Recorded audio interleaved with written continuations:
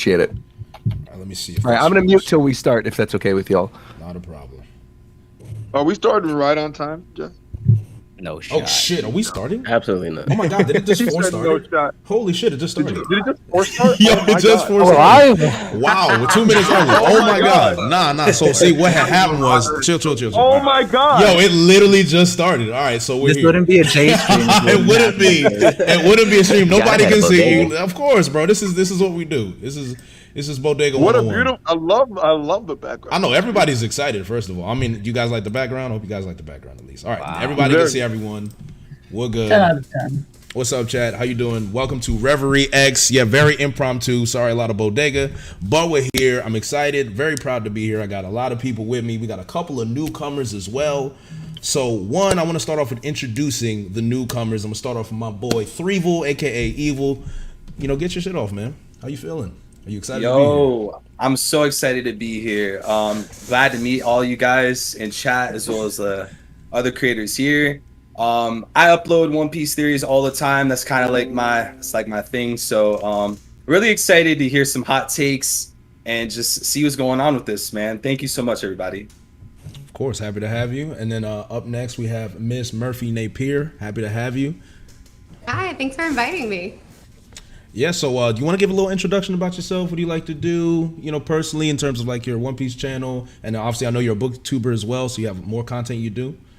Yeah, my channel's just about what I'm reading, books, manga, whatever. I did dedicated reviews for a really long time. Now I do a lot of analysis, games, I don't know, just kind of whatever I'm feeling like. I'm definitely the least knowledgeable about One Piece in this group, but I do love it a lot. Well, we're gonna find out. That's not true. That's I'm about not to say true. we're gonna find out. Here, so. We're definitely gonna find out for sure. And then up next, I recently just met this guy, my boy, Mr. Parvision. Now you've got a lot of hate from Virgo and Morj, so I'm curious what you've done. You seem a little dangerous early. I have no idea what I did. All I know is somehow I'm beefing with Morj. I'm beefing with everybody apparently. But hey guys, it's Parvision. Thank you for all the love in the chat. I'll explain when it's my turn. So my channel is also primarily a theory channel. If you hear like craziness like Mihawk is a sword or Vanderdecken is a mushroom, Zoro's a plant, it probably came from my channel. I like inspiring like open-minded thinking, that kind of stuff, and having fun with One Piece. You know, One Piece is a really fun series, and I'm glad I get to have the conversation with you all and all the creators here. So thank you for the invite to the Reverie, Jay. Of course, happy to have you. And last but not least, my brother, if you are familiar with this channel, you should know this man already. It's one of my goats, Big Townsy. Very happy to have you here, brother. How you feeling? Feeling good, man. Glad to finally be here. Been around for a while. Yo, if you know, you know. One Piece. That's my goat. That's all we talk about. That's Cap and a half. You know, I'm the Sonic Lord as well. One Piece. We theorize. We talk. We react. That's about all I got. I'm here. Glad to be here. Happy to have you. And then now, some familiar faces that you've seen, of course. Another guy that I really know pretty closely, my boy, IMD King, aka Zach. What's up, man? How you doing? What up? How's it going? Happy to be back. Ready to have some fun talking about some One Piece. Wonderful. And then next, Library of Ohara. We all know him. This guy's a legend in the community. We're happy to have you here yet again for your second Reverie, if I'm not mistaken. So yes. How's it going? Oh, hey, I'm here. Very glad to be here. Thank you. Wonderful. And then I just saw someone cam up. Panda, you just cammed up and then you hid, so you know I gotta go next. Man. I gotta do you next. It's 8 o'clock in the night time and the sun keeps coming through the window. It doesn't make sense, but welcome to London. And that's how it is. But guys, Flying Panda, yeah. The guy who names his kids after anime characters. So yeah, that's me. Well, hey. So in case everyone didn't know, a gentleman and a scholar. My man had a newborn daughter around the last year near the Reverie, named her Nami. She's about to be turning 1 pretty soon, so definitely congratulations again to little Nami. Thank you, man. Of course. It's a bless, you know that. Find out in a few years' time when she goes to school, hey, why's your name Nami? But then how she reacts. Fair enough. Nice to meet you By all. then, One Piece is going to be so big, everyone will know. Exactly. Know what's up. I just won't name my child Zoro. Let's just know that's not gonna happen. And then up next, Mr. Joy Boy Theories, the legend himself. How's it going, man? It's going good. I appreciate the invite for this. It's been a long time coming, so I think that this is going to be a really good Reverie. Yeah, excited about it. Yeah, we got a lot to talk about. That's for sure. So I'm excited about that. If who I think it is coming up is Coach Recon himself, Recon, the Mr. Popular himself. Please introduce yourself, Coach. Ladies and gentlemen, I just want to say one thing real quick. First and foremost, it's nice to meet everybody that I haven't met yet. And number two, Jay, this haircut you see, I got this specifically for this Reverie, bro. So I want you to know that. I love it. Real crispy. So we're here, but no, it's KingRecon, One Piece, obviously, best-selling manga in history. I'm just excited to talk to y'all again because it's been so long. And thank you for inviting me, brother. I appreciate it. Of course, man. You know you're always welcome here, man. Your family. Definitely family. Speaking of family, Prototype Virgo, my brother, I've met him twice. Gonna be a third time in a couple of days. I don't know if he's here, though, because he's still muted. Virgo, you here? Don't tell me you fell asleep again, man. I didn't fall asleep.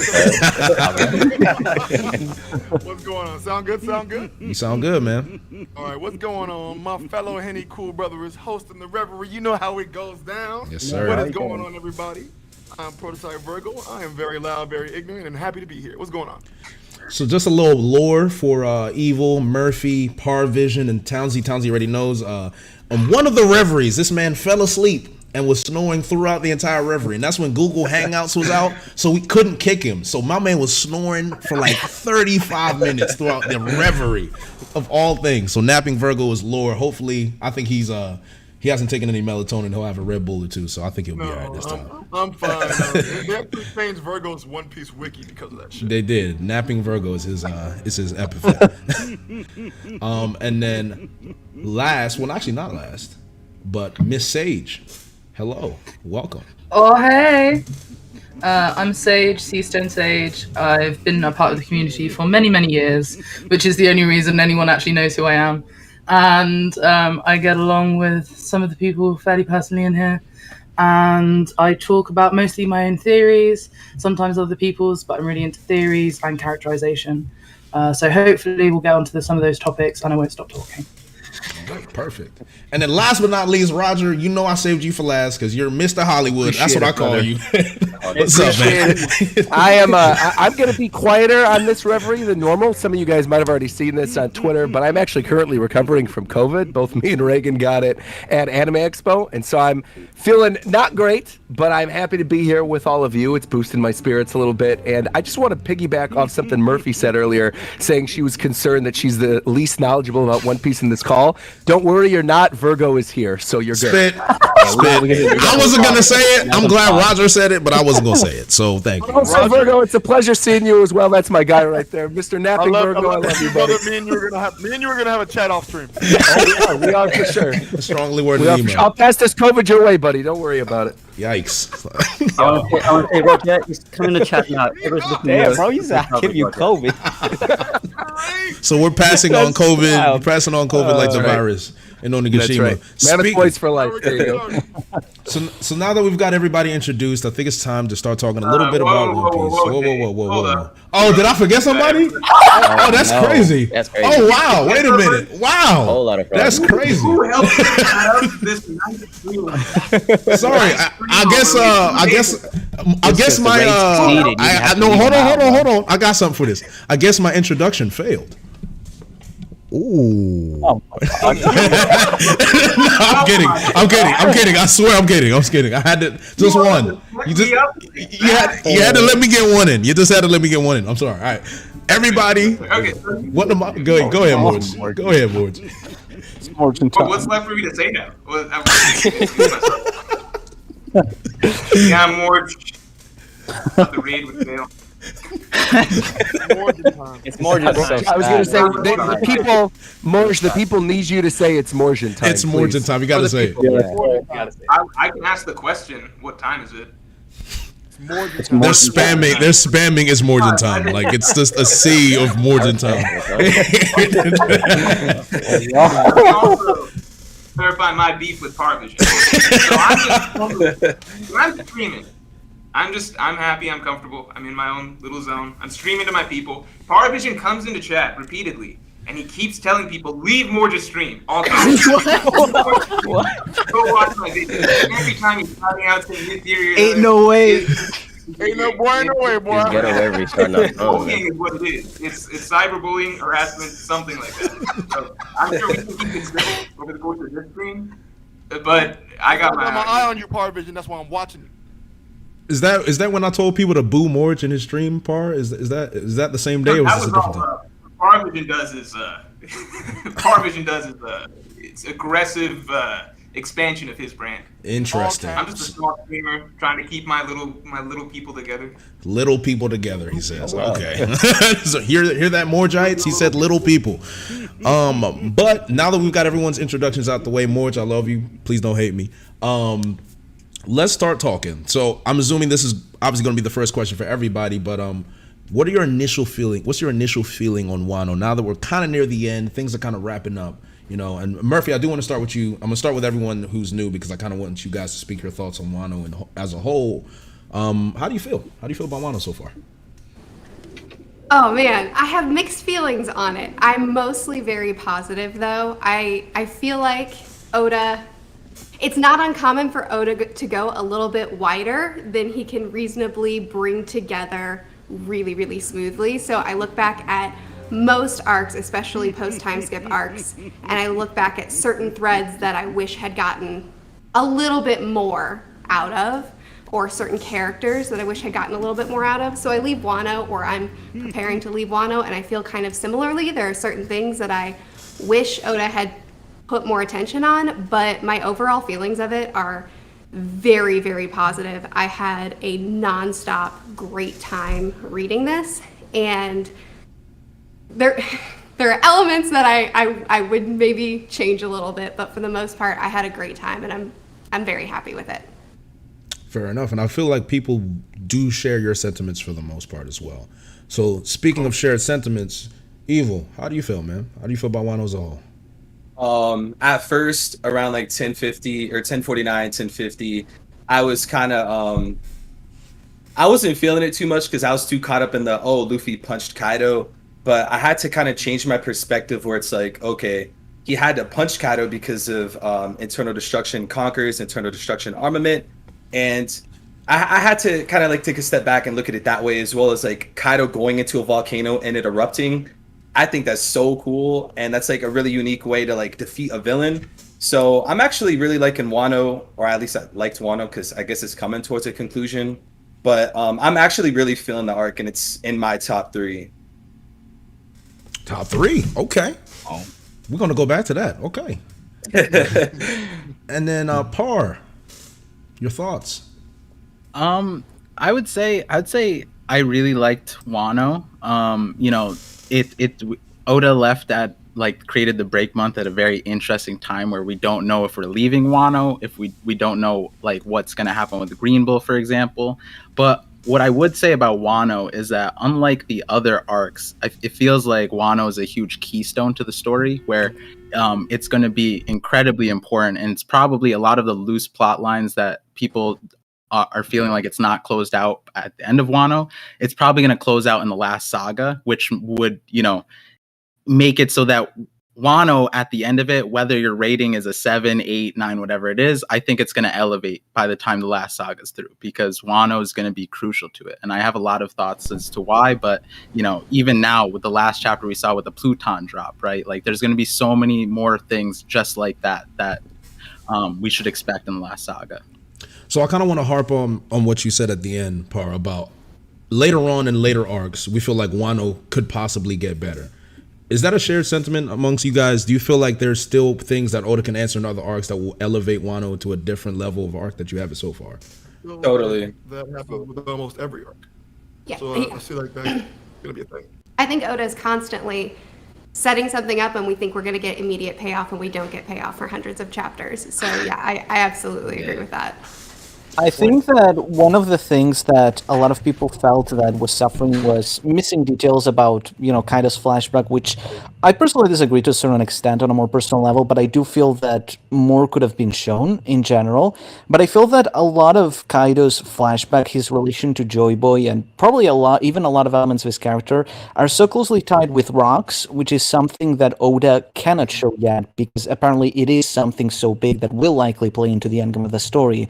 And so once we finally get the God Valley flashback and all that stuff, we might even get more insight into Kaido's character than we already have, and it might satisfy those who felt like Kaido's character was a bit incomplete, Yeah, actually, I want to hop in on that real quick. Where you're talking about, once we get the God Valley flashback, I think what Wano has taught me is to no longer expect that we're going to get anything anymore. I think that, which is something that kind of sucks. Like, I hate to say that, but I do feel like because of where we are in the story right now, because we're ending the final saga, I kind of am like, oh, wow, there's going to be a lot of stuff that we probably are never going to get a full flashback for, or like more than a chapter and a half dedicated to. And I guess I'm fine with that so long as the stuff that we do get is very good, and it does seem like Oda going on the break right now, trying to figure out what's going to be happening with the story and how he wants to pace everything out. I think that's fantastic. But I have definitely learned after Wano to lower my expectations. Not to say that I didn't enjoy Wano. I think Wano is like a solid A arc for me. Like if we were going in S to F, right? Like A would be right. But yeah, between I think we joke about the amnesia thing, but it's like the highs of Wano, I think were incredibly high. Right, I think Yamato. I think Gear 5. I think exactly, dude. Roof Piece. Yeah. I mean, there's a lot of really good stuff in Wano, but for every highlight, for everything that's just incredible, I feel like we had a moment like Big Mom's amnesia. We had a moment like Kinemon being alive. We had a moment like we're gonna skip the Kaido flashback, and I think that's what makes things rough for me, and a big reason why I've come out of Wano Country again, not hating it or anything, but being like, okay, I think I need to lower my expectations for the rest of the story. I do think expectations are still high.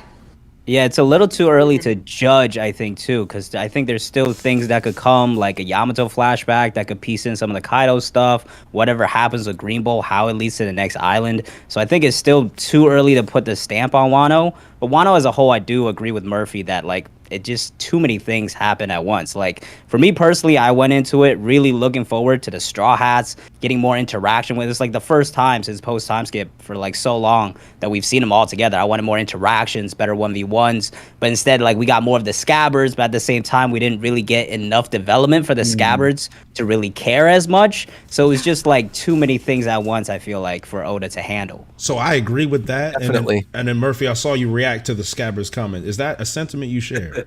I love the red Scabbards so much. Interesting. So much. Okay. So which one? One force of good here. So which one?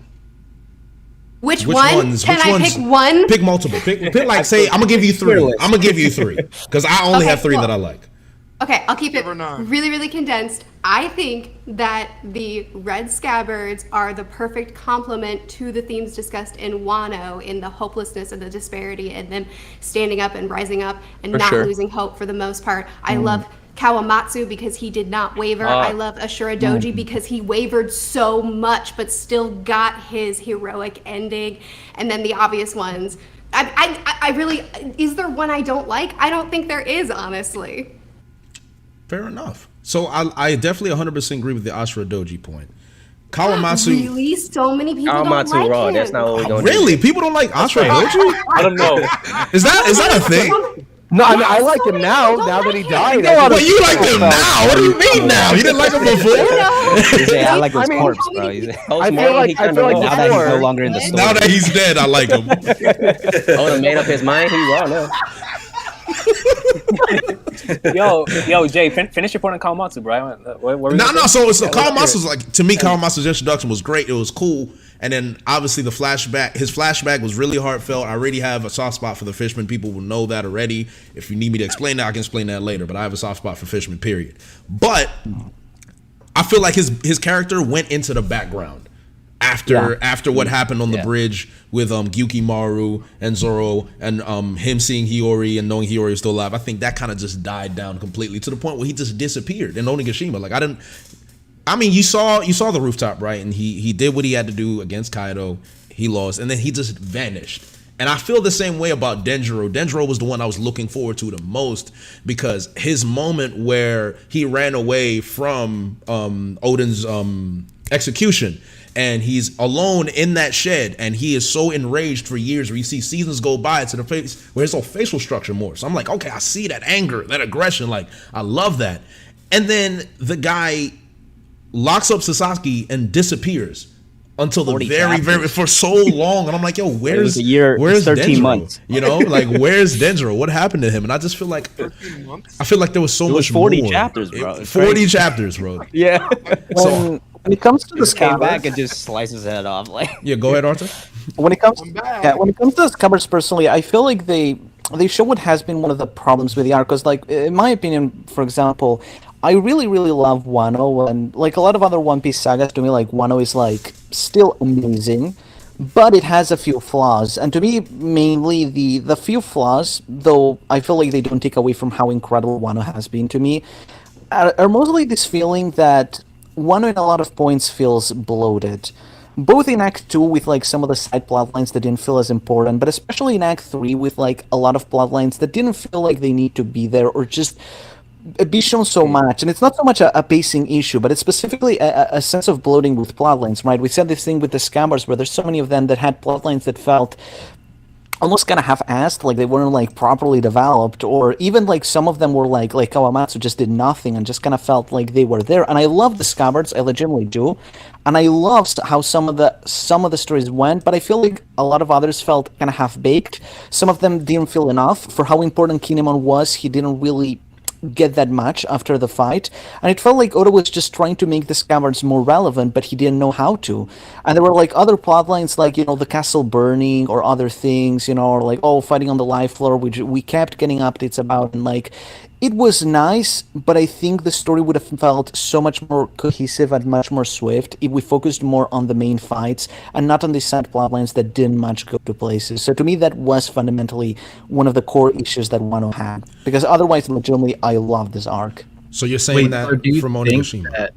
Do you think that, I mean, this point, I think, is really important. Like, if we think it's bloated now, don't you think do you think the last saga is going to have that same problem?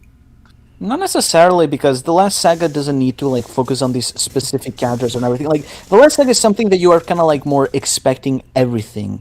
You know, like, we're like, this is literally the final saga of One Piece. We want to see as many things as possible.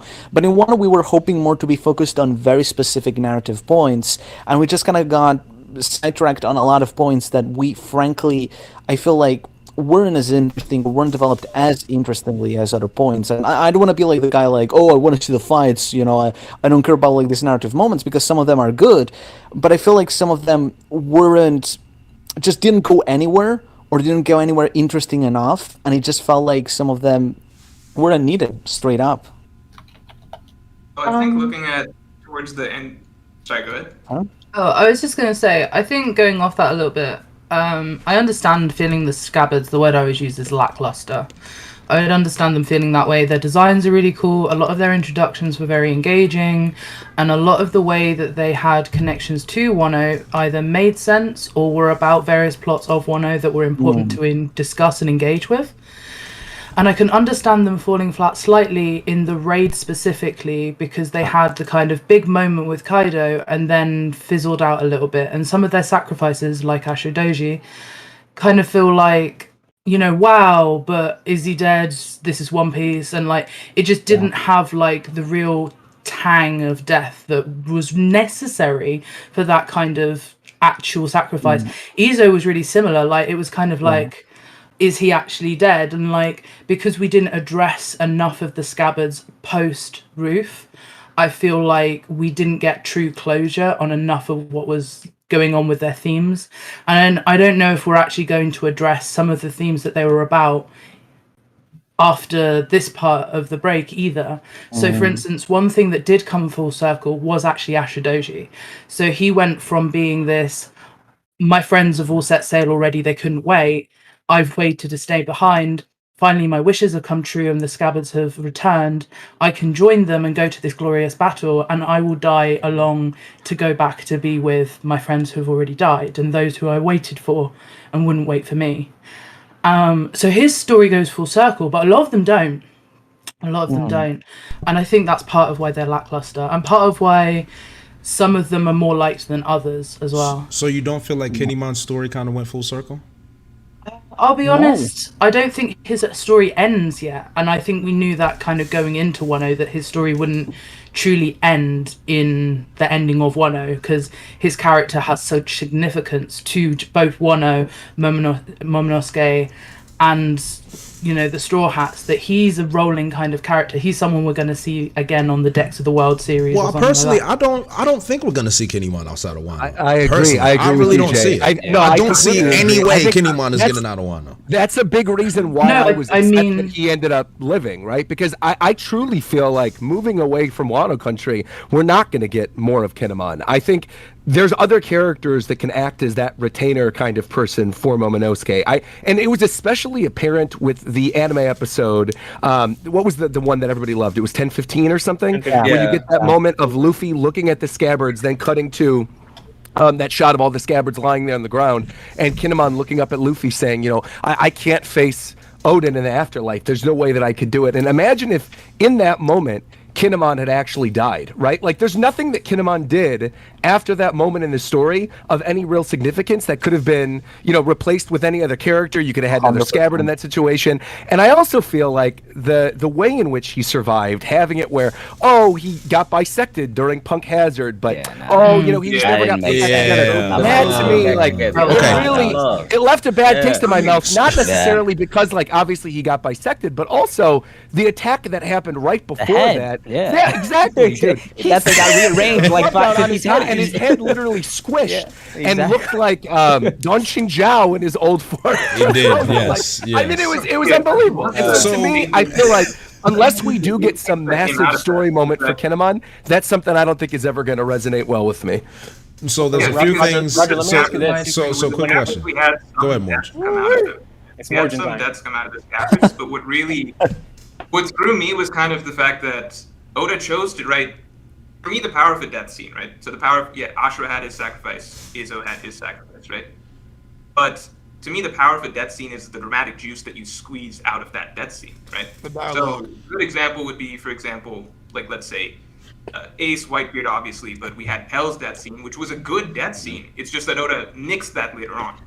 So the thing that really confused me with the Scabbards was that Oda gave us two, I'd say, good death scenes with Kinemon and Kiku, where he did squeeze that dramatic juice out of them, but then he nixed those. And then the two Scabbards that he actually killed off, which were Ashura and Izzo, those were not dramatic death scenes by any stretch of the imagination, right? Those I would argue Ashura was. Ashura was. Ashura was. He just didn't believe it at that point. Izzo's death was straight up comical, in my opinion. And I think a strong question mark as to whether or not Ashura was dead when that happened. Yeah. Right? So That's that like was a meant very most. confusing part in terms of just dramatically what Oda got out of the Scabbards over the course of the full arc.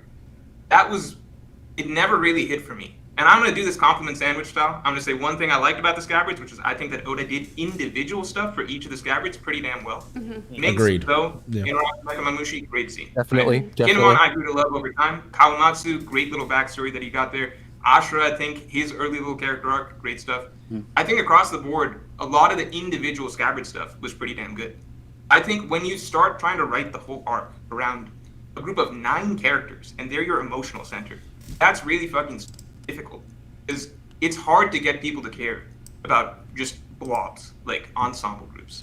That's why single characters like a Vivi or a Wiper, or even like a Heroes Rebecca, those are generally going to be more like, and I'm not speaking for everybody, obviously there's some Scabbard fans, but the fact is that if you look at any popularity poll, Scabbard's going to rank pretty damn low, because at the end of the day, it's a 9-cast ensemble, and Compassion Fate is like a thing. Compassion Fate is like I hate to. I hate something. Give me 1 second. I hate to stop you here, but there was a very legendary moment here, and JoyGirl was on camera, and I wanted to wait for us to stop because I've been paying attention the whole time, but I'm like, I'm not going to interrupt you guys, but I had to do it today. And we got one. So chat one. Thank you, JoyGirl. It's been great. We'd love to see you on camera again, but of course, thank you. It's wonderful to see you, my friend. I did that on purpose. Then now it's like, no, I'm done. Oh well, you feel free to come. We saw you wearing your hat. Like the hat though, like the fashion. Sorry, Arthur, I interrupted you. Go ahead, sir. No worries. The thing is, like, I had that exact same fear at first, like during the earlier stages of Onigashima, that I kind of worried that like the 9 Red Scabbards wouldn't be enough of an emotional center to really act as the protagonists of the saga, because every One Piece saga has like the protagonist, you know, the character that where like the entire saga sort of falls on its shoulders. And I really felt for a while it was the Scabbards, and I felt it wasn't enough. But I felt like as more time went on, it became very clear to me that the Scabbards were not really the protagonists of the arc. The real protagonist is Momo. Absolutely. And I think Momo's story across all of Wano has been incredible. And it just escalates. All those 9 Scabbards, though, that are still having to take a huge chunk of the story. So Momo can exist as a piece, but then the reality is that to me, the Scabbards are the dressing around Momo and Oden, which are like the connection of this arc. Oden being passed on to Momo, and Momo sort of following in his footsteps, with the Scabbards accompanying him around that, and Yamato also serving on the side. And when I look at that, especially how well like Momo's story ended with like that chapter we got recently, to me Momonosuke's arc has been amazing, because it started off weak and slowly, and there were even like parts of Momo you could find almost detestable about how perverted he was or how annoying he was, which some people didn't like. But that, I feel, in a sense reflected his fragility, his trauma, his inability to properly deal with things, and seeing him come together throughout this arc and just have moments where like he's putting away his whininess, his childness, you know, his pervertedness and all these things to focus on being a proper leader and do what he can, and do that all the way into the climax as he finally moves the island and everything, and finally comes into himself during that final moment, you know, in that chapter. To me, like, it's been such an amazing character arc that it makes Wano feel so much more solid in retrospective than thinking that the Scabbards were the ones that, you know, were supporting this entire arc. And that doesn't take away, obviously, from, you know, the Scabbards. I'm with you in that. I think 2 things can be true. I think that Momo's arc can be really, really good. I think at the same time, then you've got 9 other characters who are also definitively making up a significant portion of the emotional focus and drama throughout the arc, right? So 2 things can be true in that maybe you didn't need a squad of 9, but you can still also have a really good arc for this one character, because Momo, it's not even as though he needed the interaction from the majority of those Scabbards. It was Momo and Kinemon, and that was the primary relationship between him and, like, Kinemon was kind of his symbolic figure that attached him to the rest of the Scabbards. So the reality is that Oda wrote in 9 Scabbards because that's the cleanest parallel to the 9 Straw Hats that we had at that time. I would have loved that much more if that kind of played into the Straw Hat storyline a bit more over the course of the arc, that like some aspect of Oden and his 9 Scabbards relationship shaped kind of the Straw Hat story in a maybe a bit more focused sort of way as to why this is different for them than any previous arc. But I just personally feel like that was the Road to Last Hero booklet that came out the other day specifically said like Oda originally was planning something like 4 Scabbards or 5 Scabbards, and the number just kind of kept increasing. And I saw a lot of people kind of saying that like I kind of wish he stuck to like a smaller number, you know. And I love having a lot of characters, but I don't think there's a problem with like introducing like a billion different characters if they are just side characters, you know, like Hamlet and Fortrix. I love them, right? They're just there for fun. But if characters So like Randy and Grand Line. Where's Randy? But really talking about the Scabbards in general, isn't it the same as how Oda always writes all the new characters? So much hype, so much interest, and then in the end he might forget about them, and we just forgot about the Flying Six. How interesting were they? The CP0 criminal. That's fair. Big Mom's entire crew just Big Mom's entire crew. See, listen, I wanted to save that, bro. I don't know if we want to go there. That's right. Standard Oda. Like, okay, but the Red Scabbards are what brought this. They brought Joy Boy into Wano. Like, they were the ones that held out hope when everybody else didn't think they had any chance, and they were the ones that sought out Luffy and brought in the redemption. They were the ones that stood by him, that held off Kaido with the minks until Luffy could get there. Like, yes, I agree that there are certain things about them that are unsatisfying, but they brought so much to this arc, and without them, this arc couldn't have succeeded. This entire freeing Wano couldn't have succeeded. And it's standard Oda to build his cast way too big, to make every character be completely satisfying. Like that's just what he does. And I agree with you add too. to It's that, the- like I feel like when it comes to the Scabbards versus the Big Mom Pirates, right? The Big Mom Pirates, so many were introduced so quickly, right? And you had all these different names that were thrown out there, and realistically, maybe 6 or 7 of them ended up being important during that arc. But yeah, on the topic of the Scabbards, every single one of them had at least 1 or 2 good moments, right? So at the very least, I could be happy with them in that aspect. I also want to add that, like Morj said, that there was a huge question mark on Ashura Doji's death. And so when we got the confirmation, I was just like, okay, there is a question mark. And I looked at the last panel, and then I felt dumb. I was like, wait, we should have known he was dead, because what happened was he got exploded, and then Kinemon grabbed his sword like from his body, and that was the symbolism that we learned in Wano, that like you're supposed to pick up your ally's sword when they fall and carry on their will. And so I was just like, wow, I just wasn't paying attention to how detailed Oda's doing that. He couldn't possibly give more than 1 page, but he did that all in 1 page. And it was actually really like, I think in the live stream I went back and I was like, wow, I should have known he died on chapter 1008 right here, because You just never know with One Piece though, because like also like took a bomb. So For me, Parvision, something like that is staying more the on problem that. that I've been having in Wano in general. We've seen bomb survival before. Because like maybe Oh, 3 or get 4 Recon in years there. ago, Oda would have like drawn that in as much detail as we thought, but you know, it's, I feel like at least it's like compressing it. In the anime, of course, it makes it decompresses it. The manuscript, I like the manuscript for Wano, I do, but it's just, I don't know, little things like that.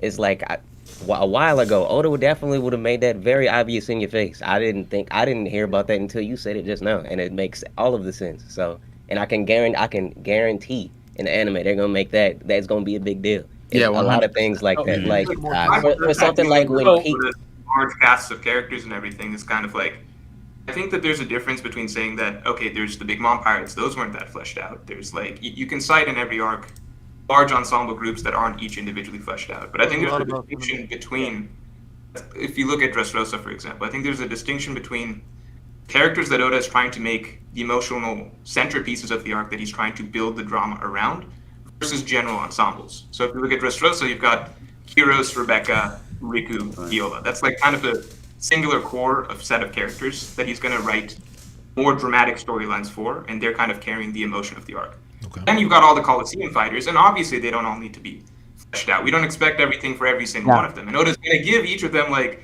a good little bit, because they do ultimately turn out to be the Grand Fleet. They all get like good little fights, and they get their nice little character moments. But that's not the same with the Scabbards. With the Scabbards, these are all essentially VVs. They're all essentially playing the role of a VV, of a Cobra, of a Kyros, of a Rebecca. So have 9 of them and build the arc around 9 of them. I think that's suddenly demanding a lot more for those characters. This is not the same as, the Big Mom Pirates, So going back to what Parvision was saying earlier, I think that one of the main reasons why on a weekly basis we didn't think Ashura Doji was dead in the moment is because that was around the same time that Orochi was confirmed to be alive again after we thought he died. And so it was just bad timing in regard to the Ashura Doji thing, because had that not come directly after Orochi coming back, we would have all been like, oh, okay, maybe there's a potential that Ashura Doji actually died. But because it came right after a fake out, we were like, oh, this is probably a fake out too. And so that's why I think on a weekly basis, it didn't really hit us when Ashura Doji died. I think the way that's that really it should smart too, right? To mix and match the fake out versus death. And then I think a lot of people bring up Hell with that. I think the added notion is that context with the sword. Like they talked about that in Wano, the significance of carrying the sword out. I'm sorry to ruin it for you, but Kinemon did not pick up Ashura's sword. Oh, is it? Because that's what it looks like. They emphasized the sword, and it looked like he grabbed it in his right hand, right? And he has his 2 swords on his left side. It's his sword, and it's his sword. Yeah, and Ashura's sword is like on a different level entirely. So I'm sorry. Okay. Yeah, because I remember looking at that. I was like, wait, it looked like the black sheath and everything. Here, I'll double check too. No, I don't think that it's a good idea to mix and match fake out deaths with real deaths. I just think that you should know when a character dies. Yeah. That's where the emotion is. Now, be like reread, scavenger if you hunting. prioritize reread, then that could lead to a second experience that is even better than the first, which is it's a good place to be. But I just think as an author, you want to make sure that it's clear so that people know. You don't want to go through the entirety of the arc with the character dead and then just have it a few lines at the end of the at the end of the arc. It just, I can't consider that to be good. So we got a few more people. We got a few more people popping in. So a few more intros to slide in. I think Mr. Sensei Inc. Sensei just joined. You want to introduce yourself, brother? Good, bro. Yo. Y'all hear me? Yes, sir. Yep. What's going on? What's going on, everybody? What's going on, people in the chat? I was trying to get in earlier. You know what I'm saying? But I'm here now. What's on me, man? My bad. We had a little limiter on there. I was being real Hollywood. But we got Sin in here. Then we got Mr. Savage himself with a Nika shirt. Savage. Randy Troy. What's up, man? Hey guys, I play it with the gold chain. He about to make me go get my gold chain. I'm feeling insecure now. And then we got Mr. Linebacker. Can I ask something? Can I ask you something, Randy? Have you ever gotten in trouble wearing that shirt out around outside? What's that? Have you ever gotten in trouble wearing that shirt around outside? I was praying because I really didn't want to go there. I didn't want to do it. I didn't want to go there, but he had to do it, and that's my fault because I blame myself. I blame myself. What do you mean by that? 10 out of 10 shirt design. Personally, Really more than time today. Let's go. That's to make sure this Reverie already on. It's all right. I like to think that Randy looks like Slavic enough to get away with it being something else. Slavic? Yeah, typical Slav look. Is that not a thing in America? That's a thing here. Then you'd have to readjust Randy's name to something Slavic. I don't know.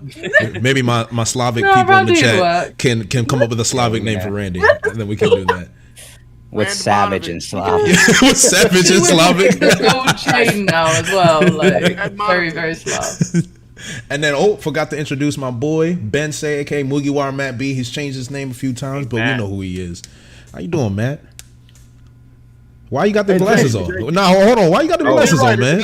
Who you trying to fool, man? I'm not trying to fool anyone. What you blue light glasses? I gotta protect my eyes. Yeah, okay. How are you guys doing today? We're doing great, man. Oh, hey, Roger. Great, bro. Yeah. Good morning. I had to pop my camera on real quick. I couldn't let Randy be the only one trip. I got my Shadow the Hedgehog. See, now I have to get up and get my chain. Are we all getting a chain? Because I'm about to get my chain. Got my COVID do-rag. Roger was my go. I got it. Got the do-rag, got the chain. I'm got the do-rag and the chain. Oh, Lord. So getting back onto the topic, Evil. Wait, Jay. I just have to say one thing. What do you want? What do you want, man? Good morning. Oh, no. Don't let him do it. For everyone that knows Matt, that's his go-to start. Don't listen to him. This man is out of control. But I wanted to get a word from Evil because you've been a little quiet, man. I kind of want to hear your thoughts on the Scabbards and how you feel about their role in the story. Honestly, it's just mixed feelings with the Scabbards. I really feel like I totally agree with Morj in the sense that it's really difficult to have 9 people shine, really hard, and then at times I feel like Momo and even Odin completely outshine the Scabbards, and I don't want to be that guy, but hold on. One second. He said he wanted Evil to talk. It looks like Artur is talking.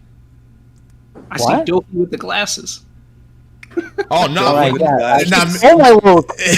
Maybe his camera lit up, but I'm pretty sure Evil was talking. Yeah, it sounded like it was.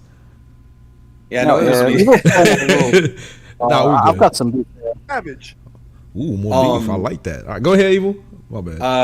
I don't want to be that guy. I'm sure a lot of people agree with this sentiment, but when we had Ashura Doji die, I knew for sure he was dead, and then when Kinemon was supposed to die, to me it was very obvious he didn't die. All these fake outs, and even Orochi himself, with all these fake outs, to me it was very clear when certain characters were dead and when certain characters weren't.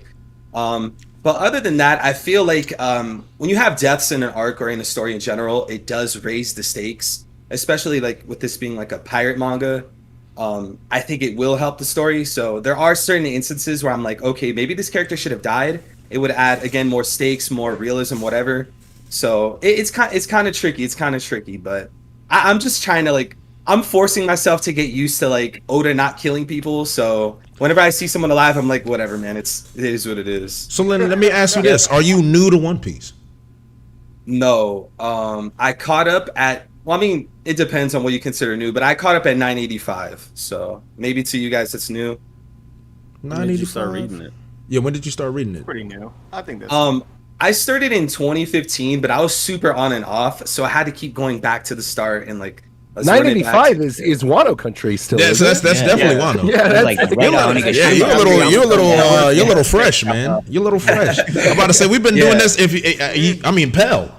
Right, like it's like if we get the Pell, you know, like guy had a whole nuclear explosion to his kneecaps, when and Oda he made just that survived. comment, my characters can go through dire situations and they not they'll still be alive. Yeah, that was it. Yeah, you gotta prove it to me. I'm like really no donut, nobody, no case. At the same I'm really curious about One Piece though. I get super curious because like with Arlong Park forums, you can go back. This sounds so like nerdy, but you could go back to old threads and see what people were talking about like during Marineford, Zoe, like whatever. And like I've done that, and it's really interesting to see what people thought like during those times. And I know like people like Randy himself, they were experiencing that like live, like firsthand. But it's really interesting because I've went back and I've seen like how do they feel about this guy dying? What about this? What about this?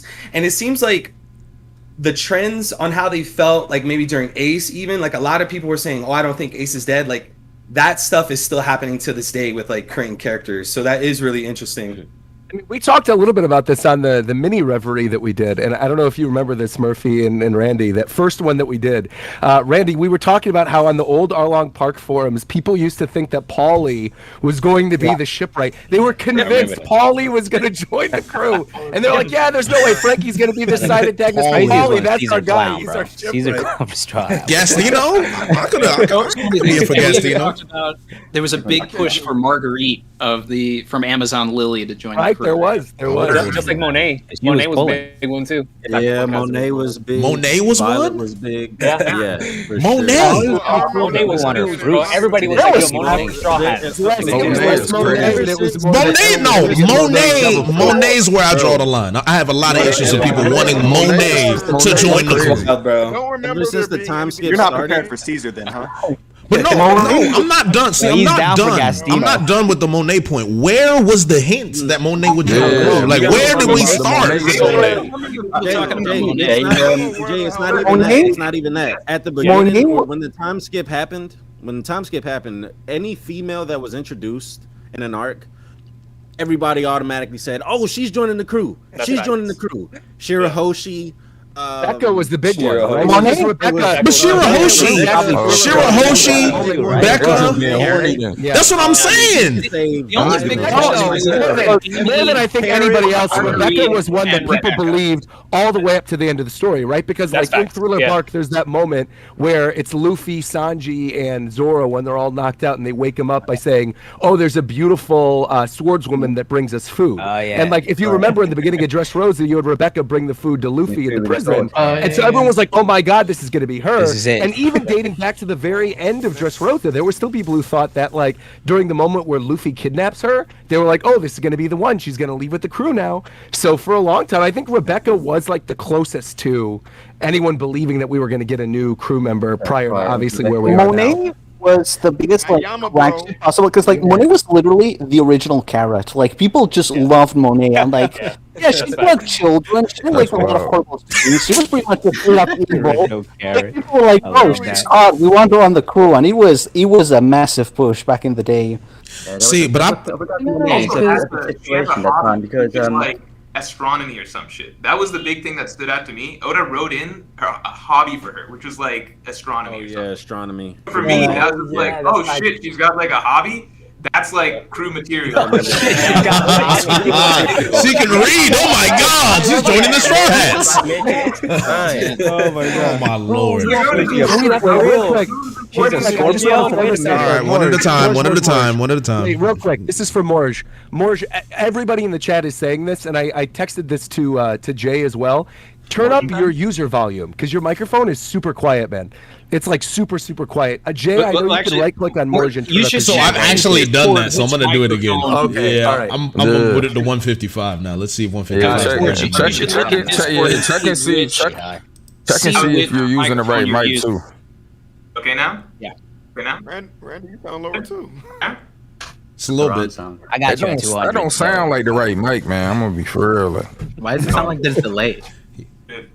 Yeah, it's a little delayed too. Yeah, It is make delayed. sure that you're More just lagging. go to your Lagging go to time, your guys. settings. Go to your settings and make sure you Check which microphone Discord is using. So we're currently at One Piece help desk right now. I'm trying to help Morj out. Alright, so for those of you who don't know, I'm like really, really, really bad with technology. So when you tell me to go to my settings and fix something, you might as well be telling me like, hey, your mic's just fucked for the rest of the Okay. So look, Morj is a boomer. Confirm Morj is a boomer. We got Morj is a boomer in the chat. Morj is a look boomer. down to the right. Look down. We have Brago joining now, though. Maybe Brago's going to be able to help. Hey, check your settings, Morj. I don't know what's going on. You sound crazy out here. Brago sound crazy, bro. I think you're like some tech expert or something. And he left. Oh my god, bro. He left. Matt was explaining it to him. Let Matt explain it to him. I was trying to explain it to him. Go ahead, Morj. Yeah, explain it. Go. Wait, no, I got it. Morj. Oh, you got it.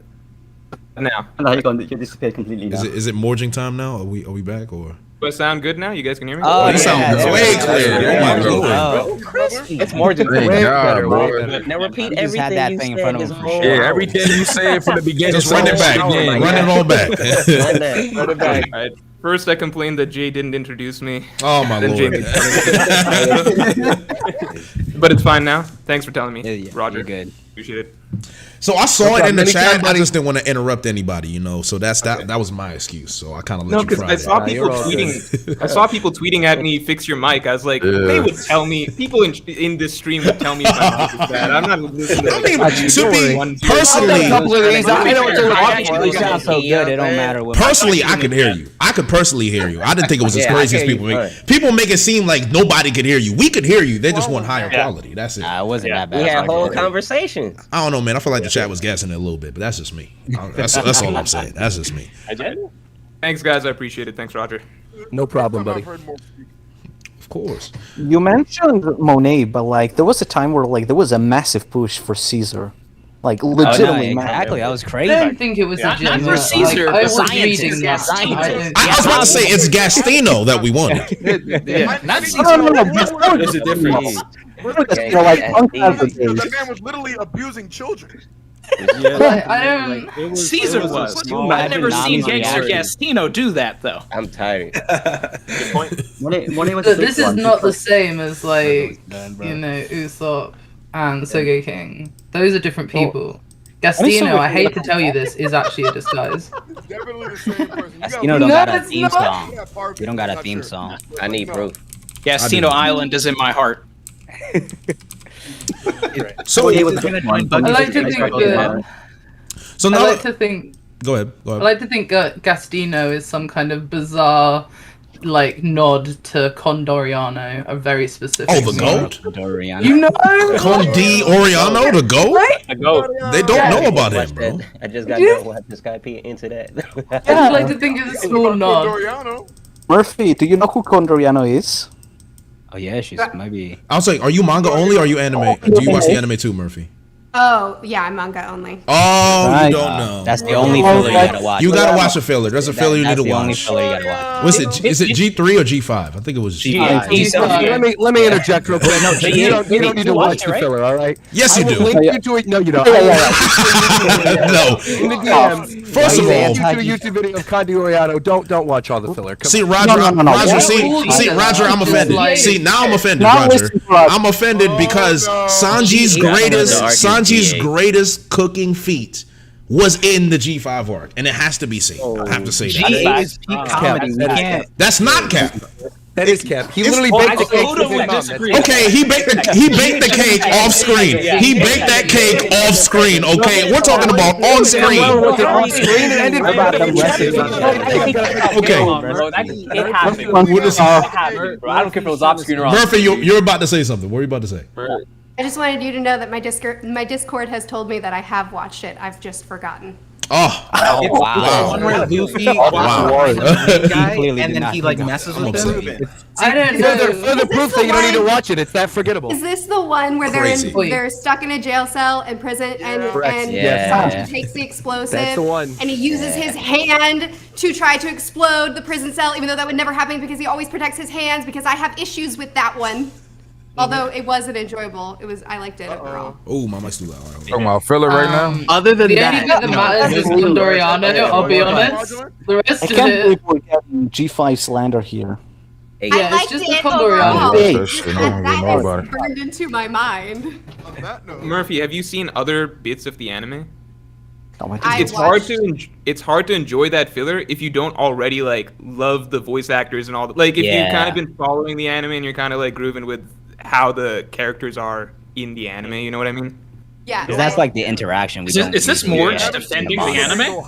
yeah, this is pretty incredible. The anime was good pre-time skip. The anime was good pre-time skip. God knows what it is now. Now they put out one good episode a year, and then everyone loses not their a year. fucking minds. Like, it's oh my Morj in god, time. what it's is not a year. It's bro. Morj in time. I see it. The aggression is coming out. It's Bro, good. more than time is All crazy. right, I'll leave it. You guys are talking about 10-15, right?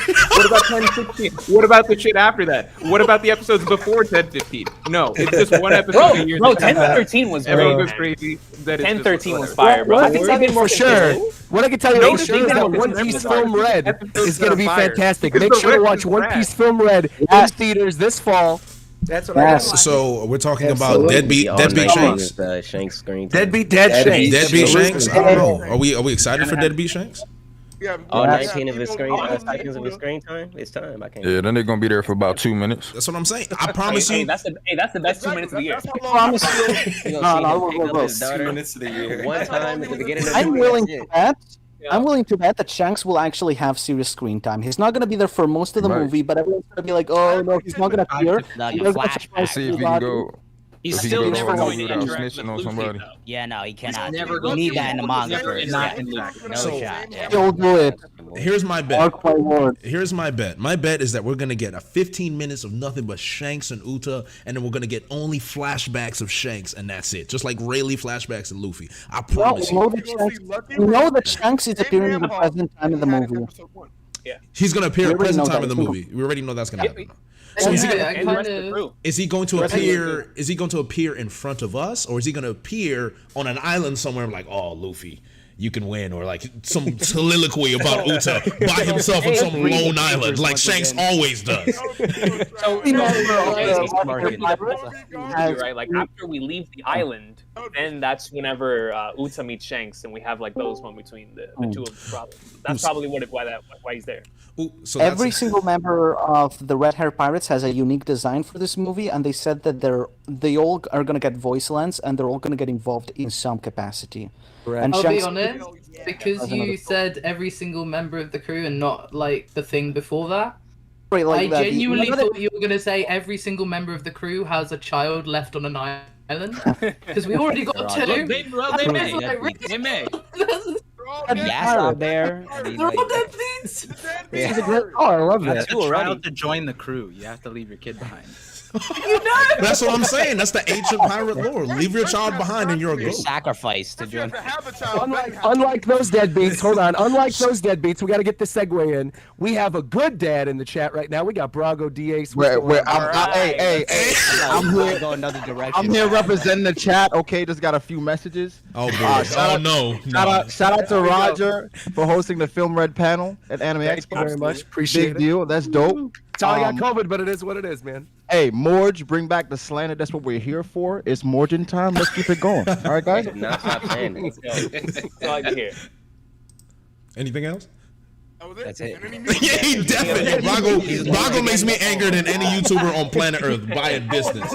But before we get back to the topic, I do need to look at the donos because I know some people have been donating.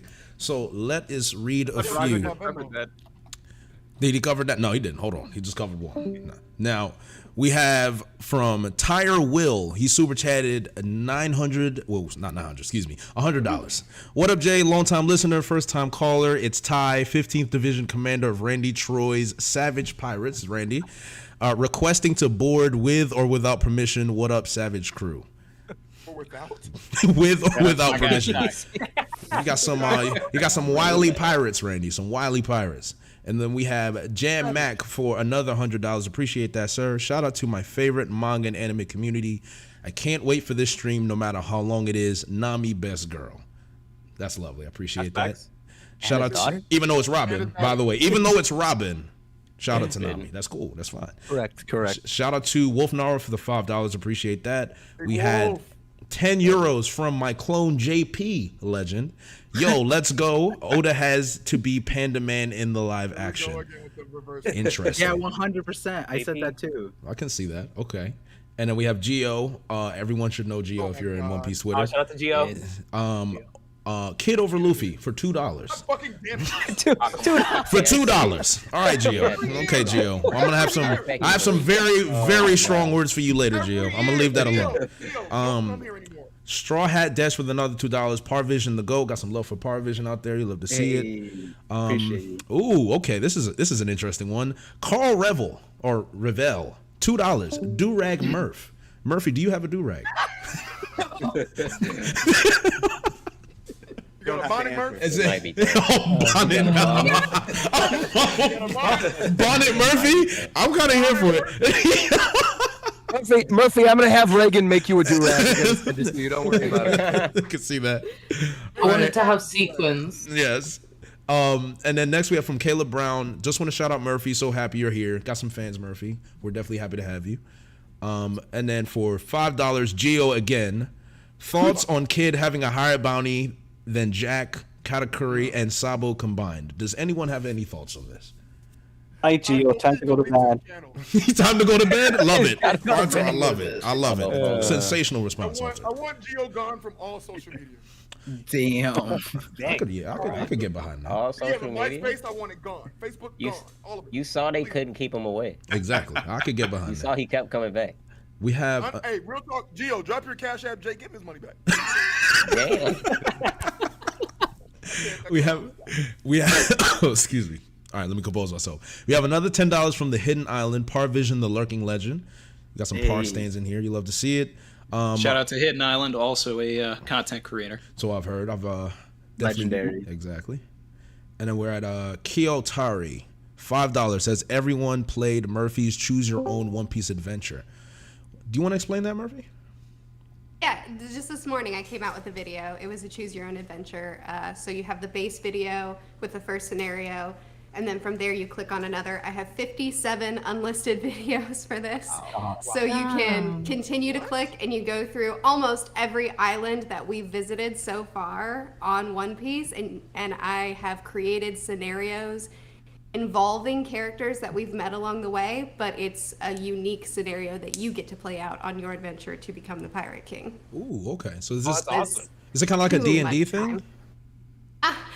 Oh, I wanted it to be in my mind. You were rolling dice. You had stats. You had to pick your race. You had to. Well, you didn't have to pick your race. I had you pick your. I had you pick your devil fruit. But you know, like D&D esque. Yeah. It was D&D in my mind, and very quickly I realized. D&D. Love So, D&D. I had to really tone it down in order to. Sounds make like the it really work for old you two. computer games. Yeah. Yeah, Definitely does. It's much more like if you've ever read a Choose Your Own Adventure book, and it's like turn to this page for the next scenario. It's much simpler than D&D because it was too much work. Okay. You said it was 50. I mean, it sounds like you put in a lot of work. I'm very proud of you and your Thank you. motivation. It's an My husband aspiration to almost have that quit as a video motivation. editor. I definitely felt the passion in the explanation. So if you want to put like the playlist in the chat or something like that, feel free. If anyone is interested, I think Townsend did that already. So definitely take a look at that. Sounds like a great project. Thanks. And then up next we have Iggy X450 for $10. Yo, so glad my boy, the Don, the Godfather, the future Hall of Famer is hosting the Reverie. Here's to a good stream. Love you guys. Love you too, Iggy. Appreciate you, my friend. And then we have the Loner 23 for $5. Have no fear. The Loner is here. I'm showing some love to y'all, all my friends. I wish to be someday in one of these reveries with y'all. Much love. Appreciate you, Loner. Appreciate that. $5, my boy. Then we have PK, $20. Coach, I can't complain about no Santa hat as the cut is clean, but where's the Michael Jeffrey Jordan drip? Recon, you're on the spot. I got you. Read another donut. I'll be right back. Fair enough. And then we have, Reverie will not be complete without a speech from Coach. of course, Geo_AW. Again, why does Kid get so much slander in the One Piece community? Geo, that might be the last donation I read from you if you mention Kid one more time. It might be. It really might be. Don't read shit out. He said don't read it out. It's like that. Okay, so let's talk My man's about reading Kid Piece. I'm about to say, because the next donation is actually in hand with this. Ban Geo, we don't have time for the kid agenda for $2. So There it is. there it Got is. the jersey. I'm about to get my LeBron jersey out. Keep it up, Recon. So let's. Hey, shout out to PK. Shout out to PK. I appreciate you, PK. Thank you. So I'm actually gonna. I know there's a bunch more donos. I'll save the rest for after we have this quick conversation, because I do want to talk about Kid since we've mentioned it quite a bit. Uh-oh. Yes. So You're gonna let him win. No. I'm gonna let him win because I want to hurt his feelings. So I'm gonna save my thoughts for Kid before, because I've Reddit already has it out for me in terms of Kid, so we'll leave that alone. How did you guys feel about Kid? And I want to start with Evil. How did you feel about Eustass Kid in this arc? What were your expectations for him? Man, I'm with Geo. I'm sorry. There's just so much unnecessary hate for Kid. Look, I get it, bro. He's taking L's here and there, but he was a dude that, coming out of Sabaody, he said, I don't need a Rayleigh, I don't need a Shanks. I'm going straight into the New World. So that's what he did. And, a lot of people, if they were in his position, they probably would have died, but this man just kept it rolling. I would have liked to see him develop his hockey, learn internal destruction, some better forms of Conqueror's hockey, stuff like that. But I think he really held his own, and he's growing. He's definitely not equal to Luffy. I think that's nonsense. But he's really cool, and I want to see him continue to grow. 3 billion bounty, that's impressive. But he's doing his thing, man. He's doing his thing. I agree. Zach, how do you feel about it? Kid, I think he did some cool stuff in Wano. He pulled a Glock out. That was pretty cool. But I think for me, the main problem with Kid, I always said that, there's no reason to care. We just don't know anything about him. We don't know why he has such strong ambition. We don't know what his actual goals are. We don't know his backstory. It's just even when he does something interesting, it's just no connection to him as a character. So that's where the disconnect for me is. I want to know more about him and Killer growing up. How did Killer end up with bandages all around his face? What drives him so much to be the Pirate King and stuff like that? That's what I really want to know from Kid. So I kind of share the same sentiments. And Kyle, I see this. My boy Kyle just joined. Fellow Liverpool fan, hella cultured. If you want to introduce yourself, go ahead real quick. I want to get to Joy Boy right after you as well. You're right. So yeah, I'm Kaio. Kind of taking a break from YouTube for a little bit. Had some personal stuff to deal with, but I'm making my comeback. But it's good to be here. And hello, everyone. You'll never walk alone, brother. Happy to have you here, Joy Boy. I remember you about to speak about the Kid thing. What are your thoughts? I'll try to keep this short and sweet. To me, Kid represents unbreakable will. And this is true with Luffy as well. But I think that it adds layers, it adds something different, and it adds meaning to Kid when everything doesn't go your way, right? Luffy's the hero of the story. He gets a lot of luck. Things are fortunate, whether it's created or not. It just is the way that it is. Whereas everything seems to go wrong for Kid, but he still has this, in my mind, same level of determination and unbreakableness. Kaido was the only person out of that entire crew that Kaido couldn't break was Kid. And I like that. I think that makes him stand out. As far as we don't know things about Kid. To me, that's mystery. That adds intrigue rather than detracts from it. It's not necessarily that we're going to get all of these answers, but I expect something, especially what his motivation is to become the Pirate King. That's still something that I feel like is coming in the story, because Kid is still in the story. So that's how I feel about that. It's going to be a big part of it. So a question I want to ask you guys, and this is something I was curious about. I thought we would get a Kid backstory this arc because of the glimpse we saw into his and Killer's relationship. And I can't, unless he's gonna have a really massive role in the final war, I feel like this was the first time we've had legitimate focus on Kid. His rivalry with Luffy, his fight with Big Mom, him discovering Awakening, and just learning about his relationship with Killer, and specifically Killer versus Hawkins, which I think was awesome, right? And you see how much they have trust in each other. Do you feel like this was a missed opportunity to go into Kid's character in this arc? Yes. Does every character need a flashback? Is the question, because I don't feel like Kid is necessarily someone who needs like a tragic backstory. He's just who he is. He has a bro relationship with Killer, and to me, I don't need like some motivation for that. I feel like that works. And seeing kind of Kid grow out of his stubbornness and learning to cooperate with like the main two characters while still kind of sort of being true to himself is something that I really enjoyed out of his character. So personally, I did really like him, and I do understand. Because of how important of a character he is, some people feel like he isn't developed enough. But I don't really think that like a backstory is the solution here. I don't think that every character needs a backstory. Yeah, I'm actually right there with you too. I feel like we don't need Corazon 2.0, right? Like we got a big, nice, chunky backstory for Law, and that was great. But I feel like Kid doesn't necessarily need it because so much of the connection to his character is stuff we already saw with Killer and like the things that he would do for his crewmates. So I don't think we need a flashback. The main thing I want to see from Kid is, in my mind, I would just want to see why Kid was doing what he was doing. Like, because we've been dripped out. Like, he went to Whole Cake Island, he lost his arm. Like, why was he doing this? When? So I don't care about the why of what he was doing. I care about the what he was doing. That too. That too. Sorry. With a lot of Kid, questions. I don't need to see his motivation. It would have been great to have him in like a different arc, like just like a la Capone and Whole Cake, and then have him in Wano. But what would have been even better is just having more glimpses of Kid throughout the story to, in between arcs, seeing what made him as ruthless and what gave him, his notoriety.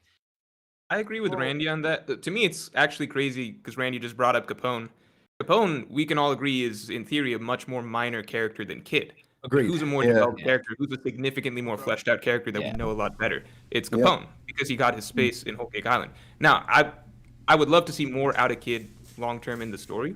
I guess the only thing is like a lot of the cool shit around Kid, like he went to Whole Cake Island, Shanks, right, got fucked up there, Kaido got fucked up again, but he keeps getting back up. So much of that is off screen stuff.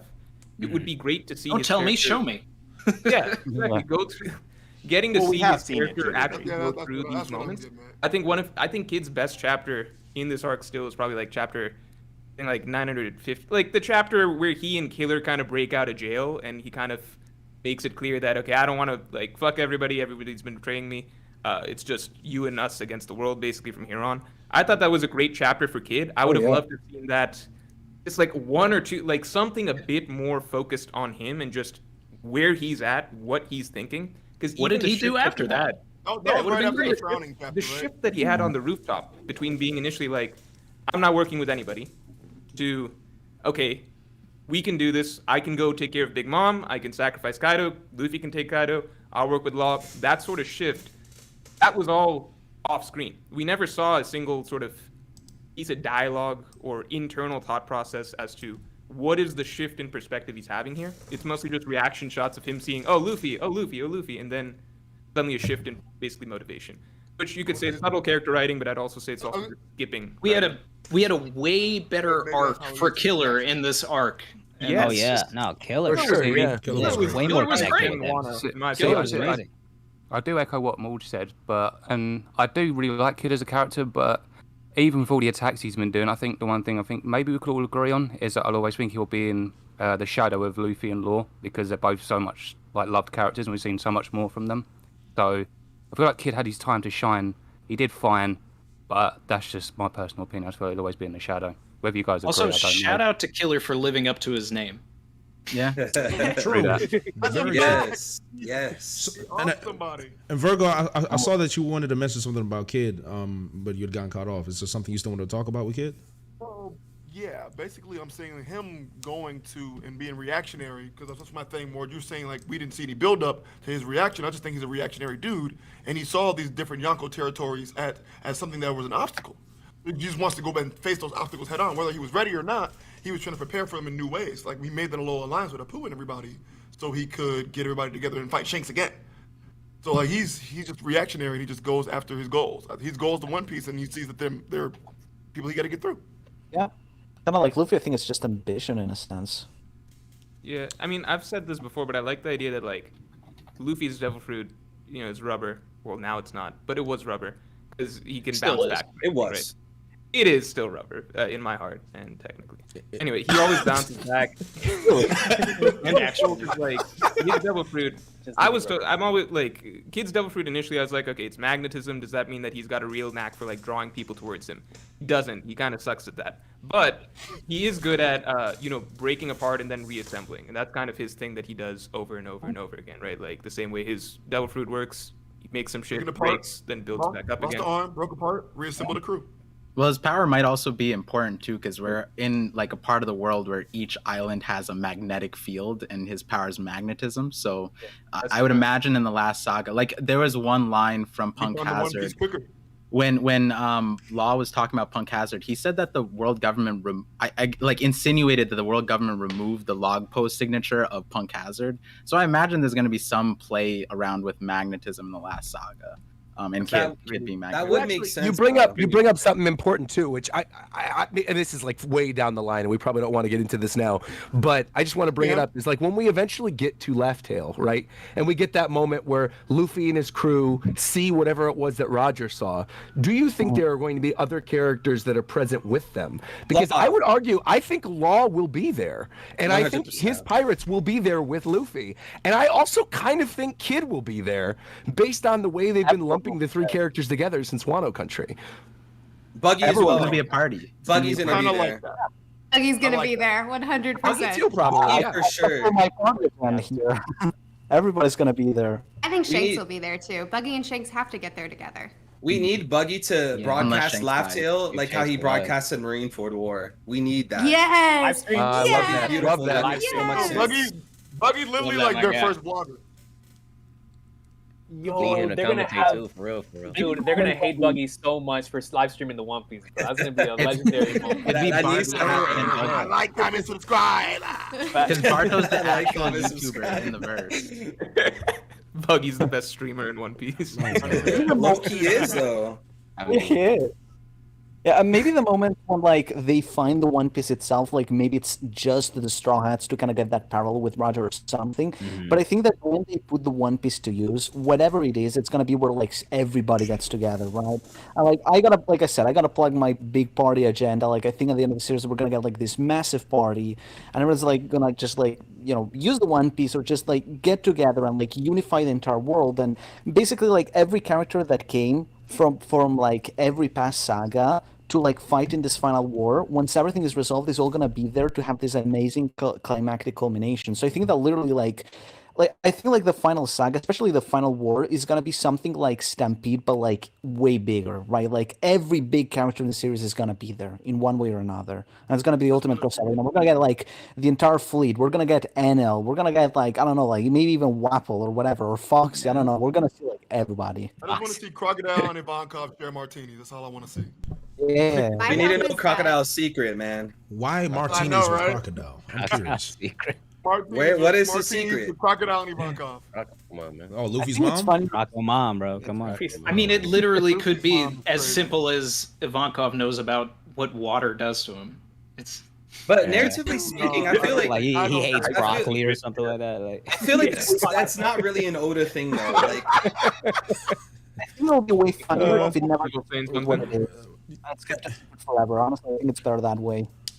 I feel like the Occam's razor choice for Crocodile's secret. I thought for a while it would be the water stuff, and that's like obviously how Luffy beat Crocodile.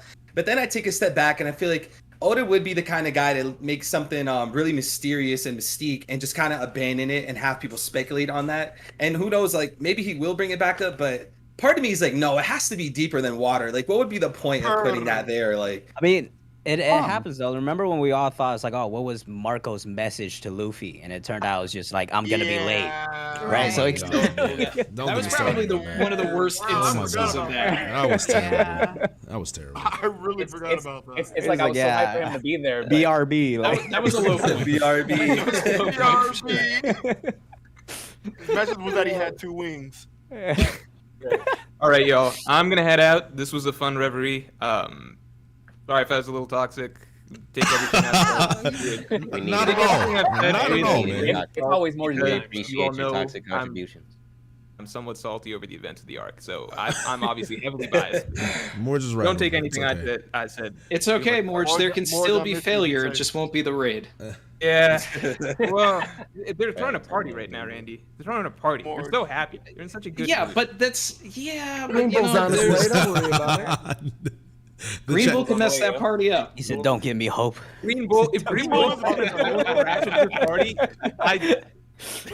I don't even. Green Bull pulls to the I'll party. be very a lot of surprised. people. I'll say that. So Shout out to that Admiral agenda. Morj, before you go, do you think Kaido's dead?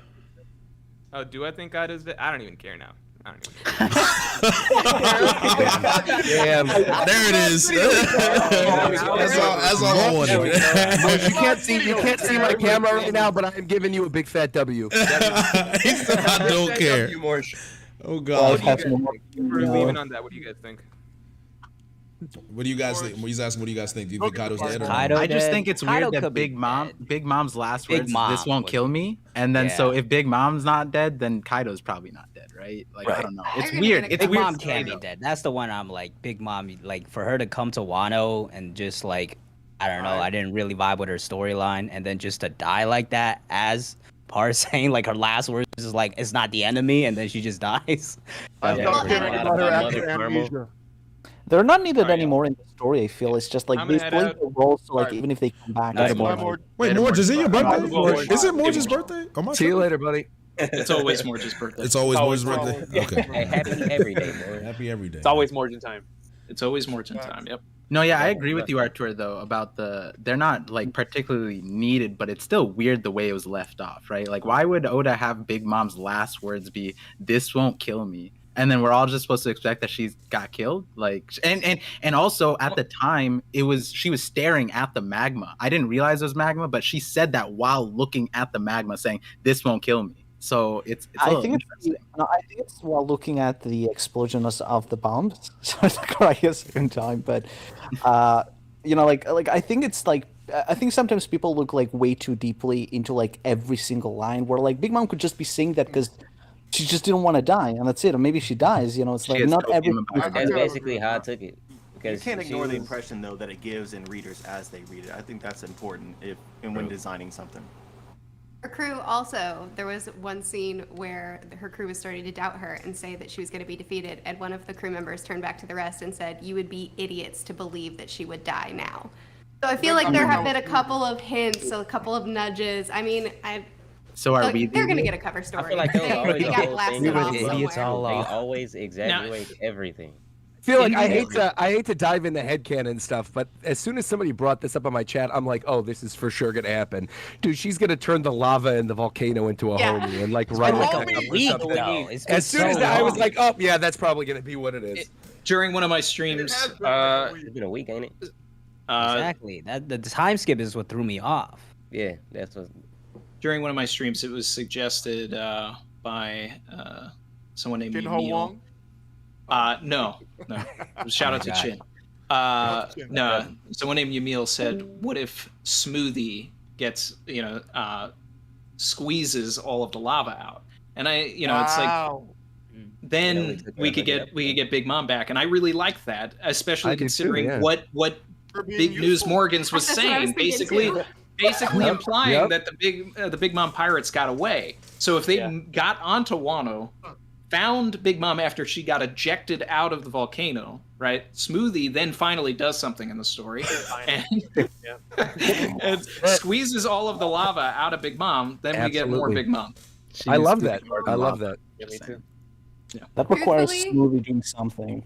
Sorry. I want more out of Big Mom because I think she's been one of the most disappointing villains to me. But at the same time, I don't want more out of Big Mom because I'm kind of tired of. That's kicking how her. I feel God, too. Murphy, I didn't this like is her why in we are Wano, friends. but it's like I'm Do you done with remember? her. Right? Big Mom Do you Slayer. remember those Roger, early I conversations? remember. I was like, when you get to Wano country, I don't want to poison what you're gonna think of things, but Yeah. you're gonna know that this is why we vibe. I'm telling you. I know you were like, Just you're gonna exactly. know the scene. Oh and as soon as my I got there, I God. was like, I'm here. I It's love it. terrible. So I kind of that big meme. I love to hear it. So Thank you let's very let's much. let's dissect this. Let's dissect this for a second. So Big Mom disappointing. Do we all Do we all agree with that? Was Big Mom Yes. disappointing in Wano? Yes. Yes, full stop. Joy Boy? Yeah. I wasn't Big disappointed. Mom- so Joy Boy unmutes. Joy Boy, Big Mom.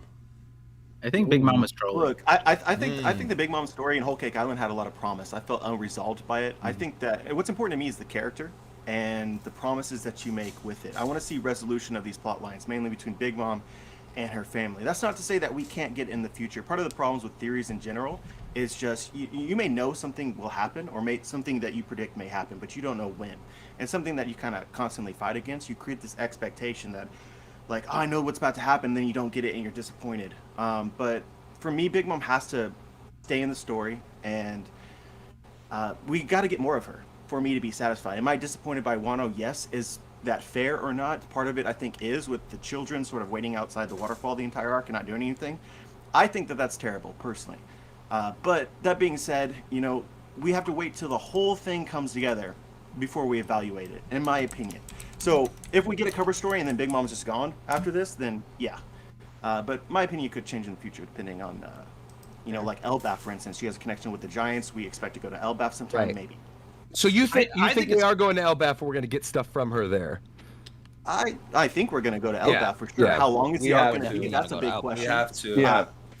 So this I is think the other thing with because now we have Sun God Nika, right? One thing in Big Mom's backstory was that they called her the God of Destruction. So now that we have Sun God Nika, I'm looking at like all the God lines, and like Big Mom was born from normal people, but then she became Big Mom, the menace that we see, and they called her the God of Destruction. The Giants called her that. So I don't know if that has more meaning, but throwing around the word God in One Piece now, it just means way more to me after Sun God Nika. The biggest thing with Big Mom for me is that, her backstory is so rooted in having these memories that she doesn't remember. And then she has a daughter who can manipulate memories. And it's just that one thing never being explored, and using Pudding to either mess with or return those memories to Big Mom is the only thing that's left unspoken with Big Mom's story. And that's why I'm kind of excited to see where this cover story goes and how far Pudding is involved with it, and whether or not she's going to come back into the story, and then we'll get something like that to Randy, really resolve all that. Real quick, Randy, I have a question for you. If that were to happen and those memories get explored, what do you think that would do for Big Mom's character? I mean, it's. I want to know, like. I mean, that's up to Oda, I mean, more than anything. But basically, she needs to reconcile that. Because her whole life, she's like, oh, mother, where is my mother? And then it's like, oh, wow, I did this. Then she could self-reflect on different things that she's done in her life, and maybe even realize that everything she's been working towards has been, altered in some, terrible way. Like, she wants world peace between communities, but she's doing it with an iron fist, and it's just like, maybe it'll just make her look internally, and that's good enough for her character. Might be too drastic of a shift though, because she's like in her 60s now, and she's lived this lifestyle for so long. For her to just get that memory and then just completely shift. Yeah, but it was. She goes crazy. It's a drastic memory, so it would make sense if she just altered everything she was doing. It's pretty, like, what happened was pretty painful. So knowing that she's the reason why all those kids and her mother were devoured. So then, do we all? Oh, go ahead, Recon. You gonna say? Oh, no, I was just gonna say. I'm sorry. I was just gonna say. In regards to Big Mom and the journey of Wano, for me, I think the reason why I liked her role in the story, regardless of the amnesia stuff and everything that took place after, is that she always presented that level of unpredictability, and the sense of danger was always elevated. Even though the whole motorcycle incident and all of that, right? You're like, all right, big meme. But that aside, when you're on the roof and you see Kaido and Big Mom, you're legitimately thinking, like, how in the world are they gonna do this? And whenever Law and Kid were facing Big Mom, even whenever it was just 2-on-1, I was still thinking, like, there is no way they're going to do this. And so, for me, I feel like Big Mom's presence in the story, regardless of the way that it concluded, in Wano, the journey would never have been the same if Big Mom wasn't there. Because even though Kaido was a massive threat, that 5v1 against Kaido probably would have ended then in 10-10. But because of Big Mom, they had to split everyone up, and all of us were like, how in the world are they going to do this? And so that's why I think Big Mom was so important to the Wano story, and that's why she was brought in, regardless of the way that that all the other stuff was handled. At least when it comes to her role as an antagonist to take over, that to me I think was done brilliantly. But all the other stuff, we gotta have a talk, Oda. But I have to have a dialogue. I enjoyed Big Mom more than Kaido. The one thing about this makes me so happy is the fact that Law was the one to take that woman down. That was my number one thing, because Law has always been my favorite character. I love Law. So for him to do that finishing blow, shooting her down to the ground, like if she wasn't here, Law wouldn't have had that moment. So I'm happy that she was here just because of that. And I love how you conveniently left Kid out of that. Very good job, Roger. Yeah. That's Well, lovely. I didn't mean to. Absolute. No, you meant it. It's I okay. didn't mean, I promise you, I did not. He promised. It's the COVID. It's the COVID. It's the COVID. It's the COVID, he says. No, so we wasn't missing nothing. We really weren't. No, but again, I'm trying to hold my aggression against Kid away because everyone knows how I feel about Kid. Maybe I'll talk about it in a more less riled up manner, but for the most part, back to Big Mom. I'm surprised that a lot of people were very disappointed with Big Mom this arc. I'm actually genuinely surprised because my expectation is I didn't have any expectations for Big Mom's character at all in Wano. Big Mom in Wano, we were never going to get anything deeper with her because we already got the backstory. We all believe she still has a plot line to be dealt with the Giants anyway. So my thought is if we're getting Elbaf, Big Mom's got to be there at some degree, right? So if Big Mom is at Wano, she's only there to raise the stakes. She's only there to be an immovable obstacle. So when you're looking at Onigashima, you're seeing it as this Herculean task for there to be a great big triumph and victory that will change the entire world, which we did, which is why we got Luffy as a Yonko now, this is why we got the 3 billion berry bounties for Law and Kid. To be frank, Big Mom was used as a plot device to further Law and Kid and to give them the credentials to match up to Luffy in a sense. To at least prop up the 3 supernovas who are the real candidates for the Pirate King. It's those 3 because of Big Mom. And that's how I see it happening. That's how I saw it. So you feel completely confident that she's still alive then? I would be very, very disappointed if she's dead. Very disappointed. Like beyond So what measure. about Kaido? Do you think he's still alive? I have a lot of words for Kaido. I have a lot of words for Kaido. But Kaido could be drunk for all we know. So starting with a lava. Okay, so do we want to talk about Kaido or do we want to finish up the big? Okay, we might as well. We're talking about Big Mom. It doesn't sound like you want to talk about Kaido. Because again, it's so to go back to what Arthur was talking about with the Rocks flashback.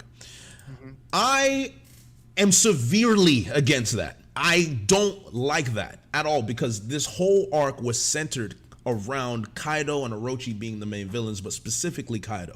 And I think what Oda did with Kaido is he gave us a lot of hints to a deeper character with Kaido when it came to, first of all, us realizing that he's smart enough and not just a big marauding brute to say, hey, we should probably keep this information, in-house when he beat Luffy, right? That was the first instinct of us seeing, oh, Kaido's a little smarter than we thought. Then we see him interact with his crewmates, and you see the affection he has for King and the affection he has for Jack in the rooftop as well. And you're like, oh, there's still more to Kaido. Then you see him talk to Momonosuke and him talking about there's honor in death and you're not like your father. You can't be the son. You can't be Odin's son. I can't believe that's you. And then the whole speech with Kinemon talking about there's honor in a samurai's death. There's honor in all this death plot line, the suicide plot line. And then for us to get the flashback that we did, which was virtually just a slideshow. And I understand that some people liked it. I'll be very honest, I did not like it. It showed us the stages of life that Kaido has been through, but it did not show us where he got his motivation, his philosophy from. And for the fact that he imprinted his entire philosophy on the land of Wano, for us not to get any exposition into that and for us to rely on another character like Rocks to give us exposition on Kaido is not a good idea to me. Now, that's just my personal opinion. I'd love to hear some more input on that, but that's just where I stand. So, we can open up this conversation. How do you guys feel about that? I have a hot take about this, if I can mention it, because I really actually enjoyed it, and I personally feel that, at least to me on a personal level, I do understand this is very biased from my perspective, but to me I kind of got everything out of Kaido's character that I needed, and I feel like I've got a general understanding of what Kaido's character really is and what his character arc has been, and with this flashback sort of concluding his character arc, right? But that's just only from my perspective, and I do know that there's... And I think more than anything, I feel that Oda should have been... I feel like Oda did mention the aspects of Kaido's character that we really needed, but he did it very subtly, very symbolically, in such a way that we can't even like really determine them for sure. And even in my case, like I'm not even 100% sure if my interpretation is really what Oda meant, or if I'm just maybe seeing it myself. And I think that while I did enjoy it, and while for me that was enough, I really do think that Oda should have gone more in depth, should have shown more of Kaido's flashback, should have just been longer, should have spelled it out more clearly to his readers and make it more generally comprehensible, so that it would be much more understandable, and there wouldn't be this doubt that, wait, what was the point of Kaido's character? Because to me, that's a question that I don't have, but I see so many people having, and if so many people have it, evidently Oda did something a bit wrong. So even though I really like it, I do get why people feel that way. So my thing with all of this and the Kaido flashback and everything like that is I kind of have to take it all the way back to reading Thriller Bark weekly. And this was, an issue that a lot of people had with that, because like Wano, Thriller Bark was like it was an arc that was planting so many seeds that a lot of them didn't even bloom until we got to this particular arc. And that's sort of the same thing that we're dealing with Kaido. We're getting mixes and mashes here, and Oda even said himself when he was doing the Odin flashback, I have to be careful what I draw and what I write here, because I could give away things that I don't want to give away. And unfortunately, he rooted Kaido's character in those things. We can't see why he couldn't understand why he couldn't be Joy Boy without understanding exactly what Joy Boy is. What it means to be Joy Boy. And Oda's not ready to tell us that, the same way he's not ready to show us what the God Valley incident was about, because it's so deeply rooted, at least in my own headcanon, in what the One Piece is, Laugh Tale, the Celestial Dragons, all of that. We're not ready for it yet. Yeah. So when we finally get that stuff, like Thriller Bark, which was a notoriously mid arc when it was weekly. Aggressive. People go very aggressive. He said literally nothing happened. A lot of people notoriously mid. It made a lot of people, you want to go back to Arlong Park and all of that stuff. People were like, I'm dropping One Piece with Thriller Bark. I mean, obviously I'm still here. But anyway. But anyway, the thing here is that when we finally get all of that stuff, we're going to be able to come back, just like we can go back to Thriller Bark now and recontextualize a lot of stuff and see Thriller Bark as a better arc, because we've got different context there. And as the story progresses, I think we're going to even be able to go into it even more with Thriller Bark. But Wano's the same way. And I also kind of feel like we're at the point in Wano where we're judging Wano like as if we were to judge Thriller Bark without having Kuma show up yet. So that's You think that's there's what a Kuma for this arc? You think I mean, there's something that yes, big Green that's still Bull. coming? Naturally, Green Bull yeah, is I mean, he just murdered a bunch of people, assumedly. Allegedly. I mean, after in a chapter after we got like a bunch of confirmed bodies, then I feel like there's a lot that can happen, and I mean I don't want to take up too much time talking about all that, but I mean we're going to be here for a while. I'll get into it later if needed. So how much longer do you think How do you we feel have about with Wano? Yamato? How do I feel about Yamato in what context? With Kaido and Yamato's relationship, right? Like, do you feel like you understand why Kaido treated Yamato the way that he did? That's what we need. No, but similar to Robin and her, story arc, right? And how we didn't get that flashback until key moments in Robin's life happened, and then in Endy's lobby we got it. Like, we didn't get Robin's flashback in Skypiea. Like, Oda waited. So something has to happen within Yamato's character for us to get their flashback and to get that context for Kaido. And then eventually we'll get the Rocks flashback, which Roger, you were saying earlier, you don't think we're going to get it. I think we're definitely going to get it. No, and I just don't think we're going to get it anytime soon. Is what I was saying. No. Yeah, definitely not anytime soon. It's so endgame. I think we'll it's get it so with endgame level. Weevil. We are in the I end think game. we're though. going to get the Rocks flashback with Weevil and when he comes into play. Weevil because of the Whitebeard plot. He's the son of Whitebeard and he's doing all these weird things about chasing Marco and... I'd rather it be because of Garp. Yeah, I think it's gonna be through Garp because Garp. I thought it was gonna be through Kaido because he would be on the rock side. But if we're looking at the alive characters left at God Valley, the last one that's the most significant is Garp. So once we get Yeah, Garp, but what about Miss Bakken? We don't know who she is yet. I mean, her story might be. I wonder if she used to be a It's going to be minor in comparison to Garp's involvement in God Valley, and I'm more interested in what Garp did there, because obviously we see Garp's character now. Like, he hates the Celestial Dragons, but he defended them at God Valley. So was there a shift at God Valley? Did it happen before? Did it happen after? What made him, change, or if there was a change? That's what we need to see in that flashback. I think that's Garp's flashback to tell. Yeah. While we're in this area real quick, I want to touch on a couple things. One, I see the chat bringing this up a lot, and I know we all see it in our comment sections all the time. Like, who was the lurking legend? The lurking legend. To me, I don't know why this is even still a conversation, because that was something that was brought up 3 years ago. It was obviously he was talking about either Rocks or Emu. And I get that people need to hear it from Oda directly, like, the lurking legend I was referring to was Emu, or the lurking legend I was referring to was It is Rocks. I, the lurking legend. It's literally either. They both work for the context. So I think the fact that this is He even a hasn't shown up conversation yet, but it's still. Keen. I did translate it. And then the second thing I want to say real quick is I want to throw it back to Murphy. Because you had said something when Randy was talking as well, where you were like, how much longer do you think we're going to be in Wano, right? That's what you were talking about, Murphy? Yeah, that was what I asked. So honestly, I think we're in a position very similar to Enies Lobby right now, where, we had the post-Enies Lobby arc, we had the post-Marineford arc. Yeah. I genuinely believe, starting the chapter we get back, we're in the post-Wano arc. And that, regardless of whether or not we're in Act 3 still, or we leave Act 3, or we get a conclusion, or whatever, I think Wano proper is done. Right? Like, that Wano, the stuff with the Scabbards and Momo and Kaido's fight, that's over. Yeah, right, they already had the party, Yeah, we're good. So I do feel like everything up to this point, whether it's 5 chapters, 10 chapters, 20 chapters, I think ultimately that'll be classified as post-Wano, 5 years from now. You know what?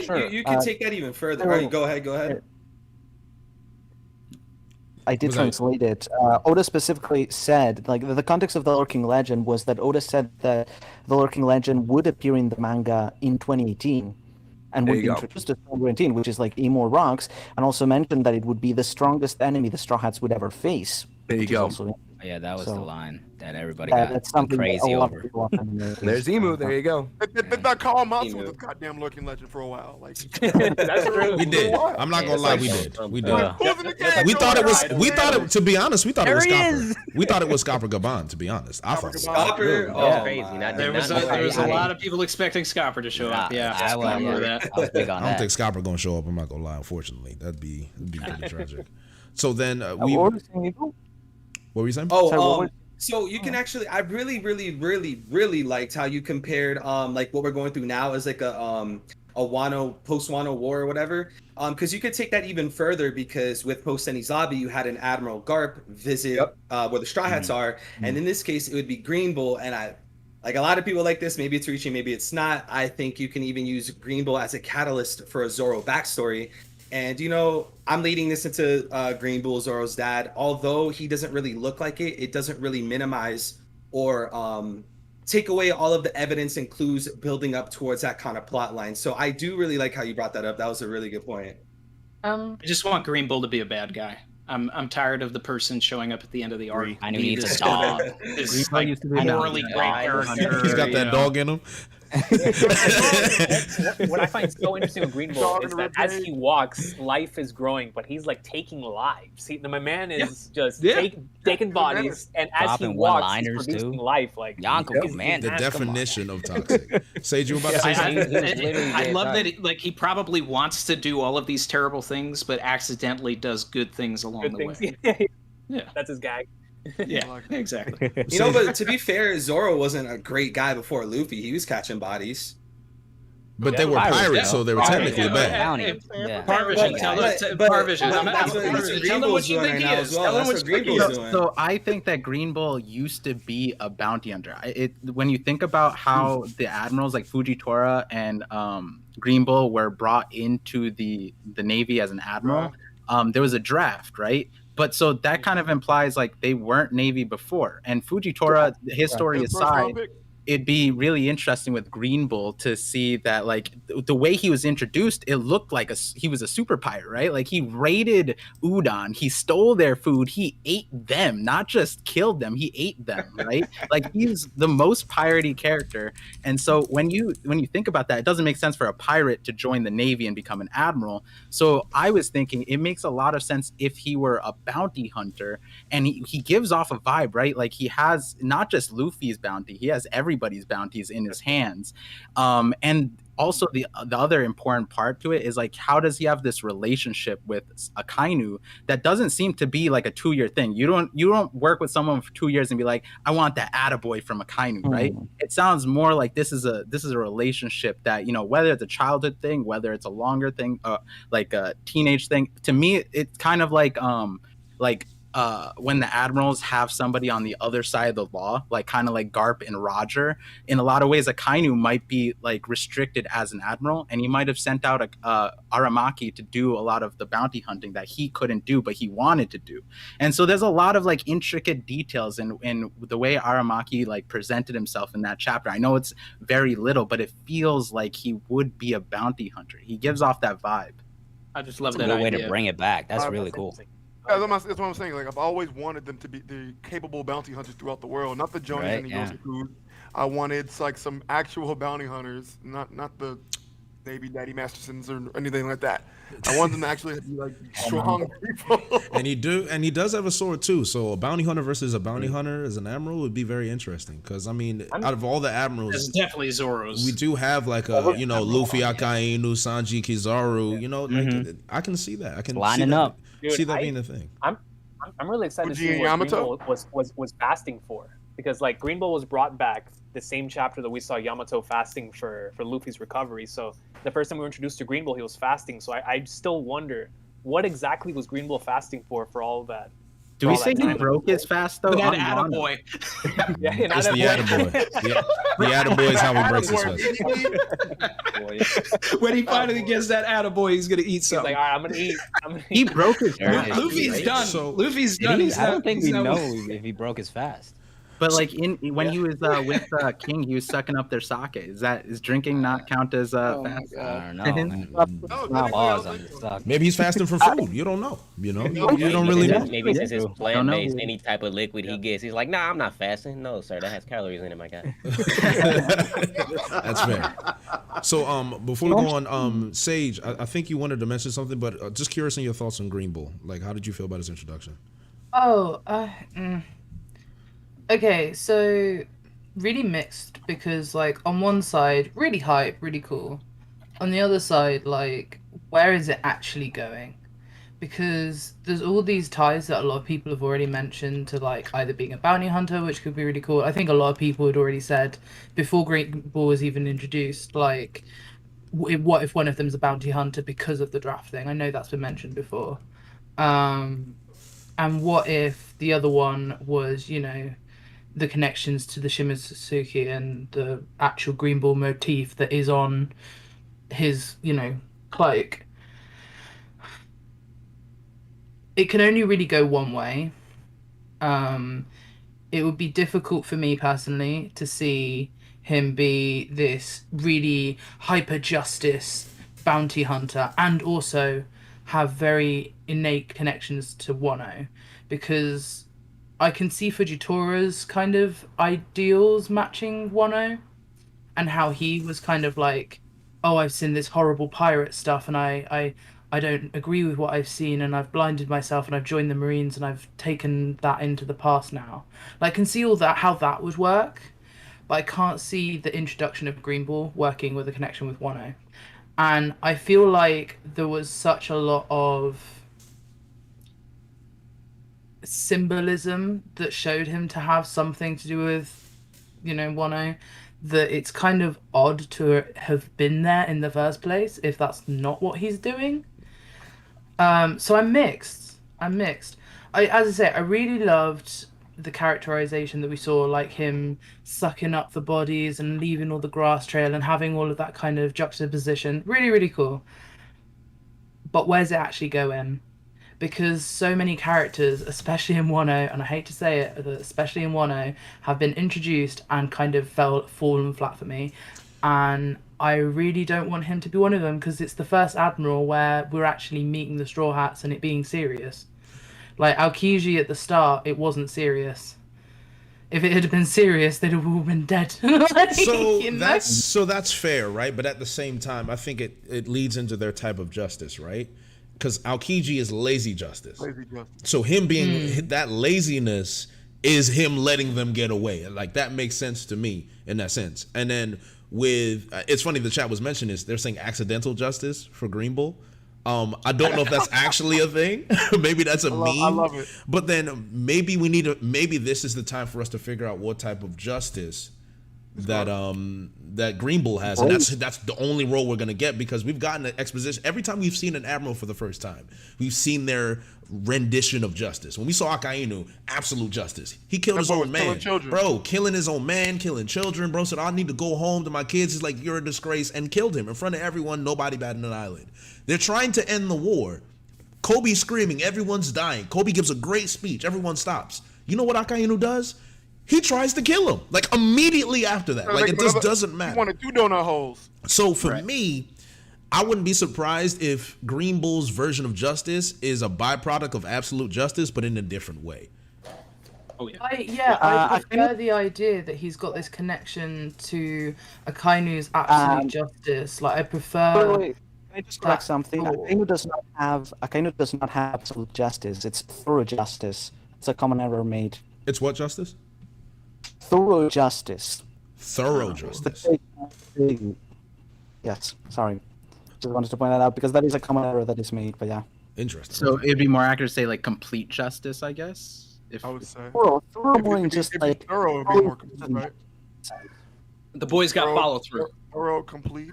Absolutely. So in terms of if he's not 100% certain that this person is guilty, he won't go through with it. Is kind of what I wouldn't say that. Remember, Nah, thorough means we're not cutting corners. So that is okay. So here's my issue. So I have an issue with thorough justice because Aokiji has not displayed thorough justice to me in any capacity. Him letting Robin go. Oh, Akainu. Oh, you said Akainu. Oh, okay, I thought you said Aokiji. Never mind. Oh, he said Sakazuki? All right, never mind. Yeah, that makes sense for Ohara, because when, like, he didn't have to blow up the ship, but he did. He just did it anyway. He's like, yeah, just gonna make sure everyone's finished. That was like, real thorough. Right. Yeah. Yo, little What are you saying, Sage? real quick, on the topic of admirals. What do you guys think? When do you guys think the next time we're gonna see Aokiji? Because we know the Blackbeard plot line is there. I'm going to assume when we get back, it's probably going to be about that time to see exactly what Aokiji's doing with the Blackbeard pirates and whatnot. So what do you guys think about the whole Aokiji stuff? I have a quick question to actually ask on top of that, which is, I'm sure somebody in the call knows. You know, there was the little cards about Blackbeard's crew that were recently revealed in, like, the Road to Laugh Tale thing, and there were 2 question marks? Okay. Yeah. I'm assuming one of those question marks is probably Moria, and the other one is probably Kuzan. Yeah, 100%. So whenever we see Blackbeard again, will most likely be when we see him again. Yeah. I was gonna say the next time Smoker's in danger and Doflamingo hockey's up his ass. Smoker. that is one of my favorite. My guy waited so long just to say that is like, but I have to be honest. That's one of my most favorite. Doflamingo sit on him without hockeying up his butt cheeks. Is one of my favorite observations of the community because it makes so much sense. Like, how is he sitting on this Logia? It's like that has to be. That has to be iron cheeks, man. That has to be. It's either that or he sent right through him. It still wouldn't make sense. I'm not cutting through your stomach. Oh my god. He was mounted. He was mounted. An interesting That's thing the that I power wanted of a to point conqueror out. right there. That's a conqueror right there. The thing I wanted to point out about the Admirals is that the thing I've always found interesting about the Admirals in One Piece is that they're never really treated as the big bad of an arc. They're involved in the story in different ways, and I feel like there's some of them who have even shown very complete character arcs without really being defeated. So I'm personally not so much on the agenda that, like, by the end of the story we're gonna get, like, perfect 1v1s against, like, every Admiral. Like, yeah, maybe Akainu or something like that, but I don't think, like, Fujitora needs to go down, Green Bull needs to go down, Kizero needs to go down. And even here, I feel like it doesn't make much sense to get, like, another long battle, even though the Straw Hats could probably take on Green Bull. But I feel like Oda's just gonna come up with something different, but I'm not exactly sure what it is, and that has me very excited. So one thing that I would really like to see, and I mean, this is there's a lot of headcanon here, but if I wanted to liken this to the end of Thriller Bark more than anything, and we have our Kuma here, but this one is actually a threat. You know, someone who's after Luffy's head, like Kuma was after Luffy's head. You know, even if there isn't a fight, if there is a fight or anything like that, something which actually leads, since we're entering the final saga, something that leads into Luffy either being captured or going with Aramaki.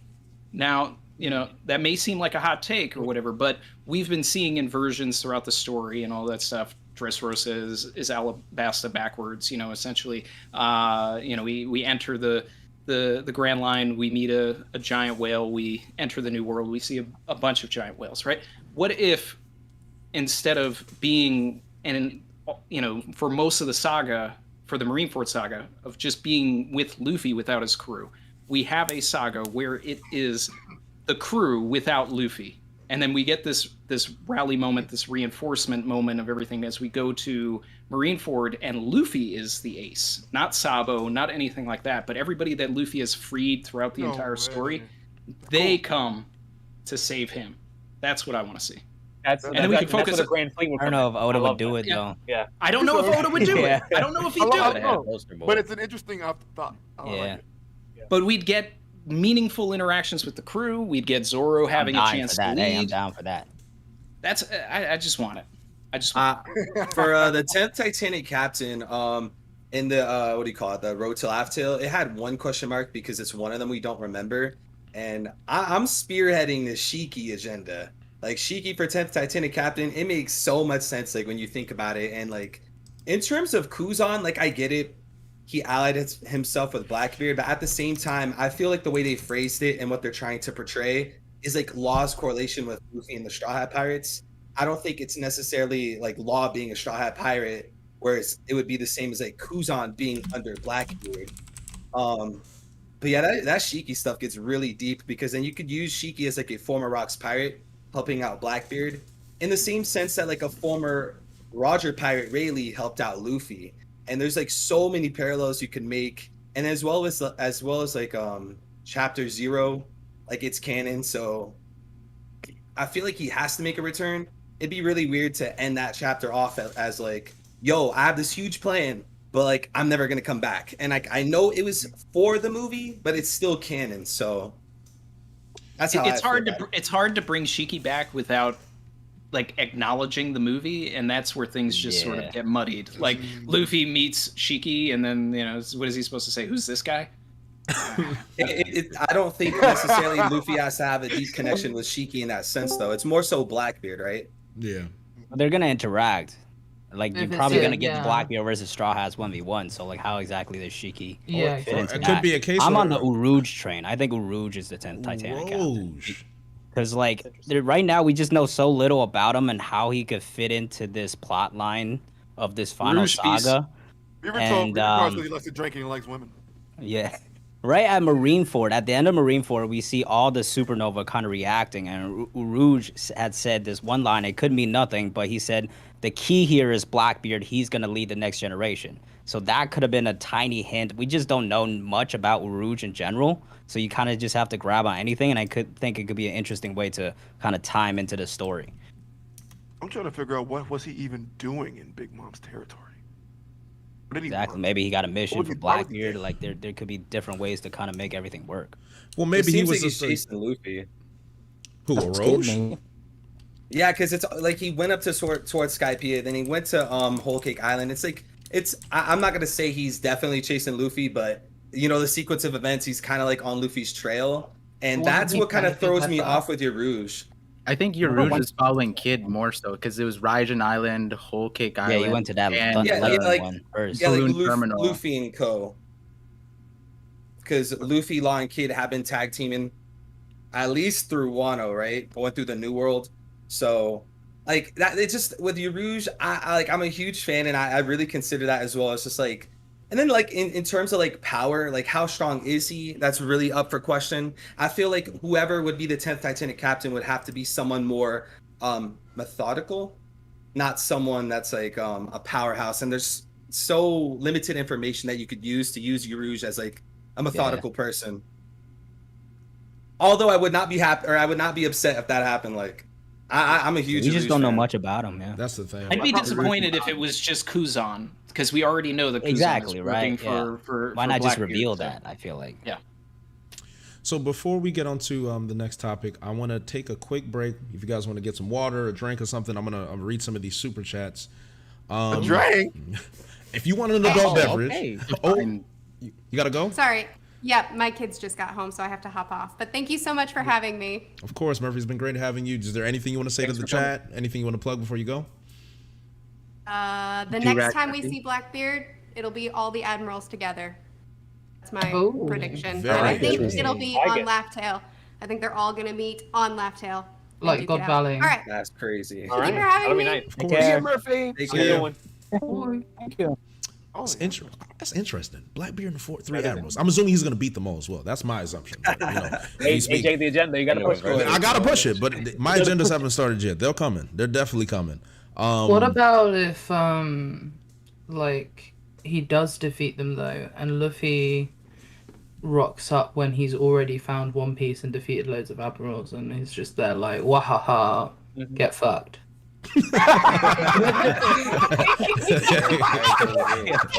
Get folded. You know? Can we get a replay of that real quick? Wahaha. So we got a $5 donation from That One Piece Talk, Par Vision. That's all. Got a lot of stains out here, Par. I see that. Okay. We have Retro Noro with the £1.79. Very specific. Does Luffy beat an Admiral 1v1? For me, he doesn't. Does anyone have any opinions on that? I think he does. Yeah, of course he does. Of course he beats him naturally. I think it's He does. matchup thing. I think Jay's a big Depends on who. Not even a question at this point. Of course he beats him. I mean, Which Admiral? It depends on that. Which Admiral? All of them. Let all of them, and here's why. Okay, Luffy's the protagonist of the story. Oda's gonna do whatever he wants. Luffy's gonna beat everybody by the Oh, end of the Roger, story. whoa, Naturally. whoa. When did you I know that's shocking. I know that's shocking to When say, did you but started it's true. talking like that? I don't know. Do I we think, really I think want- if he fights Green Bull, he's gonna lose. Do we really Who, want Luffy? If he fights Green Bull right now, he'll probably Right now. lose. Right. If he fights right now, he probably will. But I'm saying, end of story. Luffy beats everybody. Oh, end of story. Yeah. Wait, Roger, why does Luffy lose now? I think Luffy could potentially lose now because of everything that happened with Wano Country, with Kaido, with everything that went on earlier, all the different fights, him being relatively exhausted, him just discovering Gear 5 for the first time. He's not necessarily, I think, ready yet, but when he fully is able to control and utilize Gear 5, I mean, there's no stopping him. I know Ian did a great video recently about, like, what would happen if Gear 5 Luffy was at Marineford. That was, like, a relatively recent video of yours, wasn't it? I saw it in my subbox, and I watched it, and it was thoroughly entertaining. It was his last video. I do remember. I think he went on mute. I think he went to go grab something. Yeah, real it was quick. great, though. It's a But good video. I do remember that. I personally, because at that point, who's gonna stand in front of Luffy? Are we just gonna say Emu? Like, is there no Admiral? Like, what about Akainu? I got it. Oh, Oda has I to got it. buff up characters like Blackbeard, Emu, Shanks, if you want to take that evil agenda. But I think like Oda's forced to buff everybody else because there's only like I don't see Oda taking a route of nerfing Luffy. So I think like on the horizon, Blackbeard, Emu, and I feel like you could even like buff up the Straw Hats at some point and have them take on admirals. Like at some point, Zoro could take on an admiral. Yamato. Even. Oh, for sure. You're Zoro at some point probably will. You know, Jay, I think end of story That's saves definitely me. I think happening. Zoro will Yeah. be able to take out an admiral Sure. too. What are you gonna No say, question. Recon? I was going to say, Jay, I think for me, the reason why I say yes is that for me now, Luffy after this arc is gonna get to the point to where it's 1v1 season, right? Like now Luffy extremely high diff, but he can box all of the top tiers in this verse thanks to Gear 5th. So that's why I say that he can defeat an Admiral. It's just gonna be a massive battle because as we've seen with Admirals in this series, they play no games. And I'm one of those individuals that believe the Admirals and the Yonko are most certainly they're not as far apart as we used to think they were. Of course. I think they're definitely much closer now. And so wait, I have a question. This box of Admirals equal Yonko level. With Gear 5, do we think that Luffy can access it? Like he knows how to do it, or are we gonna get like he's gonna come out and do like the Wolf of Wall Street, like he's gonna try and recreate the drums of liberation on his heart? He went in the Gear seconds to use it again one time. Or is he gonna like try to recreate? You gotta himself pump those getting, like, numbers up, Thunder Luffy. Pagua? Pump the rookie numbers. Pump the numbers. Those are rookie numbers, yeah. We got he pumped himself up to 3 bill. He fell out of Gear 5th and he went back into it. So he went back into it in Gear 2nd pose. So it's like he's trying to find a way to get into it again after. He was like asking his heart, reasoning with his heart to figure, hey, heart. I just think that Green Bull is the wrong fight for him. It makes sense. You say you think who's the wrong fight for him? I just think that Green Bull's power is just going to prove to be like a natural enemy to Luffy. Formidable. That I agree with. You know, I mean, it's just, especially if any of the ability is tied to the sun, like plants soak up the sun. So I could see Oda going that route.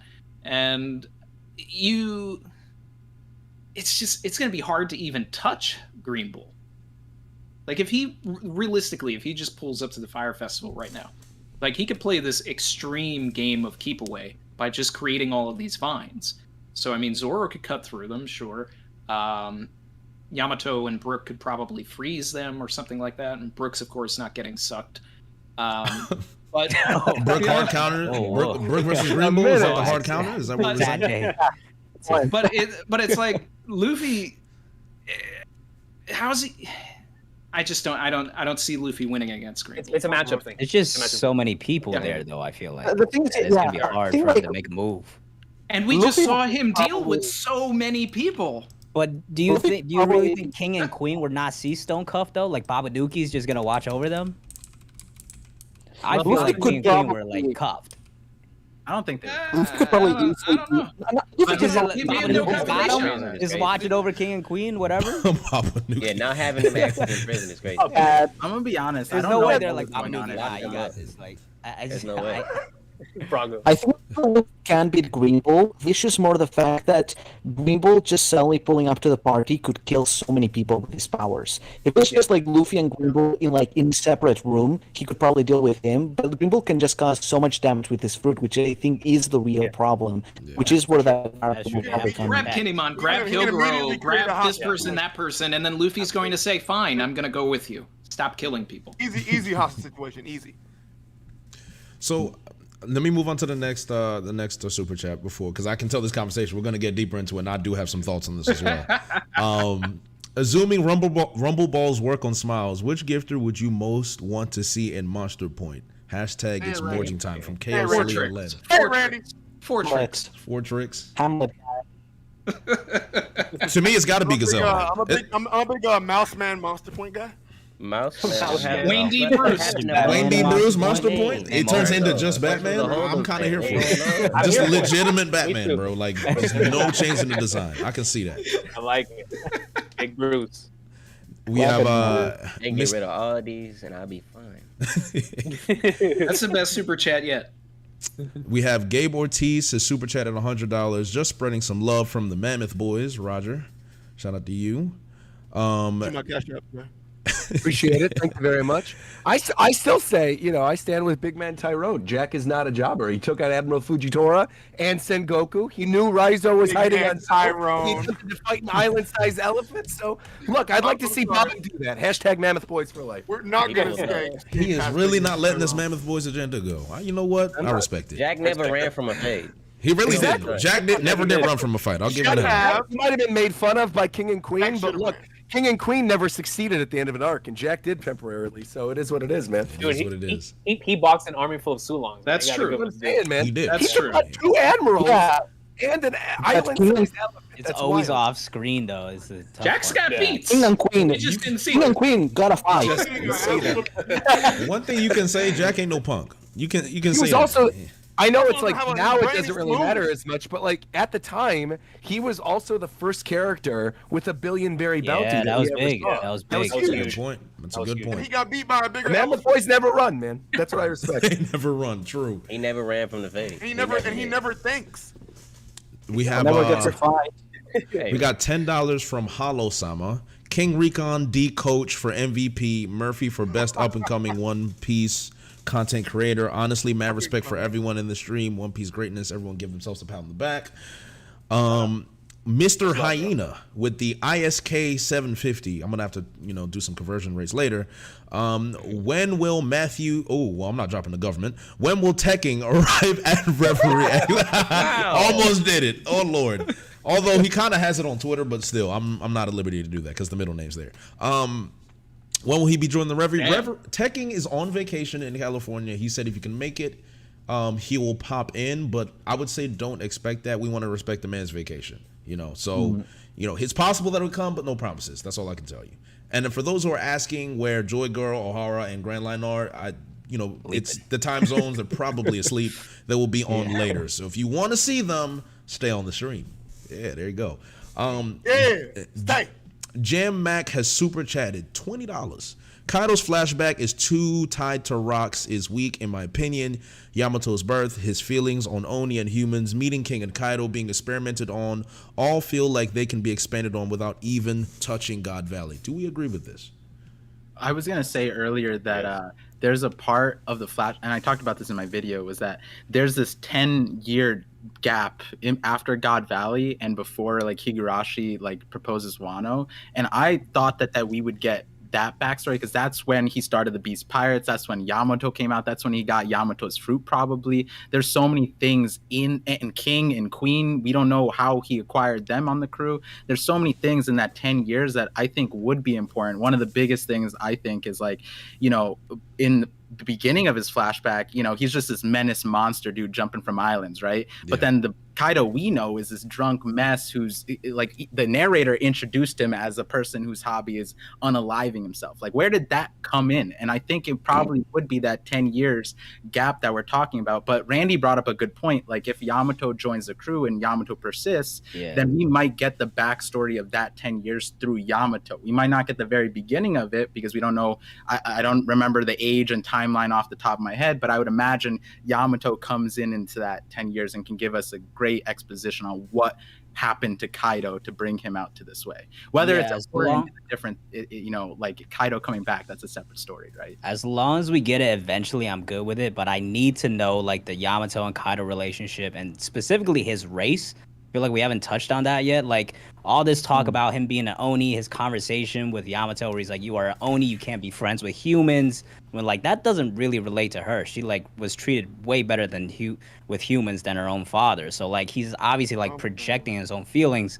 And at the beginning of his flashback, when we see him, he's like 10-year-old child soldier already. So like we don't know the beginning of that. There could be a little even earlier that we could see with his backstory. So even besides all the rock stuff, I still think there's a lot more to explore. Especially there's different theories that go around that ancient giant race, the Onigashima. There's just so many different things that could all tie together still. Yeah, I feel like we hardly got his motivation. Sure, we got bits and pieces, but we hardly got like his motivations for anything. Obviously, we know we can guess why he was on Wano, the Pluton or whatever, but like we don't. It's so many of these things that we just the little things that we don't know about him. Agreed. Up next, on my ground. Go ahead, Joe Boy. I think that you can separate Kaido from rocks easily if you wanted to. Yeah, Make things extremely Kaido focused without, you can even just hint at maybe how this could relate to rocks without revealing anything. And I don't think that that would be a problem if you wanted to. Particularly with Yamato, I feel like Yamato's relationship with Kaido is important. So I would love all this stuff, but I kind of need Kaido to be there, I feel like, to get the most out of it. Yeah. I was also thinking that like the God Valley point, it might be really cool way to learn a little bit about God Valley, not what happened, but I was thinking like, you know, the whole situation with Kaido's mentality. If you think about God Valley as if it were like Kaido's Marineford, where Luffy lost Ace and then afterwards he was like in shambles, right? And had it not been for like the pep talk that Jinbei brought to him, who knows what Luffy's mentality would have been there, right? So after God Valley, we don't know what happened to Kaido. We got this weird message from like Big Mom saying like he was a Like, rat. where were you? And yeah, exactly. Where were you, right? And so we don't know what happened to Kaido, but I'd imagine it would be interesting if it was like a parallel to Marineford Luffy, where Kaido was like broken down a little bit, Rocks possibly dying. Maybe he respected Rocks in some kind of way. And then, you know, but he didn't have a Jinbei. He didn't have like a foundation. So he went off the rails. And, you know, given the strength that Kaido already showed, like, you know, imagine like, I think what the line Jinbei said to Luffy was like, what happened to your strength? What happened to the thing that you believed in the most? You saw this power that you couldn't overcome, and now you lost everything. Now play that with Kaido. It's like losing Rocks could be that parallel there, where losing Rocks made Kaido realize that there was a huge power wall that he has to overcome. And so the way he did it was like, okay, I need to hole up in Wano. I need to create a pirate, you know, paradise. I need to get the ancient weapons. I need to take down the thing that I saw at God Valley. And so it would be interesting if we do get that flashback, because then we can understand post God Valley Kaido's perspective and learn a little bit about God Valley from there. The key line from Kaido is Whitebeard and Roger did it right. And I go back to that a lot, Yeah. you know, as far as just the way that he talks about death and everything. And I have a whole video about just Rocks doing it wrong. It's like, however Rocks went down in God Valley is, I believe, the impetus for him saying that, and why he became so fascinated with death, with suicide, with all of this stuff, because of Rocks. Rocks, not so much as his ace, but I would feel probably more is his Shanks. And it's like, rather than losing a brother, losing a mentor figure in that situation, and not being able to save him, you know, something along those lines, and maybe seeing the atrocities of the world firsthand. So that's the thing. I think that Rocks and Kaido, in an obscure way, in the same way that, you know, we talked about it earlier, Big Mom, you know, if you take away the Iron Fist, her goal is good. You know, what she wants to do on paper sounds good. The way she's going about it is wrong, right? So I think that Rocks was also trying to do good on paper. And then Kaido probably it was also, you know, the hero of his own story, like most villains are. And when we get that flashback, we'll recontextualize everything, and Wano will be like, oh wow, like maybe we should have let Kaido do what he needed to do. But, you know, it's like we could get a scenario like that. That was the one thing I thought his short flashback did provide context on, is like how he suffered as a child, as like a child soldier, and his motivations of having this grand war is really to tear down the terrible power structure of the world government, which is not too different from what we all want eventually. Yeah, I guess the one big thing with Kaido, more than anything else, that I think didn't really get answered, and I know we had discussions about this on like multiple mini reveries and other small live streams and stuff like that, was that obsession with death, right? The obsession with wanting to die an admirable death, wanting to, you know, kill himself and jump off, you know, clouds and all these other things. And I do think it's important that the last thing we see of Kaido, right after that punch from Luffy, is him thinking about Joy Boy, right? And that moment with King, talking about Joy Boy. That was earlier in the arc as well. You get all the connections with Joy Boy and Gear 5 and Luffy. And I do feel like once we eventually know the full context of Kaido and what he wanted and what he thought it meant to be Joy Boy, if he thought maybe he could potentially be Joy Boy, that's when we're going to know the truth of his situation, right? But I think there is some tie with Joy Boy that we are unaware of right now. We could speculate on it, but I think it'll be clearer once Oda decides to provide that context for us. Now, jumping off of what I'm said, just real quick, I think that one of the things that the flashback, Sage, one of the things that I think that the flashback actually provided was that Kaido was so obsessed with power that he actually, the Flashbacks showed us, like, gave us context for why he basically sided with the world government, because as we know, like, he's the one that's supplying the weapons to the world government and all of this. So it really muddied the waters of all of that. That is true.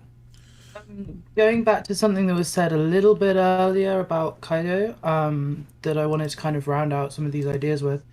Something that I've been thinking is that very speech about how Roger and Whitebeard did it right, and what is it exactly about their deaths that Rocks didn't achieve? And I think it's not so much the death itself, but what the aftermath of the death was. Both Roger and Whitebeard changed the age of piracy. So Rocks, however, was vanished and scrubbed out of history. So what is the impact of a war in Kaido's eyes? It changes the age. What is the impact of Joy Boy on the world? It changes the age of history. So his ideals aren't necessarily death. His ideals are to change the age of history in a glorious manner that turns the world on its head. And we see that all throughout his flashbacks. We see that that's what King thinks maybe that's why he's Joy Boy, is because he wants to change these ages. But with Whitebeard and Roger, they just didn't push it far enough. And Rocks didn't even manage to do anything with his actual death in terms of changing the age of history. Yeah, written out of history. Yeah. I'm just adding. That could also relate to Joy Boy as well, right? Any sort of prophecy about turning the world upside down. I've been trying to get that out for a second. Kaido also said Kaido also said to Luffy that when you die, they'll tell tales of you, right? So it sounded like Kaido wanted that for himself, and so Not only that, I feel like there was the Rocks part. That's why he was trying to go to Marine. I feel like Odin really hammered it in because he got to see how people cried for Odin, how people remembered all of that situation. Toki's words, 20 years, the 9 Scabbards, the ghost. That scared Orochi the whole time. He was shivering in a boiling bath. You know what I'm saying? So it's like, I feel like that Kaido saw those things. He's like, okay, all right, Odin did it. Rocks He wanted a legacy. Maybe that didn't do it. Roger did it. Whitebeard did it. Yep. Odin did it. I feel like Odin really hammered it in. So before we start, again, let me read some of these super chats because I'm way behind. Like, it's crazy. I'm like 2 hours behind. I mean, that's going to be my opportunity actually to bounce too, because it's kicking in now. The COVID is kicking in, so I definitely got to go lay down for a little bit. Better. But thank you for having me. Greatly appreciate it. Thank you guys very much. Have a great rest of your reverie. Keep it going, Jay. Thanks, Roger. Appreciate you, brother. You got it, man. Bye, everybody. Peace. Have a good one. I'd forgotten that he said he was going to give me COVID. I do remember that. So next up we have a Future Mech has super chatted $20. I just want to thank everyone for taking part in Reverie X. You all make this community, this Nakama, as vibrant and alive as can be. I appreciate the energy, the excitement, and the coward.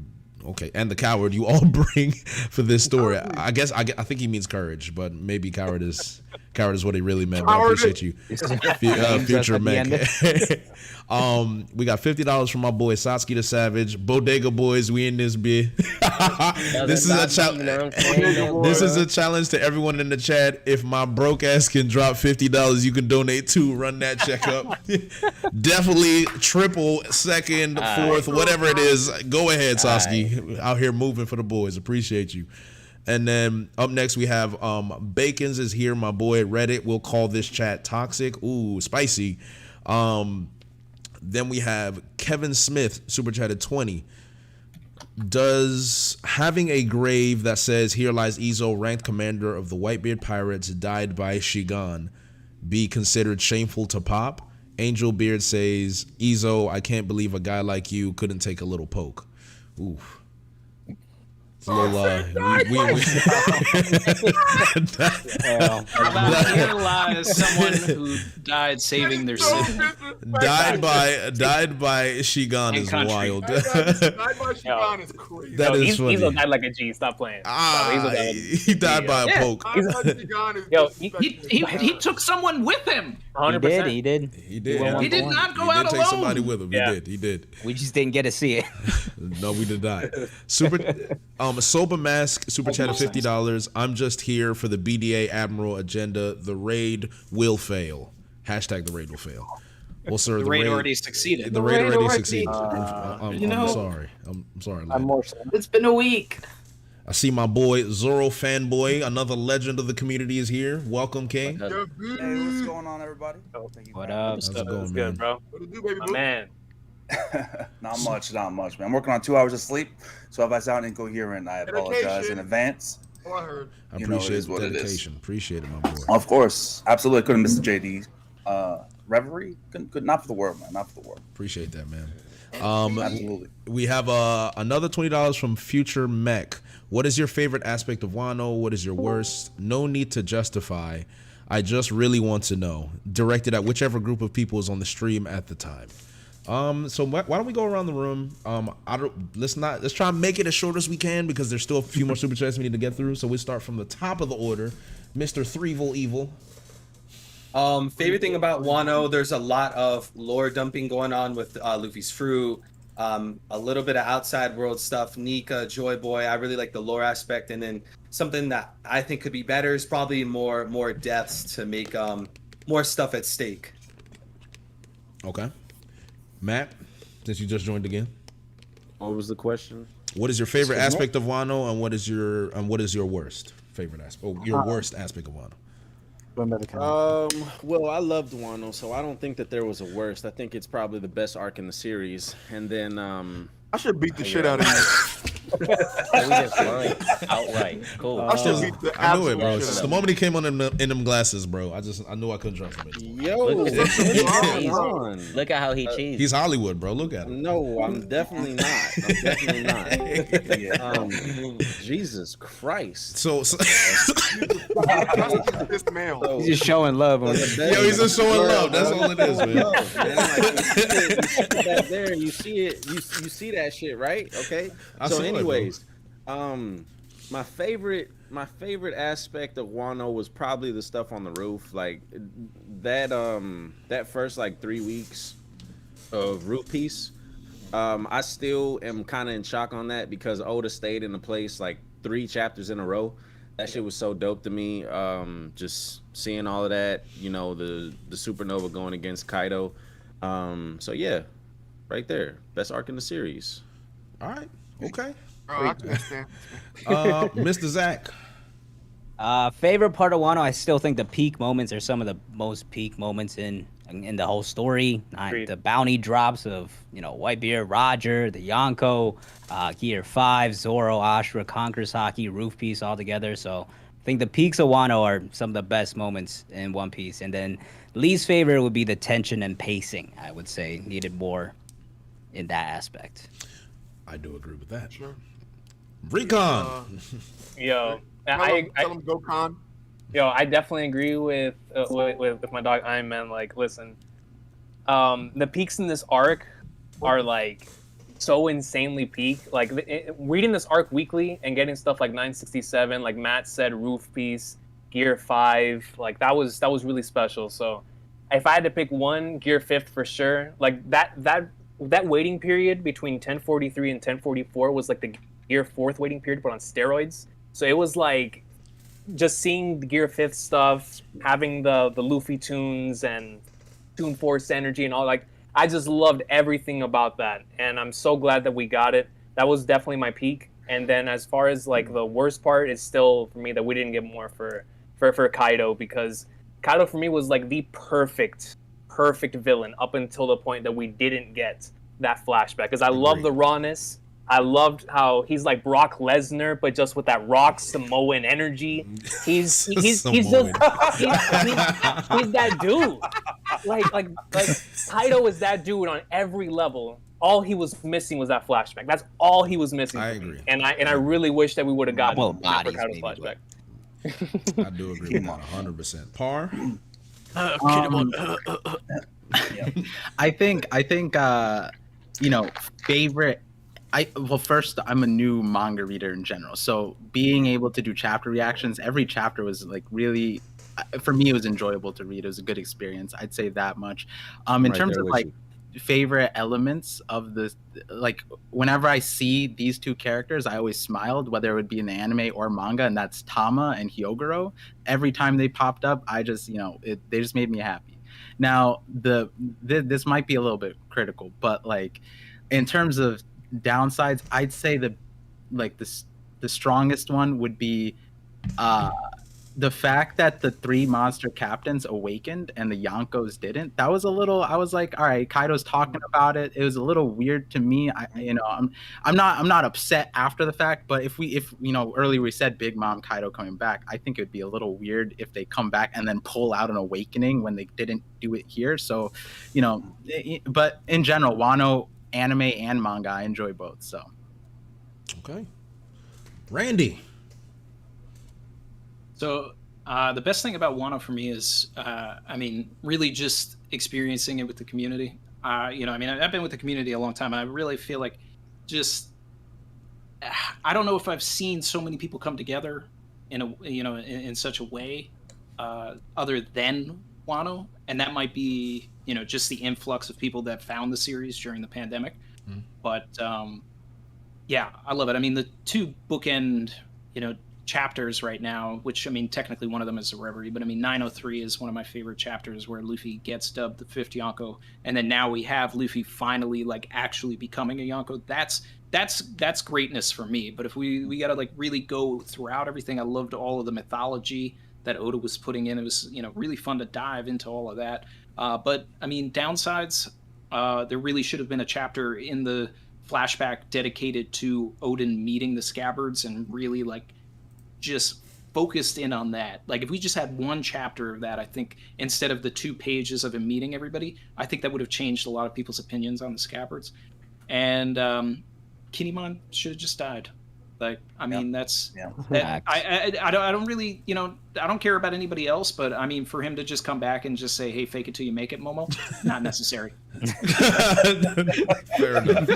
Fair enough. Get a good Tsuru moment. I thought that's what he was coming back. Yeah, really, if Kinemon's gonna be alive, we gotta have the Tsuru reunion, and but it that's was something this that we tiny. Just a little panel of her being there. I'm like, what was the flashback was good. We liked Tsuru in the flashback. Why did we get the reunion? I don't know. It's okay. That's me. Let's see. There's a lot in that week that we didn't get. We didn't get Kiku mourning Izo. It was just just a lot. I was like, wow, bro, what's going on here? Sage or Sage. Sage. She's in French.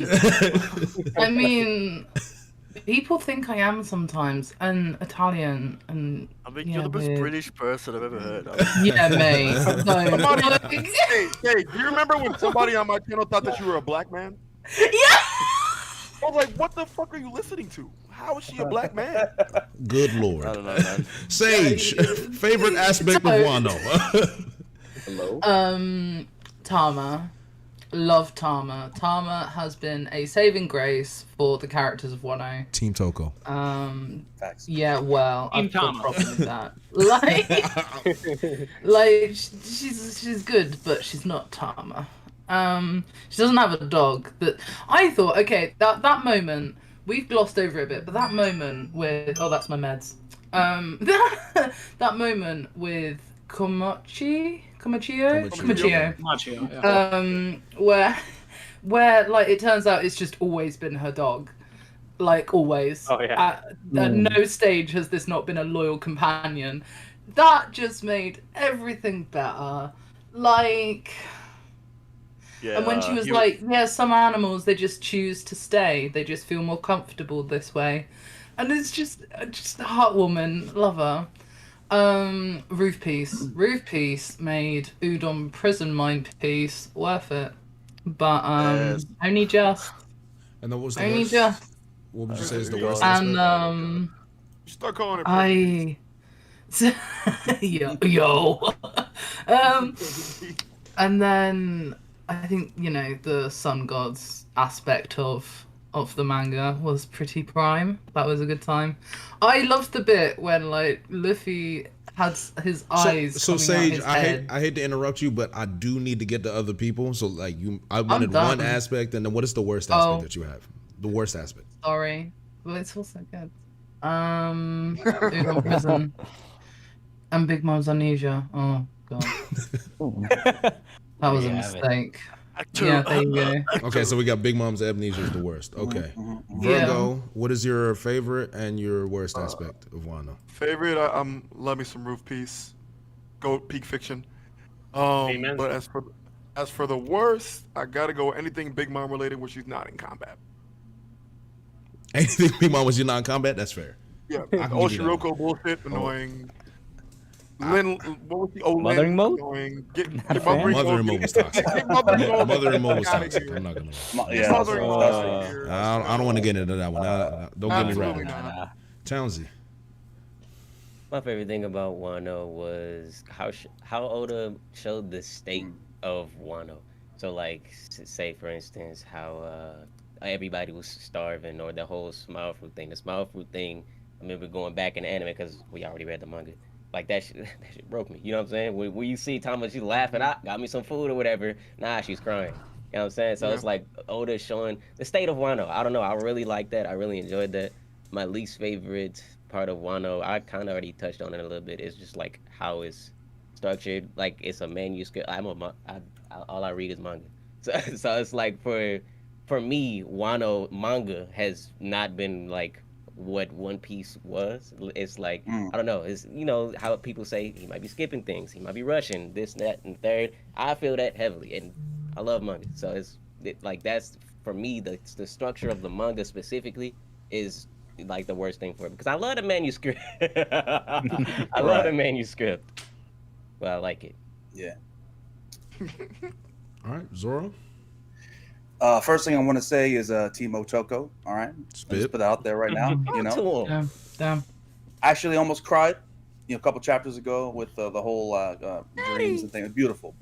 My favorite, to make it quick, my favorite aspects of Wano. Number one, I just have to reference the he laughed chapter, and that entire most of the backstory revolving around Roger was absolutely incredible. Amazing. Love that. Everyone already said Roof Piece, and I'll add to that. Best stretch of chapters we had in a very, very, very long time. And as someone who enjoys meathead material, that is very enjoyable for me, and a Zoro fan, obviously.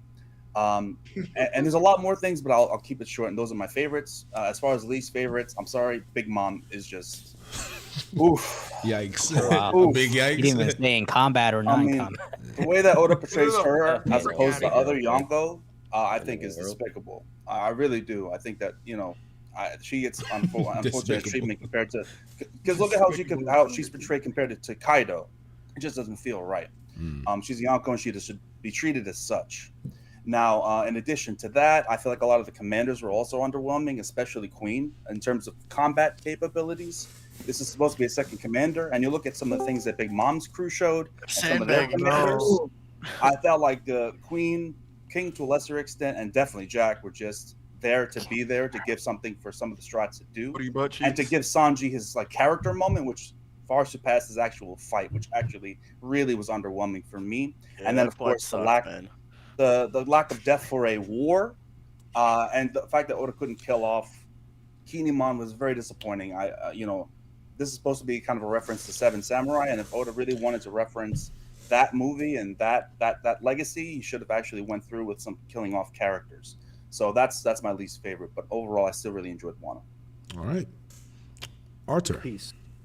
Yeah, so I was gonna say that I was kind of surprised that no one had brought up until you did right now the he laughed moment, which in my opinion is single-handedly my favorite chapter in the story. Straight up, legitimately, it's such a story-defining moment. And I think there's a lot of really exciting moments, right? Like he laughed and Gear 5th, of course, and Roof Piece and all those things. But personally, one trait that I really liked, and I feel like this might be a bit personal, but I do think it's something that Oda really, really loved putting into his arc. And it's being a fanboy of Japanese culture, and particularly especially as I lived in Japan during the period that the Wano part of this saga was serializing. It was just seeing how Oda managed to just bring all of the Japanese culture and really make this saga almost feel like a whole kabuki play, right? And all of those elements integrated, right? Like Randy said, all the mythology, all the characters, all the references to everything and all those things. And you could feel that Oda was just putting his fanboyism for his own culture into his story a lot. And I feel like that's something that, especially maybe for foreigners, it does get lost a bit, but I do think that's something that Oda poured so much passion into that to me really stuck out in this arc, and I really, really loved. The worst thing, I already mentioned before, so I won't dwell on it, is the fact that this arc just felt bloated. and it's just there were some plotlines that felt unnecessary and just made it feel redundant and like it dragged on a bit. But I've already talked about it, so. Okay, fair enough. And then from this point on, I'm gonna go through the rest. I'm gonna want only one aspect of both, and then I'm gonna start picking selective people to answer certain questions. I remember Morj dead and the other Reverie, just to save time because I'm getting so behind on these super chats. It's crazy. And we have two people that have joined. The Aussie Christian is here. Hello. Hey. Australia represents. The first Australian arrives. It's nice to have you here. 7:30 in the morning. Wow. Hello. He represents the Red Force podcast. His fraudulent brother Eric is not here, unfortunately. Still in bed, sleeping like still a baby. in bed like a baby. And then we have the man himself, the man that everybody's been waiting for one specific reason. Brother Cole, it's nice of you to join us. Good brother. Yo. He's muted. I think he's muted. I don't know. He was alive before. I just got aired. Everyone just got aired. Grand introduction, and I got aired. I got aired. Got left on mute. I just got left on red by Cole. Now he'll be back. He'll be back for sure. So while we're waiting for Cole to return, Joy Boy, do you want to give your one favorite aspect and your one? You're asking the I'm surprised that no one mentioned Momonosuke, his growth. And the culmination at the end, that's what I look for at the end of the arc, is just to feel some sort of payoff, and I really felt that with Momonosuke. One thing I don't like is that that Oda is a slave to numbers. I felt like he was shooting for that 1050 number because that's what he does, and I think that, I mean, you know, right, that the story either had to slow down or speed up to reach it, as it did. Yeah. All right. And Kyle? Best aspect for me was obviously Luffy's Devil Fruit and obviously Gear 5. I thought that was done really well. I'm looking forward to seeing more stuff on that. Worst aspect, I'm going to have to say Big Mom. Just did not enjoy her character at all. And a lot of Big Mom slander. Yeah, sorry. It's just the amnesia was just, didn't like it. Yeah. Cole, are you here? Yo, I'm pull up. I gave you a grand introduction and I got aired, man. I'm devastated. Oh, my fault, yo. I was like a capybara, yo. I was just like in the fucking corner, yo. Like, what's good? You got a capybara on deck? No. The one time Cole's in a stream and he doesn't talk. So what's up, man? How you doing? Happy to have you here, brother. Good. Yes, I've arrived. Yes. There's a lot that happened that I missed. So what I miss here? We've talked about a few things from my gathering. A lot of Big Mom slander. A lot of disappointment in Kaido's backstory. A lot of hype around Rooftop, Green Bull for sure. I'm sure you have a few words about Green Bull. It takes potentially, allegedly. Yeah, you know, allegedly. We'll see. Just doing a straight up awful job against Brago with that video call. Oh, I love it. So I'm sure Brago will magically make his appearance at some point. But I'm just getting through a few more super chats before we start the discussion again. We have, speaking of character overload, where do you fall on the whole 11 Straw Hats versus 13 Straw Hats debate? I'm split. Both options have downsides. This is actually an interesting discussion. How do we feel about that? Now, I do want to make it quick, so I will. If I cut you guys off, it's because I want things to be quick. So go ahead. What are we feeling about that? I think Yamato is probably going to be the last member to join. I don't think anybody is. I don't think anybody's joining after Yamato. Vivi comes back eventually. But as far as new members go, I think it's probably only Yamato. Yeah, we're getting I would Vivi agree back. with that. We're getting Tama as a cabin girl. Tama ain't coming. Giving up on Momo. Giving up on Momo. Not in dancing yet. We got to see what's happening with Green Bull, but Momo should be coming along. I'm all about this Yamato supremacy, all right? Please. Yes. All right, don't You mean Yama bro? Straw Hat's already stacked. We don't need What up, big homie Yama bro? AKA Yeah, I Yama mean, I would have liked to see like a cabin boy or a cabin girl. I was always with Momonosuke joining the crew, assuming that he didn't get older. He's just grown now. Yeah, Yamato can scrub the deck. It's fun. You know. Scrub the deck? Wow. Wow. No, she doesn't do anything. Disrespect. So I'm assuming that we all are in the greens. 11 straw hats, no need for 13. That's kind of what I'm hearing here. Yeah, Right. Okay. Yeah. And then Right. before, I think like right now you're spreading yourself thin, or Oda's spreading himself thin, like trying to give every character like or every straw hat their shine. So on to say. So like, you know, he was struggling with 10. You're adding and 3 more. Now It's you just- add Yamato, and then you're potentially adding 2 more. I think that's way too much. Yeah. A lot of the fights. I don't see us getting carried. That's for sure. we don't need carrot. It's not about needing carrot. We never needed carrot. We never needed her. We never needed her. No, Get carrot out of here. I'm glad. We never did. Yeah, Yamato is just a better carrot in every way. We all know this. Allegedly. We're heading. What is similar about Yamato and Carrot at all? Aren't even remotely the same. So before I move on, She's got the furry form. before she fills the quota. all before right? I move on to the next super chat, Cole, I forgot to ask you and Christian as well. Your favorite aspect, one favorite aspect of Wano, and one favorite aspect, worst aspect of Wano. Ooh, okay, yeah. I mean, favorite. I mean, I guess you can. Okay, I love a lot of the Gear 5 stuff. I definitely do. I mean, I do have a bias because I nailed it. Outside like the ability itself, I nailed it, so I have a bias. But I mean, no, unironically. Take your W. I did. Outside of it being difficult zone, the ability set I nailed. Like spot on. There's videos for this. You can watch it. It is what it is. But I love the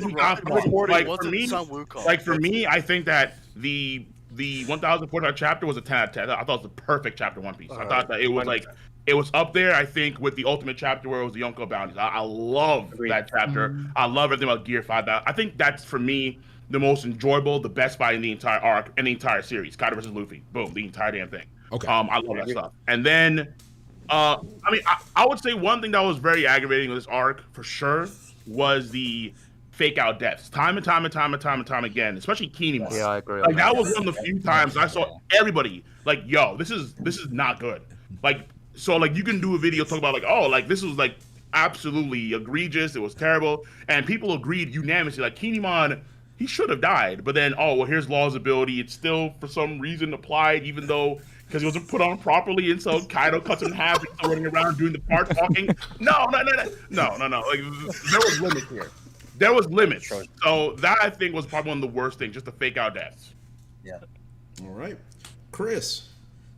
All right. Let me Big take Chris. you back. Let me take you back to the start of Wano. Just one, by the way. One aspect, one good, one bad. I'm not dealing with y'all today, all right?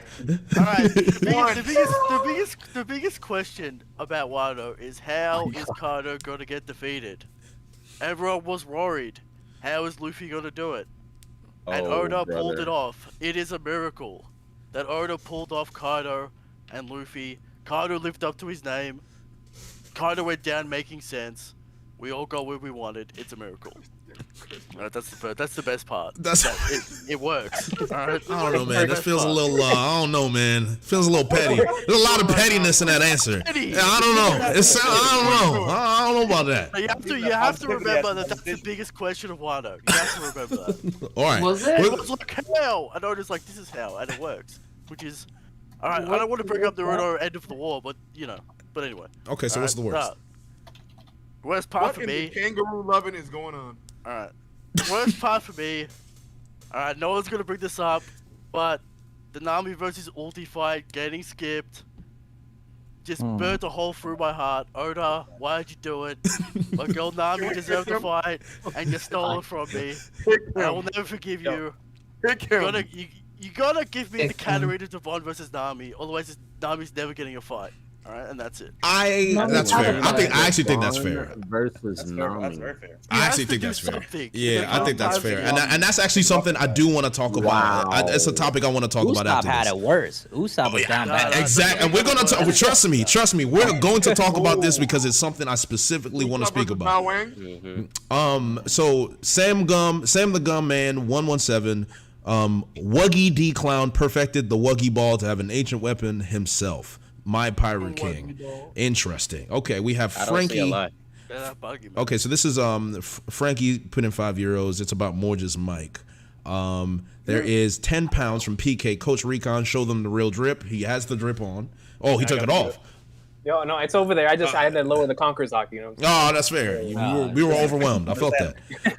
Big Boss 694X, $20. Wano made me drop One Piece. Luffy has 2 and 4. Enough said. Wow. Okay. All right. That is aggressive. That's really aggressive. I don't think. Why is he here? He's Fight of the Year. That's what I mean. I don't know. People, next week is going to be a bloodbath. Donated to say that he dropped. I just don't understand. Thanks for the $20. That's all I'm gonna say. Thank you for the $20. Bro's at the Reverie. He draws One Piece, but at the Reverie, you sent me money. It is what it is. We take it. Get ready for next week when Oda drops the concept art for Gear 5, and this is the one edgy one everyone goes to. Exactly. Get ready for that. It's gonna be that one. Is there any hidden Sun God with $10? Is there any reason to leave Wano immediately? Why run from Green Bull? Kaido posted up in Wano for 2 decades. I think beating or sending Green Bull away will solidify Luffy's position as a Yonko. I think if Luffy beats Green Bull, that's ridiculous right now.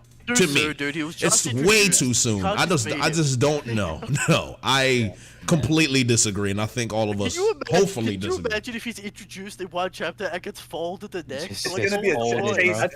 That ain't happening. Yo, the Admiral PR would be in the mud. King of Lightning would be rejoicing. It would be a terrible time for everybody. You don't want that. You don't want that. JP Legend, my GOAT. Morj so old that he witnessed the Void Century. Interesting. Morj slander. Okay. Fiji sub-chatted 18 pounds. Appreciate you, Fiji. Congrats on hosting the Reverie. Brother Jay, happy for you. Hope the stream goes well. Fiji, if you want to slide in, let me know. Brother Fiji. I need you. Taekwon, 1,000 finest with the $5. The real Taekwon. It's the real Taekwon. Donated money? Brago ain't ready for my Admiral agenda. That is a call out if I've ever heard one. Interesting.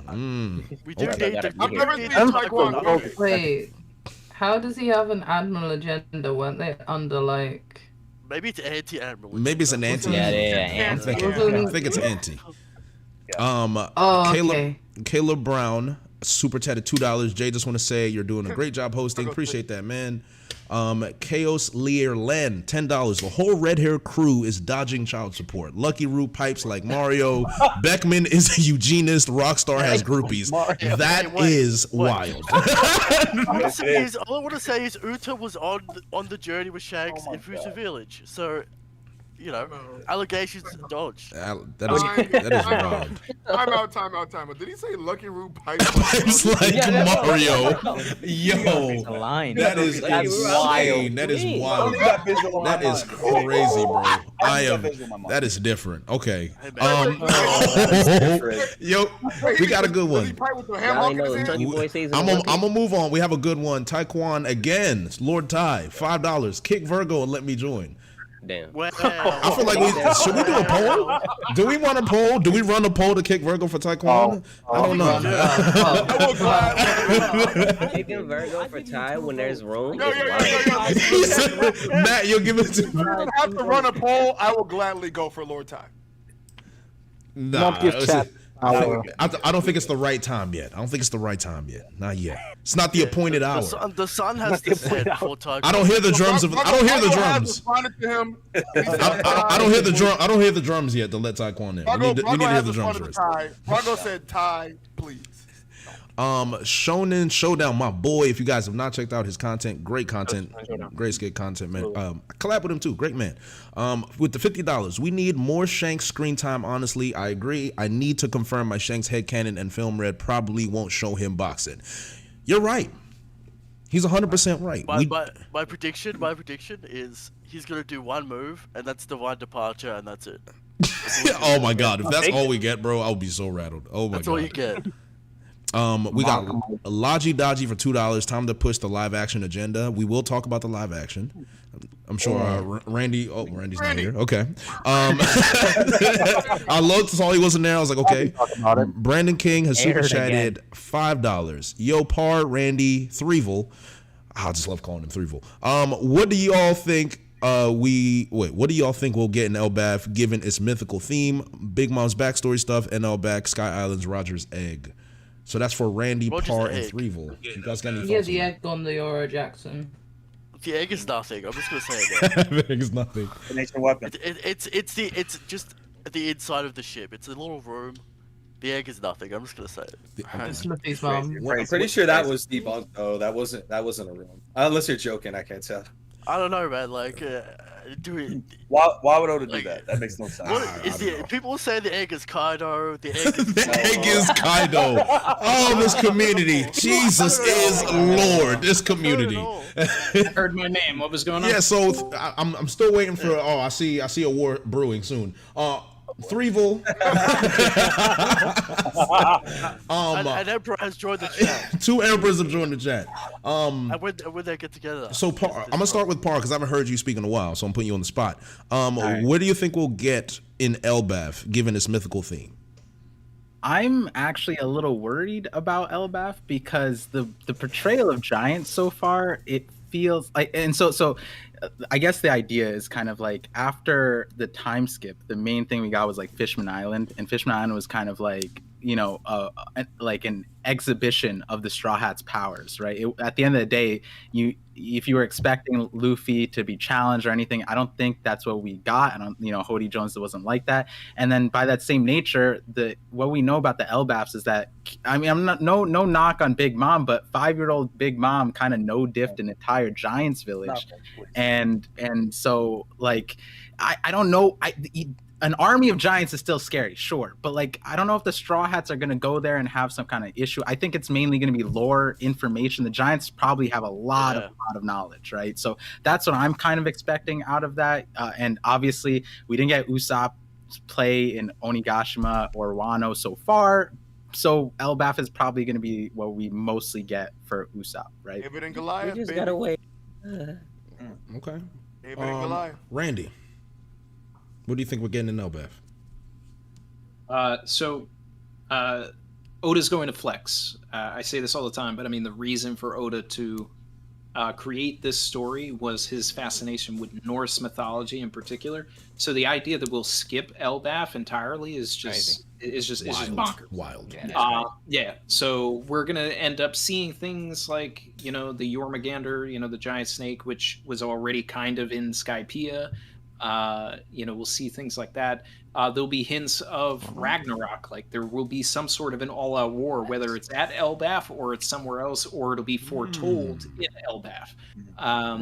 So Oda's going to really, really flex. You know, we're going to see something of, you know, of Loki. If, you know, a lot of people have theorized, even Brandon who put the chat, you know, has talked about in my streams of Enel being, you know, the Thor representation, you know, Enel in Elbaf, maybe. I mean, you know, I mean, it seems like it'll vibe out. But you know, we need the Usopp agenda to be very strong in Elbaf, and I truly believe that Vivi will be there as well, since she was there for the inception of Usopp's need for, you know, just love for the giants. Like on Little Garden, it was Usopp, Vivi, and Luffy, so I think that trio is going to be very important in Elbaf as well. Okay. Do you think Vivi makes a return in Elbaf? I mean, she's making a return very soon, and there have been so many signs to this. I mean, even to the point of chapter 909, 910, like one of the first things, like Luffy's got an Oda box. It's Oda signifying the restart of the series. Like he's basically saying this is One Piece Z right now. And his first line is, I want to see Vivi again. So. Randy, let me ask you a question then. Do you think Vivi is one of the sovereigns Yes. Sea Kings was talking about? Yeah. I think so. Yeah. I've always thought that. And Yeah, me too, yeah.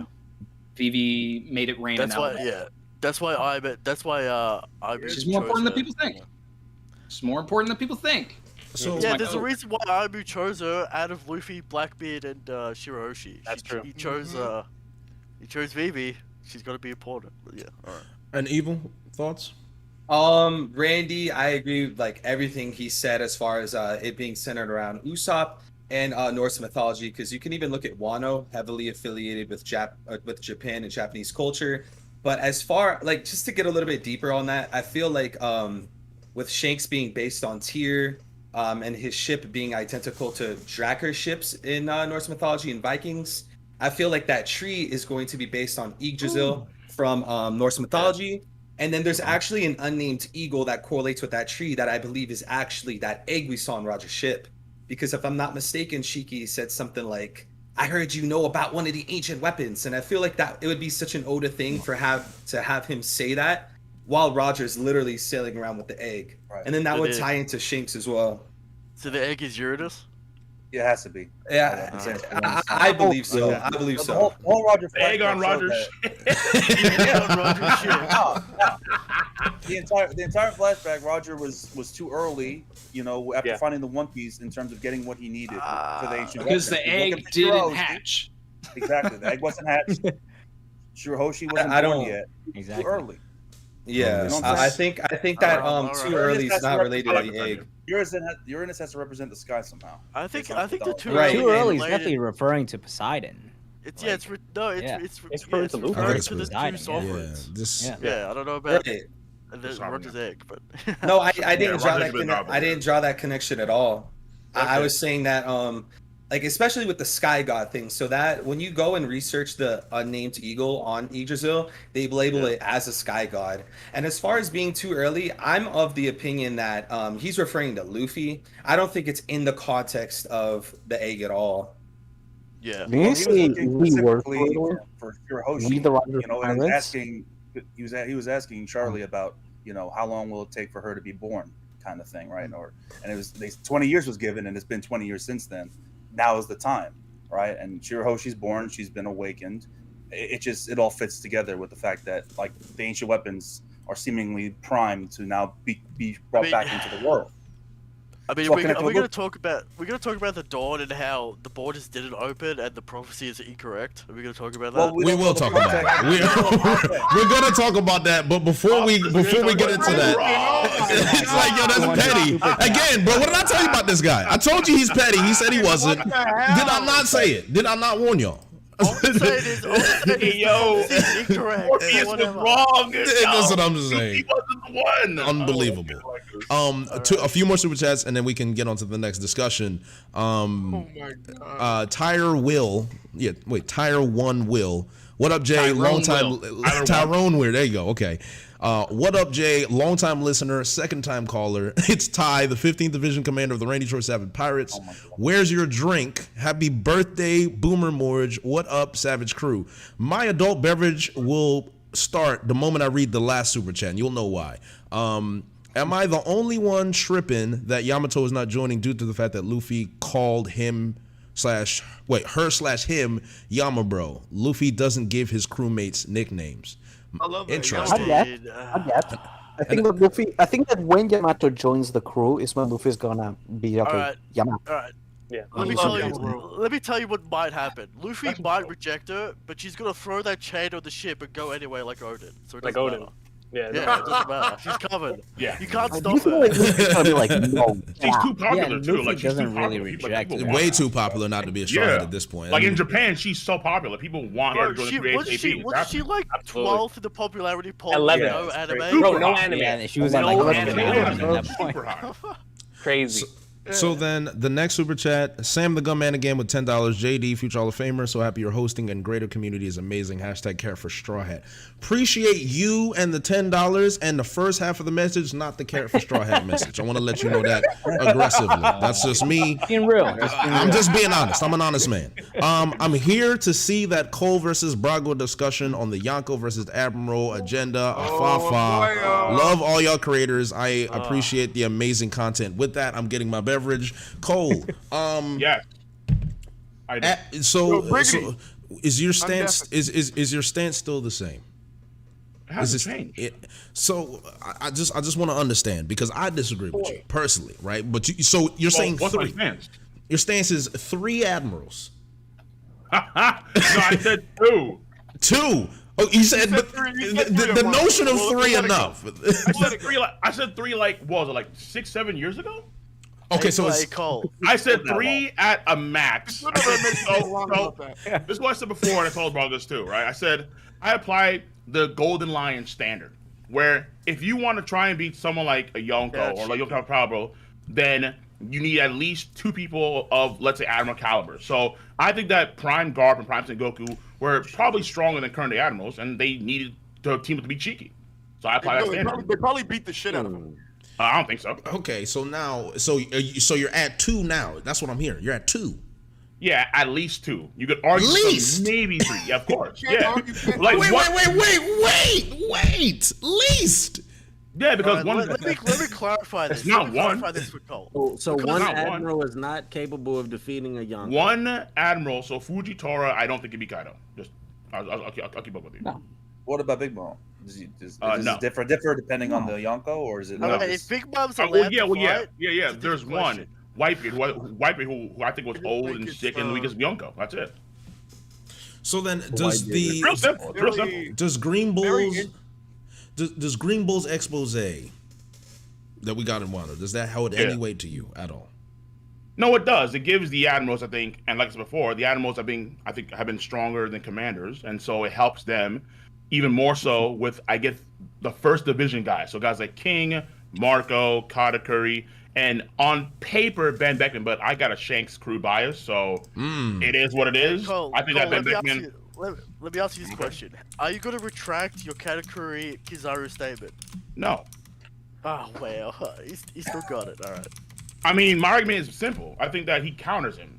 He's already stronger than Katakuri, but on paper, if Oda's consistent, on paper, then on paper, if Oda's consistent, then he should counter him. Of course, on paper.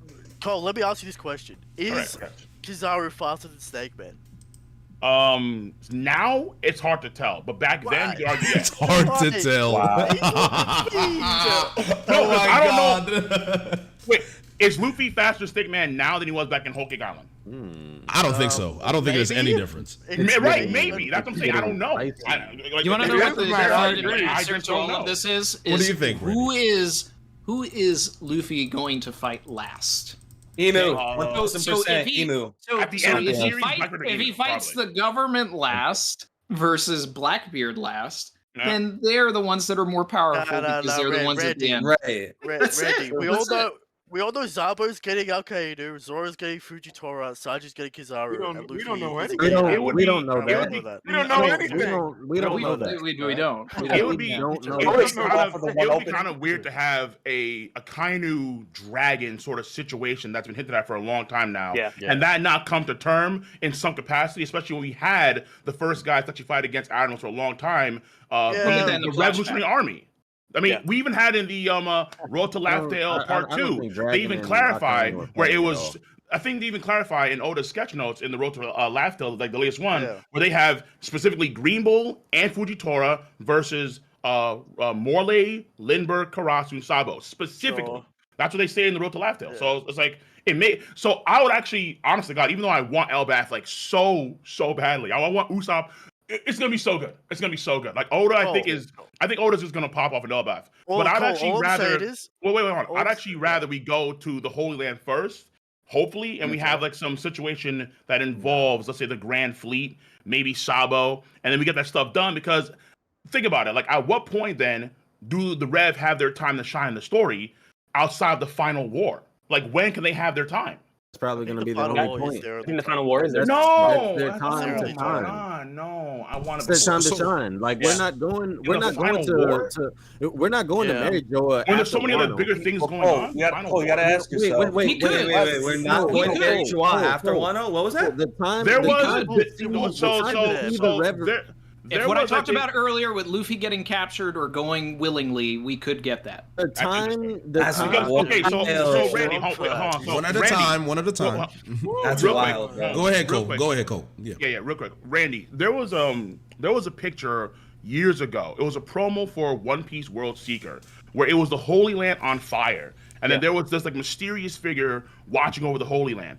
I always got the feeling that at some point in the story, before the final war, we would get to that point where the Holy Land would be on fire, and then we would have maybe it would be like a Luffy or a Sabo, even a dragon, who would be the person that actually instigate that whole blaze in the Holy Land. So that's what I would hope to actually be the case here. And then it would lead up to the actual final war, which would be more like a global war, which would be like probably like kind of like a montage of fights all across the planet. Question is cold. The question is cold. My go ahead, Matt. Go ahead. What do you think?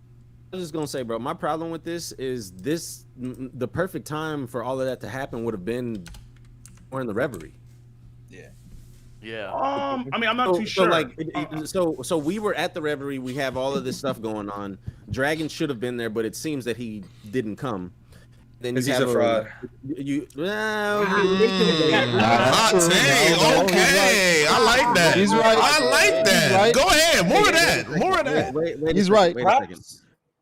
So I'm saying like we have all the pieces together, right, for there to be this battle or some type of event to happen on Marriageour.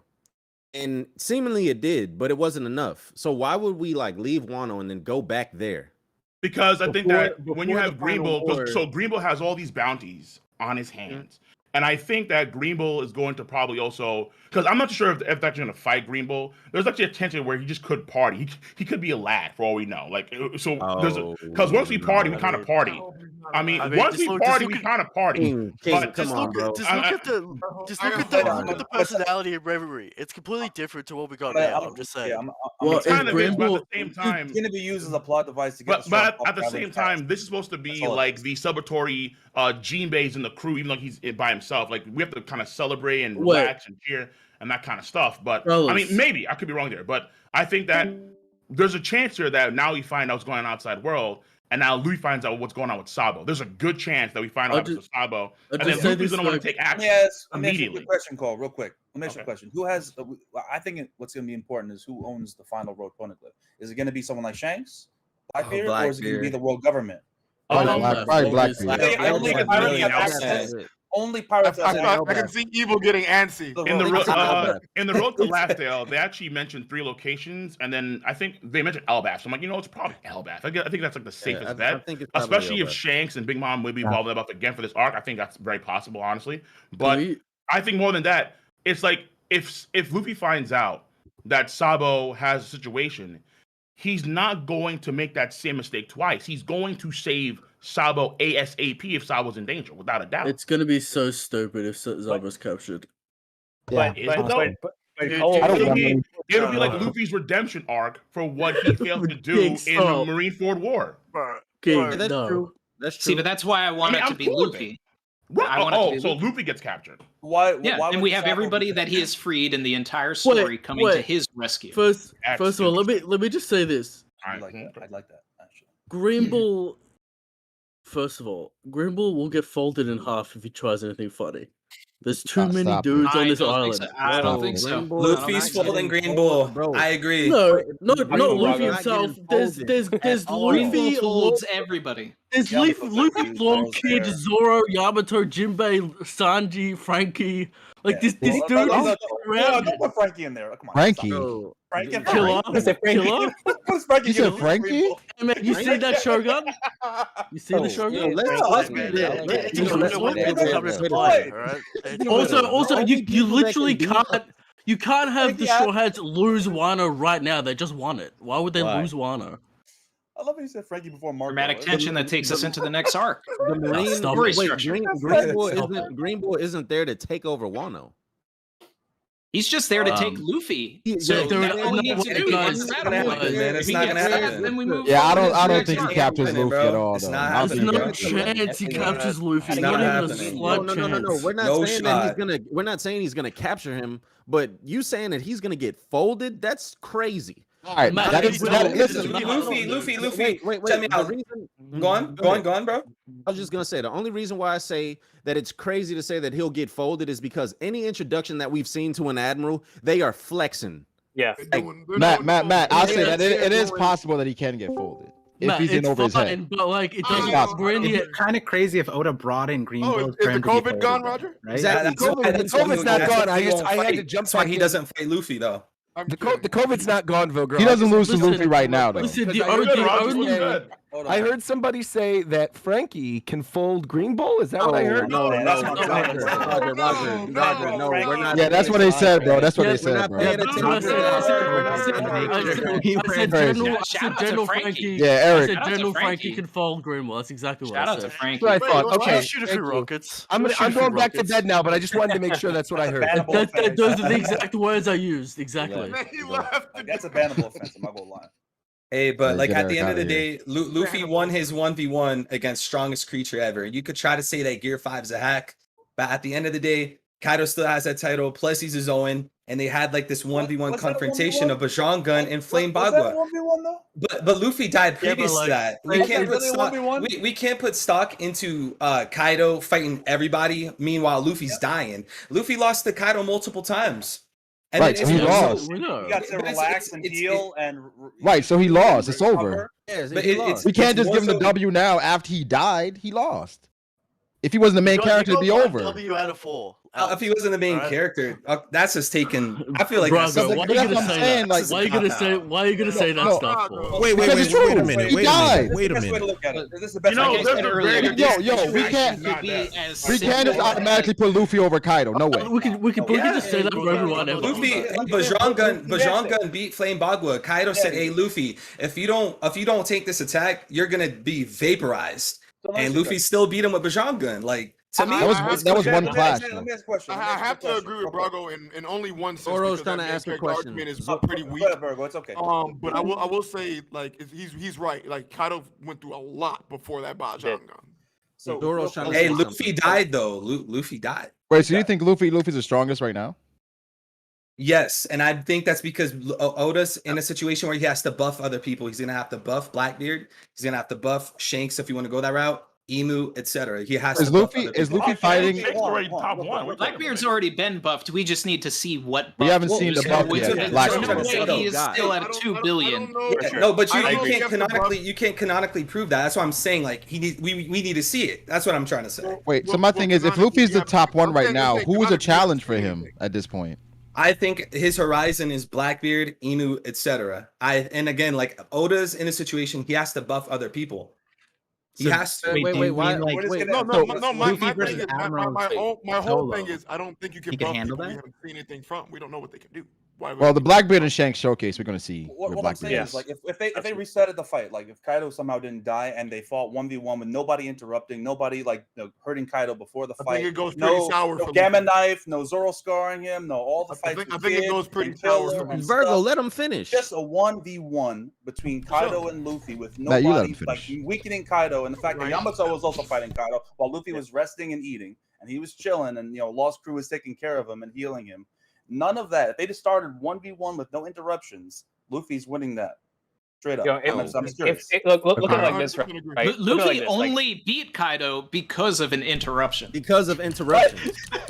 Okay. Yo, shout out to you guys for scarfing. What did you think a gun would have killed Kaido if there wasn't a volcano at the bottom of Wano? And the thing is that attack beat Kaido only because he's been softened up throughout the entirety of the arc. Everyone helping. It was a team effort. You know what I'm saying? To say that he can beat Kaido 1v1 just kind of undercuts all the efforts of the Scabbards and everything that they did, all the the people on the rooftop that helped to hurt Kaido, to injure him, to hit him from the inside. Gamma Knife literally went into Kaido's heart, bro, and Kaido just took it. But he's still hurt by it.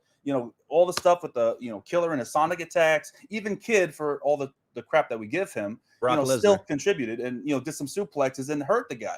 Legit. So my thing though is HP. It doesn't completely correlate with attack potency. So for one example, right, when Zoro fought Mr. One, he was on like the brink of death. He was bleeding out, right, and he still did really heavy, really strong attacks to basically one-shot Mr. One. So I'm going with that same line of logic where, fine, let's say Kaido took lots of damage, whatever, right? His Flame Bagua still lost to Luffy's Bajan Gun simply because of the attack potency. That's I agree. Do you think? But this is the logic. Gun. Do you think Kaido? I think Kaido would still get back up had there not been a volcano to catch him, right? Like I think Kaido would have got back up from that punch. I don't think. I think Kaido gets back up if it's like the beginning of the fight. If he didn't go through all that other stuff, he'd have got back up. Overpowering Kaido, I agree with that. He definitely overpowered Kaido. But the difference between the Zoro and the Mr. One stuff, the Zoro and Mr. One stuff was a 1-on-1 all throughout. all throughout was 1v1. Yeah, there were no interruptions at all. Not a This single must be- third I wanna party. see And matchups and we have double-digit parties. Involved. So You got a point. So here's something I want to input into this. There was a mention of Kaido's the clouds that was holding up Onigashima. There was a mention of his clouds getting weaker due to all the accumulated damage that he had. So we could definitely say that Kaido has accumulated a massive amount of damage over time that eventually caused his defeat. So saying Luffy beat Kaido 1v1 to me is a little disingenuous. That's what I would say. I think it goes a little further. Oh, real quick, I think it's a chapter where both Kaido and Luffy they clash. They have the Kagasaki effect on the sky, and then Luffy just recovered after eating all the food that Kaido had and that kind of stuff. And then you have Yamato say, "Wait, hold on now. The flame clouds are actually weakening." So you can argue like when the main fight started, Kaido was already weakened to where his flame clouds were like deteriorating at that point. I think it's going a little too far to say that Luffy is top one. When we still have people like Shanks, Mihawk, Akainu left that we haven't Dragon that we haven't seen we haven't seen anything from. Yeah, that's the point though. You can't prove that exactly. That's the exact point. We don't know. You can't canonically prove that they're top one. Okay, wait. So thematically, no. I can't. Thematically, doesn't make sense. I get what he's saying. I get what he's saying. I can't prove that they're top one. But I can prove that they have similar abilities, if not the same abilities as Luffy. I'm coming from the standpoint where, okay, if you want to go off predictions, I totally get you. If I wanted to predict, because Blackbeard's going to be a future enemy, Emu, etc., I'll put them top one. But like, I'm trying to avoid predictions because that's where like disconnects come. That's where people disagree. I don't predict this. I don't predict this. We've seen the Admirals use advanced hockey, right? Wait. A quick question. Thematically speaking, would it make sense for the shonen main character to right now be stronger than his own father? I'm not too sure if thematically Luffy's at the point now you can say he's stronger than Dragon when we haven't seen Dragon do anything. So anything, and then honestly, you can argue the same applies to Shanks as well. I don't know. I don't know if Dragon. But Cole, here's my thing, bro. I'm not saying he's stronger than Dragon. I left him out because I agree with you. We don't know enough about him. When I said to me that he's top one, that's up against people that we do know about. That's hopefully that clears it up. I'll say this about Luffy. He has the attack power, agility, utility, all these things to be an emperor. He does not have the stamina. I know we don't. Kaido is running out of gear. None of this power scaling matters when the story comes to play. We are aware of that. So I'm glad you brought that up because this is something I wanted to mention, and I think this is very important to say. There's so many different ways to view this, right? From a narrative sense, and this is to Randy, Arthur, Joy Boy. From a narrative sense, would you say Luffy is now the strongest person in the One Piece verse narratively currently right now? Yes or no? No. And whether and based on the way that the story is structured, he may not be stronger than Green Bull because Green Bull is showing up last. So narratively speaking, Green Bull could show up and do anything. Whether he beats Luffy or not, he's going to do something that is going to lead us into the next arc. It could be a number of things. He could start grabbing the crew with vines, or someone like Hyogoro and this one or whatever, and then or kill somebody, and then Luffy just says stop. What will it take you to stop? You come with me. I need that attaboy. And then that's it. And then everybody's just sitting there like. Randy, do you not think that's Momonosuke's role to be a diplomat for his country? But he doesn't want Momonosuke. He's there for Luffy. Right, but Momonosuke is supposed to be a great shogun. Do you not think it's his role to be the diplomat to the Navy? And the world government technically doesn't have jurisdiction as well. Then you have someone like Momonosuke say, no, take me instead. Or Zoro comes in, inverting nothing happened and says, no, you're going to take me, right? But he's not Kuma. He's saying, no, I don't care about you. I'm here for him. Or they could facilitate opening Wano's borders. Wasn't Luffy the one who said, we're never going to run away from anyone again? Yeah. Right. That's him not running away. I don't think he'd surrender, Randy. I really don't think he'd surrender. Surrendering isn't running away. Luffy would probably never surrender if I was to look at his character. And I just want to add with the He's also Green not going to Book let situation, let people die either with unnecessarily. Aramaki, right? Right. Like That's in why he'd terms of fight first One before he second. surrenders. So, he Eric, could be stronger go is ahead, bro. that like we don't even know. I don't think any of us can bat down and say like we even know what devil fruit he has. It could be Logia, it could be Paramecia, it could be Zoans, right? So there's still Right. that whole gray area where Oda might throw us a curveball, and this might be something that we haven't experienced yet. So that could be a level up on top of Luffy too, or the crew in general. This is what I want to see from this. I want to see, like, the big thing that we see when top tiers fight is that it takes days, right? And this should apply to Luffy the same as it applies to anyone else. You have a period, a level that you reach where your hockey starts to, I think, counter each other, where you can future sight and avoid, or armament hockey and defend. So rather than thinking of Luffy as top one, I like to think of Luffy as part of the club. And then from there, maybe what I hope to see is matchups matter, right? Where specific devil fruit abilities or abilities in general can play in interesting ways in the future of the story. So it's not about being the strongest, it's just about being a club. I agree with that. Luffy finally cracked like the top tiers with for sure. Yeah, I agree with that somewhat. I just don't care about day fights. Yeah, Nothing day about fights. it. I don't think we'll ever see Luffy involved in a day fight. 10 Also, days. day fights would also be like you wouldn't actually see. You The know, only time 5 Oda's days of come close to that yeah. with Luffy was against Cracker, and it didn't execute well. It'd just be literally the same thing, except like in the middle of it, there'd be a narrative. They skip thing a being bunch, like, 2 it's days been past. hour. Yeah, you can't do that. It just doesn't work. It wouldn't be any different to what we get. It'd just be days, not hours. That's why you nerf the villains in some ways, or you have various circumstances that come up that. This is my thing about you guys saying that, like, I don't know, Luffy's gonna fight. There's like he's surrounded. It's not just Luffy. He's surrounded by a lot of tough people, Grimble. So it's kind of like, you know. And like I also said earlier, we've seen how like Green Bull is an area of effect attacker. Right. Like, he can disable most of them I just wanna- immediately. I want to touch on the. He could create a wall. And they're still hurt. I want to touch on the Yeah. part Are they still hurt? and piggyback off of Randy. We don't know his power. Yeah. So with that, like they're ignorant to his power. He could come in there and they don't know what is going on. He could use sleep powder and everyone goes to sleep. And then Just like when Kuma showed up to Thriller Bark. No one knew what was going on. This is the last thing that I'll say as far as this, right? The only person that can stand up to Green Bull one-on-one and maybe defeat him in a fight is Luffy. No one else can. It's there.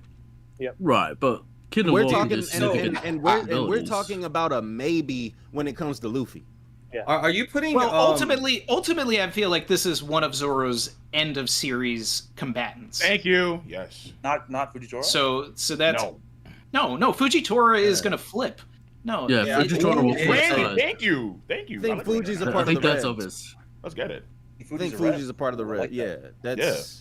Yeah, Fuji's I think Yamato has we saw that Fuji just like Fuji's on the same side of everything as Smoker is. We saw the parallel in Dressrosa. So it's not going to be an end of series fight between Fuji anywhere. It's going to be a Kainu, Kizaru, and Green Bull. And Green Bull has shown that he is on the same side of justice as Sakazuki. So he's a bad guy. This is what we need. So the monster trio will get something at the end of series when we have to go up against the Admirals. I see him as a Sanji fight. Maybe it's because of the movie Film Z where Sanji fought the plank guy. So I don't know why I see that parallel there, but I'm fine with that. I can make that. That works for me. Another thing that I want to throw in here, just as a side note, this was popular theory back in the day, is whether or not Luffy comes down with some sort of illness, incurable disease that limits him in some way. So if he is really this strong and you need to buff up everybody else or nerf him, that could be a way as well. Well, yeah, Chopper also needs to fulfill his dream, which would fit that pretty well. There's a lot of dreams that are kind of being... Gets the Pirate King disease that affects top tiers, and then Chopper has to cure How it. much are we banking on this idea that he can turn old whenever he goes, like, let's say into the Gigan? Because right now, after using Gear 5, because people wanted Gear 5 to have a really, really, really bad drawback, where he would lose a lot of lifespan in the process of using Gear 5, but he appears to be fine after 7 days of rest. I don't know. My whole theory is that it ties to the Tamate Bako box. So these are the Hody pills and all of that. We saw Hody take the pills, turned all white, right? Yeah. All of the fan colorings are wrong. I'm saying that. I'll take the L if I'm wrong, but I mean, like, I think that he is literally head to toe paper white, and that's it. Just like Hody was, Except just like a his belt. Sulong transformation. I would say because Gear 5th is akin to Awakening and Mastery, that there isn't a drawback. I don't know how you guys. I don't know how you guys feel at this point in the story. Are we looking for drawbacks and holding Luffy back in terms of what he can do and what he can't I do? think Just want some consequences, He though. always gets drawbacks. I don't know, bro. I think I'm kind of done with like hamstring Luffy. It was weird that they had that drawback mid-fight, and then That's after happened he every comes out. fight. Like Doflamingo, Luffy had to draw back and had to run away for 20 minutes. No, but not the drawback, but like he against became Cracker. old. Like it was a Nami- 4-panel thing where his So the old, I know. okay, That's so what I'm the saying, is that old, the drawbacks the need to old is stop though. They need well, to stop. the- well- real quick, because every Okay. fight Luffy's had, the major ones, except maybe Caesar Clown, obviously, and then to a smaller extent, Hody Jones, which it's Hody Jones, right? The Gear every 4th major. fights. Every Gear 4th fight, Luffy either had help or had to run away, or it wasn't like a true victory because other people were involved somehow. He hasn't really had that one-on-one earned victory where I felt satisfied, where Luffy truly earned the victory without some shenanigans happening. Katakuri, you had to run away and capture what's her name? Brule, and then run through the mirror because his hockey ran out, and we had to run away, and Luffy had to think, how am I going to beat him? And he had to come back after a certain amount of time. It didn't feel earned after that. Well, Zora, it's because Luffy, Oda always wants Luffy to be Because like the it's the perpetual drawback. underdog. No, I And understand that. But you can I And think- using, I think and using the time- people around him as well. I think it's time for Luffy to not be the underdog at He's this the Yonko point, now. but I'm not sure if I'm Oda will sick of do seeing it. that happen. I think he Yes. will. He's always going to be the underdog because Oda, but I don't want. You him can to make be an the underdog anymore. fight without having to For the run next away. couple of fights, he's going to be the underdog. safe. Going in against Blackbeard, he's going to be the Beard and underdog. Yeah. Because And then real quick, on to Parvision's point, because I don't know what's going on, because someone said something, but I'm cutting in. On to Parvision's point, when it comes to the idea of old age, I think Randy's on point with the energy steroids, but also there's something that happens when someone, I guess, gigantifies. So Chopper had his whole thing extended by Caesar Clown, and then you have Baby Geezer Chopper as a result. So now you have Luffy, who can also gigantify to like a huge extent, but he turns old almost immediately. So after he Hitos.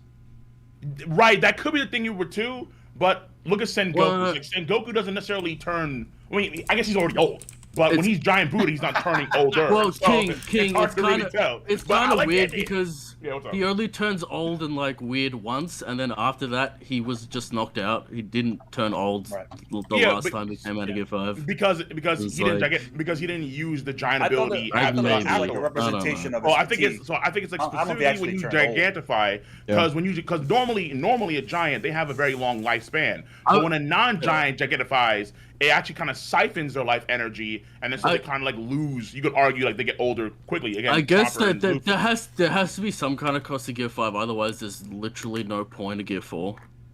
No, there's So probably I- a cost of there's gigantifying in Gear 5. Not necessarily Gear 5. Well, itself. there has to be a cost to Gear 5 because otherwise just in general. Gear 5 is just a better You could Gear just 4. spam it. Yeah, Gear 5 is just better in every way. But other ability, but like look at Law. Well, not Law, because back Law's example. consequence. Like, okay, Doflamingo, It's just stamina Katakuri, cost though. It's just Doflamingo, stamina Katakuri, cost. they could use their abilities freely. Like Dofi, I Katakuri suppose, especially can use their abilities freely. You know. Is we Gear 4 hockey cost and Gear 5 stamina cost? Like, what's the difference? What's the difference? So it could be lifespan cost. Yeah. Yeah, but lifespan cost doesn't. I hate that trope in anime. It doesn't actually mean anything in real time. Like the consequence is like irrelevant in the fight. So I think that goes back into I don't know who's the one who mentioned that point about the disease, the heart disease that Roger got, or the incurable disease. Do you think that could stem from Joy Boy, the Nika fruit? Do you think that's a drawback that every Joy Boy candidate has a shortened life as a result, and it's always a tragedy? I mean, Whitebeard had a disease. Even if Luffy does get some incurable disease, right? I think that's what Chopper's there for. I know people hate Chopper and all of that stuff, but I really think that that's what Chopper will be there for. He will save You said life. I would Yeah, say I know people. I know Jay hates Chopper. Okay, like all right, I'm listen, saying, listen, Jay, listen, Virgo. listen. Yeah, listen, Jay listen. and Virgo. If that It's just happens, that So how is Cole escaping this? Hold on. That's literally what. No. You're Jay, way- y'all used to you be and way Virgo, you and Y'all was Virgo way are more the vocal. main Stop haters it. of Chopper. Stop it. Throughout The this main entire haters. community. Cole is the father of Chopper haters. Are you kidding me? No, He's just too fluffy. He's too fluffy. It is what it is. What the hell? He's the merchandise master. What Like is he has a great role. merchandise? Yeah, he has a great role in the overall. Can't blame brand. Chopper Why do you hate this man, being bro? relegated to merch though. That's not Trying to Chopper's be fault. trying to Chopper. be. The reason I hate Chopper is because I am a hater. I've always told you this. There's no logical reason for me to hate Chopper. I'm just a hater. I just need everyone It's to just accept it. an inherent thing. Just You an hate him. it's just You wake up inherent. hating Chopper. It's in my soul. It's in my He blood. is Like, literally it's just, dumpster juice. He is basura, trash. I didn't say all rubbish. that. He's not all that. Yeah. He's not all that. It's just hard to care about Chopper right now. You know he's merch. You said you know he's merch. Hey, Yeah, he's wait merch. till you get a load of Yamato. Wait till you get a load of Yamato. At least I get Saibu with it. I'm cool. Oh, That's nigga fine. always horny. I mean, maybe that's how you could introduce Law and Law's little Mortality? the surgery. The lifespan. Maybe that's That's exactly- yeah. that's what we maybe need. that's what it'll be. You know, him or Chopper, one of the two. If Law takes Chopper's like whole thing and heals Luffy, that would be atrocious. I'm sorry. That'd be bad. Well, Law has that- taken so much from a lot of the Straw Hats. That's what I'm saying. I mean, it's enough is enough. Like, That's Straw kind of Hats why they've thrive. suffered. Exactly. Does Law stick around after this? Like, is he just gonna No, tag he along? should Like, not. Law is Oh, always he going to should- tag along. Hey, Law is the straw hat. That checkered fate plotline is very important, and honestly, that poneglyph he found Law in the is basement sword. is probably a real poneglyph. Law is sword. Yes. I And feel Law like is there's a sword too, by difference. the way. I Are we feel still? like there's a difference between what Law does and what Chopper does. It hasn't Chopper's been looking debunked. for like a cure of an illness, whereas Law, the immortality surgery, I interpret it more, this is my headcanon, that he gives Luffy lifespan, which doesn't necessarily fix the problem. So it could be different in that way. So I still. Yeah, it's not It's not perpetual life. It's lifespan. That's it. Okay, Whatever. If he's got 44 years left, that's what he can give. I want to ask a question to Arthur about Chopper and specifically the smile fruits as well. And we can get back onto the topic we're discussing as well. The smile fruits still haven't been resolved. I'm assuming, right? I'm assuming the people of Ibisu Town still have the ailment of the smile fruit, correct? So if that's Are we done with the?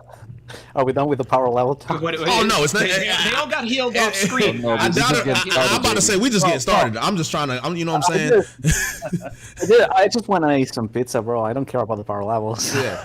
So that's why I'm asking you this. Chopper. We're talking about Chopper now.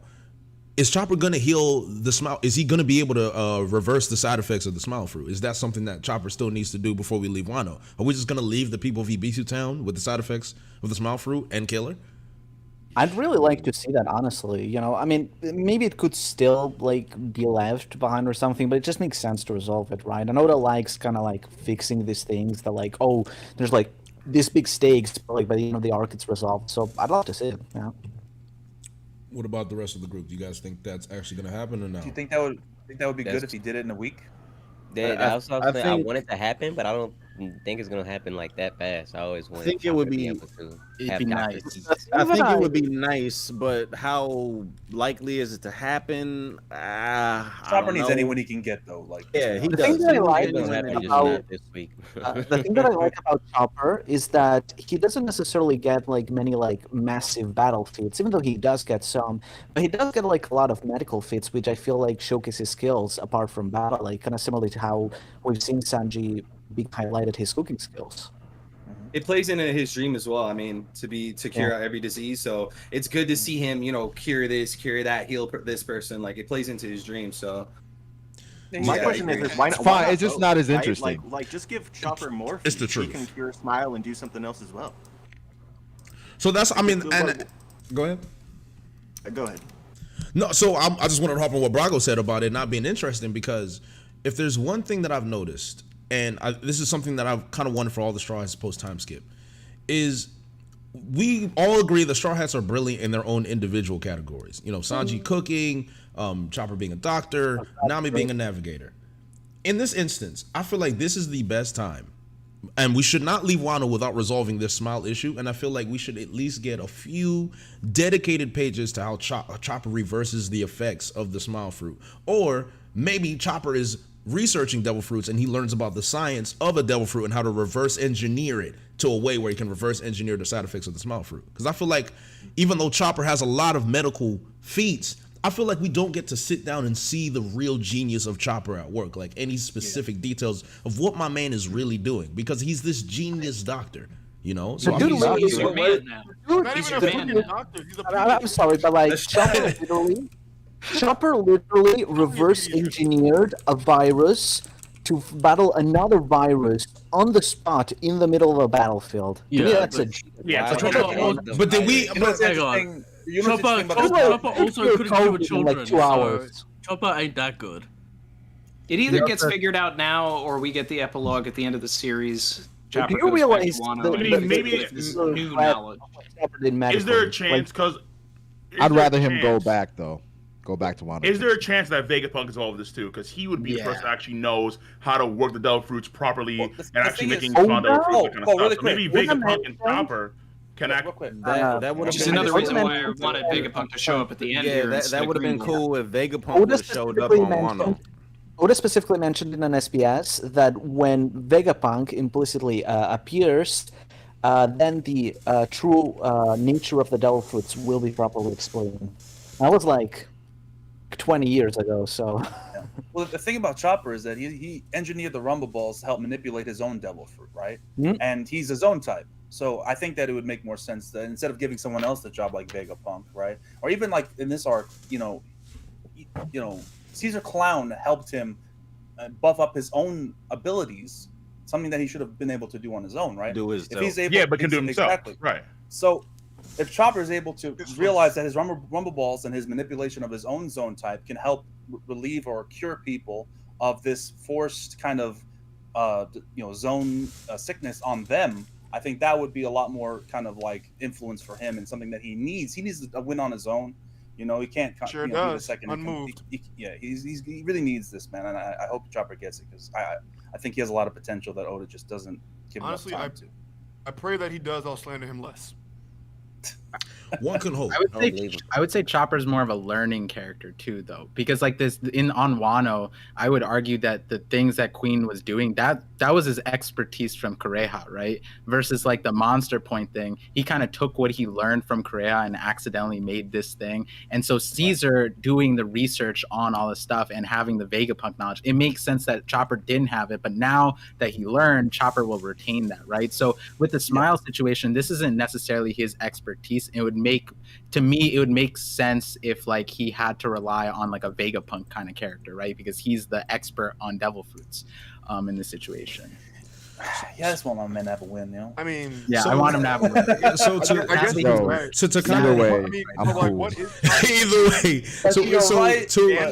to expand on this topic and expand to the Straw Hats in general, and this is another thing I wanted to talk about before we go back to previous topics. The Straw Hats in general in Wano. Now I heard something crazy. I was getting some food and then I heard something about Green Bull fighting and Frankie. I heard something insane. Who was that? It was a Red Force podcast. Who was that, bro? It was Frankie folding. Folding. Don't worry, RogersBase already addressed it. We're not paying attention to that. Let's not go back to that. All right. Who Okay. said that? That was a Red Force podcast. The Red Force podcast. All right, man. You know what? It was Eric. Yeah, we're gonna. Okay. Well, we're gonna let that one slide, I guess. In terms of the, I'm sure they're gonna make a meme of it. It'll be on Twitter later on. Oh, of course. Usopp. The only thing remembered about this. Usopp and Nami, in particular. I think those are the two main ones that we want to focus on. Do you feel like? Well, I know Usopp. We feel like we didn't get enough. What about Nami? Neither. Nami's she didn't get enough either. Yeah, I'm hoping Lodestar. This is my headcanon. We're gonna get a Lodestar arc, whether it's a chapter or 10. That's gonna be Nami dedication. I'm spearheading this, but as far as Wano, no. Same like what you just said. Same with Usopp. I agree with the Lodestar. I'm gonna say something controversial. I'm gonna say something controversial. All right, here we go. All right, I'm gonna say something controversial real quick. I think in the manga, not enough, but in the anime, I'm actually kind of pleased. I'll be with you. I think the anime does a better job executing the whole Nami thing with the actual flashback, revisiting. We see the headbutt happen, and then it kind of gives us a lot more weight and impact when she says those words to Ulti. Whereas in the manga, they just skip the entire thing. So, I mean, for me, this arc in the anime has been like 3 times better. I love this in the anime. Like, anime's been kicking a lot The of manga, it wasn't good. In the anime, it was fine. I think anime does a better job, a way better job, honestly. Just hope The that we anime get does a back to better job at traveling. showing that Nami and Usopp are not supposed to be fighting these people. The manga has made it seem like, eventually they're gonna turn around, throw them hands. No, It's almost y'all like ain't Nami supposed to be versus fighting these Cracker. I mean, because like normally, like in an actual like Nami or Usopp fight, you would have them use a lot of tactics and a lot of plans to kind of thwart the enemy. They lay out traps. They'll do these weird, tomfoolery things that you get the W. But because I guess of how Oda structured like the power system with the with Ulti and Page 1, they just couldn't get the job done no matter what they did. Like they tried everything, no tactics work, no nothing, which I think makes sense. But then in the process, and it's unfortunate, you have the Big Mom shenanigans interfere with Ulti and then Page 1, and it just takes away so much of that from Nami. But Nami did have a good moment. I think just better done in the anime. And Big Mom ruined that fight. Nami was done much better in this arc than Usopp, because if you take a look at everything, you can see that the Straw Hats, most of them individually got upgrades similar to Eni's lobby. So like Sanji's got a free Jambe, we've got Gear 5, we've got Zoro, Conquerors, Demonio Floor, but and we have the Zeus homie as well, right, for Nami. But Usopp didn't get any sort of upgrade, which is why I was hoping he would find Conjurer's fruit, but and like either eat it himself or feed it to the Kabuto, because I mean he draws. He drew the flag for the ship. He said leave painting to me early on in the series. Shout out to Zoe over on my channel for Wide Imagination making that theory, but Wide Imagination, exactly. Like it would be awesome to have something like that. And then for Nami, it's really a lot of focus for her like gigantic arc for the entire series, which goes back to her backstory, right? Which is just, being an adopted, child, everything with Belmere, and then having so much of her story with Tama, right? And, mothering mode and all of this, the real mothering mode was Nami. So that's why I feel like Tama sticks around, or at the end game of the series, Nami will adopt Tama. I think I would argue because Usopp, he doesn't get a lot in this arc, but I think we have expectations for Usopp in Elbaf. Like Usopp is whatever's gonna do is gonna be crazy. It's gonna be pop off. The things that we saw with Oimo and Kashi, with Dory and Brogy, are gonna kind of come to a head. Usopp's gonna, I think, potentially even lead a lot, like the army of giants that Big Mom talked about. Where if she had this army, she'd be Pirate King. I think that Usopp could be one of those people that's like, yo, these giants are my boys. The 8,000 men he talked about at the beginning of the story could be actually just all giants. I'm ready for Usopp in Elbaf ASAP, but I think more so than Usopp, because again, in this arc he gets like relatively nothing, but again, the next arc, Elbaf, I think he should get a lot, which is why I'm cool with that. I hope. But on the flip side, you have Brook. Brook doesn't do much in this arc at all. He takes out like one number giant. It's like, that's it? It's like, that's all. And then Brook, there's no guarantee of like anything great coming for the future for Brook. So Brook, This is the issue that may continue, especially with us adding more characters, where some characters are just going to fall in the background. They're not going to be able to do anything. And you know what? I have an idea. I want your guys' opinion and take on this. As far as like Usopp in the raid and Wano just like running from people until that enemy was defeated by a third party enemy, what are you guys' thoughts on like maybe Usopp having another low moment that kind of like pushes him into Elbaf, and he sprung into Elbaf as like a new better man, almost like with Water 7. What are your guys' thoughts on that? Yeah, like he's super critical on himself. He looks back at Onigashima and says like, I didn't do anything, and so he's extra critical on himself going into Elbaf, and he brings the focus. I don't know. I don't think still yet to come with Green Bull. I think his low moment, and this is just headcanon, I think his low moment is when he sees Von Augur whoop his father's ass. That is aggressive. Spicy. I like it. And then he gets his Warrior of the Sea moment when he finally takes down Von Augur. Oda's saving Usopp for obviously Elbaf. I just have to address the chat real fast. Welcome back, Roger. Thank you. I wanted to hop in real quick. I'll let Randy say whatever it is, and then I want to hop in on this conversation real quick because I'm laying in bed listening, and there's something I really liked that you guys brought up. So when I talked about Nami adopting Tama, everybody in the chat was like, no, but Tama chose speed. And it's like, okay, you're looking at what was said and you're not looking at what was shown. All right. So yes, Tama said that about speed, but then she had her flashback and went through all of these emotions and everything. And who did she turn to for comfort? It was Nami. And then we get this beautiful smile from Nami. We also get this image, like Oda focused on this, of Nami reacting to Tama saying that. And that was essentially Tama choosing the real mother. And then we really only see Tama with Nami for the rest of the story. So there you go.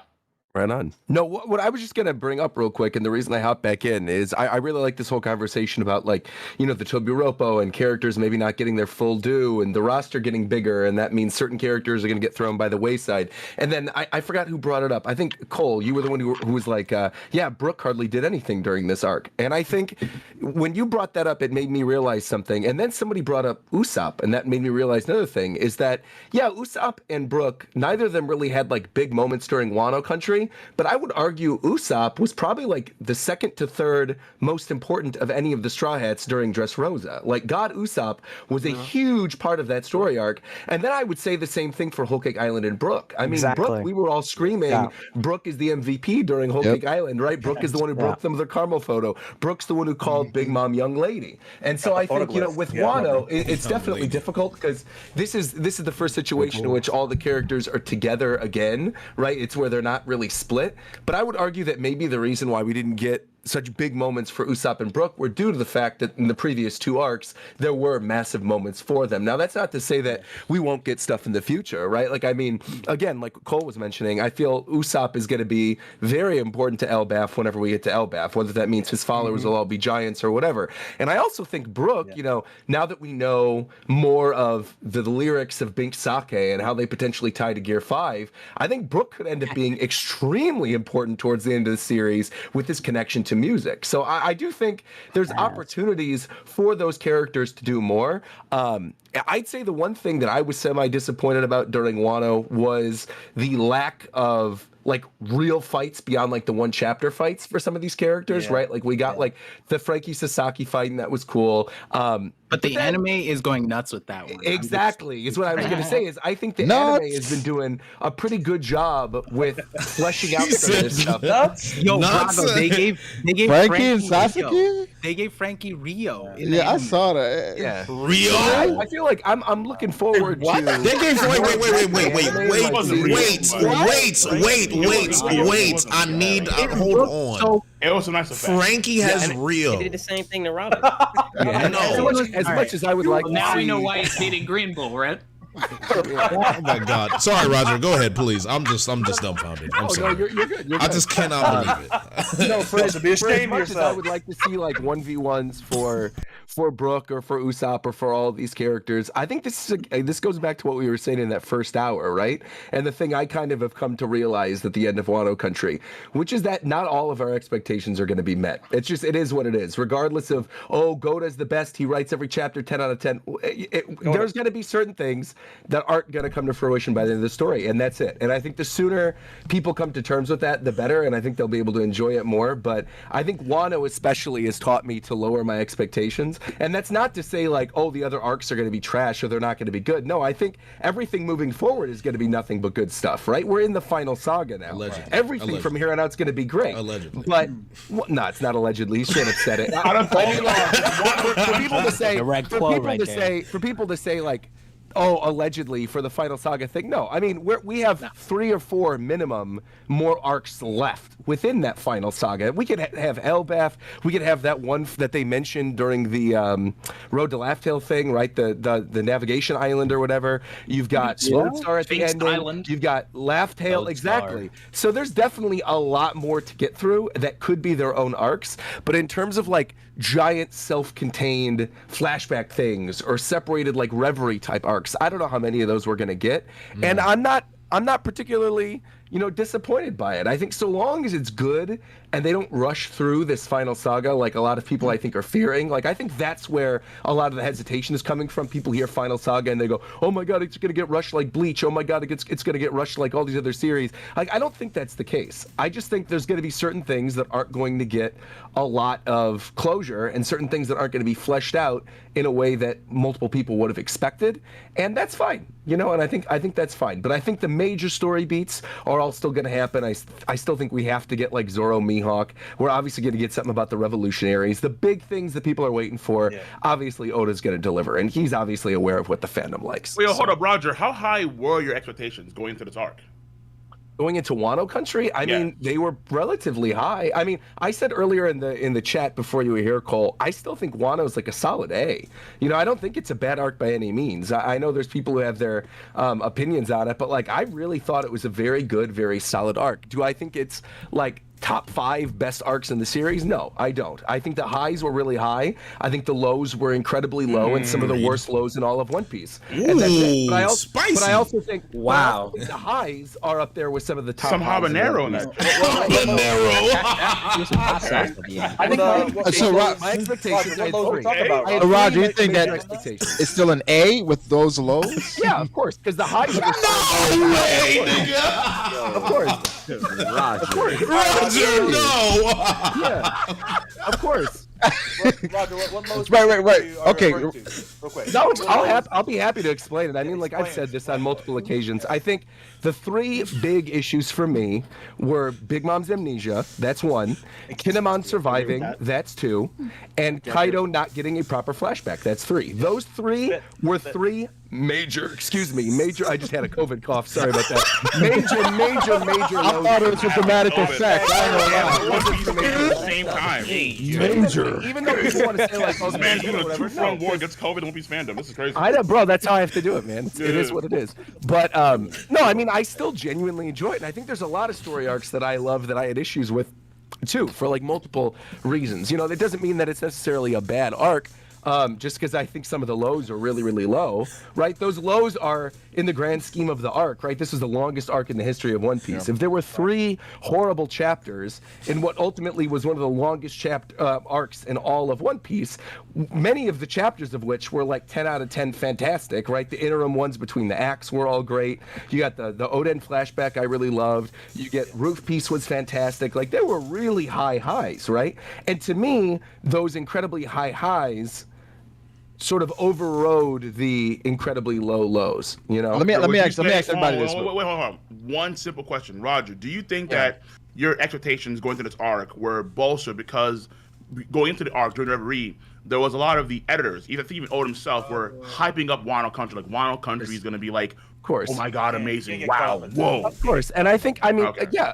But again, that's not for as much as people. Wasn't that a mistranslation? No, it wasn't. Because like for as many people are like, the thing about being as cute as making Marineford look cute was a mistranslation. That was a mistranslation. But them hyping they still up hyped Wano it. And, like, yeah, I was giving gonna interviews say, and stuff. And what still, else are they gonna do? Relatively. Yeah, like I don't know. They definitely gassed it. They definitely gassed it. While we were in Whole Cake Island, you can go back and say they weren't, but like they definitely were. I mean, there's no question about it, and that's fine. I mean, Wano, at the end of the day, right? He wanted to write Wano Country for so long. He was talking about how he wanted to draw that certain panel at the end of it for so long. He was looking forward to Wano Country. There were ties leading to Wano Country since Punk Hazard, really. Yeah, since Thriller Bark, if you want to go all the way back with Ryuma. So to say that, our expectations were too high. No, I don't think our expectations were too high at all. That we were expecting what they were telling us to expect. And I don't think that's on the fandom for us to be somewhat disappointed when everything that they were telling us about, didn't necessarily all come to fruition. I think that's fine. And again, that's not to say that it's a bad arc. Wano is going to definitely. age and Joy like Boy, no, wine. You're right. I think it's sour now, right, but it's going to age like wine once we get everything that we didn't get here in another arc. I'm going to disagree with you, Andy. Here's why. Here's why I disagree with you. Because I think the way I equate Wano, especially now that we're pretty much done with it, is like Dressrosa. right? And what I mean by that is Dressrosa had incredibly high highs that made a big difference to the rest of the story, right? There were moments in Dressrosa that were jaw-dropping, and the words of the immortal Brago Diaz, you had to be there moments, right? You know what I mean? Like, it had a lot of you had to be there moments, incredible moments in Dressrosa. But going back to it, rereading all of Dressrosa in like one giant chunk, it's definitely like when I'm going through it, I'm like, okay, there's parts I can kind of skip through. I want to get to the good stuff. And I feel like that's kind of how Wano is going to be for me. I haven't gone back and done a full reread, but I have a strong inclination that going back to Wano Country is going to be, okay, this is good. I'm going to skip through this part or like speed read through this part. I'll probably skip Udon. But that's my point. Exactly. Is that like there are other elements that I think... There's the Ice Oni stuff. Exactly. There's a lot of things. No, absolutely not. No. Can I drop? But is it the best? Is it the best post time skip arc in terms of the major ones? No, Reverie is the best post time skip arc. Does Reverie count? Reverie counts. I don't know if Reverie counts, Roger. I don't know. No, this is some Void Century trying to rewrite history shit. People have been saying this. Oh, Reverie's now part of Whole Cake. No, it's not. Reverie was its own story. A lot of people are calling it part of the whole cake now. That is not true. Reverie is its own story arc. It's its own thing. It can only be added to the beginning of Wano, if anything. I agree, Randy. I agree, Randy. Even if you remove Reverie from it, and you say, okay, in individual story arcs, in terms of individual story arcs, what's the best of time skip? I would argue that the most consistent and the best is actually Zoe. And I can go back and read Zoe and go, this is a good self-contained story. I really enjoy it. It's got a good villain. There's a lot of stakes. It introduces a lot of interesting things for the future of the story. It's got excellent stuff with the world building, with Zunisha and Momo and Luffy hearing the elephant at the end of all of it. I love Zoe, and I will always love Zoe. But it's tough because Wano has the resolution for a lot of Zoe. Of course. Can I mention something? Zoe doesn't have any peaks. Sure, Arthur. What's up? Wano's Rizo's alive? Rizo is safe as a pig. Rizo's safe. Quick question. Quick revealing where the two road. And I don't care. I see people in the chat saying, "Oh, Roger's arguing with Oda and his editors about Reverie being his own arc." Bro, are you kidding? Like, Oda's lied to us multiple times before. All right, it is what it is. Oda lies. Let's not get into the Oda lies. Quick thought before we go. Arthur, you wanted to mention something. Yeah, something that I kind of feel about is that, I don't want to like undervalue the fact that this saga has had its own flaws, because in my opinion every One Piece saga has its own flaws and has its own problems, and I think it is important not to go into that Goda mindset and Goda is perfect and everything, and it is important to criticize, and I have things to criticize about as well, but I also do feel like in all my many years of reading One Piece, I really don't know if I've been in a single saga where people like thought by the end like, damn, this saga is amazing, because I felt the same sentiment I saw in Wano like every saga. Like during Whole Cake Island, people were like, bro, Whole Cake Island is trash, and now people are treating Whole Cake Island like it's amazing. People were, Dressrosa is trash and it's dragged on.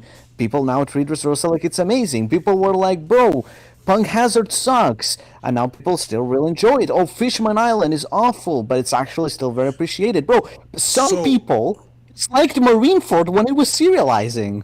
So it makes some crazy So I have a few. I hate to interrupt you. So I do have a pushback. People still don't like Punk Hazard, and people still don't like Punk Hazard. People still don't like Fishman Island, and then Whole Cake Island I think is a mix. I personally like Whole Cake. I love Whole Cake Island personally. I think that among casual fans, especially people binging now, they love those. Everybody who has binged One Piece right now, I've seen all of them praise Whole Cake Island immensely, praise Dressrosa immensely. Where it was the weekly readers who suffered through them and saw, man, it sucks. It's a different experience. It is. And I would argue though, that's not necessarily the case with Wano, because you could see it even with the volume sales, right? For as much as people want to go, sales aren't important, of course they are. If you look at the volume sales for the first time ever, One Piece dropped. I mean, it's straight up. It dropped. And I think what happened was a lot of people. Let me finish. I'll get through it. You can disagree. That's fine. But the facts are that Wano. Just wait. I'll explain. I know you're very excited to slob on Oda's knob. That's fine. Just give me a second. All right. No. It's fine. It's fine. But if you look at Wano country, straight up, Two habaneros in this chili. If you look at Wano country and you look at how the volume sales have dropped, it's not to say that people dislike Wano country. What it is that I think a lot of people are getting fatigue from Wano being such a long arc. And what I think we're going to see in terms of volume sales is a lot of people picking it back up at the ending and binging a lot of those volumes and buying a lot of those volumes. But it's clear as day, again, when you look at the manga sales, the numbers don't lie. There have been, even though the fandom is bigger now, and there's a lot more people that are into the story, people are not buying the volumes in the same capacity that they were. And that's just the facts of the matter. There's no argument there. Right, no, let me explain this. No, because I'm going to explain. Like, the point is, like, I don't disagree so much on your opinion, but I disagree on the statistics because, for One Piece sales have been declining consistently since, like, Stronghold Marine for the timeskip peak. And that's just the natural cycle of every manga. One Piece hit its sales peak, and it's just been declining because of its length. And during Wano, it even got a bit of a sales peak, which was actually pretty nice. But specifically in the West, the sales of the volumes have been peaking in Wano like crazy. And people have been picking it up. That's good. Then let me ask you, what was the volume peak during Wano country? I am curious, what was the numbers during the volume peak for Wano country? Do you have an approximation? For example, in France alone, they almost outsold all of Japan during the last year. Okay, Only in France. How does that disprove my point, though? Is that just because it's doing better in France doesn't mean it's doing worse in North America and Japan? I would like to know how that correlates to what I was saying. In the West, Japan France is the main fan base of One Piece, and I don't mean to be rude. Obviously, Archer, you know I love you, buddy. But it's like Japan already had its peak, and it is the natural effect of the manga. Like, this isn't just a thing about Wano. This is a thing that has been there for all of the time skip, and not really a matter of Oda's quality of writing, because Oda could have dropped the most insane, amazing arc and saga. One Piece doesn't have that mainstream moment, that movie, that anime adaptation that is gonna let it peak again. That's just not how the Japanese industry works. It's not a matter of the quality of a manga where it peaks. But I would it's more also a matter argue of that it's not. I would argue that it's not even close to a peak right now, though, in Japan. Right? Like, I think what the numbers that we're going to see from I said there was a slight I know, peak but you did in say Wano. that it hit sales peaks during Wano, and that's factually incorrect. It did not. It's doing didn't worse say that. now. I didn't You say did. that. You did You say that. misunderstood. No, you misunderstood me. I said fair there enough. was a small peak, and I mean, like, there was a point where the sales went a little bit up, which was mostly due to the pandemic. But like it's not like a complete downward. The peak was during Strong World because it was the big mainstream theatrical movie that brought people in, that connected with the hype of Marineford and the time skip. But then it just kind of faded out in the same way that, you know, you have big like new anime like Jujutsu Kaisen or Kimetsu no Yaiba, where like they had their big anime moment and they exploded in popularity. Is it because it was the best arc in the manga? No, it was just because something helped them become more popular. Would you argue that we had big anime moments for One Piece, though, throughout this course of Wano Country with the new animation style? People saying the anime is better than it has been in a long time. 10-15. I mean, again, I think there's a lot of Gumi points there that Shitani go- kicking a lot of ass. Exactly, man. I feel like My point is that Wano. it's pointless to compare something that is just sales statistics that are affected by way more outside elements than the quality of manga to really point to the quality of One Piece at the moment. You should look probably more into like survey polls in Shonen Jump or general opinion or things like those more than like something like sales, because it's not too reliable. But But when I'm you look just at things like that, though, it's like JJK, Tokyo Revengers. You've got things even like Attack on Titan, and My Hero Academia outsold One Piece. I mean, that's unbelievable. Believe me, Archer, I'm right there with you. I don't want to live in Archer, I'm right there with you. I don't want to outsold One Piece as well. You said Wanted to throw Look, that in there. the anime community is bigger than the manga community. It just is what it is. When an anime pops off, it is almost guaranteed, as long as that show is quality, that the manga is going to peak beyond. Yeah, but Roger's saying, but Roger's saying that the anime has been quality. Like some of these episodes Exactly. that we've Yeah, but seen, it doesn't matter. Like I It think it doesn't was matter if it's 957, 982. I mean, would be the like anime's probably the been greatest hit things and ever. miss. It's not always the best, but it's not always. Wouldn't you all agree with Oh my me in goodness. saying that we're not at a peak with One Piece right now, right? Like No, One we're Piece is not. we have multiple we're peaks still left. Is my mic We're working finally? Can you guys hear me? We're long. It's working. Oh my God! All right, Nah, we can't hear you, everybody, bro. stop! My mic has been off the entire time. One, I want to know what is the outcome of this argument. I've been trying to like figure it out. So, Yeah, sorry. what is the So- main point? Because we're talking about France, Japan. What is the main point that we're going with here? So hold on. I'm not done yet. Hold on. So for me, Roger's point is saying that the sales from what we're seeing is reported is that One Piece is down in sales in Wano. Arthur, your counterpoint is you shouldn't just look at those statistics, that there's other evidence that would disprove the fact. However, then this is something I want to mention. Would you say that in terms of One Piece sales out of every single arc, would you say that Wano is the one arc in One Piece that has shown the most decline in sales in general? Would you agree with that? No, I think that the decline in sales has been consistent since the time skip, and I don't think it's a good metric to really measure the quality of the story. That was simply my point. So that's real quick, huh? So go ahead, just to- Cole. Go ahead. Yeah, so just to bolster Artist's point a bit, I think that in general, there's actually metrics showing that all Shonen Jump sales have been going down consistently over the course of the past decade. Right, and we're in a digital era. Not There's all the a lot of ways to engage with the material. I think RogersBase was also saying like people had a fatigue with the story, and maybe they'll get build up later on. But I do want to just add on that like viewer fatigue doesn't necessarily knock like the quality of the story necessarily. You know what I mean? So Fatigue is happening in every arc. And that was my argument, right? It was in Thriller Bark. It was in Exactly. Dressrosa. People were getting fatigued so much. I mean, even in Fishman Island and Punk Hazard. And I think The majority of the I think people that are everybody- actively in the community have caught up recently. That's just how it is. You have That's periods also of true. catching up. You get excited about discussing things and seeing what's new, and then you kind of reach a pinnacle and you wait. You wait for the next big thing, and the next big thing is going to be Marineford. Like I think that we can all agree that regardless of how good this arc is, and I think that it was really good, it still doesn't match the hype of Marineford. That'll be the next great peak, probably. But I don't think that we should compare it to the anime at all, just because there's so many episodes, right? The peaks are about bringing new people in, and the anime can't really do that well because of the time investment. Just is what I think it is. the anime does I it don't well know because- yet if this is a top 10 arc for me. Like, I don't know. And if Not it even is, top it's like 10, Randy. 9 or 10. Not even top 10. Randy. Not even top. Oh, okay, so not Randy. I got a problem with you because you no, Randy, no.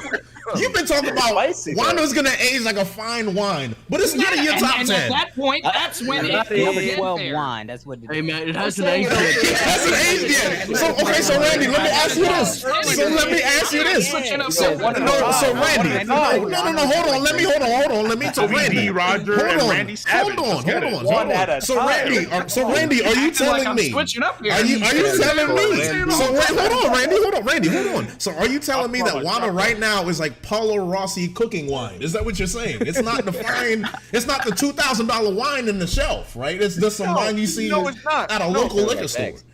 Because I asked Randy earlier, I said, what kind of wine is it? Is it Pinot Grigio, or are we slapping the box with the Franz? We slapping the box. What kind of wine is it? What kind of wine is it? I wouldn't call that a fine wine. As an Italian. Look, I would put Wano I would know. It's definitely top 15. I think Wano has. I think we all agree that Wano has the highest peaks and the lowest lows of the arc. Yes. Okay. Wait. So I think. Scary. I don't know if I agree with that. Okay. Wait. Peak scary. So is it fair to say?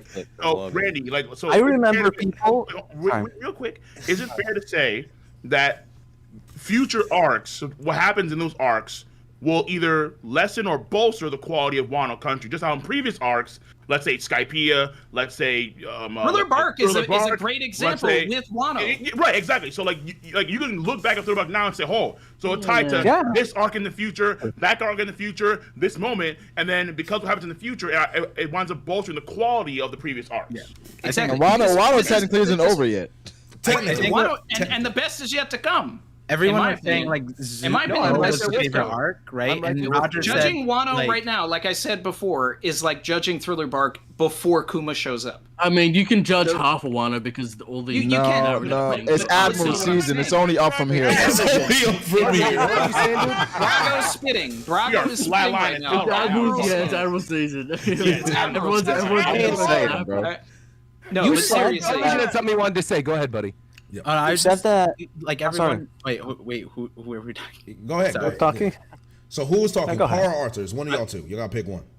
I think I just wanted to. Everyone said Zoe like was like one of the best arcs alone, right? And I think the key word that Rogers said was self-contained, and I would Exactly. argue that Wano would be the least self-contained arc in the entire story because we've been getting drips of Wano from the very beginning, and so I think in terms of the importance, Wano would never be self-contained. It would be a story where it leaks into the later parts, and so to what Cole was saying, is it gonna bolster later on? 100%, because Wano was never meant to be self-contained. The whole time skip has been a setup. When we saw Kinemon's butt on the dragon, that was a setup for Wano, right? Like, and then we saw that flow through on Wano. So who knows what elements from Wano are going to carry over to further bolster the strength and quality of this. Something real quick. Kaido himself is an example of this. Yeah. Real quick. Okay, my Real fault. quick, because I think Arthur did want to say something. No, like I'm just trying. Okay, yeah. Let me. Go ahead, Arthur. Go ahead. Go ahead, Arthur. The only thing I want to say is like, you mentioned before, someone mentioned before that, like, oh, we can agree that like Wano has the highest highs and the lowest lows in the series, right? But like, I heard that exact same quote for Whole Cake Island, for Dressrosa, etc., just used in the exact same way. Like, but that's how it's been. That's how it's been. They have some pretty low lows. Oh, no, that's how it's been. That's how it's been for a long time. That's kind of how it's been since the. It feels like it's getting a little. It's getting worse and better in the same thing. You can say the same thing. You can say the same thing. We're getting about things Skypiea. that we've You been can say waiting the same for. thing about Alabasta. It's just we have the Exactly. of weekly reading and expectation. Oh, right bro, now. I When we remember. come back, when we come back, this is the thing that Morj always done. He comes back and he looks at the- Hold on, Joe Bell talk. 1 second. 1 second. Everybody, 1 second. 1 second. Joe Bell, go ahead. So this is the thing that Morj does, and this is what's most important to me, is coming back and differentiating our expectations from the arc and what it is that we actually got. Like, what is its role? What is the point of the story? What are the beats that we're supposed to attach to? And one of the big things, I think, is that we came in with this expectation that this is going to be a bloody massacre, basically. All things are going to go wrong. We're going to have the emotional beats of Marineford. That never happened. At the same time, as we're here at the end, I can look at this and say, hey, this is like the inherited will embodied, right? Where you have potentially an analogy to the Void Century, where there was a fight against some sort of great enemy, but at the end they lost, right? Well, this is the same thing, except for they win at the end. And you can kind of see, like, the whole point of this is just win after win after win. It's different, yes. Totally contrary to our expectation is what I think kills it. Right. In the now. Joy Boy. Yeah. Can I just respond to like this kind of thing? The thing is, right? We had Big Mom Amnesia, which is completely irrelevant to the plot and enraged everyone. That has nothing to do with expectations. I right? disagree. Enraged everyone is not accurate. Okay, so it literally went nowhere. It enraged the entire community. Big Mom and can sing in the story. It did not enrage everyone, though. That's correct. Big Mom's amnesia just went along with the identity theme that is all throughout Wano. Was it a really good thing for Oda to do? No, but it was a literal manifestation of the identity theme that every single character in Wano was going through. Right. And you completely destroyed the character in the process of a thing. Aggressive. Which is not fun. I don't know about power that. level and how they're Which is not fun. No, it was ass, but it was on brand. Oh man. Yo. Yo, Mother Mo was off brand. That was. Yeah. I mean, you have the entire narrative structure of the Scabbards being completely botched. What do you mean? In Act 2, Act 3, and Act 4. You have Kinemon refusing to The thing I die. mentioned before with Alabasta, for example, I remember specifically a while ago, like I was going through like really old like forum messages from like the early 2000s, because I did a lot just to kind of see how reactions were back in the day, and I remember very distinctly there was like this like forum thread from like literally early 2000s that said like after Luffy used Gomu Gomu no Storm was like, bro, there's no way Crocodile is defeated. I'm just saying history repeats itself.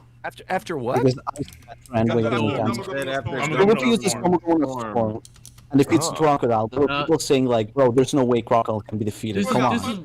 This is what I'll say about Randy's point about the fine wine. Everyone always forgets the little details that they were angry about. So like, Randy will be correct eventually. That everyone will just remember the hype of Wano.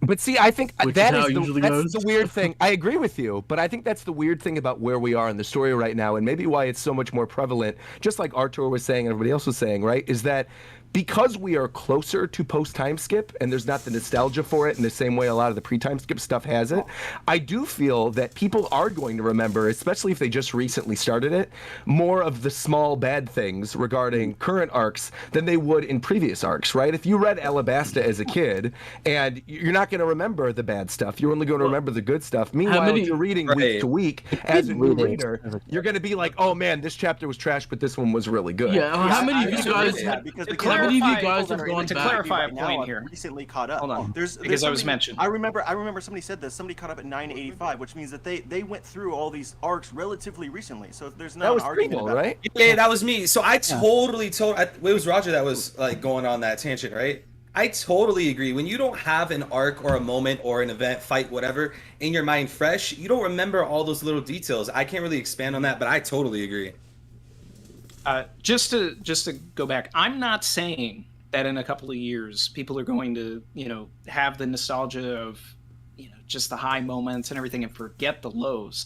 Like, yeah, there'll be that to an extent. But what I'm saying is that the little threads and the little things that don't mean much to us now, but later on will, like certain things that Kaido says, we'll be able to go back to different dialogues, the way that we analyze the series and go back to Thriller Bark, go back to different things.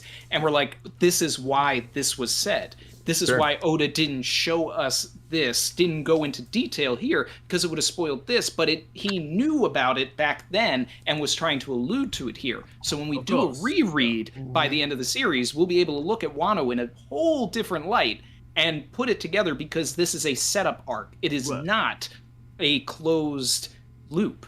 That's not. It's not a standalone. That's the beauty of One Piece, though, right? There is. I agree. Yeah, and I agree. And also, like, too, like what you could do too is that you can actually like kind of read arcs in certain order. So like one thing you can do is, let's say you can read the ASL flashback and then read Marineford, like the actual war itself, and then you can actually see like how the story kind of expands and grows when you actually read in that order. Or like, for example, like what I did before was, let's say, read Whole Cake Island, well, read Bonnetier first, then Whole Cake Island, and then you see how those things tie together very nicely for Sanji's character. So Thriller Bark and, let's say, Wano Country, you can read them in like succession and see, oh, okay, so these things from Thriller Bark now add up here in Wano Country, and then now your scope of the story kind of expands that way. Not reading order, but reading Wano after the. I agree. Go back to Wano after the full Kaido Yamato flashback, after the Rocks flashback, after we learn more about right. Joy. Exactly. It's like when I think about the ASL flashback, like when you go back, when you read that again, and then you go back and see Marineford, you think about Luffy's actually losing another brother. Like he's actually like losing another brother, and like how much it impacts him and why he was so devastated after that. It really means a lot more. Going back to Skypiea after the whole Luffy Joy Boy Sun God Nika thing, at the Inaru fight, they were praying, God, please save us, Luffy, Sun God Nika. Sun God Luffy. We've all been doing it. Skypiea has been retextualized. Yes. The Nolan to be fair, I don't care what anyone says. Skypiea was always good. It was always good. I will say this about. The interesting thing about Skypiea is that it is a standalone arc that also has all of this stuff. So I agree with that, and I will say this. I will say this about Skypiea, and then I'm gonna read some super chats because I'm way behind. But I am currently rewatching Skypiea, and there are some very, very slow moments, like through the upper yard. There's a lot of dry moments in the upper yard. I'm not gonna lie, but at the same time, there's a lot of like moments that are not amazing, but moments that you like. There's like a lot of those small, great moments that you enjoy. Like, I'll be honest, Satori, trash. Everything about Satori was horrible, and a lot of people don't want to mention that Satori was dog shit. And I just have to be honest, just horrible. But for the most part, it was great. This might be a hot take, but I think Skypiea is now overrated. You think it's overrated or not overrated? Yeah. I think think it's a lot of overrated? people, because of the connections people draw from it, and people forget just how slow Skypiea They was. do guess it. They do guess it. Skypiea was slow. It was slow, but it's like Skypiea at the same time. It's one of my favorite arcs because there's a lot of like it's nostalgia tax. I'm gonna give it nostalgia tax. I'm really gonna say it. Like it's definitely nostalgia. The first long arc. I think we have to Skypiea hype was the Skypiea. first really long arc, and it made people drop the series. Yeah, it I think actually we have to like, hype Skypiea back in the because day. people skipped it. Skypiea was a tough arc for people to get through. And it was a I can see major. it. I can see it. I can see it. They're all weaklings. Skypiea I don't week care. to week. Weaklings. Weaklings. Weaklings. Yo, Skypiea was a rewatch. It was a reread. It is a top 5 arc to this day. King, we all know why you like Skypiea. There's only one reason why he likes One of the Skypiea. greatest arcs in One Piece. It's It's amazing. not. Period. It's not one Yes, of the it greatest is. arcs. Yes, it Period. is. It's top 5 easily. Easily. Adele is okay as a villain. All right, relax. Anel is my boy, but it's not just because of Anel. Like, let's keep it a buck. Yes, okay? it's Like, we can Anel. talk Stop about. the Just cap. Anel. No. No, You Cole, know, I I'm love right with you, Anel. buddy. You know, I I'm right love there that with boy. you, Chris. All right, let me pull in the reins. Let me read some super chats real quick. Everyone get a drink or have some food or something because this is gonna take a little bit. We have $2 from Matthew Cortez that says "Kid over Luffy, but cooler." Interesting. Okay. We also have Tachi to you with a 13 Canadian dollars. Kid is the strongest person in the world. I will convert you all. I may stop reading Kid super chats, but we'll see. How many alts do you got? I just don't know. On? I just whole wanna fan know. club. Is Gio donating? What's happening? I don't know. He's got all his alts, bro. He's just got a lot of burners. It's on his burners. We have Yamil Diaz. A moment for Hawkins, the first supernova to die. Just very quick. Hawkins' death. Did you laugh or did you actually respect it? Yeah, he ain't dead. I laughed. No, he's dead. I'm done with him. He ain't dead. He's dead. I laughed. I'm not gonna lie, I laughed. He said the 1% was me, and this died. I'm like, all right. That boy saw. That contradicts the anime, doesn't The it? anime Didn't said they it was say Drake, right? They said it was Drake. Oh, I didn't know that. They fumbled, The anime's bro. got no idea what's going on. They just guessed. They just guessed. Oh wait, it was All you gotta say is Hawkins lied. That's it. That's all you gotta say. Hawkins lied. That's it. He lied. Hawkins lied? Yeah, he lied. Only in anime though. Only in anime. All right, so any super chat to ask a question, I'm gonna ask one person individually. Sabo versus Katakuri. From Alex Ferreira. I'm gonna give this question to Recon. Sabo versus Katakuri. Who wins? Yo, so make the right choice.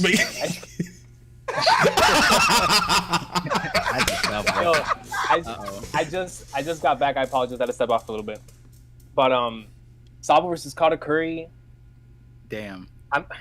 That's tough, bro. I might have to go. I might have to. I mean, yo, Rago, forgive me, dog. I might have to go Sabo, bro. Oh my lord! Oh, I knew it. I knew it. The tripless ace copy. Tripless ace copy. It's okay. So, Rago, do you also see Katakuri boxing and Admiral the same way Sabo did? Yes. Nope. In Dressrosa. Well, I think Fuji was toying with him, but Classic copium. That's copium. We're moving on. That's copium. We're moving on. Wait, Ayush Nepal. Yonko agenda is so strong, boys, but we press forward. Okay. €5. Love this community. I just want to show love to my boy KingRecon. He hypes me the F up. Love to Recon, of course. Big love. The manga Paradise for $5. I hope Buggy versus Luffy round 2 is in the Law Saga. I honestly don't, to be honest, but we'll see. Chris Debo, $10 for Law's medical fees. His backaches after Wano. Oh, okay, fair enough. Sending $10 to the medical fees. Law carried. Thomas White, I'm here for Murphy, looking clueless when power scaling starts. Well, I think she missed the power scaling, so there you go. We got Barry motivated for $10. Shout out to Murphy for a whole entire adventure we don't deserve. Thank you for being here. Queen, it's so refreshing to have you at the Reverie. Savage Crew, Long Keeper, Barry motivated. Okay. Damn, this nigga going in. Huh? Yeah, that's what I'm saying. Okay. All right. Tyrant King Kuma with the $10. Love to see the community getting together to talk One Piece. I'm here for discussions, power scaling agenda. Let's get it. Appreciate you, man. Musa Man, $2. Blackbeard did nothing wrong. Debate your mother. Very toxic. Very toxic. Nice. Axeon 71, $10. Love you folks doing this. Will you discuss the One Piece card game coming out later this year? I'm not familiar with that, but that's something we could probably touch on. I played it at Anime Expo actually. How was it? Was it good? Buying It was fun. for Yeah. investment Interesting. reasons. Okay. Marco got it today. Yeah. Oh, Can't wait for you it. said your brother got it today? No, Marco got Marco, it. Yeah, he was talking about it on Twitter. The cards look pretty cool. So. Okay. Yeah, since we're talking about card games, rest in peace to. Rest in peace. Yeah, Yeah, Definitely rest in One of the peace. greatest of all time. Yes, sir. For sure. From Eric, I don't want to hear. From Unbeknown STX, $10. Always a pleasure to see the community together. Thank you. Andrew McCarroll. First, your Discord link is broken. I fixed it. Secondly, Papa Goon should come to Wano and partner with Kinemon, who has an awakened fruit, and now the clothes last forever. Start up a new Crimin clothesline. To be fair, I like that idea. Very creative. I mean, listen, that's very creative. I'm gonna respect that super chat. Wait, let me ask you real quick. Was the person who donated that, was their name Andrew something? Yes, Andrew McGraw. Bro, that's I knew that. I knew it was you, bro. I knew it was you. See him in my comments all the time. I understood from that. Oh my god. Andrew McCarroll has lure. We love to see it. Heavenly King, Nika, my name Dispo. Don't know what that means. Name Jeff with the MX $50. I believe that Weevil is actually Whitebeard's son because he is a zombie made with parts which would explain the stitches and dumbness. He might just be dumb. Call him Whitebeard dumb? I could put a. He's saying Weevil. He's saying Weevil's dumb because he's a zombie. I think that's what he was trying to say. I think Weevil's his biological kid. Vakken is actually like a zombie. with I can Whitebeard. think so too. Also, Sierra just joined. Thanks for coming through, Sierra. Appreciate you. Do you want to say hi to the chat? A little introduction. Hi, I just figured out how to get on Discord, so I'm still working on it. I'm trying to get like my computer going so I can like see. All right, cool. But hi, thanks for having me. Of course. What's up, Sierra? What's up, everybody? Hello there, Sierra. Yo. Welcome. What's up, fam? So up next, and I'm gonna keep reading these super chats real quick. Welcome to our club. Captain Crespo. I'm super. I tried. I really tried to fight through that one, and I couldn't. It's just hideous, man. Hideous. Classic Matt. Classic Matt, bro. Hey, yo, that's nasty work, Matt.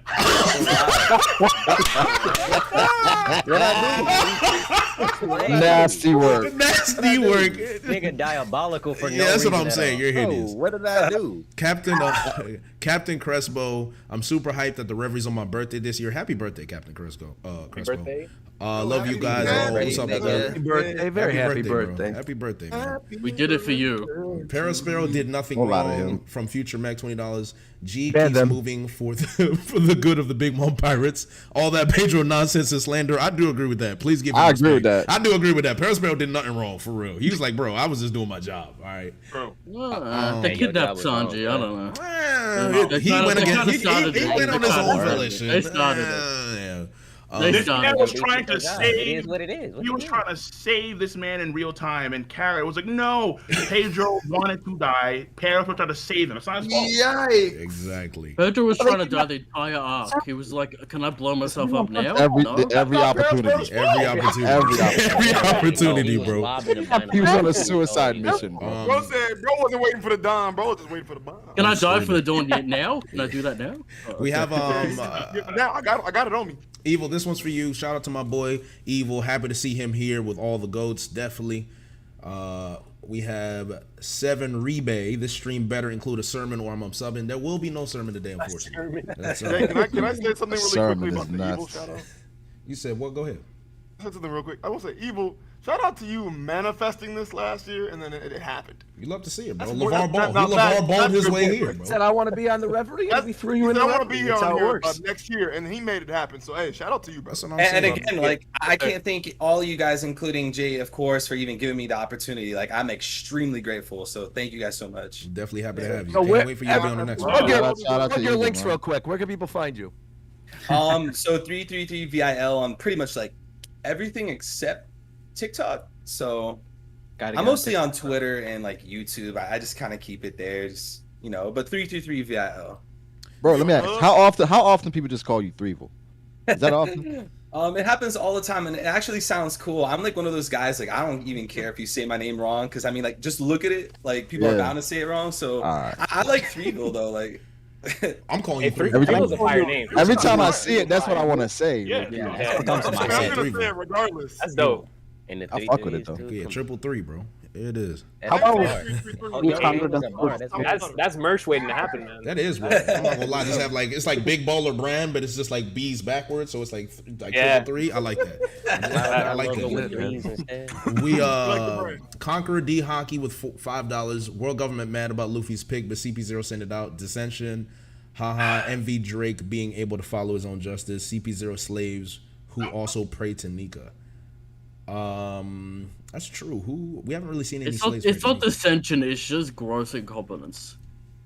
I would say that. That's actually something I do want to talk about, the Gorosei as well. But let me keep. Gorosei looking real bad. We're gonna have to talk about the Gorosei for sure. Gorilla Stalker, interesting name, has 2 euros. Glock, that wasn't a washing machine. Oh, I guess that was to Zach, your comment about Kid having a Glock. Kid making a Glock. He said that wasn't a washing machine. They have the Snake says Kid will always be stronger than Zoro for $2. Respect. ADZL Archive $5. I believe Kid was related to Vegapunk because of his attack names and them being based on mechs. That is an interesting theory. I'm not gonna lie. Kid is related to Vegapunk. That'd be very interesting. Terry Martin. Morj's reasoning for hating Yamato is splitting hairs. Functionally, it is the same thing as Robin. We don't care about them until after they join. I cared about Robin before she joined, so I disagree. I cared about Yamato from the moment she was introduced. Yamato's goated. Everyone's gonna stop hating. I cared about Yamato before Wano. Hey, have you seen that? Have you seen that outfit? That's crazy. He said, Cam Cobain with the $5. Let's talk about Greenbow stomping on 2 commanders with Chelsea boots on. So iconic. Talk about it. I like the Chelsea boot shout out. Chelsea boots. Only cultured men wear Chelsea boots. All right, that's all I'm gonna say. Rage Wine at 9,000 with the $10. If Hockey nullifies Law's Devil Fruit, what other Devil Fruit powers can Hockey resist? Big moms or kids? Sugar. That'd be sugar, right? You gotta have the Emperor Hockey. You gotta have the Emperor Hockey. Yeah, it's the Hockey. I mean, there should be no reason why Sugar be able to touch Kaido and turn him to a big ass Megazord. Hockey. You should turn him to a Megazord. Wait, Megazord, bro? Like what? He's been. What Big Mom turn into? Gerbil. I can see that. Mr. Potato Head. I can see that. I can see Big Mom turning into a gerbil. Gerbil? We got that's fine. Hamtaro is better than One Piece anyway. That's fine. Whoa. Hamtaro slightly. I'm kidding. Slightly guided. It's the COVID. It's the COVID. Roger gonna blame everything on the COVID. All right. It's the COVID. It was definitely the COVID. It was the COVID. Frollo to go with $2.79 of Canadian money. Queen and Sanji versus Sanji versus Queen was trash. Okay. Yep. That is interesting, and I'm in the middle ground. And true. I'm in the middle ground. Very true. I wouldn't call it trash. I wouldn't say it was his best fight, but it's. I actually didn't know it was hated so much. It was okay. The character moment was really good. It was his I worst didn't fight. know it was strongly disliked. This is his The worst character's fight. fine. The combat is horrific. Interesting. Okay. We have Yamal Diaz with $2. Our Lunarians extinct. Rip Arbor, who got green bullied. I like that. That's funny. that's funny. I like that. I like that. Kaido's legs. The super chat at $50. Appreciate you, Kaido's legs. Kaido's legs. One of the goats. One of the goats. One of the goats. Blessing. K-Pac, do we need another time skip? Also love Hidden Island and Joy Boy's theory on Ancient Kingdom being a pirate kingdom. Want Dragon and Luffy to meet. Do we need another time skip, guys? Not at all. Absolutely not. Not at all. If one happens, but we damn sure don't. It doesn't really make sense as to what's happening in the world, but that's right. Yeah, I don't. Everything's going to chaos right now. Yeah, I don't think so. Abysmal Leviathan. Best part of Wano is when Luffy gets back up, yelling it's Morjin time, and uses Gear 5th to Morj diff. Kaido, truly one of the moments of all time. Yeah, don't be too hard on Morj, right? He pays his debts. He's a good man.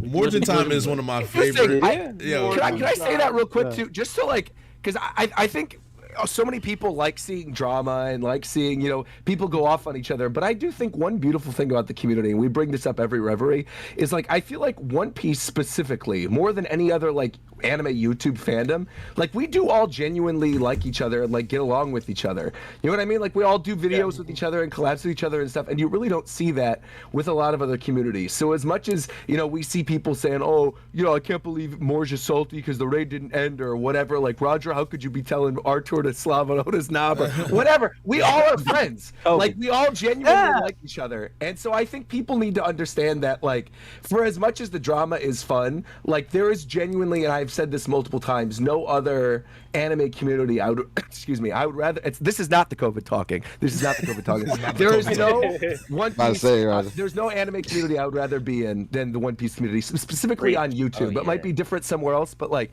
the YouTube community is so welcoming, to not only new fans, but also like the community members, the discussions that are in the comment section, Discords, everything. So these Reverie streams, like as much as it's all of us getting together, it is also so much about the community as well. So shout out to all of you watching. I do agree. I totally agree. Even when Roger says he's gonna give me COVID, he doesn't mean it. Bro, you said you needed to talk to me afterwards. If we were in a room, he doesn't mean it. Positive, All bro.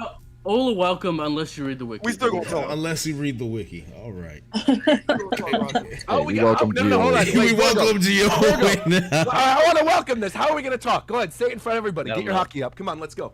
So what's gonna happen is I'm gonna find your address. What? I can tell you it right now. I don't like where this is I'll going. do it right now. I wouldn't do it right now. I'll do it right now. I don't like where this is There going. are thousands of people watching. They might actually come. Fight. This man Wait, acting I've like had he's people- a bot. I've have a literally quick had question, people show up to my house before. What's your question? So it's nothing. Wait, time out. They what? Yeah, I've had people question. follow me from where I was going to get lunch, like relatively close by, to follow me to my house to be like, I love your videos. That has actually happened. No way, bro. Wow. That has definitely happened. That is terrifying, G. Nasty work. Did you Nasty work. Did you pull your The one time it happened where they literally showed up to my house. I was like, hey, like, thanks so much for watching my stuff, but like, please don't ever do this. Don't do this again. I will call the police. And they were like, oh, totally understand. Like, I didn't understand it being an issue. No. You didn't think it'd be an issue? Stop it. He understood before. Nah, bro. You show up to my crib, you getting hit with a Knew what he Glock. was doing. I don't care. That's terrifying. That's terrifying. Okay. All right. Yeah, that is scary, man. Before I read the next super chat, Sierra, you had a question. Let's go. Yeah, so excuse me, I'm trying to eat my McDonald's, but so a lot of my favorite YouTubers are here, so I want to like ask y'all a question. So, like, you know how One Piece, we're like kind of getting towards the end of it. Is it kind of like freaking you guys out? Like, because I feel like with me, I can speak for myself, but a lot of like people my age have been writing with this series for so long. I'm like early 30s, like late 20s, And does it like freak you guys out that it's like ending, or like how do you guys feel? Like what are your plans like for the future? Are you guys going to continue One Piece content? Try to like go over to something else? Tell you about our Lord and Savior. Take it out. There'll be two pieces, so we could all go onto two piece and read that. Yo, Genshin Impact isn't ending anytime soon. I just had a 1 million view video with that, so I'm riding that wave, bro. Oh Lord! Roger's selling out for the bag. Here we go. Selling out for the bag. I'm good, man. Roger said, "Fuck One Piece." I'm good. Raid Shadow Legends video. Raid Shadow Legends. Next thing, Raid Shadow Legends. So short. What's next, Roger? Ridge Wallet. All right, bro. What's next? Raid Shadow Legends. Wait, Joy Boy, did you just do like a Raid Shadow Legends thing? Yeah, that's what I said. That was so funny. Yeah, no, because it was. Yeah. Oh shit! What was the video? What was the video you put that on? Because I was laughing. Pluton. Pluton. That's right. Where I was like, oh man, Raid Shadow Legends is Pluton. Oh god, bro. They said we lost Roger. They said that. To answer your question, Sierra, it's a little sad, but at the same time, I still think we got like 3-4 years. Personally, It's bittersweet. Yeah. We It's finally get bittersweet. to get some of the answers we've been waiting for. We got time. Actually, aren't you? Honestly, but then we could power scale for 7 years after that. Exactly. You know how many power scaling videos are gonna come out, bro? Like, yo, we still got Itachi versus Guy Sensei videos coming out from Naruto. All right, come on, bro. It's not done. It's not done. It's gonna be I worth find a it One both terrifying and incredibly exciting at the same time. Exactly. One Piece. conversation. how I feel. Like, I'm We'll be terrified. fine. 2 pieces coming. 2 pieces definitely coming. 2 pieces. His son Boofy. Yeah. We got Boofy. He's going to Katakuri. Goofy's going to be with Katakuri. Buffy, there it is. Buffy the Vampire. We got Big Kevin Smith with the $5. My favorite part of Wano was that April Fool's when Tama threw the Kibidango into Kaido's mouth and he listened. My heart stopped. I was about to say, Arthur, weren't you responsible for that? That was very dangerous content, sir.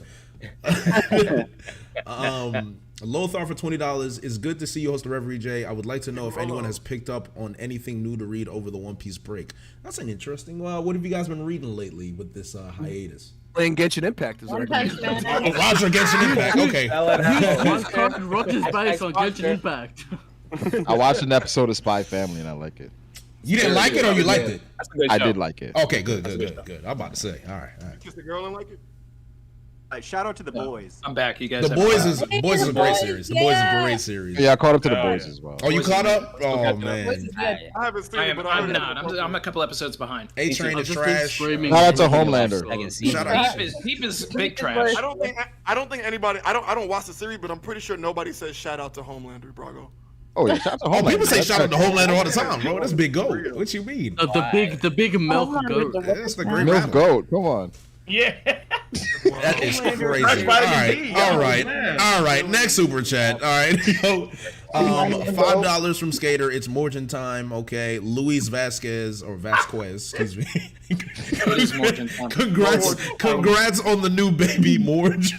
Yo, I don't know what's going on. Oh yeah, shout out to Morj. New father. Yo, Morj is a new father. Spread the agenda. A new father on his birthday as well. A new father on his a lot going on for Morj. And he's only 19. That's why. So happy for him. Leave early. That's why Exactly.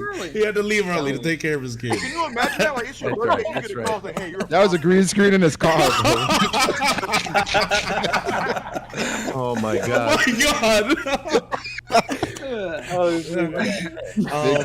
Terrence Bernard, kid is definitely the Jordan that ain't get that break, but his pride probably the reason why he'll never get to Luffy's height. Interesting. No, he doesn't have a He's really. a fraud. He'll never get to Luffy's height. That's probably the reason. Okay. Nah, stop Some it. kid like be taller than Luffy. You said what? Said Braga right. He just ain't got a rally. He ain't got a rally, bro. That's fair. He ain't got a rally. That's fair. Container Productions, Nami for mommy. Gotta get those Nami smiles. Okay. Shout out hashtag Nami for mommy. Nami for mommy. Okay, this is a Randyism. It's a Randyism. All right. Vontae the First, $3. Both those clowns jump rope and big fraud or rip. I don't know what that means. Jump rope? Yeah, I don't. I think you're talking about Kaido, right? Jump rope and big Jump rope and big Big fraud. Big Fraud? Big fraud is Big Mom. Oh, that's Big Mom. Calling Kaido jump Like the next arch villain, Big Frauder. Big jump rope. Calling Kaido jump rope is funny. Jump rope and Big fraud is wild. Okay. It works though. It works, I guess. It works. At the end, we will find out Buggy is telling the story that's why he is doing all these crazy things from Von Zale Carson, $5. Appreciate you. This is for you, Roger. Attilio, $2. You're a great streamer, Roger. There you go. Mr. Mareep, $5. Big Mom is cool and too many got filtered. Okay, I understand that. Jay Foley, $10. I think you're doing a great job hosting, Jay. Appreciate you. Thank you, Foley. Appreciate that. 3-day trip, $10. Parvision, can you please explain your shadow theory? By the way, congrats on joining the Reverie. Par. So Hopefully, he's on the spot. Hold on. Paul's like, I've been waiting for this. I've been waiting for this. What took you so long? Even if there are others. Rocky Balboa, let's get it. Yo, we can give you time if you want to get a suit on or something, bro. Go ahead. Yeah. Pop off, bro. Yeah, I mean, I told it to Randy the other day. I think he's a supporter of it, right? What do you think, Randy? Which theory are we talking about? Yeah, the Shadows one. The Shadows one. The Shadows one? Oh, that one's amazing. I really like that one. All right, so since Randy vouched for it in the thing, I'll try to run through the video is 55 minutes on my channel, so I'll go through as quick as possible. I guess it's a Gear 5 power theory. We were talking about it earlier. Everyone was just like, is it Luffy Toons? Is it Toon Force? What's going on, right? And I think the biggest question is like, how does rubber relate to being sun god? And it could be like a narrative thing, it could be like a storyline thing, but you know, at the end of the day, I don't think like the red rock or the red hawk are the reasons why he'd be sun god.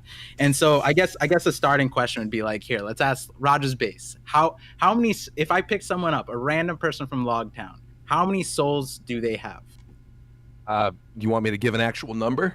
Yeah, just a number. How many? I don't just care a though. I'm a random Genshin streamer now. I have any stake in this. No, I will be an actual number from Log. 1,000. I don't know. All right. Like a normal person would probably just have one soul, right? But the thing is, we learned on Thriller Bark, and Thriller Bark is more important than I think like any of us could realize, is because we learned in Thriller Bark that shadows have their own souls too. It's a shadow has a soul, and then the body has a soul, and the shadow is subservient to the master. And what's really important about that is that when we look at like Luffy's power, now that he's not, you know, it's not the Gomu Gomu, it's the Nika fruit, right? And he has this rubber ability. Now, there's only two things in the entire story that could possibly create that situation without it being the Gomu Gomu straight up. And one of them would have to be. I know what you're talking. Okay, sorry. So one of them could be semi Kikon, but in Thriller Bark, we found out that Moria, through shadow manipulation, could make ors into a rubber ors corpse. Shadow Revolution. Oh, and this nigga. And so, let him spit. Let him spit. And so my idea, right, one of the other biggest things about Gear 5 and the Awakening is that Luffy turned pure white. And like, we don't have a full explanation for that, but one of the things that, you know, I was thinking about is that the sun is pure white. We see it as yellow, but the sun on its own is pure white. And I've been thinking that Luffy might have his power through some sort of light manipulation. And he might be able to manipulate shadows the same way Moria is able to do the shadow revolution. And so the reason why this goes a little bit further is that, you know, and I'm going to try and keep this as brief as possible. If you guys like the theory, go watch. It's a 55-minute video. There's a lot more said in there.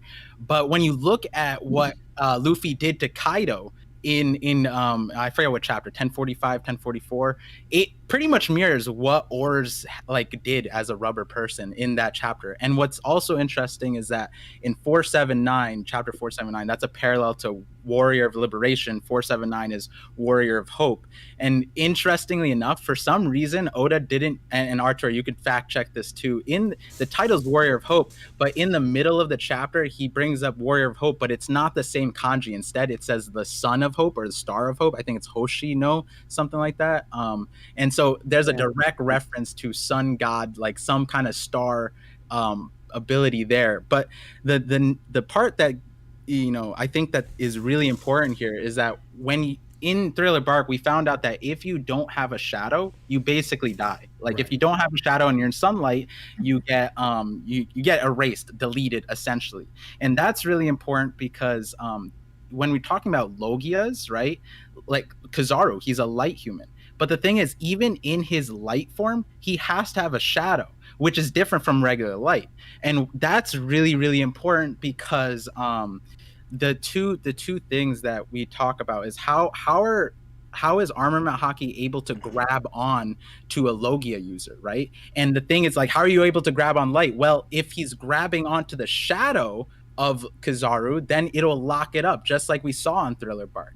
And that's really important because we saw an explanation. The two mirrored like statements was when Luffy grabbed Caesar and Punk Hazard, Robbins explained Armament Haki saying that she was grabbing the true body of the Devil Fruit, or the Armament Haki was grabbing the true body of the Devil Fruit user. Okay. Now we saw that exact same phrasing again with Blackbeard in chapter 441. Okay. When he grabbed on Ace, he said that I'm grabbing the true body of the Devil Fruit user. And that's really, really important because what is Blackbeard's power? Blackbeard's power is the power of darkness. So now it seems like the way that Blackbeard might be doing all the things that he's doing is through shadow, like control, shadow manipulation. How is he able to take out Devil Fruit powers from people? Well, if we look at the Devil Fruits, and this part of the video gets a little stretchy, so I'm not gonna like fully explain it. But I see what we did there. Very good. right now. I ain't gonna lie. And so like if you were to think about this a little bit, like the Zoan fruits, if you were to just manipulate the shadows, you could possibly get the manifestation of a Zoan fruit. I think the Logia fruits would probably be light, and Paradise would be a mix.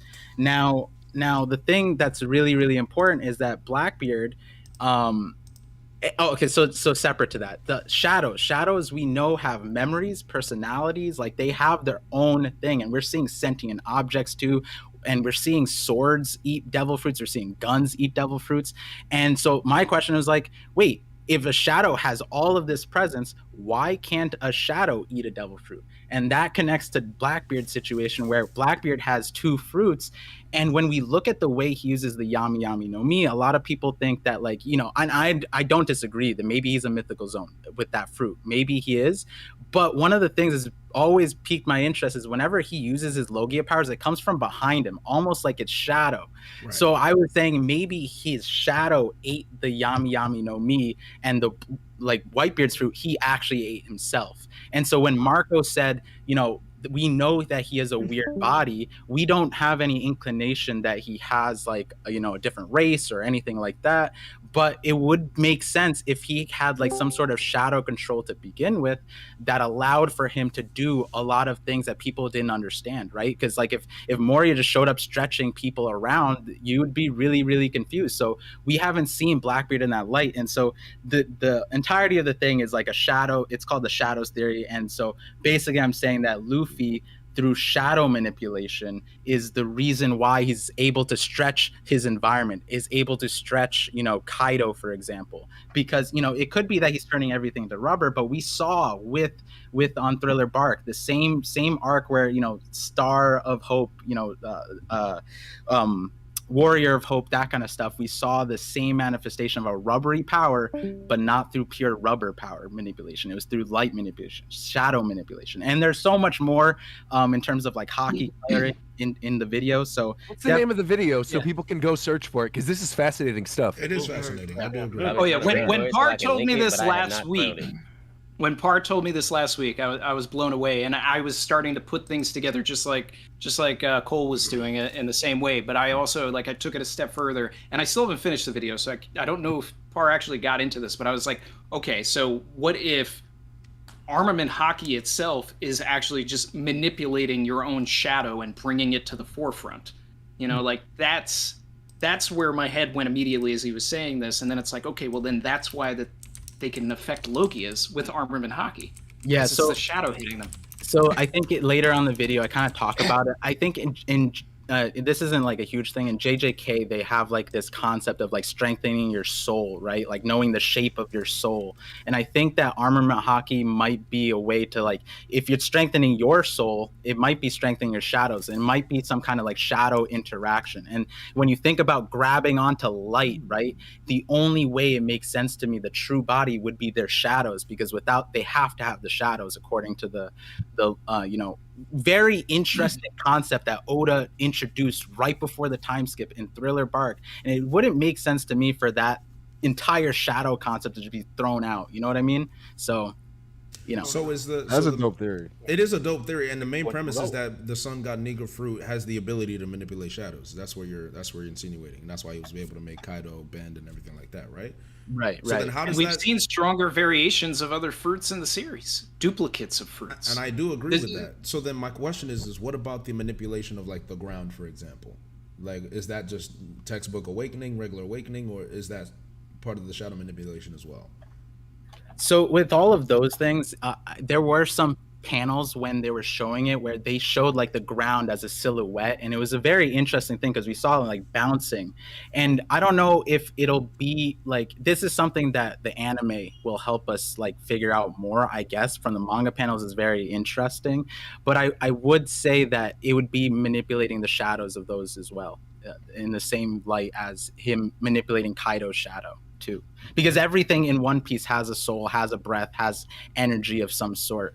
And I guess the wraparound, and I have a video coming out soon to like further explain this, but like Moria's fruit is called the ruler of shadows, and Luffy is the warrior of liberation.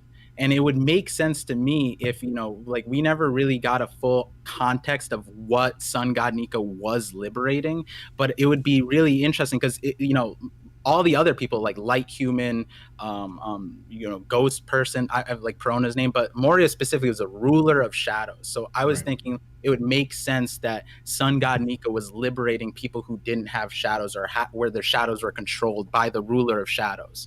And that's also, it comes back into play because Blackbeard has Moria in some capacity, whether Moria's alive, whether the fruit is transferred over. It feels like when you combine Moria's fruit and Blackbeard's fruit, you probably got this like insane oppressive force that Sun God Nika is going to have to re-liberate in a lot of ways. The government specifically wanted to take Moria out. Yep, that too. That was a very interesting plot line, right? After Marineford, Moria was just getting like assassinated by Doflamingo, and it was an order, and it's like, why order that? The only person that coming from very high up. Yeah. And the only other time they ordered an assassination like that was with Sun God Nika. They were like, yo, right now, stop everything you're doing, go kill this man, right? That was the only other time that happened. It was with Moria's fruit and technically Robin, but those Moria and Luffy had that exact parallel where we haven't seen the Gorosei put out a hit like that ever. The Flamingo did get a CP0 assassin after him and pulled down, but Magellan sort of stopped it. It was chapter 906. Oh yeah, I get your point. Yeah, there's definitely a lot of parallels there. And then it's kind of interesting that Moria is also now part of Blackbeard's crew, allegedly as well. So oh, for sure. That's another connection. Or he's dead. I do think it's funny that just in the 5 minutes that Parvictor was explaining that theory, we all linked to his channel in the chat. You just went up another 100 subscribers just because of that. That just goes to prove how good that was. You love why they calling him Parvictor? Yo, go ahead and tell him, Brock. Why they calling him Evil Morj though? Yo, they've been calling him Evil Morj the whole stream. Bro, I've been seeing people in the chat calling him Jorm. Shit been killing me, bro. Evil Morj. I was wondering, I was like, is that me? Is that It's got the white background too, though. Yo, that's what I'm saying. It's crazy. Yo, that's a dope theory, bro. Not gonna lie. Yo, also, Randy, your Slavic name is Randovich now. So I thought it was the Slavage. I do like the Slavage as well. Back to the donos. We have Chin Ho Won. Please share thoughts on the One Piece live action of what we've seen so far. I guess Randy, this would be. Oh, I gotta hold on. Wait, I gotta mute. Hold on, I gotta mute. Wait a minute. Yo, what was that? Wait a minute. What was that?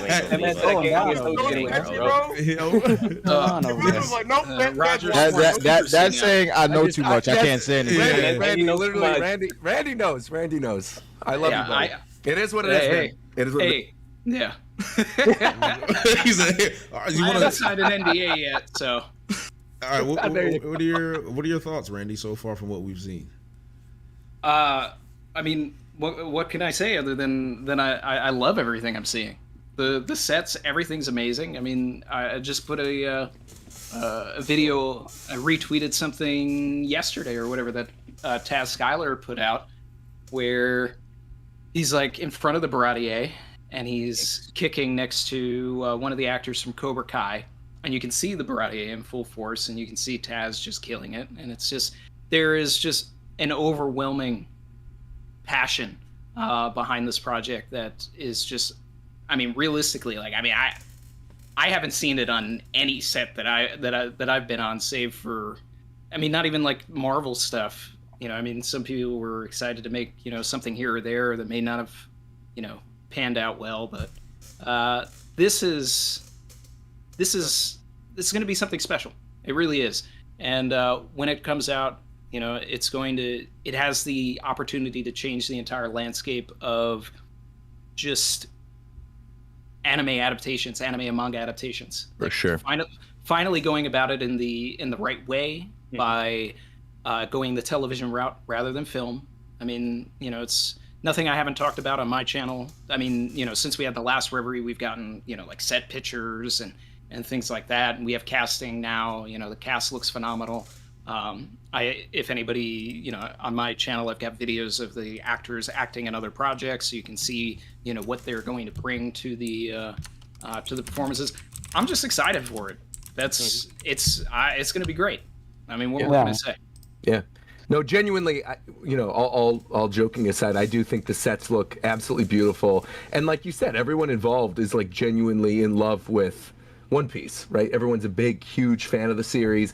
If you listen to the Reverie that Matt came on, right, you heard the passion that he has for it, the approval from Oda directly. I mean, like, what more do you say than that? The fact that Oda directly approved of him being the showrunner. Right. I feel like no more needs to be said. Yeah, it's going to be great. And as an executive producer, Oda is directly approving all of the cast. So anybody has an issue with any of the cast, you have an issue with Oda. We'll talk to Oda. Yeah, exactly. But Arlong isn't played by a blue man. What's that? But Arlong isn't played by a blue man. No, Arlong is not played by a blue man. That is unfortunate. Well, we all know the Fishman are black. Let's be honest. 100%. Let's. I got Fishman in me. Oh, really? I got a little Hody in me. You got show them gills, bro? You said you have a little Hody in you? Is that what you just said? Interesting. All right. Okay. Awesome. So I'll definitely a little freaky. Randy and Roger have given me more hope. You guys have definitely given me one of these. You have one of these inside Beautiful. Yeah, I don't know what you got going on Also, over there. Randy, I have to say this. I've been seeing this more and more in the comment section. Dude, I think it is so smart that you went with a minifigure collection of One Piece figures because it doesn't take up too much space, and you got like everybody there that you could say, okay, here, I'm just gonna take this character off the wall and talk about him. He also remembers where everyone is too. Exactly. Instantly. I've got the real obscure ones too. I love it. Yeah. All right, so we for the live action though, they also I'm don't optimistic. make enough figures of the in the big stuff. So just a second now, Brago. I am a bit optimistic. From what I've heard just now, I wasn't as optimistic, but that kind of gives me a little more Cautiously optimistic. I say that. I'm still cautiously optimistic. Like knowing the people that are involved in this, knowing how like passionate he is, but like also how passionate like Steven is, and all the actors as well, and everybody involved. I mean, it's just like I feel like I don't know what I should say, but it's like I feel like if these guys cannot pull off One Piece live action, no one can. Straight up, it's impossible. But if someone can pull it off, it's this team. It's literally the team.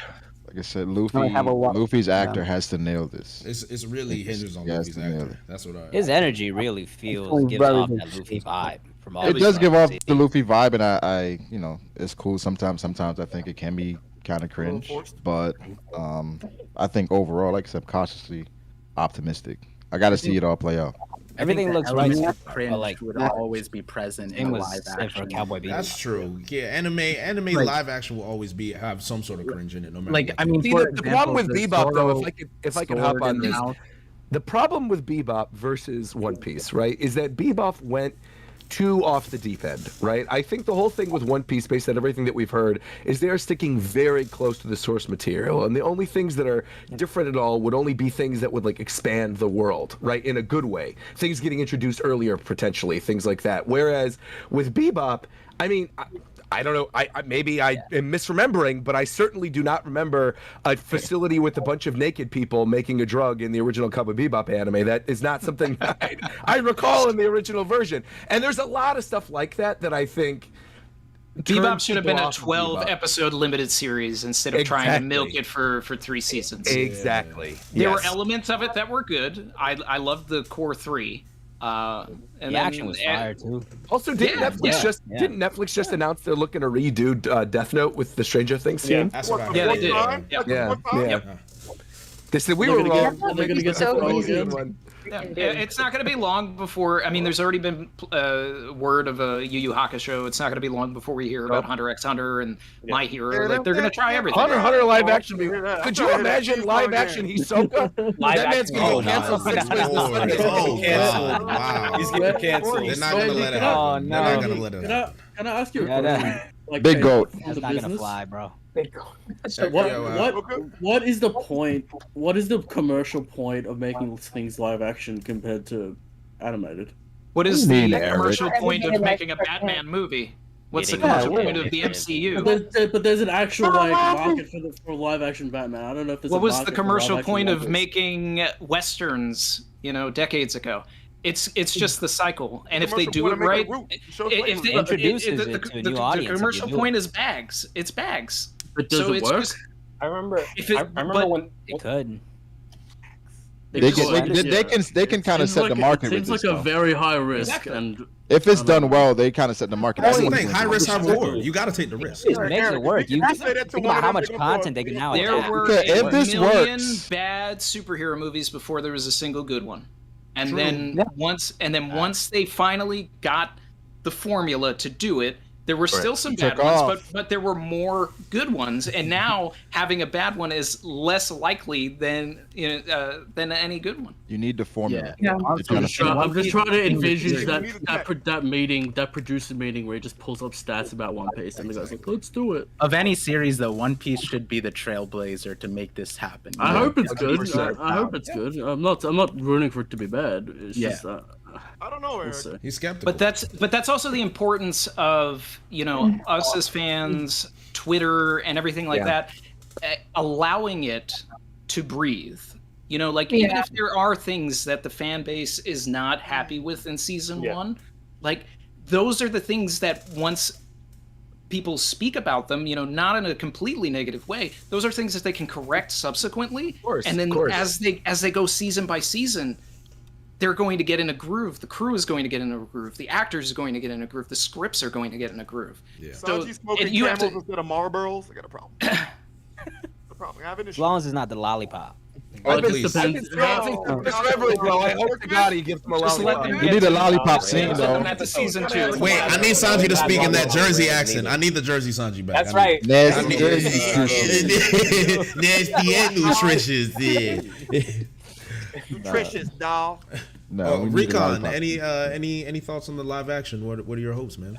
I'm excited for it. Just piggybacking off what Randy and Roger were saying. Whenever I saw the ships and I saw the insane amount of detail given to just that entire all those pictures that we saw in the Netflix reveal, I was losing my mind. I was like, man, I didn't expect this level of detail for the ships, let alone what we're going to be getting with whenever we see like the islands or what's going to be portrayed as the islands and that type of stuff. I can't wait to see the character designs. So for me, I feel like we should treat this the same way we kind of treat the manga and the anime in terms of, you always hear, give it until volume 9. Give One Piece till volume 9, give One Piece till episode 37. I feel like for us, we need to give the live action until that moment in Arlong Park. And once we get to that moment, we'll be like, all right, we can vibe with this. And like Randy said, maybe it does have its issues, but it could. Those are things that can be healed in season 2 and stuff like that. So Right. It needs to get to season 2 though. I don't hear Johnny and Jessica. Yeah, but that's the whole point. Like, Cowboy Bebop wasn't given the opportunity to fix anything. Right. That's right, but I do agree with that. Any more thoughts on live action before I move on to some more super chats? Because I do have to dig into these things a few. It'll be good. That's all. I just think that it's important. Dig into them, brother. All right, I got it. All right. Threevil. Please talk about Belmare Nami foster mom. What is that about? Oh, Tachi to you. Generally, I try to take the approach of like, let me look at all the variables and come up with the most likely theory for something. But I wanted to take like a wild approach of Rocksteady Nami, and I mean that itself is just like sounds completely ridiculous. Does that timeline even match up? It does actually. So, and again, this is I purposely wanted to do something that was wild, right? I'm not dying on the hill at all. So it's kind of interesting though because Luffy obviously shares a lot of characteristics with Sun Wukong, but so does Nami, and a lot of people kind of like discredit that. But even if you try to like play around, again, this is just, it was just like for fun. If you try to play around with that, I find it really interesting. She has doppelgangers. She works with a staff, all sorts of stuff, and then you could even take it further where Zeus. it says that as well as Nimbus Cloud. Zeus, Yeah. Nimbus Cloud, and then there's also a detail where it says that they were born from a rock, and I was like, how wild would it be? Because Bellemere matches the age of like a Roxy Zebek child, and I was like, that'd be pretty wild if Nami correlated with Zebek. And again, like it was definitely try to. I Belmir came out, I was like, is yo. Rock's daughter. You're saying Belmir is Rock's daughter. Right. So then it would lead into Nami, and So I was just Rox like, is you know what? Nami's Belmir grandfather. Yeah, grandfather. So Belmir would be Nami's actual like real biological mother in this Right. case too. Right. No, she would be like. She'd be like. Right now she's She'd adopted. She's be adopted. Belmir would biologically be. Yeah. A foster grandfather. It's not. It's not. Is it? Would it be Roxy Nojiko too? I guess so. I wanted to do something wild. I wanted to do something wild as hell. This theory I is. don't know. Just a quick question. When that Road to Laughtale thing came out, Artur, I'm sure you know this, and there were like a couple story arcs that were quickly mentioned, right? Like towards the end of the series, or a couple islands, right? And he'd mentioned Elbaf. What was the name of the navigation island? Something like that, right? Because I think if you look at some of these post-time skip arcs, and the characters that they've had major focuses on, right? You had big portions of Wano country dedicated to Zoro. You had Whole Cake Island was, a Sanji story. You got moments in all these arcs for Luffy. I do find it interesting that like Elbaf has potential to be like the big Usopp arc, and that arc, Mira again, is that the name of the island? I keep forgetting it. Vera. Yeah, Vera. That could be the big Nami one, right? And then you get like a major post-time skip arc with the focus on one of the main five from before they entered the Grand Line. I think that could be really interesting. I think Last Saga is going to be for Nami actually, because sure. not the Last Saga, like the world government part, because because Oiko Kingdom, like in a lot of ways, that kind of felt like Belmir left the Marines because of that whatever atrocity happened there, and we don't know the context of that. And so, like, I think about it like Jaguar D Saul, like he noticed the atrocities and he left. Unfortunately, he landed on Ohara, which was unfortunate. But I think we're gonna learn about the world's government, like their contribution to Oiko Kingdom, and they're possibly they were the reasons why it happened and why Belmir ended up leaving too. I want to throw this. No, I was done. Yeah, so I want to throw this out here as well. This is something I brought up recently that I thought was interesting. What about Nami from the Sky Islands and having Shine and Elbaf along with Usopp? The reason that I say this, it's not a whole lot to back this up, but first off, you have the connection between Lola and Nami, right? And so Lola is connected to the Giants, right? And Loki. Big Mom could potentially be there. I'm not going to bet my life savings on it, but then that could add significance to that. On the other side of the coin, you have Nami, who is very weather-oriented in general. She was sent to a Sky Island during the time skip, and we learned during Skypiea itself that she picked up the waiver really quickly, more than pretty much anybody else did. So you could, I think that you could create a story in which and this is the big thing that you have to overcome, is that a lot of people associate the Sky Islands with winged people, right? But it's like I kind of view the Sky Islands as an entire world that is much like the Blue Sea below. When we visit Skypiea, we hear about an entrance somewhere else, and just judging based on where Jaya is, right, to go up to where Skypiea is, that's a pretty long distance to cover. So it'd be like saying that if somebody fell down into the Blue Sea to where the fishmen are, that to think, right, that everybody who lives up in the sky are fishmen, which wouldn't be the case. It's just one island. So I kind of project that to the Skypeans and the Uyghur people. So it could be potentially really interesting, where you have humans that are actually from there or been there for years, and then you just need a story for why Nami would be on the Blue Sea, which is up to Burka Nami. I wouldn't say Bergen. No, I'm thinking. Well, so I think a lot of people like the theories that there's a tree that extends all the way up into the Sky Islands, right? You could think about the World Tree and Elbaf, where Elbaf sort of guards this. But I kind of imagine, like, if this tree extends up into the Sky Islands and connects all the Sky Islands together, that your biggest kingdoms, your civilizations are going to be there, right? Where Birkin is, I think we're given a different impression about that, where it's much farther on the outskirts of like the distance that you travel. But I just want to throw that out there as another idea for Nami. It's interesting. It's something to think about. Fun spin. Very, very, very I interesting. like just like some of the Straw Hats just being like regular, just normal people. I think it's too late for that. I think there's nothing deep. They're just like just orphans. At least it's too late now. It's too late. Nah, the core five are all important. Yeah. I wish I could make theories, man. Mont Blanc. Bert's not good at it, It's man. okay, I'm just not good at it, man. The only theory I ever had Nami? was that Emma was gonna break, and that went nowhere. I just hope that like if we I'm get with you, these bro. I'm like with if you. we I'm get here these reveals, reacting, I hope it's just like has some character relevance other than just like it being cool. Otherwise, For it's kind of Nami, like that's well, the yeah, point what, of it, right? yeah. You know, sometimes it's just about this is Oda's strategy, right? He's just doing this with Sanji. I would bet money that he's going to do this with Zoro. It just seems like his MO. And you can disagree with this or you can prefer something else, but it just feels so destined to me that Right. by the time the end of the story comes, we're going to find more connections for everybody. Zoro's more of the cool route, I and thought- Sanji's more of the character route. Yeah. Years ago, I thought Thriller Bark was setting up Charlotte Nami. It never happened. You know, but I mean, like the connection to Lola, the Beaver card, all of that stuff. I thought that was what was going to happen, and you know, instead we found out that Sanji was had an important family. But it's very possible that they're all important. Yeah, I still love them. I still love the Mont Blanc Usopp theory. Yeah. Oh, that one's fire. Yeah, I saw Joy Boy's video on that a long time ago. Mont Blanc Usopp. OG. Mont Blanc Yeah, Usopp. man. We're gonna find out that Yeah. Yasop went off with cigarettes instead of milk. That's funny. Let me get into a few more super chats. Vang Yang with $20. If Big Mom wasn't there at Wano, ZKK, what do you think? Big Mom shouldn't have been at Wano. I think. I don't know what the ZKK thing is, but I'm saving that one for later. I'm gonna save the ZKK Why is for it later. still a thing? Whatever. I mean, it was just gonna be the end of 10-10 all over again, right? Like the Zoro and Luffy taking out. If it was just Kaido, it was just gonna be 10-10 to finish it. Yeah, I agree. Shout out ZKK, man.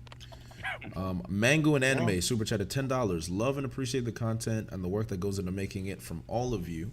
Makes the One Piece experience so much better. It's so pure. It makes anybody want to become a content creator. Thank you. Definitely pats on the back to everyone here. Appreciate you all. Green Bull. This is Jeff Maxi Loam with the $10. Green Bull weakness was foreshadowed during the Reverie, and that will be the reason why he won't see any of the supernova. He will be too distracted by the beautiful woman of Wano feeding him as a distraction. Very annoying. A lot of Possibility. Sanji-isms in there. But we have two people who just joined. Mr. Ohara. Morning. Welcome. Morning. Welcome. JG, JoyGirl, welcome. How are you guys doing? Welcome. Yes. I got aired again? That's crazy, bro. Wow, this is wild. What is going on? Oh, what is the Doflamingo? What is this? What is this? The glasses. Joy Flamingo out here. Joy Flamingo and Ohara Flamingo? Oh, and Hard Flamingo too. It's You love not to that early. Oh, Don't. wild. Joy Flamingo and Hard Flamingo out. Hard Flamingo. I like Hard Flamingo better. JoyGirl, what took so long? It's 10 o'clock. I'm sorry, I was. She was waiting for me, kindly enough. There it is. So how you guys How you guys doing? We vibe. You first, sir. How you doing? Doing well, doing well. My headache is okay. I'm feeling very prepared to talk about One Piece right now. I was Get scared ready about for the it. headache. Yeah, it's gonna get worse. Your headache will only get We got worse. this. We got this. Talking about One Piece always helps. Makes it Is just this go COVID? better. Is this COVID Ohara or hungover Ohara? This is hungover Ohara. So we have COVID Roger and hungover Ohara. Okay, and then Joy Flamingo. Oh, you got COVID, Roger? Unfortunately, yeah. Oh my god. It's helped for the Reverie, though. I gotta say, there've been some good moments. There's some strong moments. A few Why coughs. did you die? Did we lose Roger? Barely? A few coughs. A few coughs and hiccups. I'll call it. There you go. There you go. A few minor coughs. Yeah, What about you? combo. What about you, Joe girl? How you doing? Good, thanks. Yeah, I'm sorry I'm late. I was waiting for Manu, but also I woke up late. I stayed up editing last night, and so I couldn't actually wake up the time I told you. But hello to everyone in the call, and hello to everyone in the chat as well. Of course. Yeah. Dedication Shout out to to the the chat. chat. They're hashtagging hungover horror. Joy boy, Nice. Oh, yeah, it has to JoyGirl, be done. you're okay. You're okay in Sydney. I know it's underwater. You're doing alright. Yeah, so today's actually a day of sun, so I'm hoping to get out and enjoy the sun. So I'm sorry when I leave you guys. There you go. So I am fighting through these super chats right now. I'm so behind. It's actually toxic. So let me get to one from Demi LP. Law and Kid did not beat her. Wait, Law and Kid did not beat her. Beat her. They had to. Whoa, this guy's grammar is crazy. Okay. We know what he's saying. They didn't get a real. Let me see if I They can didn't get a real decipher. W with Big Mom. They're basically Why saying she they ain't get didn't beat. They're saying Long Kid didn't beat Big Mom, and they basically ringed her out Dragon Ball tournament. Why style. she ain't get up? And why? Why she ain't get up, man? Do we agree that's Why she ain't cap? get over? Is that cap? Are we saying that's No, cap? that's not cap. That's Narrator real. said That's it's real? a W. Okay. That's real. All right. Why she ain't get up? No one gives Lauren Kid the real W. Cole said Whatever. It took me a while to fight through that one. Okay, and then we have so happy for our dear Jay to be hosting this year. Question to all: what are your top 3 blunders? WH's was Oda thinking moment in the series from a storytelling standpoint. Much love and hugs to all from Ooh, Ariel. we'll be here all night. And then we got Camera Joy Boy again. Welcome back, Okay. Joy Boy. Let's go. Welcome back. Big Steez with it. We love to see Nike it. on my body. That's what he's got the golf. He's got the golfing You fit too, on. Joy Boy's here. There you go. There you go. All right, so I'm gonna start You're muted, with. Joy Boy. Oh, you're muted. Wait, you're muted, Joy Boy. Hold on. You still there we go. I felt left out with all the sunglasses. There you go. Dude, the voice yeah, matches the there you face. You go. love to see it. Appreciate that. This is legendary Reverie, y'all. Love it. So Ohara and JoyGirl, I'm gonna pick on you. Ohara, specifically you, one because you stole Sadio Mane and you're hungover. So top 3 blunders moments in the series from a storytelling standpoint. Basically, like what the heck Oda was thinking. You're putting the question to me, even though I'm like the biggest apologist here. Okay. Allegedly. The biggest 3 blunders in the storytelling wise. Okay, I would say number 1. I would say Sabo could have been handled a bit more elegantly. Interesting. Okay. I would say. Okay. At least the pre-introduction, like the amnesia thing. I feel like it wasn't terrible. Like again, big apologist here, but I think that would have been better. Number 2. Let me think. Number 2 blunders. Only one thing wrong. Or something that like yours, like I could have lived without it. How about that? You could have lived without it. Oh, I could have. Oh, okay. I mean, like the entire Davy Backfark arc. Really? I could have lived without. Yeah. Wow. For Luffy, bro? Oh, I'm Not a very big fan. surprised. Luffy, the strongest man in the series. Not the entire arc. No. Aokiji shows up at the end. Yeah, but that would have been enough. Just that part. I'm a little rattled. I'm not gonna lie. I'm a little rattled about that. Foxy is trash. You don't like Foxy? That could have been the entire arc. I Literally mean, one I'm with chapter. him. Foxy. Foxy? You could put I Foxy don't in the know. bin. I think. Okay, let me see. Like The only think, thing I think like the- about Foxy is the fact that he got a glass heart. Yeah, I mean, I feel like the entire arc seems to be important in setting something up, but I feel like it could have shortened that significantly, in my opinion, at least. Especially in the anime. I can give you that. Yeah, Oh, yeah, no, especially in the anime was way anime. longer. Anime was great, though. Yes. You can skip through this filler though. It was. You can skip through the filler episodes. The rest of it's fun. You didn't enjoy the soccer with Zoro and Sanji? That was great. That That was great. That was Yo, the great. anti-mana kick course on all the of that. back, Yes. bro. That shit Yo, was come fun. on. The I slide watched all of that yesterday. That shit was Groggy, fun. yo, Groggy ring goat, bro. That's what I'm gonna say. Give us your third one.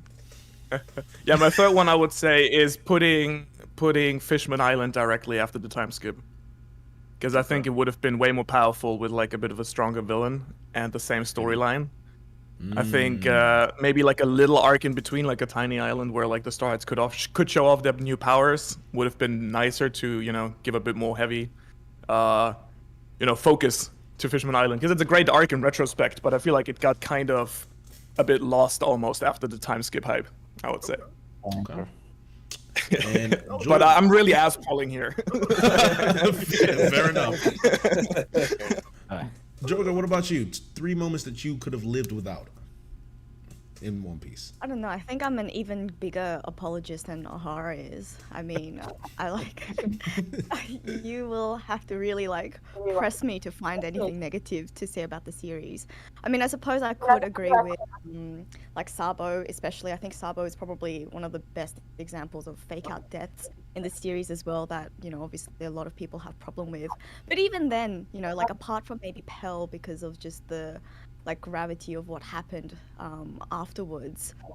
Like even then I still think like I can understand why Oda feels the need to do the fake out deaths because of how shonen manga is like targeted for younger kids, supposedly, even though we're all watching it and reading it still now. Bro. Yes. But like on any given day, if you ask me what's the biggest problem with One Piece, I'll always say that it's just that it's not long enough. And people think I'm joking, but I don't know. You would upset quite a few amount of people by saying that. The wrong people, man.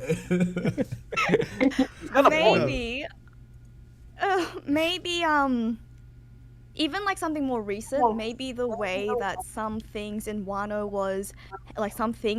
were handled. Like, I'm pretty upset that we didn't get to see like the awakenings of a lot of people, like a lot of the combatants in Kaido's crew. So that's something that I feel like we could have probably handled better.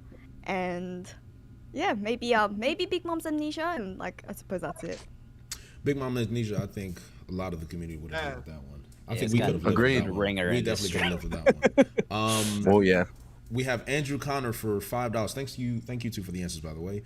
Shout out to Randy the Goat. What do you think Green Bull's role in Wano is? He's a walking exposition dump, possibly capture Luffy? Question mark.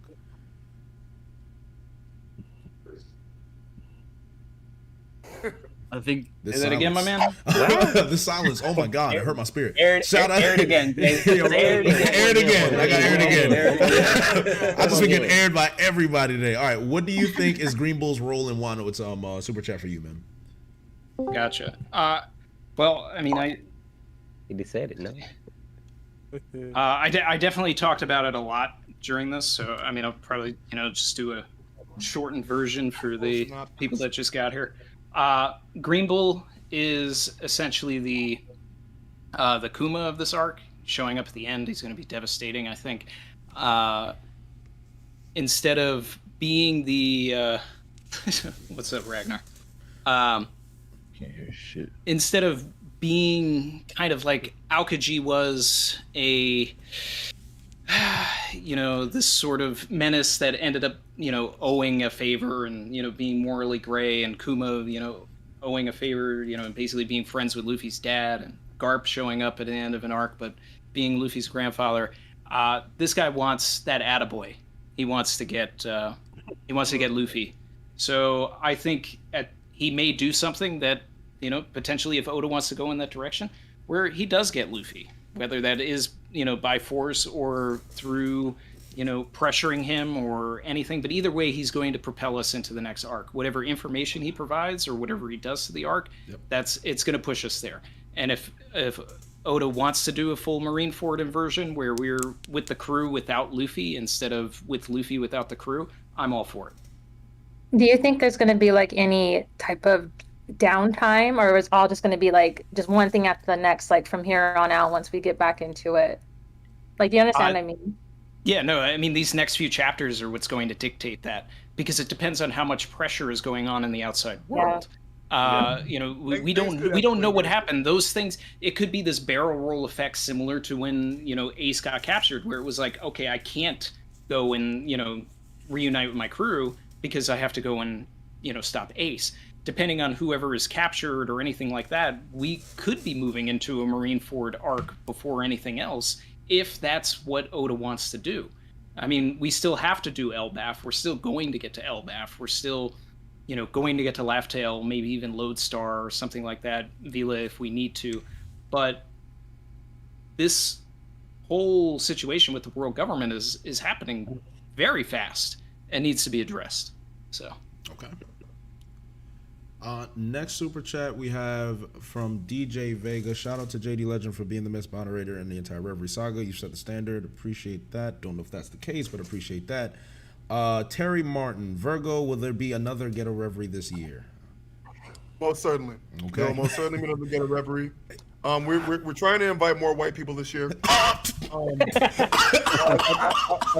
think they deserved it. Y'all can come to the cookout, man. Come on. The Ghetto Reverie will be there, headlined by Ohara. Ohara, bring your do-rag. Oh my God. Oh God. You ain't getting in without a do-rag. Yeah, also, since you're hungover, Ohara means you like to drink. So we drink a lot in that event. So hopefully you come front and center. We'll have Randy with his wine. It'll be really nice. You gotta have it like in December so I can drink. December, girl. If you don't pop how's that connected? You don't pop that child out and open up some Franzia. Franzia, I'm screaming. All right. Also, Vinland D. Ragnar has joined. Ragnar, welcome. How you doing? Ragnar. What's good, everybody? Deep voice. How you doing? I get the radio voice first. Radio voice. We have another super chat. Has anyone heard of this? This is from Kale Fowler for $5 Canadian. Have you talked about the Gear 6 Frogman theory? Oh my god, dude.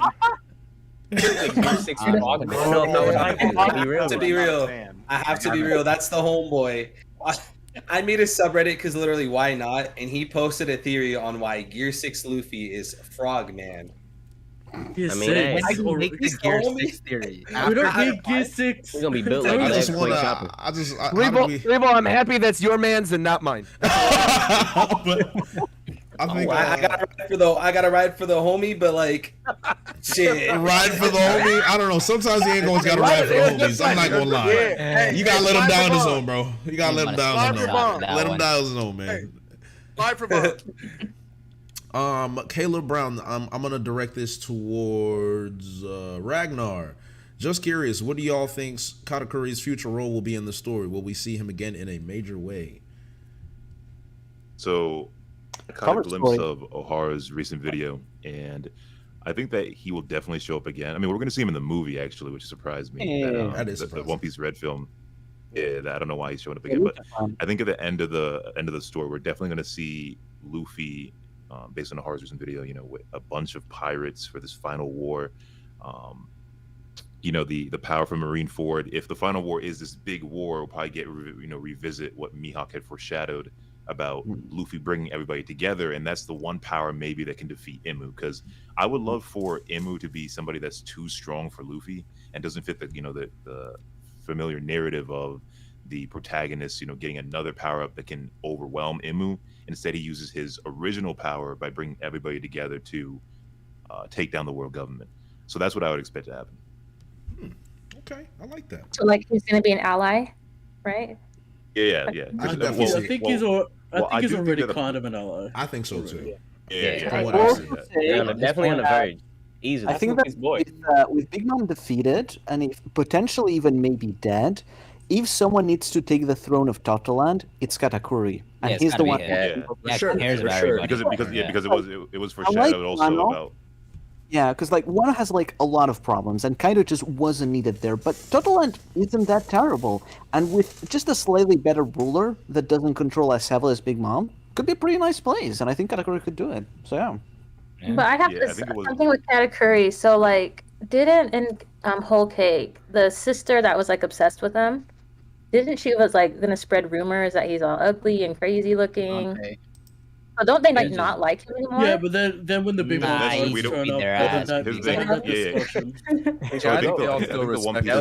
everybody loves Katakuri. The only thing that we know for certain regarding Totland and all that stuff that's going to happen afterwards, right, is that even if Katakuri takes over, right, and he's a better ruler, I'm assuming they still want it to be a happy land where all the races can come together and sit and have food together, which means Zoro's never going to live there.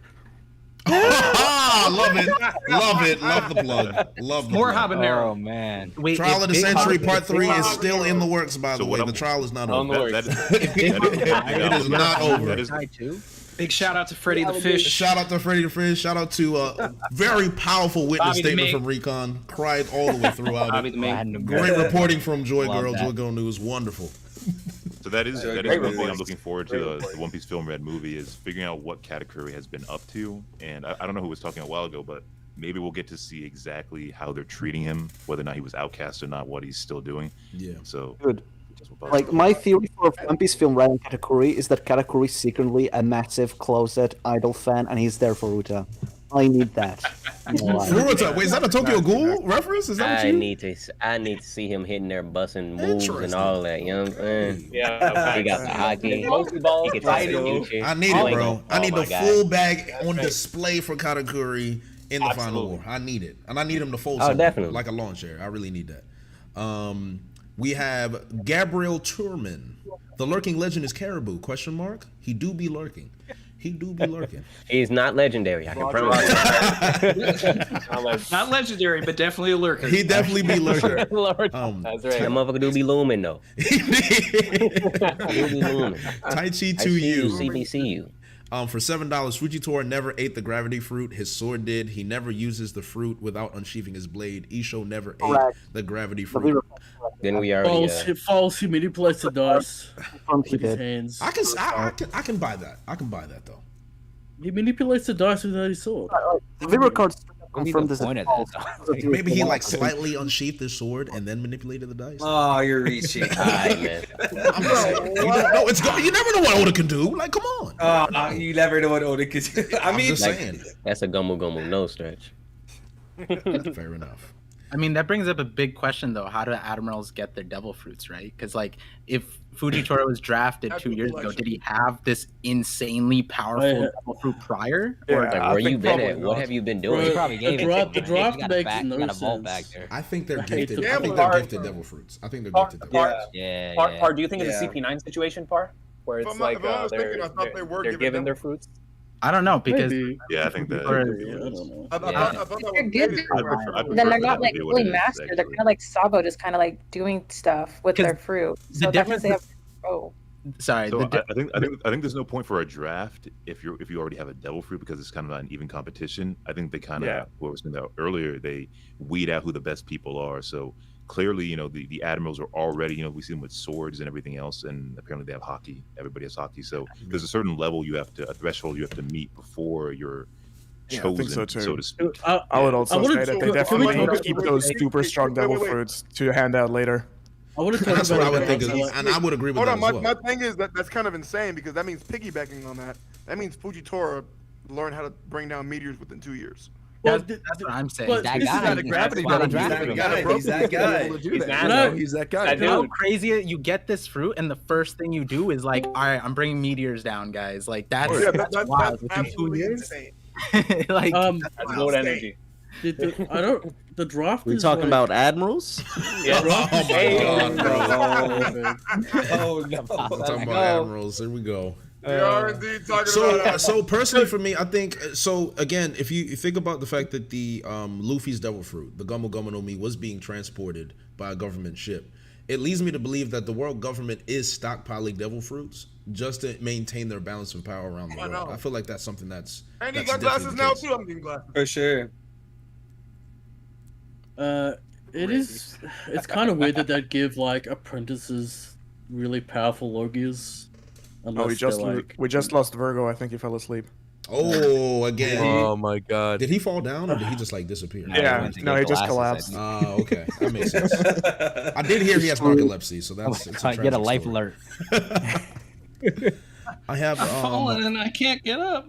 I have another super chat from /West. I don't see enough speculation that Blackbeard has Rock's soul in him. First of all, Cap, that is literally my #1 theory. It's the only thing I've ever come up with. It's my baby. It's my most watched video on my channel. You'll see it. I genuinely believe, and I've said this. I said this on the last Reverie. If you've watched Magi and you know about how the whole David and Solomon complex, I don't want to spoil it for anybody. I genuinely believe that Rox Dizabek's soul resides within Blackbeard, and that's my theory about one, why he can't sleep. Two, why his path is eerily similar to Zabek. There's a lot of ties to Zabek. And that ain't your theory, nigga. Hey, I don't care. I made it. And and on top, only theory. That's what I'm saying. Let me have mine. I don't understand. That was trying to take you. Be your own. And to me, that is one of the most solid theories you can come up with. Now, Par, you did mention the shadow theory, which very, very strong theory as well. If you guys, Ohara and JoyGirl, you missed that, but it's a great theory. But give me the short version, please. Oof, I don't know if there's a short version. I really don't. I don't know if there's a short version. I don't think we should run it back. Yeah, I think the short version is that a lot of people are vouching for it. Yeah, I'll link it. I would say link it and then cosign. It's definitely a cosign. Very interesting That's just theory. Lazy Reverie here. Oh, here we go. Nah. Everybody's got 2 souls. Your souls have a shadow. Armament hockey is shadows. Blackbeard ate the Yami Yami no Mi was eaten by his shadow. There it you is. go. And then Luffy's fruit. Something different, man. There you go. I like going over Ohara. In the full video, I do bring up like your glasses, the Randy. Rock's point about the possibility of like his shadow being related here. So no knock on your theory. I support it. I support it. Your baby. We'll see, bro. We'll see who wins, man. If, like I said, we can have a bet right now, bro. I'm ready. You got the Theory bet. I'm ready. Octopus running here too, no? You said what? Oh, the octopus theory too. Yeah, so we got there you three go. Blackbeard We got theories. three-headed race right here. We can have a little wager right now. Three and par the two rookies. You know, I'm here for it. Man.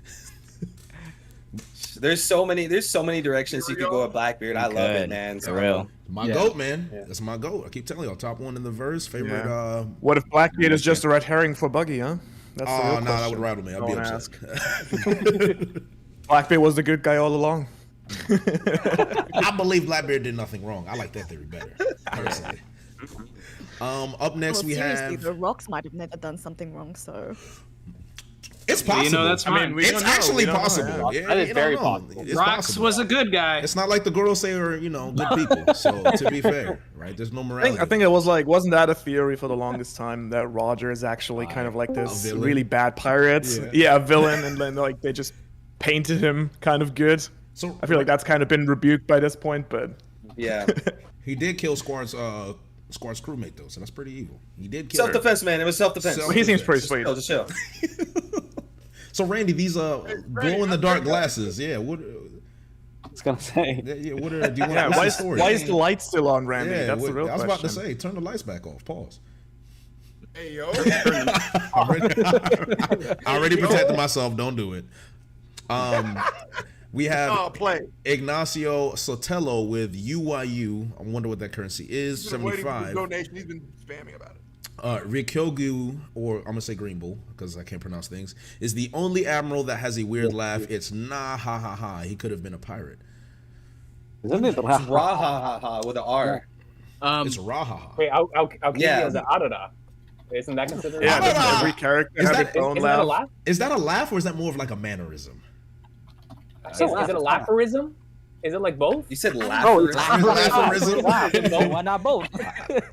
Is it an Oda? I don't know. Man. I feel like I feel like laugherism is the right one. I think. Okay. The hidden island. that we- Akainu doesn't laugh, so it's a bit. The hidden Soul island. also had a laugh. Who has a laugh? Soul had a laugh. We all do. True, but we're talking about Admiral specifically. Because Garb has an interesting laugh too, doesn't he? I don't know. I feel it's kind of just like straight up normal. What is Kizaru? That's more of like a mannerism, I'd say. We got Kaido's laugh, bro. That thing's probably on demon time. We got another donation from the Hidden Island. Green Bull is brutal justice. I can see that. That's kind of wild. It'd be a nice subset from Akainu's justice. That'd be From extremely violent. Kiloki 514. Every Shichibukai will join one of the Yonkos. Wait. Can I quickly ask a question to you guys? Because Oh, like I'm absolutely. probably missed out on a lot of Green Bull discussion. Yes. But is everyone on board that he's definitely from Wano and like loves Yes. Wano because he's reflowering the entire country on purpose? Yes. Clearly. No, I don't believe he's from Wano at all. It could be an accident, actually. Like he might just be walking. 'cause I the don't thing is, think, whenever, dude. Hey, the green bull coat. The green bull coat. Oh, Uruguayan. Whenever Yeah, I Aokiji think so and Akainu- too. Whenever Okay. You're telling me that this dude doesn't have enough control over his powers, so he like just like randomly Well, no. So hard. Here's re-greens the thing, entire like, country?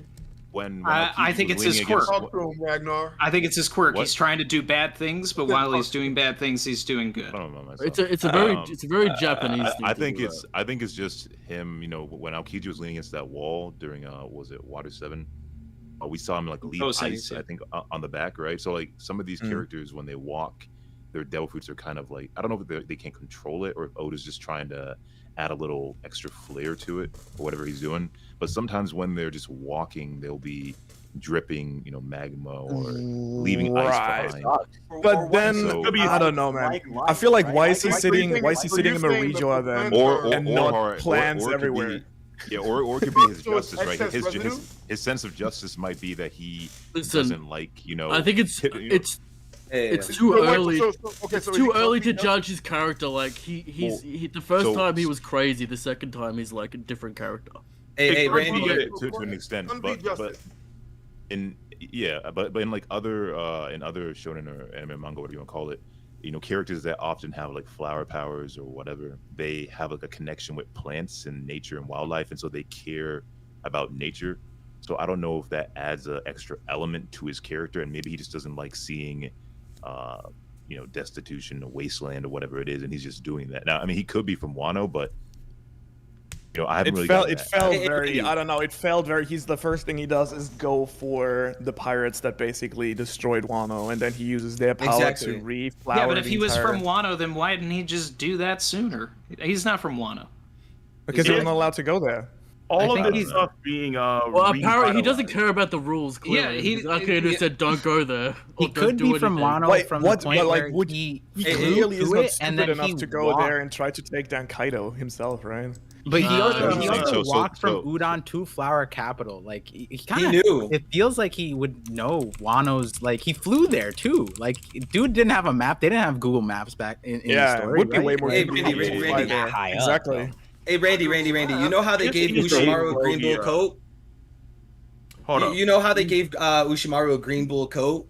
If Green Bull turned out to be from Wano, would you say that that was a pure coincidence, or was that a hint? Might have been a coincidence. Only if he was actually tied to Ushimaru, which I don't think he is. If Green Bull is a Logia, Ushimaru. So what were we saying? Ushimaru, Oda. the name. One quick second. Quick second. Wait. The name Arthur, can you give me 1 second? Cole's been trying to talk for like the last 5 minutes. I just want to. It was literally just 1 second, but. Okay. Well, I mean, just real quick. I mean, I can just do real quick. If he's a Logia, then what he's probably doing is a passive ability because Logias do that. We saw with Drum Island Ace. Ace just existing there stops snowing even though it always snows. So because it's a wasteland, and let's say he's a plant human of some kind, like he's a Logia, then the environment is reacting to him naturally, and it's just naturally blooming. That's one of the things. Yeah, I agree with Cole because like with Logia awakenings, we don't really understand them yet, and it might be that different souls and Delph-fruits, I don't know, Paramecia, Zoan, Logia, they all react differently. We just learned that Zoans have a will of their own. Maybe Logias act in a very strange way as it pertains to the environment.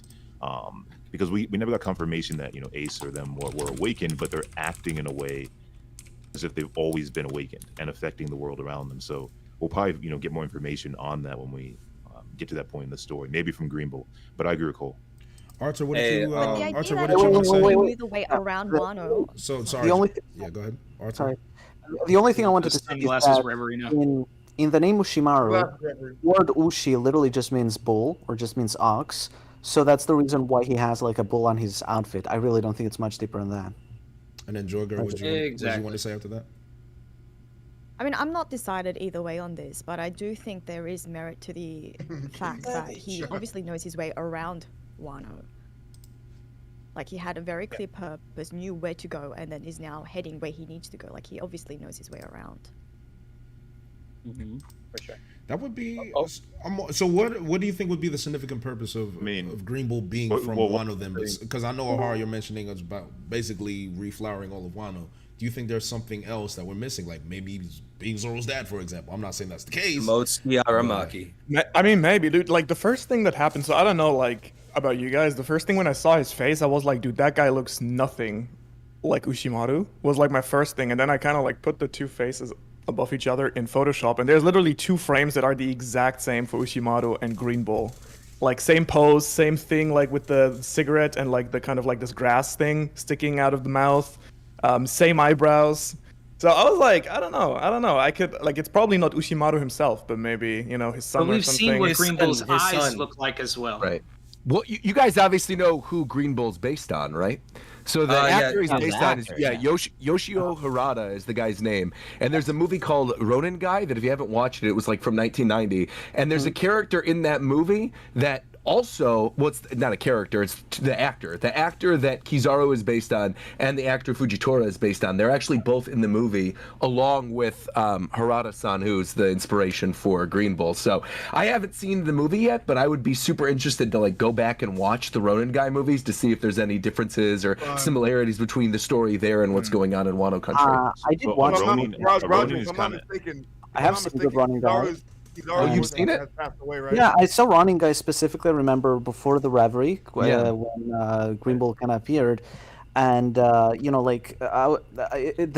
movies that the Admirals are based on have always influenced their characters. Because Kunio Tanaka has been in a lot of comedies, and specifically he was like inspired by specifically like a very like comedic Japanese movie, and that's why like Kizaru's like so silly, right?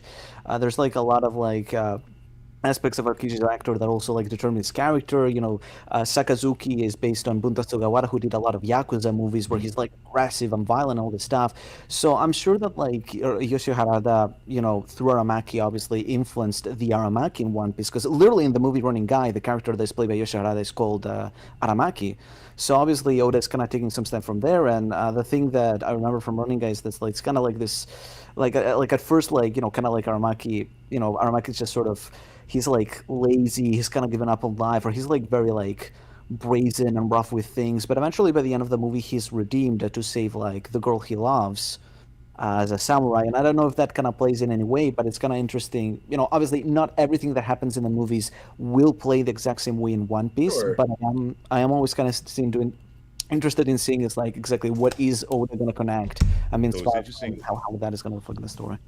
Yeah, so it's interesting that you say that because I mean, when we're introduced to him, I don't know if it was Ohara or somebody that was saying that he was kind of like acting a little bit differently than what we got when we see him in Wano, and he talks about women to Fujitora, Yeah. and then we see his tattoo where he talks about I don't know if I can say this without in the montage.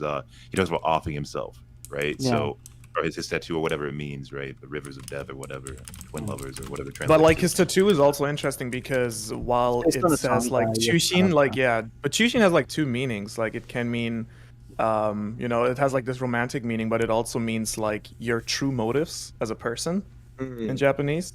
Yeah. So it's like kind of a double meaning. So I feel like for me, it kind of could hint also at him basically, playing that one character but being someone else at heart. And I think hasn't Oda kind of hinted at that in an SBS as well, that Fujitora and both like him and Green Yeah, Bull he did. have ulterior Yeah. motives. Yeah. I think that's something No, people are no. sleeping on, perhaps. But people, so. Oda also connected that to the Momotaro legend, didn't he? Didn't he do that? Yeah. It's all So part of the that would just influence the idea of Green Bull being from Wano, given like Oda like heavily implied that. If I'm not mistaken. Well, he tied all the admirals to the Momotaro legend because it's this whole thing with the Chinese zodiac, basically. Yeah, you're true. That's One true. of the things I am wondering is what is the point of having people say Fujitora's from Wano, Green Bull's from Wano, and I'm just wondering, where would they be from exactly? Would they just be like random samurai no one had ever heard of? Ringo.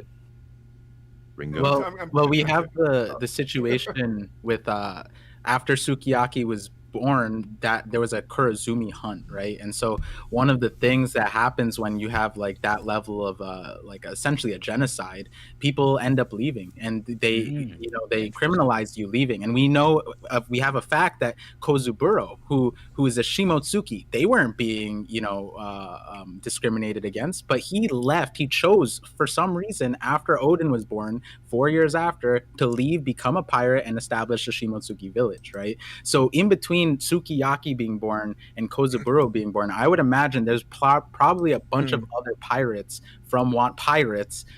probably of Kurozumi descent that could connect to a lot of these dots. One of the theories I did like about that part vision is what's his name? Shuryu of the Rain. So I saw somebody, I think it was what's his name again? Alpha Too Late.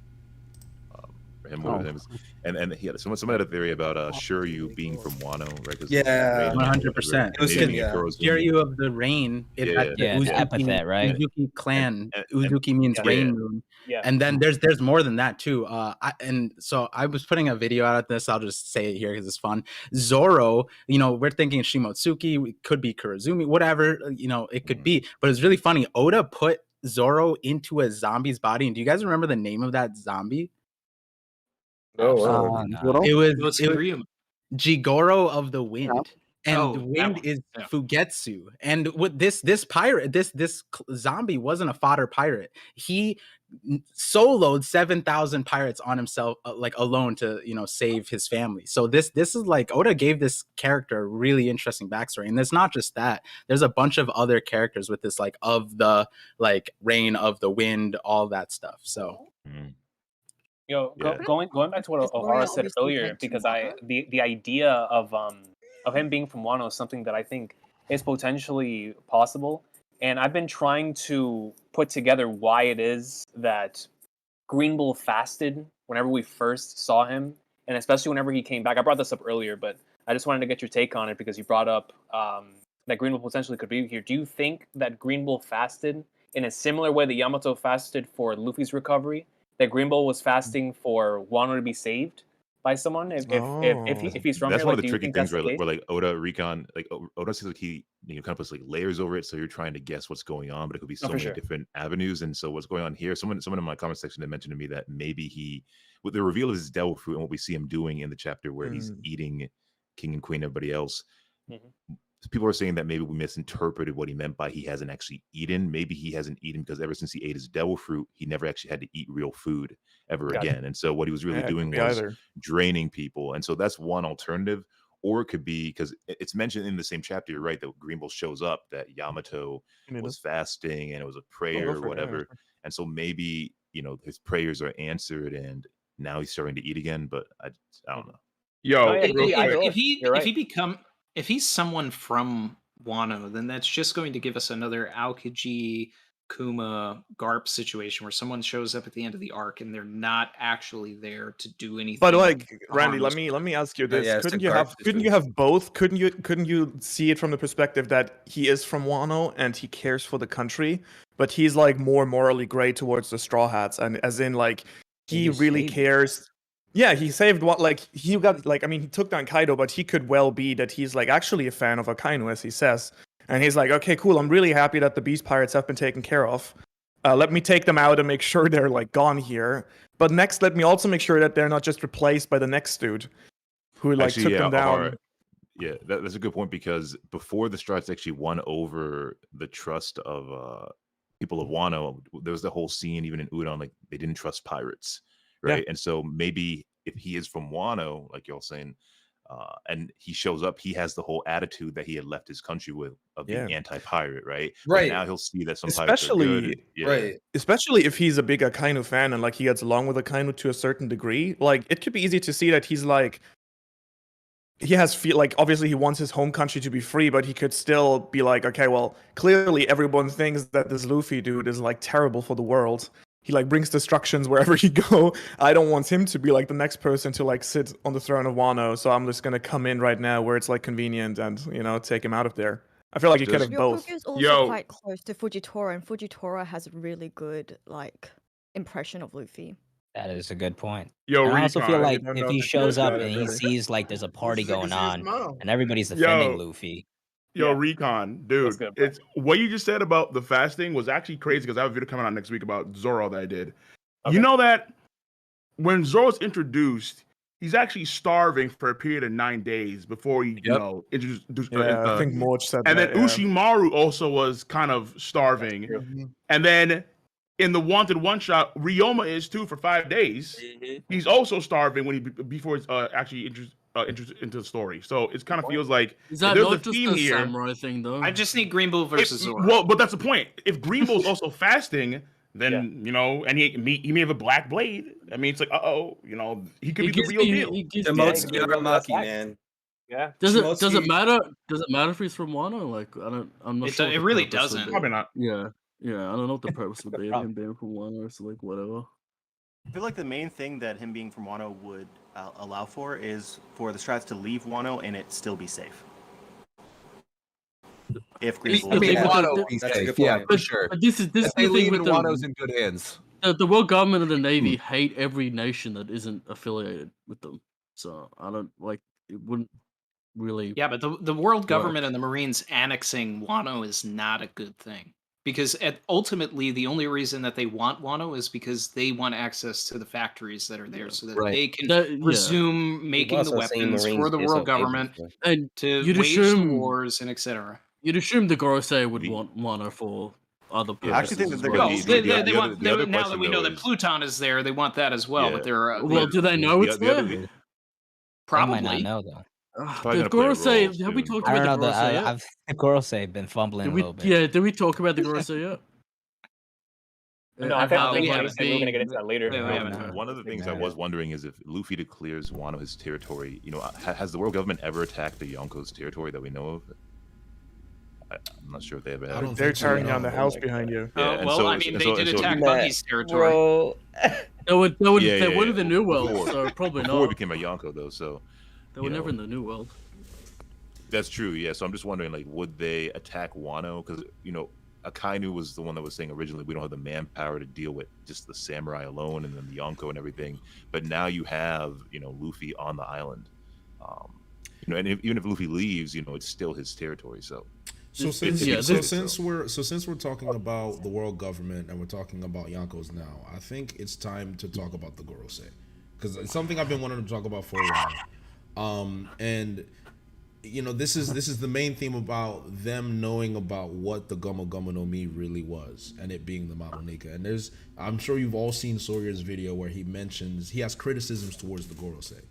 Is that something that everyone here shares, or do we have a counterpoint to that? Because it is very, very surprising to me that the Gorosei would know about such a dangerous fruit, but not do everything in their power to make sure that it's in their hands. Or if they knew the name of it being the Gomu Gomu no Mi, they know the properties of it being rubbery, then why did they not go all out of their way to get Luffy? Like, what do you guys feel? I feel like they're scared. I feel like they're I think it's unavoidable. Right? From my purview, they did though. Once Luffy started making a name, they were going pretty hard for him. And then not only that, but his name is his name is like the main reason I think for Sawyer's criticism, because even when I read it, I was kind of surprised by the fact that every wanted poster has the D on it, but it's almost as if The Gorosei the last couple of months have come off like bumbling buffoons. It's the same thing as Robin too, right? Like this whole time they have not gone around. All of a sudden, it's like we got to get Nico Robin. Like I just think because Oda's story is so big really and there's so important. many If you plot know the points future- that it's not easy to handle. I think if you know the future, then it becomes difficult to act against it, right? Because even if you're the Gorosei and you're like, oh, this fruit is gonna one day turn down the world upside down, you don't want to actively influence that. You don't want to create that future. So we get this perception from Imu when he's talking to the Gorosei. They're very slow to act. They're very careful, and I think it's for that reason. So just because they know something doesn't mean that they should do everything in their power. I agree. Because it's like if they do everything in their power and they let everybody else know, hey, this is an amazing devil fruit. If you get it, then some marine somewhere might accidentally slip in some tavern or some shit like that, and everybody after the fruit. But then they let like the wanted poster slide somehow through their hands for no reason. It's like, why are you doing that? So like, my big take on this is that you guys have a wonderful, wonderful stream. I hope you guys have a wonderful Take care, day. Virgo. You too, bro. Brother. That's my cousin. Take care, man. I just wanted to.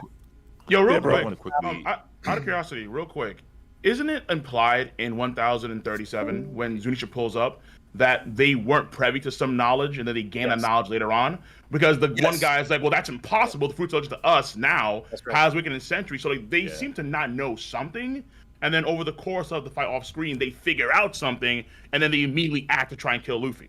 Yeah, I actually kind of think that they don't know everything. I'm right there with you. I feel like Emu probably knows everything, and they know what Emu's feeding them. But I think the criticism, Roger, of them is on the things that they should know, they seem clearly incompetent about. One of Sawyer's points about so the name D, right, that they said, oh, let's retroactively pretend like nobody's seen these thousands or millions of how many wanted posters that have Luffy's full name on it.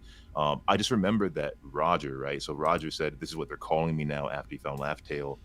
You'd have to imagine that prior to them starting to call him, Gold Roger, that he had, wanted posters of himself that were much younger, right? So were they always using Gold Roger, or were they using Gold D Roger? And then after he became Pirate King, they changed it to Gold. And so they did the same exact, as strange as it is, they did the same retroactive thing and changed his name just to Gold after he became the Pirate King. Kureha remembered it's the same government that could get rid of. There was Kureha. Kureha mentioned at the end of Drum Island that there was a time when they called him Goldie Roger. So evidently the Gold Roger only came afterwards. And it's the same thing with Luffy history itself here. My thing with the Gorosei and the fruit is basically that I feel that is what Shanks' power over the government has been all these years. That's my headcanon right now. That he stole the fruit from the ship and didn't tell them that Luffy had it. And then potentially used that as a bargaining chip to move freely around the world. That would explain why he went to Marineford and they're like, okay, because it's you, we're going to stop the war. Shows up to So they to didn't Marijoa. recognize that Luffy had it when he was Yeah, using they know, his but they know, powers? they know it's a gum fruit. No. Well, let me finish, right? So Shanks could have said that he still was holding this fruit. Someone who used Luffy's fruit in the past or anything like that wouldn't have used it in the same way that Luffy's using it. So there's a possibility that they didn't recognize it because one, he didn't transform into the Nika form.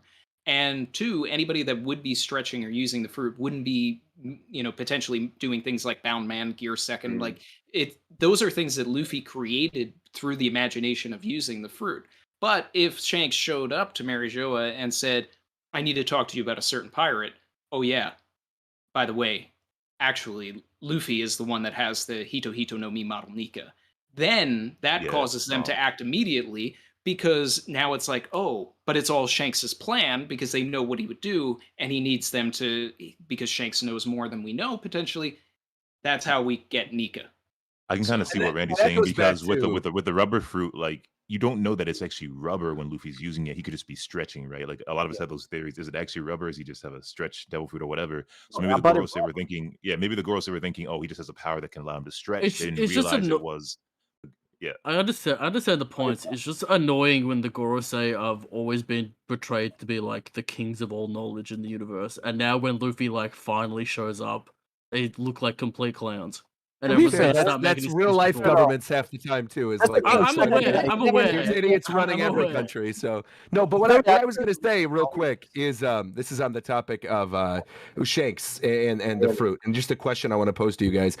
I think we all are in universal agreement, regardless of the Gorosei conversation, that when Shanks stole the fruit from the ship, right, and the whole thing that Who's Who was talking about in the fight with Jinbei, Shanks knew that was the Hito Hito no Mi model Nika, right? Like he didn't think it was the government. Like he knew already that was the sun god fruit. Yeah. Okay. Yeah. No. Yes. Yeah. And probably intended to give it to Ace. Yeah, I think exactly. Well, Yeah. you gotta address the situation where Shanks met Ace though, because then when you look at that, it's really awkward. And I was trying to find a way to work it out, and I couldn't. So if you have something to counter that, I would be very happy to hear it. Yeah, I agree with them him knowing the fruit, but I don't know about the Ace part because from what my understanding was, Roger only told Garp about Ace. Nobody else should have known about Ace. I think it was in the Ace secret novel where there was a hint that Shanks might have known that. There are secret words. You're telling me that Rayleigh didn't know, short. and then Rayleigh didn't tell Shanks? Well, the other thing I feel like all of this is irrelevant because Shanks had already chosen Luffy. What about last word that Rayleigh had with him that Rayleigh said himself was I won't die, right? But then after that, Roger leaves and goes, I forgot the island name with Rouge, as Ace, or isn't like, and then he gets executed, right? But in that conversation with Garp, he's like, yo, I have a kid. So there was no time, considering Rayleigh said this is the last conversation I had with Roger. So I don't think there's a time where he could say. I mean, but either way, there was a larger plan at play here, set in motion by Roger after Laugh Tale. Start this whole thing. It's hard to believe. For Shanks to show up and talk to Rayleigh later on and say, I found this kid. He said the same things as Roger. This line, and basically implying this lines up with everything that we've been looking for. Yeah. So how do you address their meeting though? One at a time. How do you address the meeting between Shanks and Ace? Because it makes it seem like So Eddie, the thing with Shanks and Ace is like in the manga at least, because I don't know if the anime is always canon. There are moments that seem like they are canon, and there are other moments you can't tell. But in the manga, isn't it really short? It's like a lot of it's off screen. So one page, like half. I was having this conversation like maybe 2 or 3 days ago, and I made sure to go back and check in the manga, and it's still like heavily implied like there is no deep connection between Shanks and Ace, or there's no deep knowledge about Shanks and Ace, and it was honestly really disheartening because I really love the concept of Shanks meaning to give the Nika fruit to Ace. So I'm just wondering if you guys have something. I think Actually, like straight Randy's up, point, asking I- like yeah, the kid, in like in the the Ace will. Okay, so novel- one at a time. So Arthur, you want to go ahead? Yeah, in the Ace novel and the Boichi manga of it, there's even Shanks inquires like Ace about his father, or sort of, but like, or sort of like, kind of comes in the conversation, and Ace is like, "Oh, I don't want to talk about my father," and Shanks is like, "Oh, okay, sure."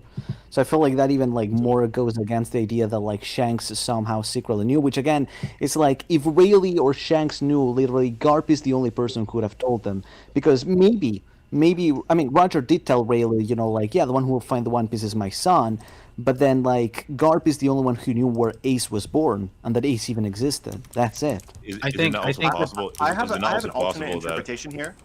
I think that Shanks may have known that Roger had a son, but actually not known who that person was, and was waiting for them to reveal themselves. This is early on, and then he found Luffy, and all of that became irrelevant because he chose Luffy. I think rather than that, I I think also like they this were idea because- expecting that the will would be passed on, right? Like Whitebeard, yeah, execution. Rayleigh said like, "Oh, there's a bunch of people that you guys know that Roger might have passed on something to," and Look, named. look, I'll add this. When it comes to Ace and Whitebeard and Shanks, Shanks says it's too soon for Ace to do anything against Blackbeard, so he knows about like Ace's future and what he has to do in a way. So because he says the errors what, too what he soon. thought, yeah, or at least what he thought that Ace had to, what he thought that Ace had to do, because now he's gonna be replaced by Luffy. Quick pause, because JoyGirl, you said you liked an idea of something. I wanted to make sure you get your thought off.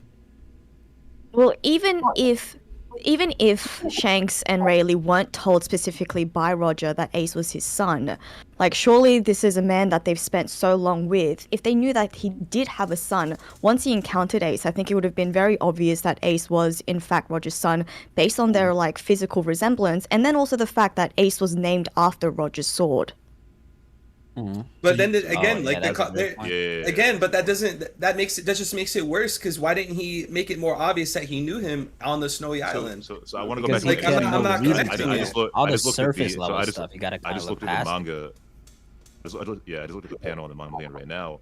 It's like one, not even like a full page. It's like less than even like half a page of the conversation. And then Arthur, I think, had mentioned the Ace novel. I just don't think that Oda has revealed the entirety of their conversation. I doubt they just sat down for like what we're seeing here, and that's all they spoke about.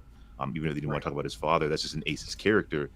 Shanks isn't then going to bring up anything at all to him beyond that. But that doesn't necessarily give us a window into what Shanks knows or what his mind is at. Like Joy Boy had said, he already found somebody else, and so whatever Shanks knows, he's already moved the plan, if there's a plan, in that direction. But someone else was talking about Blackbeard and Ace, and it being too soon for them to fight. That clearly does show Shanks knowing something about them, fighting one another, even if he didn't bring that up to Ace, right? Shanks could have told Ace, because Ace at the time was searching for somebody, or he was trying to kill Whitebeard and stuff, but Shanks never actually tried to share any of this stuff with him. One thing that I wanted to say related to what Parvision was saying with Rayleigh is Rayleigh also did mention that there are questions Luffy's going to have that only Shanks can answer. And that's one of the things that has always stood out to me. Like, what is he exactly talking about? And it was a very brief, moment amongst all the other things we were learning about, in which basically it's alluding to Luffy needing to meet Shanks again if that does happen, and Shanks is going to tell him everything. I love that you brought. I actually have like volume 52 is one of my favorite volumes, and I went over that in depth in a video. And it was even further than that. It was almost like Rayleigh said in the first line in chapter 507. He was just like, I shouldn't be telling you things that Shanks hasn't talked about. It was an interesting wording, and I would like to go look at the raws to see how. For me, Parvision, for me, and I said this on Twitter, Shanks is like an Ohara character, right? So Ohara from Bleach basically set up Ichigo. I'm not like a Bleach. I don't know much about it. Too much I've read it, but I don't remember much.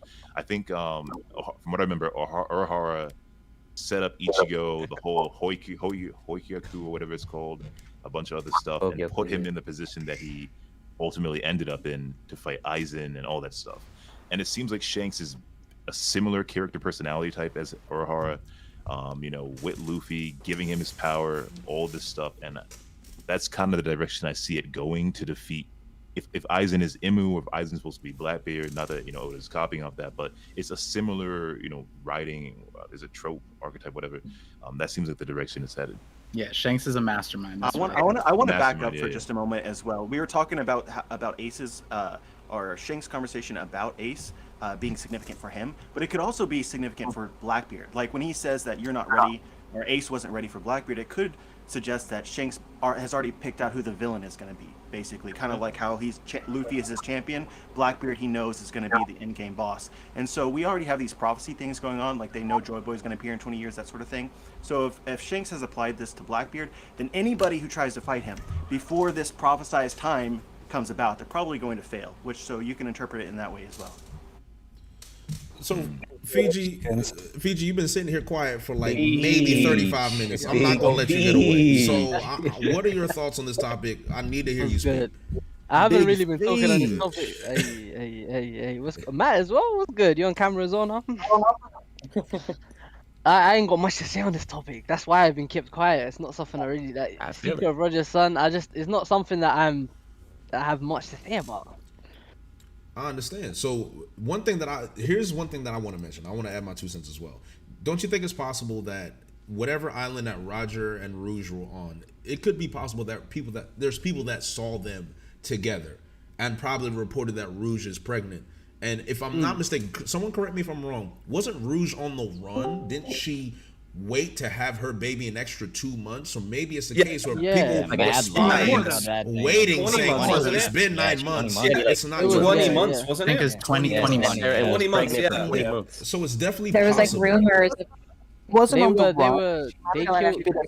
From the government, and she managed to hold out until only Garp found out. Yeah, I don't think she was necessarily on the run, but she was hidden, and people were being killed.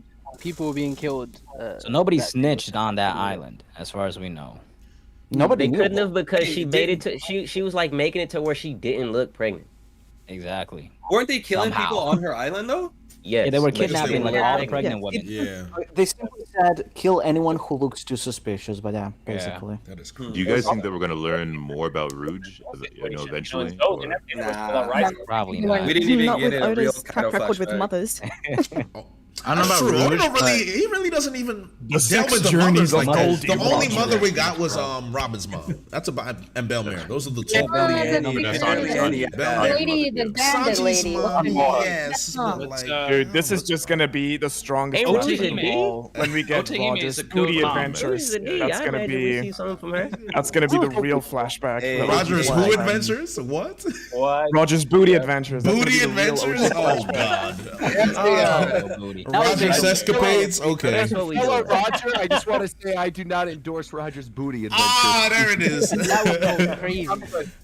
I can go, Roger. We can go down a very dark path with that comment, but I'm gonna let you go, man. My booty adventure. I'm good. No, that actually is the perfect cue for me to leave. I knew it. He's trying to escape. He's trying to escape the investigation. I've loved talking with all you, and I wasn't expecting to come back for as long as I did, but man, the COVID's kicking my ass. I've just been sitting on the call, muted, and listening to everybody, but it's really kicking my butt. So I gotta take it easy. But once again, it's always a pleasure. Get lots of rest, Roger. Thank you very much. And Jay, I'm serious, man. You were holding it down. You've been a fantastic host so far. I know I speak for the chat as well. You've been doing a really, really good job getting a bunch of different conversations out there. And yeah, just always a pleasure talking with all y'all. Appreciate it, man. All right. Take it easy, man. Take it easy. Don't die, Roger. Don't die. He won't die. Give him that alley-oop. That's right, Randy. I'll never die. He passed him the alley-oop. At the end of okay, if you die, don't die. So I'll never die, partner. I will never die, partner. His name's Roger. He should have said that. That's right. Take care. I will never die. All right, bye, everybody. And then also I got another special guest, a brother of mine. I've met this man twice, about to meet him for the third time, Mr. Sensei Lake Glove. Welcome, King. How you doing, man? Oh, you're muted. You're muted. You're muted, King. Way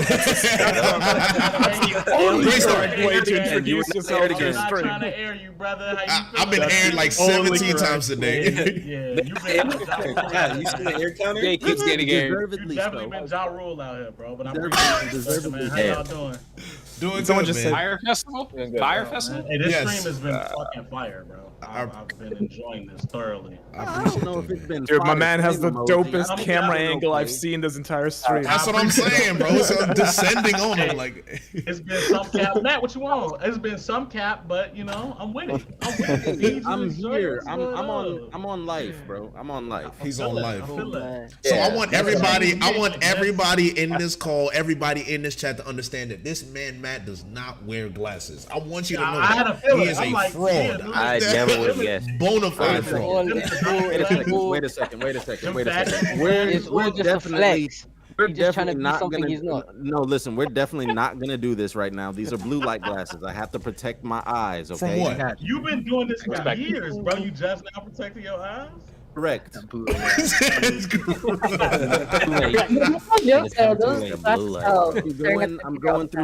going through some life changes, and I need to make better decisions. So I've been going through some things. Respect my boy. I love the lies. I love it. The lies. Now that I've got a good pause, I'm gonna do a speed round of super chats really quickly. If I ask anyone a question, you are on a 1 minute timer. If you exceed the 1 minute, I will interrupt you aggressively. I'm sorry. So, Hassan Batala says, I think Mihawk will either be dead or severely injured. Zoro will be labeled the strongest, but will feel empty. We'll need the Straw Hats. How do we feel about that? No. I feel like that's We gotta get that fight. We gotta get that. That's a hard cap. He's- That's cap all the way around. Mihawk dying would be a tragedy. Right. Unless People it's would by riot. shooting you. Yeah, Yeah, right. didn't. They try to say Shiryu will kill Mihawk. That's wild. Nah, that's crazy. That's wild. It's not Not that more crazy. believable than just me on. That's what I'm saying. I don't know if it's that crazy. Look. Zoro versus Mihawk. That's like the staple of Zoro. That's like the staple of his dream. That would be literally the worst thing in the series. Would it be if he Probably. I agree. All right. 1 minute timer. Move on to the next super chat. Miles Ellison with the $5. I want more Brooke. Need to know more of his story. Do you guys think we will get more? JoyGirl, do you think we will get more? Yes, I think we should, because there's so much to his story that we don't know. I mean, he could be potentially connected to so many different lore in the series. So yes, I think so.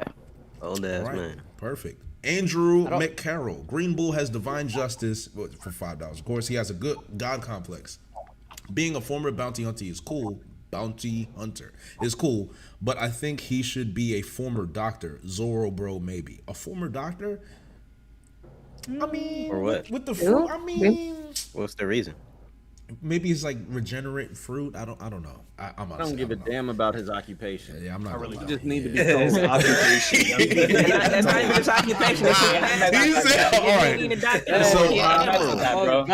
I'm sorry, Andrew. I'm sorry, Andrew. That ain't even his job no more. That's his ex job. He gone from there. He an Admiral now. He moved up, player. Yeah, that's right. That's it, bro. That's all you need. I'm sorry, Andrew. The streets are spoken. The snake. Green Bull looks more like Sukiyaki Kozuki. Do we agree with that? Nah. I don't think so at all, actually. No. Okay. What's going on here? Outlet super chatted $10. I have a short animation I made to share with the Reverie crew and the community here. It's got a couple of Easter eggs from the anime that I think people really enjoy. Well, if you have it, you let me know, sir. And thank you, Chris. Appreciate you.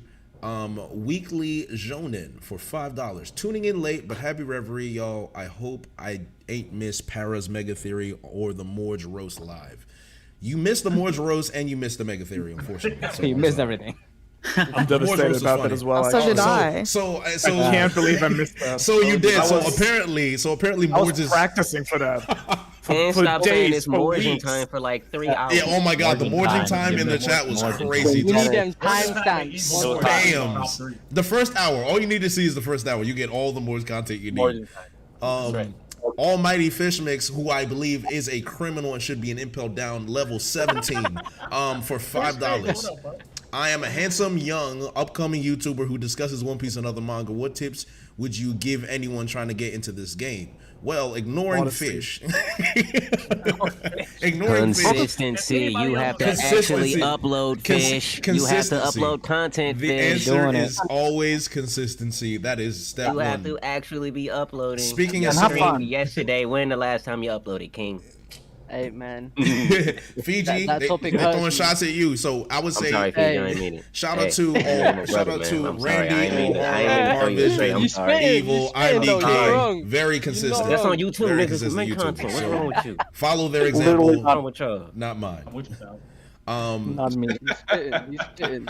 That's like this that tough love, you They had the know? greatest Zoro videos of all time. When AOK, how dare you? That's crazy. This that tough love, man. We gonna talk later, Fiji. Caleb Yeah. Brown with the $5 because Luffy is so much stronger than Kid and Law right now. Do we think we will see Kid and Law teaming up in the future to take down Luffy? Randy, you want to answer this question? No. Randy is dumbfounded. Wait, what I was the see it.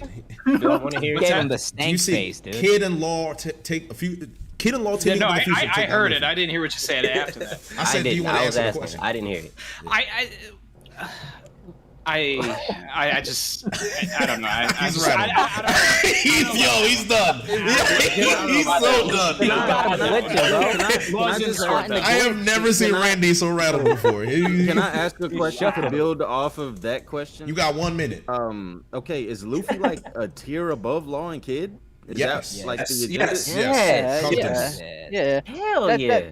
That should be, you know, Comfortably. Even Even if you don't believe in power scaling, comfortably. Comfortably. So Luffy is One can change mid-diffing. reality, folks. Luffy is Nah. mid-diffing. We're not getting into this conversation. Yeah, nah. We're not getting into this We're getting into conversation. the difference. nah. We're not. Nah, we don't All right. above. 1 minute timer. 1 minute timer is We over. are All right. not Hold on. doing Hold on. Hey, I'm that moving was a on. trap. We're moving on. The Matt, we're diffs moving are on. difficult. Fiji, Matt, That we're was a moving on. trap. We're moving on. We're moving on. stronger. Bushido Brown, my boy Wing. $2. One Yonko is greater than 3 Admirals. Low end of low div shirt. Okay, we're gonna move past that because that's gonna start another Straight argument. past it. Get out of here. Straight past it, bro. Dimion I'm writes looking at with that $2. Thoughts on Kaido's awakening? I'm gonna ask this question to Arthur. Do you think Kaido is an awakening? I mean, Kaido's dead. Kaido's dead. Oh, is that a Right, joke? fine, well, Kid. Look, no. The point is like, if Kaido, I kind of get like the whole like thing about like, oh, if Kaido was awakened or not. But like, I do admit that it does feel a bit weird if he wasn't awakened. But I think he also literally just could have been awakened, and it's probably gonna get confirmed in a data book or something. Or they should have mentioned it in the story, but I don't think it forgot. will. I thought I mentioned it like Kid's devil fruit. Yeah. Yuck. And King's Bounty. Yuck is crazy. Okay, so thank you for that answer, Arthur. We have Chase of Babe T. Green Bull is ranked 30 in the verse according to hard facts presented by Lord Ty, so he won't be a threat to anybody ahead of him on that list. Okay, Smiling Jack, $5. Are we really asking if Smile users can use rumbles and not what would happen if Luffy used one? Ohara, what would happen if Luffy used a rumble bolt? Honestly, I do feel like we might actually get to see that. I feel like the rumble balls have been held weirdly quiet after the time skip. No, like we barely see them mentioned, especially in Wano. I think a lot of people were kind of expecting it to be a much bigger thing than it ended up being. I was hoping like the Minx or something saw something like with the rumble ball, because it's like it's when he transforms like to Monster Point, the first transformations, it looks eerily similar to when they transform into Sulong. So I thought something was gonna happen there, possibly. It didn't, but yeah. I can see that. I mean, I could see it. I could see it. Yeah, Moonlight is just the reflection of sunlight, so I still feel it's there. I see what Townsley's getting at. Like, I thought Chopper was definitely gonna make some type of variation of a rumble ball to help the Minx transform into Sulong. What if that's how Luffy instantly gets tier 5? What if we find out that the Tamate Bako pills are just similar to the Rumble Ball? I am sorry. We are at that 1 minute mark. I am aggressively cutting people off again. We're at that 1 minute mark. Dragonfire, you guys think Weevil is Whitebeard's son? Everyone in the chat, yes or no? Just say no. yes. Yeah. There's absolutely the fuck not. Okay, I hear a 50-50. I hear 50-50 here. That's what I'm saying. Whitebeard had a fetish. Whitebeard had a fetish. Interesting. I think one of the parents is a lie. I think one of the parents is real and one is a lie. Whether it's homegirl. What was the question? What was the question? Is Weevil is Weevil Whitebeard's legitimate son? Oh, I changed my. I misheard. I say yes. Okay, Yeah, I there you think go. So 55 to 45. Bet. We have from Tejas Vascar for 200 of currency I'm not aware of. Akainu versus Luffy. Green Bull versus Usopp. Wow. Plant-based Sanji versus Kizaru. Old Kabu Fujitora versus Zoro. Pure muscle against strong gravity. Akainu versus Luffy I like. Green Bull versus Usopp is a hard no. Plant-based Sanji, not sure what that is. Old combo Fujitora versus Zoro, I'm okay. You going on a plant-based diet? Yeah. Plant-based Sanji is good. Plant-based Sanji is very interesting. Vegan Sanji, all right, there it is. Cosmic Turtle, love that name, by the way. Can we at least agree that Wano would have been more interesting if the raid did fail? I don't necessarily agree. No. I don't Yeah, necessarily. we don't agree on that. I don't necessarily agree. It would be an interesting turn, but I don't think it'd be more interesting if it failed. I'll say that. Austin, are people still hating on Wano? Is that a thing? I mean, there are people that are disappointed with some parts of Wano, and there's some people who recognize the great highs of it. I think it's more of a. You all have too much hat cannon, though. That's what happened. That's what happened. Is hat cannon or head cannon? Cool that's mad this story didn't go our way. You're right. We can get into this. We mad about it. We can get into this. We can get into this. We can get into this. We can get into this. I'm gonna put a head cannon. That's it. We lost. I'm gonna put my 1 minute timer on, but we can definitely get into that. What if after Luffy, I like Hungover Ohara, by the way. What if after Luffy has denied taking the hero title and everyone said Joy Boy has left the country, he breaks out Gear 5th in an altercation with Green Bull? I think it'd be too obvious. It needs to happen. And that's Austin Winslow for $20. I don't think he can just bust into Gear 5th, like on the fly. Yeah, I don't know if he's it's Rumble Balls. Yeah, I don't know if he's at that. Yeah, Rumble Ball. That's the one. The Rumble I don't know if Balls. he's at Man, I'm that. telling you. A Rumble Ball into Gear 5th? I can see it. Smiling Jack at Cosmic Turtle. No, I love the back and forth in Super Chats. That's funny.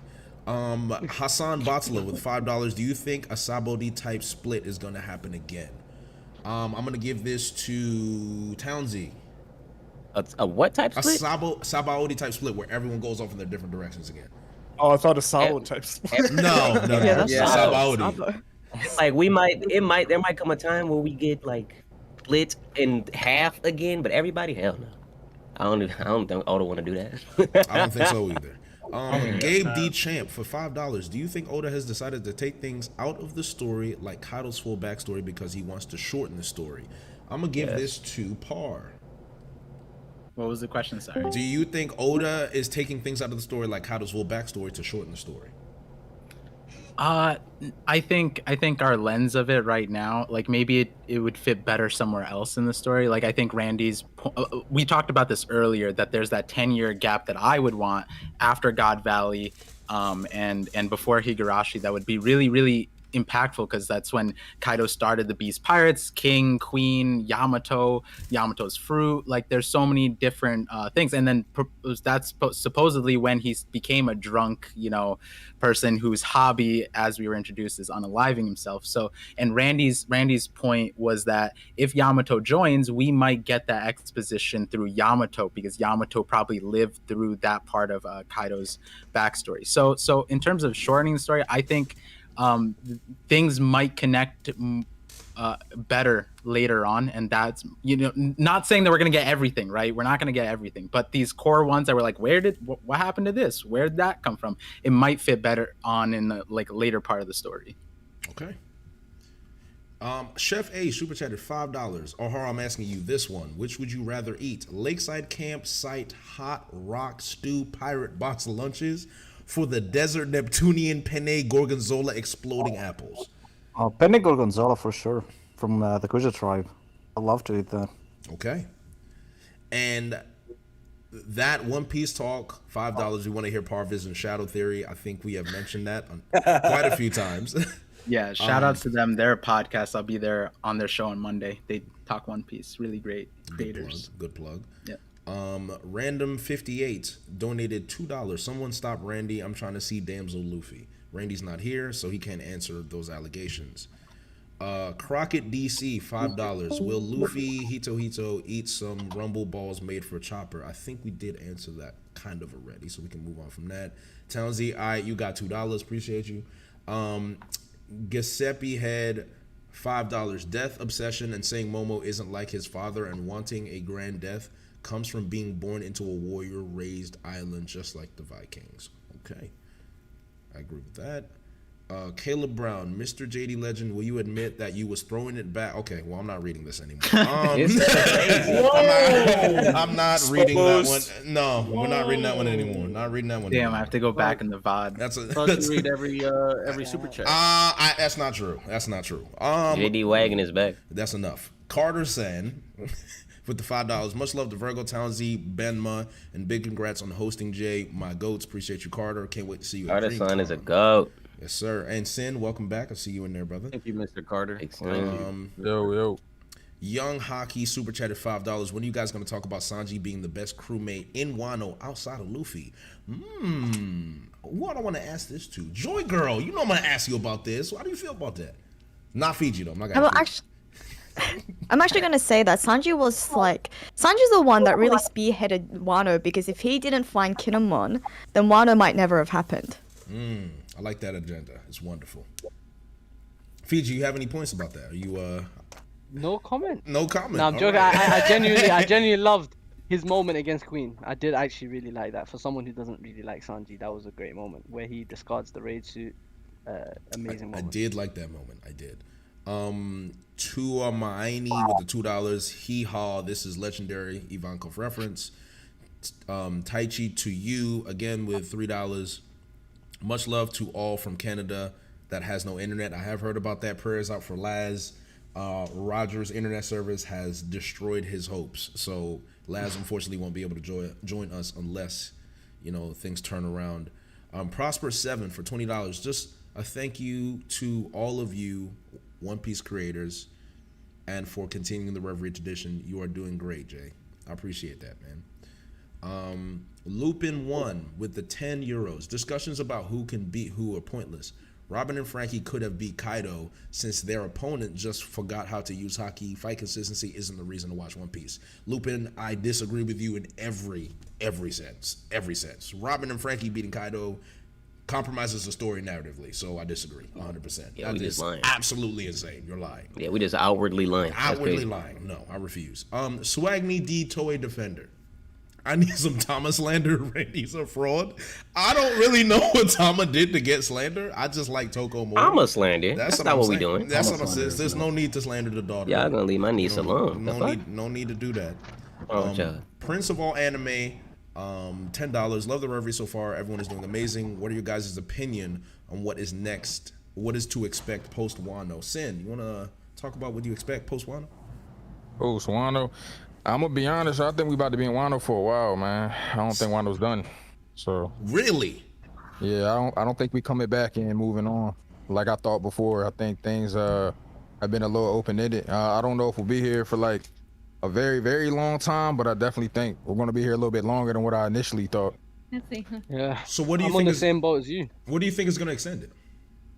What's going on with Green Bull right now? Because I mean, I know a lot of people think that there's not going to be any fighting going on, but I think there will be. I mean, I think the Admiral's been a little slept on in the community. You know, and I think Green Bull showed up, and I think he's going to do more than what people think. Okay. I mean, to be fair, Green Bull definitely has the potential to extend this arc depending on what Oda wants to do with it. So I see where you're coming from. Also, shout out to Chrissy, Randy's better half. How you doing, Chrissy? What's up, everybody? Doing great. Doing great. We figured we'd do a hey, what's up, Sophie? We figured we would do a shambles. That's what we do on his streams if Randy needs a break. Oh, I like that. Shambles. Very know what? Shambles. That's Goals. raw. We call that relationship goals. That's what we call that. Swagny D Toy Defender, in the name of the mama, the second son. Cole is deafened, unfortunately, but that would be a wonderful segue for him. Jesse Jones, $2. Can Cole still hoop? Again, he's deafened. I don't know if he can, but we can figure that one out. We know that man nimble. Wake up. We know that man nimble. We know he's nimble. The Loner 23, carrot all day, no carrot slander, Lamato. Shout out Interesting. That is crazy. All right. F Vivi, waste of space. We want carrot. That's very aggressive, Daniel. I disagree. Vivi is goated. Vivi slander makes 0 sense. Also, I just saw this come up, but IMD King, he just had the dip. Appreciate you, Zach. Had to bounce, but hell of a job hosting the Reverie. Had a ton of fun. Good night, y'all. Good night, IMD King. Thank you for coming through, bro. Then we got Terrence Bernard. We gotta let the rhetoric go that the Yonko were awakened. Kaido Pokey evolved, and Big Mom used her fruitfully. We used to not everything being explained explicitly. So why are we hung up on this one? So I do agree with that. Kaido being awakened, I just don't think was necessary at all. I think he was strong enough without the awakening, and if awakening came into the picture, we would just be extending a fight that didn't need to be extended. So that's just my personal opinion. He probably is awakened. He could be already just highlighted. My only thing with it, but to me it just felt odd, right? Because it's something we had in post-time skip antagonists, and you would expect it for both Big Mom and Kaido, and it's just something we never saw. So it kind of makes me feel like they're not done, but they very well could be. But we'll see. All right. Sensei look love with the $10. Jay going crazy on the Reverie. Congrats, bro. Continue being goated. Appreciate you, my boy. Hey, that was me. Yes, sir. Benjamin Lewis, $2. Why haven't we seen the act end panel yet for Wano? Because Wano is not over, Benjamin. I'm about to say, what? That is why. It's not over. Terry Martin, this is for you, Matt. I know from Bensei that black representation is important to you. Do you think about black representation in One Piece? Matt. Sure, why not? But that's why I decided to create my own series to tackle that issue. But I'm trying to think, are there any what black characters are there in One Piece? Aokiji. Look at everybody Zoro killed, man. Are we going to Usopp route? I wasn't ready for that one. I wasn't ready for that one. I'm not gonna lie. It really I guess depends. Aokiji. I guess Aokiji and Usopp are supposed to be black. Yeah, Usopp is a more clear one because that's straight up said by Oda, whereas Aokiji is based off a Japanese actor. Okay. He's I don't know. just, you know what I mean? Usopp is definitely. It depends, man. It's a few characters that you can look at and be like, they look a little melanated, but Mr. 5 got twisty. So Mr. 5, flicking ass boy. Mr. 5 for To be sure. honest, characters and designs.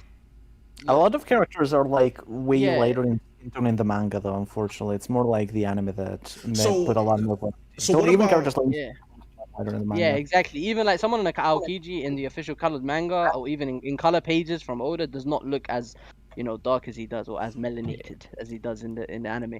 But I would say there is like enough representation, maybe not as black characters, but Oda touches up on certain themes and certain minorities, different hairstyles. Like minorities in One Piece, but not like specifically like a black person. It's like exactly. Long-Armed tribe or whatever. Exactly. But it's better than most series, honestly. Like the lengths Oda goes to explore discrimination and those kind of things is much more than most series I've seen. Well, at least Japanese media. So it is great. They don't really rock with us though. Amen. Hey man, that's the thing. Yeah, exactly. I'm not expecting much to begin with. You know what I'm saying? King is a recent character that King is black. Blackbeard would be from Somalia. Hey, chill out, my country, bro. Blackbeard. It's cool. Nigga. Like the representation, and what's that it's supposed there. to mean for Somalis? It's there. Blackbeard is cool. Somali. You can't hide it. Nah, he looks it. I ain't gonna lie. He looks like he doesn't have the same hair, but he looks it. I don't even have Somali hair, to be fair, but he does look Somali. If there's any country it would be, I would give Blackbeard Somalia. So we have I think Oda said that in an SBS, didn't he? I think so, and that's why I think where a lot of people get it from. Yeah. Maybe you can look it up, Fiji. He just got a new goat. Yeah. Fiji just got a new look at him, man. He knows. There it is. He's got a new favorite character. Hey, So Blackbeard my goat. this guy's name is hilarious. His name is Fiery White Boy. What? Where's your icy black friend? Right. Elbaf is definitely where Vegapunk is studying the Giants. Big Usopp moments too, and more Mads info for Sanji's story. I do hope that does happen. Anime Drummer Boy with the $5. Blackbeard is going after an ancient weapon, but not Pluton and Wano. It will be Fishman Island and Shirahoshi blame Caribou. Okay, I can see that. I'm in shock. You already told him? Right now? He already told him? He's saying Blackbeard is after Shirahoshi and Fishman Island blame Caribou, basically. So he clashing with Garp? Well, I think that Caribou is eventually going to sell the information to Blackbeard. Because if you remember when Caribou was when Caribou was leaving, he says he's looking for that person. So My initial thought is like when we were first introduced to him, he was trying to join a stronger crew, to get into the new world.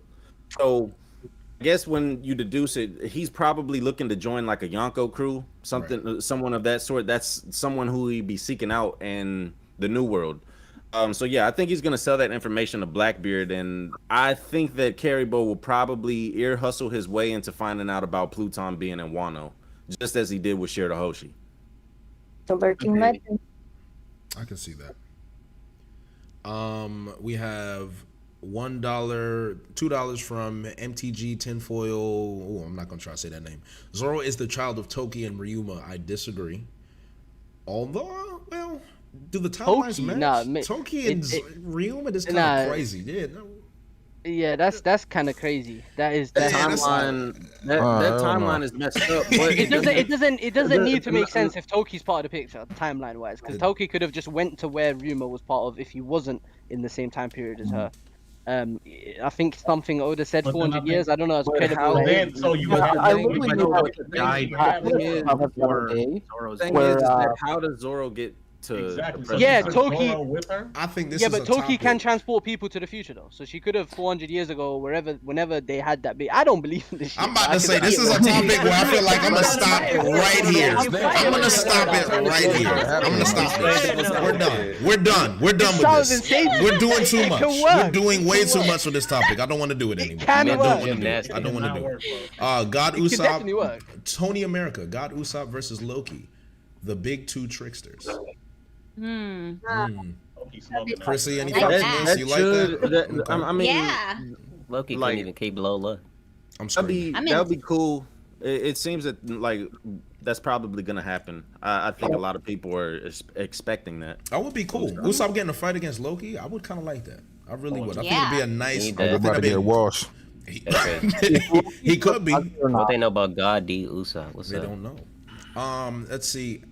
Pump Town Funk. Okay, Pup Town Funk. This is for you, Joy Boy. $5 for Joy Boy. Any book updates? Yeah. So if you guys don't know, I'm writing a book. I think I don't know if Recon and Ragnar are still here, but they've read it.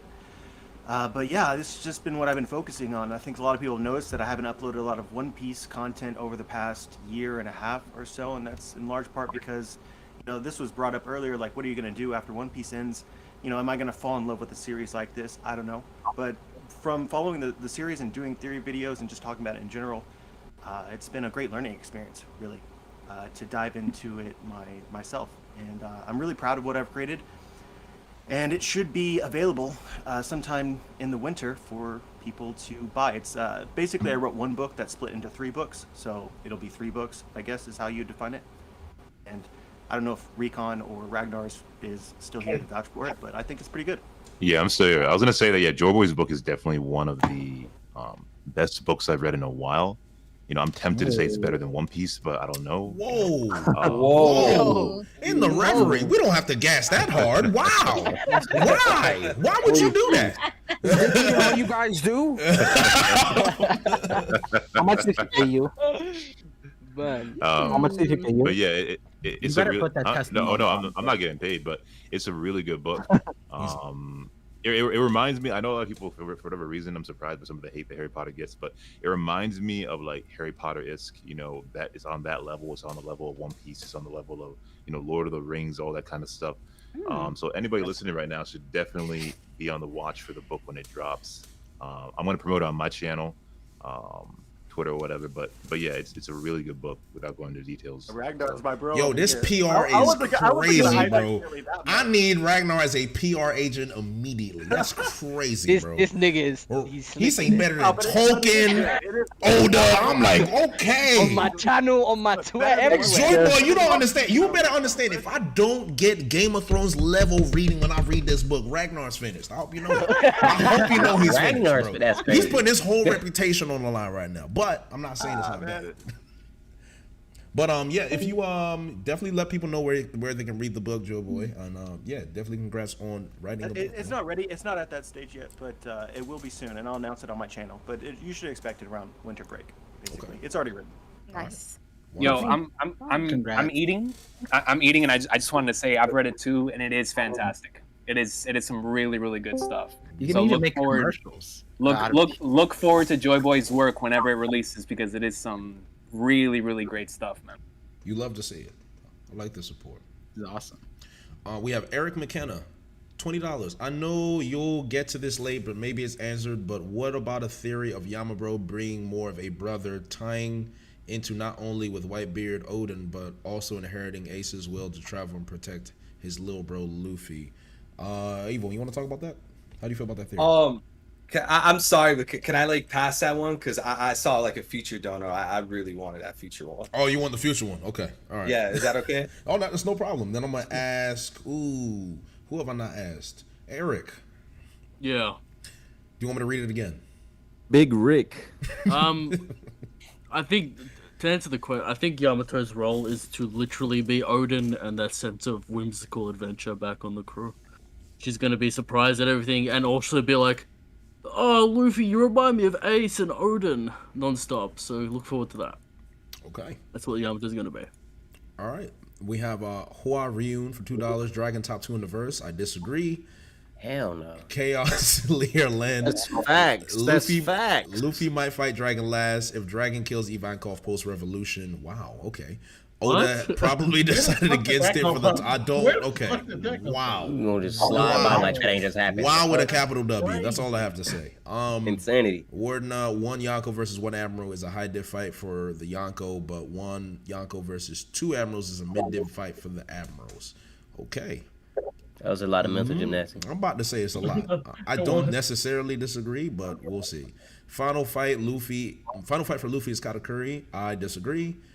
Why? Oblivious for $5. I guess he said no. What? Just no. Absolutely not. I want to see Luffy attack Akainu on site. No talking needed. Luffy plus Sabo versus Akainu equals fight back meme.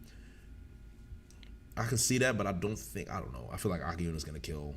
I feel like Do you guys feel Luffy's like gotten over Ace? Or do you No, think he's no still way. resentment? I don't know, maybe. To the point where he wouldn't like react when he seen Buddy. I don't know. There's no way because in Fishman Island, remember when they spoke about the Marines, it was Jinbei, right? They said that Akainu created the strongest force, whatever, and then like Luffy instinctually like grabbed his chest. Yeah. Yeah. Then he's like just matter of fact that Ace died. It seems like he just accepts what happened. Well, he accepts Satama. that Ace is dead, but I don't think he's gonna look at Akainu and be like, "Yeah, forget you." Like he's gonna have some hands ready, like for sure. If you accepted that your brother died, you gonna just forgive the murderer? Like, Will he have more hands ready for Blackbeard or for? I Probably Akainu because he watched I Ace think die in front of him. Yeah, I think Luffy ready to get both of them.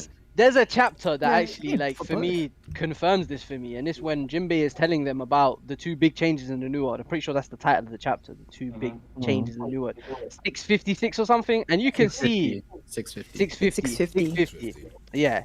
In that chapter, you can see Luffy's reaction to Akainu's name, clenching his chest, looking visibly distressed, and with Blackbeard, he's just eating and doesn't really care.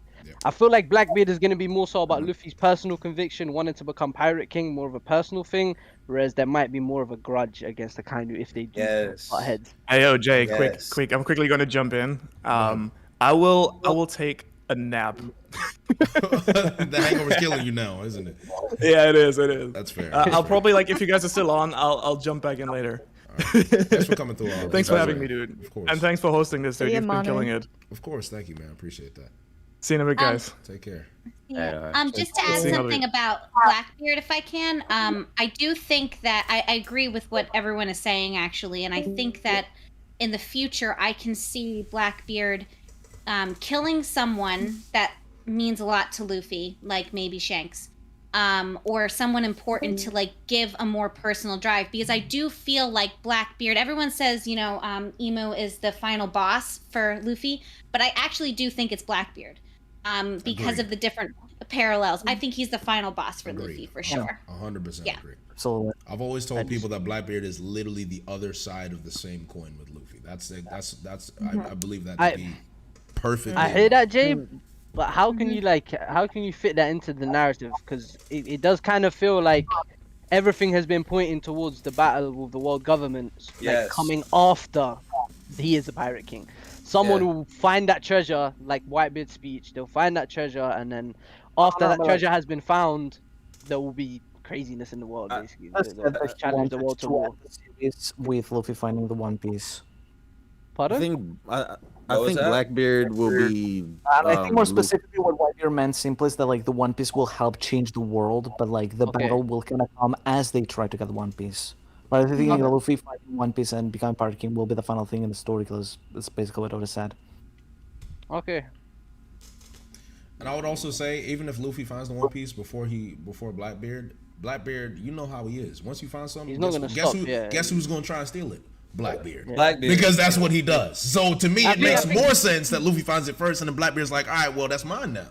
That's why to me. Well, it depends on what the One Piece is, though. If it's just if it tells the history of the world, it's not something that Blackbeard can necessarily steal. True, but then he would attack. He would try to beat Luffy into submission, right, and then try to take that information from him. Oda specifically said that It's like gonna be it doesn't something really physical.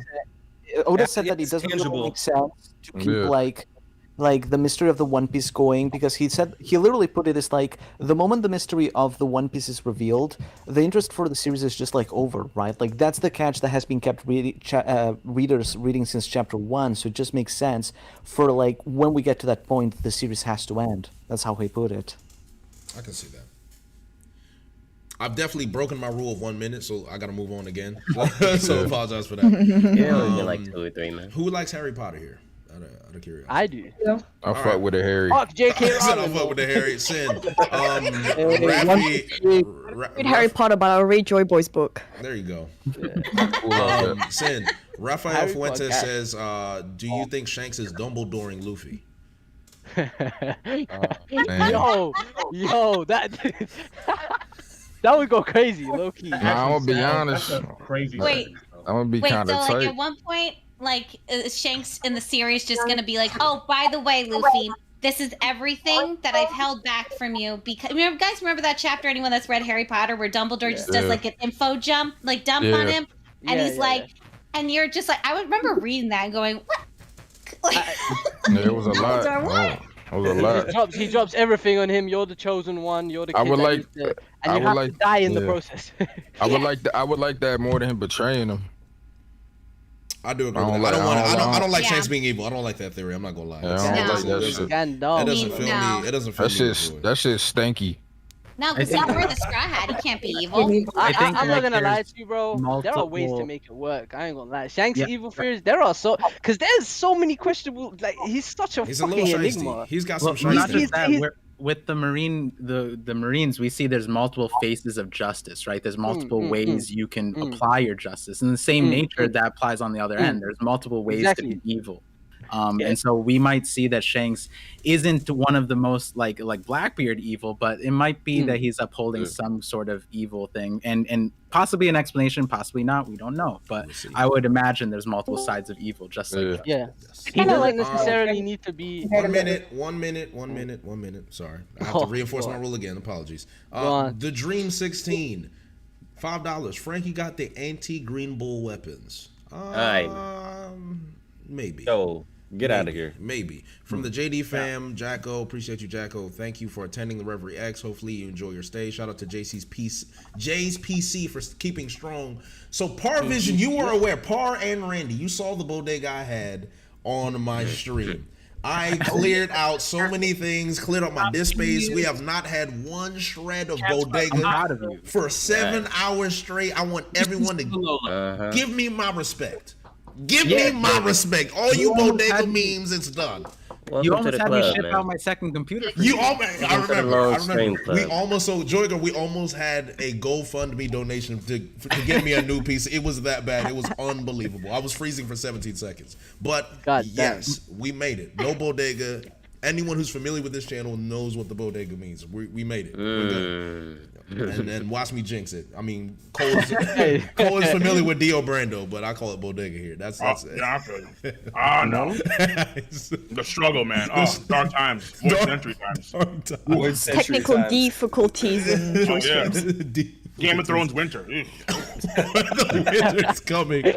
Fireboy Sanji with $5. Brago joined the stream just to D-Ride Greenbull and the Admirals. Don't act like Nika ain't gonna pimp slap the reality out of that man's. Aggressive. Okay. The reality, bro. Damn. Okay, so That's this actually is hideous. this is a question. Who do I want to give this question to? Sensei, I'm gonna give this to you. Lake Love. Which scrubs are most likely to have their fruit stolen by Blackbeard pirates? Mr. Five, Foxy, or Kid? Foxy. Wait a minute. I knew the Kid would get everybody. I was like, wait a minute. I would say Kid all day. Y'all petty as hell with that kid. That nigga scrub. Foxy low diffs Blackbeard. Off screen. I see it. Off screen. Off screen. It's got to be off screen. Hey, Blackbeard is actually black. Y'all just Foxy's too dangerous. Yeah, You haven't picked chill, one, man. chill. That nigga Somali. I'm gonna say. Who you picking, Sensei? I think he'd have a better use for Foxy's fruit. I do actually. The kid should clearly a troll. Like if y'all being serious, okay, Kid, but I don't really think he'd go there. That'd be so savage if we run up to Blackbeard. Like, Hey, just Noro beam this Yeah, pump bliss, like pump blicky. Oh, great. So yeah, I definitely think he'd have a better use for Foxy's. Seeing Blackbeard do that So, dumbass I hand just- position would be funny as hell. But think about it this way. Get the imagery. Imagine Blackbeard Kyuubi Rush. Oh my god, That would go crazy. He just swinging. It just starts swinging in place. yeah, on the crew, like Pablo Pizarro with the slow fruit. Ooh, I can see Wait, that actually. my man has an afro though, right? For sure, Blackbeard has an afro. That's what I'm saying. You gotta have, yeah, you gotta have. He might win that fight. We have from Anime Drummer Boy again, $5. The fact that Oda gave Luffy, Law, and Kid the same bounty should shut down any narrative about a 1v1. I disagree with that. Did you not read that chapter? I don't know. This is a question. This is a question for Randy, JoyGirl, and yeah, just Randy and JoyGirl actually. Does everyone think Zoro is racist? Yeah. Wow. You gotta tune into the news. If Watch the news. there is actual documented proof. Documents. Between two creators. It's very much documented. Oh god. No, my nigga Zoro. Do you guys not know there's a trial going on? Like, you don't understand? Hey, That nigga convicted. You guys are very much Y'all need to call me to the stand. Ready to fish. That's what he mean. Yo, It's that's what over. I'm saying. Think Hey, about Zoro it. needs some character witnesses and y'all tripping, G. That GoFundMe's still active. That's what I'm Man, me saying. and Feeds need to be some character We witnesses. had character witness. We had there Zoro are multiple fanboy. videos. We had Zoro fanboy as a witness. I don't know what's more. We need some more You character know what I'm saying? Oh, we need more. Okay, all right. It's like, Your Honor, here witnesses, King the Wildfire, Mr. One, Miss Mr. Monday. One, like, Miss oh, Monday, like we got all of them. We got all of them. You're not winning the argument. You're not winning. The other side of the coin, though, is that Zoro always fights the second strongest or really strong people. So that does say a big thing about our Oh, That's shit. copium. That sounds like copium. No. That's copium. That's 100% copium. No, There's the levels to this. Par, I expected. You might be It was even really out of worse. pocket when Oda said that Zoro would have been a cop after everything. I know. It just made it worse. It really just made it so much worse. I just couldn't believe it. You couldn't beat the allegations after That's that. crazy. So you just It don't make sense until you actually put it together, neither. you just beating minorities up and be like, well, he's strong, so it's okay. I be wondering if When your arm good, I know he catch your shit up. You know what I'm saying? going on in Bro. Japan. Like, is this Zoro Let's racist not shit forget. as an agenda in Japan? All we know is I doubt it's in Japan. I doubt it. No, probably not. But if Zoro's favorite catchphrase is "boy," oof. Boy. Y'all know he was mad when Luffy put on the afro. When Luffy put on the afro, he was He mad. was about it. mad He when had Luffy something put on to the say. afro. That's more Like evidence. visibly Bro. mad? He was upset. Yeah, he was like, "This ridiculous, nigga. It's a bro." From RZIRUE. I'm not gonna say that improperly. Maybe the girls say remove the D from Uroj bounty poster. He's not Mad Monk Uroj. He's actually Mad Monkey D Uroj. I am also Team Jewelry Bonnie Luffy Mommy much to JD Sorry, slash buddy. Randy You just trying to slash bite Cole bars. slash But I feel BDA it. But slash keep going. JoyGirl slash Archer. Hey, that slash needs to go on Techie. Just Rosa. This Rob, guy- you listening? Oh, he's definitely. Funny as Jory hell. This Bonnie, guy Luffy, mom. had a very long. Bonnie okay. is Luffy's mom. Wait, Bonnie is Not Luffy's crocodile? mom? Bonnie is Not Luffy's Jory mom. Bonnie, Luffy, mommy. You have to say it like They that. trying to drop them bars on you. I mean, it's possible. but Sierra, I have not asked you a question yet. I don't see any like telegraphing early on or foreshadowing of like I don't know. I don't see that at all. I There mean, is the none. only thing is You're that she being an like old lady. That's the only thing. Could be. she likes to blood, and that's the only thing. So, Mr. Bushido, €2. Sierra, who will Luffy be? Who will be Luffy's toughest fight? Wait, what? Wait, what was the question? Who will be Bushido? Luffy's toughest fight? Yes, from Mr. Bushido. Oh, like end of the series? I'm assuming. I So, yes. think. So I think Blackbeard. I think like you guys said like before, it's like the same two sides of the same coin type of thing. Luffy's powering up. I think Blackbeard's powering up. So I feel like really he's gonna be like the final boss. I I guess, agree with yeah. that. I agree with that. I mean, the Blackbeard agenda is strong. Now, I've read a lot of super chats, so I do want to go back to a topic. Now, unfortunately for you guys, it is late at night. For Aussies, it's not. Obviously, it's more of the morning time. But Fiji, you're here. So Fiji, there's something I really want to talk to you about, man. You know, there's this character, right? He's the right hand of the Pirate King, the right wing, I suppose. The alleged racist. Yeah, and there was supposed to be a feat that he was supposed to be accomplished with a 40-page dossier of evidence, right? Right. I don't know if you've seen. I don't know if you guys have seen the PDF. You know, you know what I'm saying. The PDF. I'm working on even the crazier videos. shit. I think Grand Line did a video on You the better drop 'em theory, too, right? PD. I think I remember that. Of Zoro killing Kaido, right? Now, Fiji, I just want to ask you, man, how do you feel about that, man? How did you feel about How the could end this of happen to me?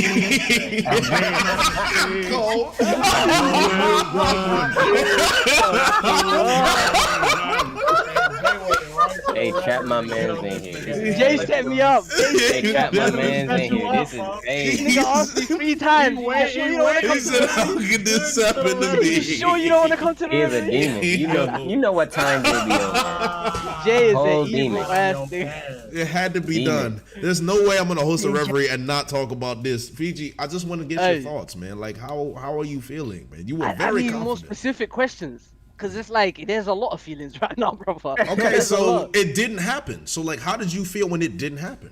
Were you ready to drop One Piece? Were you scared? How did Were I you feel when it disgruntled? didn't happen? So it wasn't a thing like that though, because I wasn't thinking, oh, it didn't happen. I was still, I was reading reading 1049, 1050 especially, 1051 as well, and even till now, I wasn't really feeling like this was the ending of the arc. I felt like the Yonko getting back up. And then what really sold it for me was when the announcement came about Final Saga. That's when I just thought, yeah, I got hooped on. That's it. That's when I just thought, yeah, it's not happening. Once the next Saga announcement came out and the arc officially ended, that's when I just thought, yeah, it didn't happen. I'm gonna have to address it one day. And I guess this is the day. Randy's looking real close to the camera, like, wait a minute, I'm here. I guess this is the day. Well, the arc hasn't ended yet, but I get what you're Yeah. saying. So Yeah, is I'm there? not- look, so I'm so not- I just want to know, like, when did the hopium, right? The hopium gas. When did it slowly start to like dissipate, right? When did it There's a lot of hopium in the air, right? Hey, Right? And I just hey, didn't understand. I Like, have Kaido's- never heard hopium ever. That is crazy. Nah, I swear to God. I've heard hopium a billion times. I've never heard hopium before. That was Hopium crazy. is the next level. Opium is low key. Next level. It's the next level. So like, I'm just because was it when Kaido was like allegedly disintegrating in the lava, or was it the 7-day time skip? Like, when did the hopium really subside? Disintegrating? It was the announcement, brother. It was the announcement. I seen Final Saga. I back it up. You really held out. So it took a message from the You editor. really held out. He did. Yeah, that was it. That was it. I ain't gonna lie. Yeah, it was that for So me. the editor put a post out. That because it's the end of the saga, right? And Oda's never taken like what a 4-week break like that.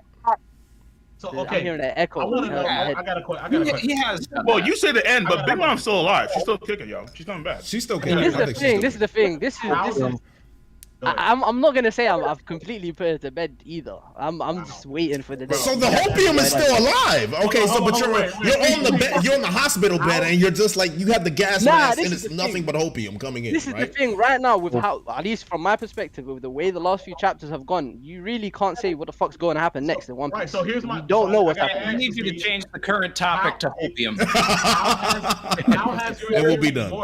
What happened to the 1 minute rule? Oh no, we're onto a topic now. It's a topic now. Yeah. Go ahead. Well, yo, hold on, Sensei, your mic is mad low, so I can't hear you saying. So you're trying to say something, but it's mad low. You gotta turn it up a little bit, Ken. Can you hear me? I can't. Okay, hold on. Can y'all hear me now? We can hear you. It's just a little low. Just low. Damn. It's whoa. I don't know what the fuck. Like, We're quiet now, so we can hear you. There it is. I'm good. Yeah, just go ahead. Please, my question is, how did your theory morph as like fucking 1049, like as all of those chapters were happening? How did you like? What was your how did it mind morph? going with like, okay, so it could still happen if this. Like, I need to know. So no, I always look from the second Zoro got off the rooftop. I even before that, I've always been kind of with like Morj in the raid failing thing. So I always thought that was one direction the arc could go in, and that's how it would happen. Under So that you still kind thought of the raid narrative. was failing after like even After like year this, fifth, yeah, definitely. I thought there was. I thought there was precedence for Thunderbolt, that. Giant Punch. Yes, definitely. It was still failing. So at what point did you let go of it failing? The announcement again? Well, the raid failed. Well, the raid succeeded. So it wasn't about the raid failing anymore. It was more about are the Yonko actually out of the story? Is this it for Kaido and Big Mom? And even now, there is no definitive answer on that. So until there is a definitive answer on that, I'm not willing to give any concrete ansers because So you gonna hold on to that shit to the end, like to the end of the. No, that's the thing though. I wouldn't have believed in it to begin with if it was like why did I believe in it for 2-3 years? Why did I believe the 40-page dossier, obviously, right? Right. I thought it was If the series ends in 2 years, No, The of course ZKK not, manifesto. Of course not. There are countless things about the theory that like it just wouldn't work if after 5-10 chapters it's never been addressed again. It just wouldn't work. But how it is right now, it's still up in the air for me. It's still possible. I'm not gonna lie. And man. I do. Yeah. I'm gonna have to put you in a rehab for hopium, bro. I'm not gonna lie. I'm a little scared. No, that's This is the thing. crazy, That's the bro. thing. I feel like it's such a big topic, and it's become like it's become a massive. Bro, we have leakers saying ZKK didn't happen. Leakers of the spoilers. It's become It's a such cult. a massive Just say thing. it. It's a cult. Yo, what is happening? Like, why are we like? Started It's a cult. a Started a cult and left it. It's the This is cult of crazy. Zorro. Like Zorro's the main character of the show, and he's gonna kill. That's not where it is. Kill him. That's not where it is at all. That's not where it is at all. That isn't where it is at all. That's what you would like to take from it, bro. That's not how it is in the slightest, bro. And we could talk about this for hours. So walking a duck and quacking a duck. We could talk I mean, about yo, don't blame We me. could talk about this. Because I feel like at first you had such a strong like lead in for how it could matter story wise. I feel like that has to be out the water now. So like, what is your basis? What do you mean by that? What are you referring to when you say that? Why the fuck like, would strong medium Zoro kill help? Kaido right now? Like right now. Right now in the story, like right now in the story, how can I say that? Like, how can I give you a reason? That's my if Kaido point. Let pulls that back, shit go. we don't know if he's dead or not, though. That's my point. But So even as if long he's as not- Kaido draws breath, the hopium is Even if alive. he's That's not- what I'm hearing. Yeah, pretty much. Basically. Yeah, you can say that. Holy shit. I cannot believe Instead of being this. alive, he gets sliced. Not until One Piece is over. Not until 2 Piece is over.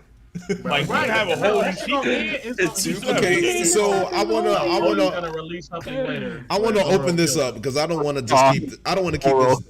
Don't kill Kaido. Listen. I want to open this up because I don't want this to just be about my agenda, even though you know what I'm about. 100%. This is more about theories in One Piece, right? And with Wano coming in and us being in the final saga, the theories have gotten wilder and more doubled down upon, right? With ZKK, the raid failing, Now we have Gear 6 Frogman. You know, we have As your resident theory expert, I don't think that that's necessarily true.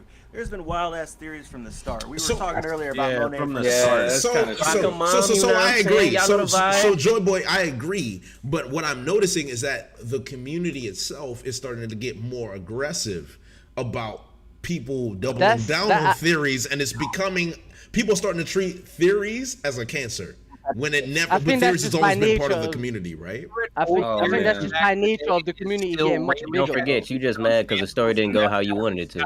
Bro, I just think that's by nature of the community getting much bigger, right? In the last 3 years, we've seen the One Piece community it's grown so much, and there's just so many new people, so many more people to influence people's opinions, and it's just everyone's fighting, everyone's picking a side. The One Piece community has just grown so much. It has, and I think that is interesting because there was. I'm not going to get into that, but there has been moments with Wano where when the Wano highs really hit, we're getting trend piece, we're getting worldwide coverage, we're getting One Piece live action. So One Piece is worldwide right now. So a lot of people are really latching on to what's going on currently in One Piece, and it makes me think, what would have happened if we go back in the day where we were talking about Sanji's dad being the blonde girl, say, right? Like, how would that? Because there was people that were ready to die on a cross for that theory, and I'm not going to lie, I was one of them. And the sad thing is then we learned about what the Vince smokes are. Cole, I will never forget your Brook video as long as I live. So my million+ views. Yo. Yes, I said it. And that's what I'm saying. I'm still thinking about it. You know, the point I'm trying to make here is that the bigger the One Piece community gets, are we as content creators going to have to deal with more backlash with the theories that we make as a result? Yeah. Is that something we wait, hold on. I want to chime in here. Without a shred of a doubt. I guess it depends on. I've seen people like this. There's a movement against speculation, against theories, in part because the community has grown, and you see people hedge down, and then when their theories aren't correct, and or because their expectation was missed, then they basically burn it down to the ground with them. There's fallout for that as well. I'll just say this, man. If you're making a theory, just make sure. And some people are really bad with titles, and I would criticize this in general. It's a theory, all right? It's a theory. It doesn't have to be correct. That's another thing that we need to teach people. It's not about whether your theory is correct. It's about whether it's entertaining in the moment, and realize that it's a form of fan fiction, and that's it. But we have to actively promote that. We have to teach that. I feel like that's our responsibility. If you make a theory. I feel like people I say this all the time on my channel. I love it when I'm right. I love it even more when I'm wrong because that means the community has gotten like way too competitive when it comes to like theory crafting. And like JoyGirl said, it's like theories aren't about if it's true or wrong. Like people like kind of obsess over like maintaining this like record and aren't even interested in theories that like are like that are unlikely to happen but are interesting. Because like I made a video a long time ago, for example, about Carrot being the traitor, and I said in the video, I think it's Kanjuro. Kanjuro makes more sense, but I find the idea of Carrot being the traitor more narratively interesting for what it could be, and I like to explore that idea. But people were like, oh, whoa, no, but it's wrong, because it's these, are like, yeah, that's not the point. You know, I think the theories should be interesting concepts. They should be about exploring interesting ideas rather than this competitive score of like, oh, how many things I predicted. That can also be fun, but that's more speculation, you know. I feel like theory crafting more than anything should be free. So then, before I get an answer, I want to hear from Joe Boy and Randy because I remember they were talking. But Arthur, you say theories should be fun. So do you think Gear 6 Frogman is fun? Yeah. I disagree. Maybe it was totally satire. We need to address it with satire. It's satire? Okay, well, all right. It's satire. Okay, and then JoyGirl, I want you to get your thought off, and then Randy, you go after that. So, was that me? Yes, you, JoyGirl. No, I mean, okay, well, you were saying something beforehand. Yes. Oh, well, no, I completely agree with what's been said about how I think there should be a distinction between people having fun and making speculations and theories based on connections that they see, and, you know, setting an expectation and, you know, claiming that one theory is right or that the series has to be in this way, and if it isn't, then that means Oda's a bad writer and yada yada. And that, I think, is when, you know, problems start happening because it sets expectations for other people who are enjoying the series, not as, you know, content creators per se. So yeah, I agree with everything that, theories I think should be fun. Even Frogman. I mean, I wasn't here for it, so I don't know what it is, but I'll check it out afterwards. Fair enough. Hey, I also think it's one thing that's super important. I guess you guys are saying this as well, is like how you present the theory. So if you start the video saying, "Hey, this is wacky. I'm not dying on the hill for the theory. Let's just explore."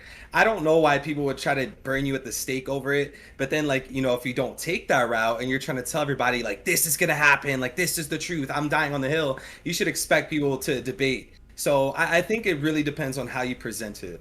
I think it's super important. I also think like we're laughing about the Frogman thing, but we're not like insulting the person. No, who we're made not. it, No, right? we're not. So like I think that's the important thing. It's like having fun with it, right? If you don't like the idea, if you don't like the video, if you don't like, just move on, right? But like you don't have to call out someone's intelligence for like just having a fun time, right? I imagine I'd have a great time watching this Frogman video. Yeah, I want to hear more about Frogman, dude. I'll post it. It's on my subreddit. I don't even know why I have it. Randy, what did you want to say? Having fun, we're all enjoying the same story, and that's just it. If you get a right theory, great. If you get a wrong one, be happy that you got surprised. Right. Like, that's it. It curved in a different direction. When I go and I see a movie, like if I can predict the whole movie, like I'm mad. Like I want you to do something that I'm not going to catch. And Oda's really good at that. And I don't get mad when I'm wrong. Yeah, Like, I love when Oda surprises me. Let's see what got Oda to this point. Let's analyze this, and let's have fun. That's it. Also, I think it's okay to get a little goofy with theories because I mean, like, One Piece is like gets kind of goofy. Like something like think about Year 5. It's a little goofy. So and out of the box, like it's okay to think outside of the box because Oda always is thinking outside of the box. Yeah, like I have a theory. Mihawk is a sword, Zoro is a plant, like Vanderdeck is a mushroom. Come at me, it's fine. Like I'm having a great time. Like Vanderdeck is Hey, my honest opinion is he built like one. True. My honest opinion is that, like, in terms of watching YouTube channels and people that always get everything right, I feel as if, that would be somewhat harmful for your experience, right? Like, if you always got everything right and you're watching this channel, and then you read the manga afterwards, like, oh yeah, I kind of already know what's gonna happen because this YouTuber gets everything right and they predicted this was gonna happen and this was gonna happen. This was gonna happen. Are you speaking about me and my fans? Oh, Randy, About Randy? No, there it is. Slandering the Randy win streak. Hold on. But I mean, Randy has gotten a lot of stuff right in Wano. But I think like what Randy is like, you didn't know if it was going to happen, but he ended up being right, and that's perfectly fine because you still got to enjoy the story and be like, oh man, this actually did happen. You're shocked by it. Whereas if you actually know that, imagine if some people have been doing One Piece YouTube for the last 7 years or whatever. Imagine if most of them were still around and every video they ever put out was right, and there are a whole bunch of people out there, hundreds of thousands that are watching them, and every single video he puts out came true. And I feel as if that were happening, it would hurt your experience because you already know what's going to happen. Because this guy gets everything right, maybe he works for Otis secretly or whatever's going on, and he's predicted everything. And so that would hurt your experience of watching it. So personally, in terms of theories, like I don't care if they're wrong. It's more so just for the enjoyment. So long as you're not saying like this definitively is going to happen, I don't really see a problem with just speculating and enjoying the immediacy of the moment with your audience. That is a good Also, point. I Actually, also think that theories are a form of discussion as well. Can I say something? I feel like we've gotten to a point, I feel, with the community that, like, obviously there isn't like one person who guesses everything, but I feel like if you're inside like the theory crafting circle and you hear like the theories from like different people, every like major like surprise twist, it feels like always someone called in one from another. And if you're like informed enough, you're always gonna be like, oh yeah, I heard people talking about this, right? And I kind of wonder if we kind of got to a point where like it's getting legitimately hard for Oda to do something that like no one guessed in any form. Within at least like the big hardcore theory crafting community. I think that's also why Oda keeps. Go on. Sorry. I was gonna say that Gear 5, I think, came out at like, even though you have people guessing the numbers stuff and what the name would be and stuff like that, Gear 5 kind of came out of left field. Like all of the theories about Completely. it, nobody guessed what it was actually gonna be. Now some people call it a retcon. It was not a retcon. Oh, that low key. That's like my pet peeve. I can't stand that. I think I saw. Yeah, I thought Eddie put that on Twitter. He was saying something about it, but yeah, I feel as if that's one of the things where Oda still has the means to legitimately put things in the story that will surprise us. But some people still even call that. Like, What like, it would look like? I feel like What it would look if like? we include like all the theory crafting there is in like the community, it's just kind of to the point where like it's really hard to see someone who like doesn't guess exactly what's gonna happen. Here's the line for me. The line is how popular the idea is. Everyone throws out ideas constantly, right? Somebody has predicted everything, but it doesn't mean that the community is aware of it or that they believe in it. And even Right. pursuing that route can be really rewarding. Hmm. Sorry, you were saying? Like, I mean, if Blackbeard turns out to be an octopus, like, you know, I'm gonna be, you know, I don't know if I'm gonna be like, I'm gonna be shot mad by as it or, fuck, you know, because I know people, Eddie promoted that, you know. I really want to know what was some of the wildest theories that we was like super into. ZKK. Besides, no, not the recent, shade, not of the recent, not of shade. recent, not of recent. Like some of the wildest theories that we was into back in Caesar, the day. Caesar for Nakama. I Looking think, back was one now that is like makes sense. Monet is Nakama? Yeah, that's one for sure. Monet is Nakama. I would say Big that's Mom one. was Big Mom is Nami's mom. I think I remember that was the one. Big Mom is Nami's mom. Yes, exactly. I got Mom is like everyone's mom in theories. Crocodile being Luffy's mom. That's one of my Kizaru's ones, bro. Oh my god! Do you remember like the Robin Banked dragon theories? What? Oh my What? God. Wait. Robin bangs a dragon? What? Yeah, Dragon. Robin is that? Yeah, dragon. Oh. Because they said like, oh, but she finds the dragon that Kanjuro drew cute, so that means that she loves dragons. No, like that. no. People went really What hard. do you mean? Wow. I remember the Luffy's gears are gonna be like car shit, so it's gonna be like an overdrive and a neutral. I remember that shit. I remember being Oh, I heard about yeah. overdrive and shit like that. Then they had reverse, right? Yes. The reverse gear. The reverse gear. I forgot about that. Reverse gear was kind of hype cool, bro. about I ain't that, gonna but it lie. was like thinking about it now. It's like, that shit ridiculous. Or like, what about Rubber Man or like Eraser Man? Y'all, did you guys hear about that? Yeah, I remember that. Yeah, like there was y'all someone. don't miss the Gear Fifth Hockey Man, the black with the fucking. Gear Fifth Hockey Man is funny. Hockey Man is hilarious. I'm not gonna lie. The whole Hockey Man movement is one of the funniest things in this community to date, bro. I remember there was someone who like, seriously like suggested, okay, what if Luffy's awakening he turns into like an eraser, and so he erases people from history. Oh my lord! I don't know where I heard this, but I heard this. I can't take this. Yo, Cole and Matt, you guys remember whenever Fujitora brought down the meteor, and everybody was like, "Yo, NL's finna come down, riding down on one of those." No yeah, way, I remember. bro. Yeah, There's no I remember that. There's no way, bro. I think King was an advocate for that. Yo, remember and, correctly. I said, dude, I remember this theory for this arc where I was like, yeah, Kaido, because there's a shot of Kaido in the moon behind with the Scabbards. What if Kaido just turns around and just fires at the moon?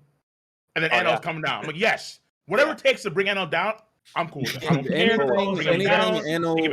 Uranus. It'll be Uranus. It'll be Uranus. Uranus, whatever it is, bring him down. Bring him down. I remember when people thought that Meadows, the gladiator in the Corrida Coliseum, was actually Kaido. Yes, that's wild. I remember that. Or the Bobbin theories. That was on every forum. Oh yeah, when Bob was popping Drifters from Island. Yeah, I remember Bob had mad theories, yo. Bob Yeah. I think he got fucking off screen by Vito. This is so exciting to hear because I'm new to like the community entirely, like starting my channel. I didn't know this existed. So you guys saying all these theories, I'm like, wow, that's some creativity. Before on that note, people legitimately thought Rayleigh had sea stone sandals, and that's how he stopped Kizaru. Yeah. Oh my God. What? I love that actually. Yeah, that is I remember pretty it was like creepy. people memed a lot about like some Sea Stone Tims. Hold on. right going like really back. There was like some theories about like Spandam shoes that look really unique. Do they have a devil fruit or something? I remember that. Yeah, because they had the little tails on them. Yeah, exactly. Yeah. Yeah. Jay I'm went in to the the same bathroom. boat as Par. That's right. We can mod ourselves.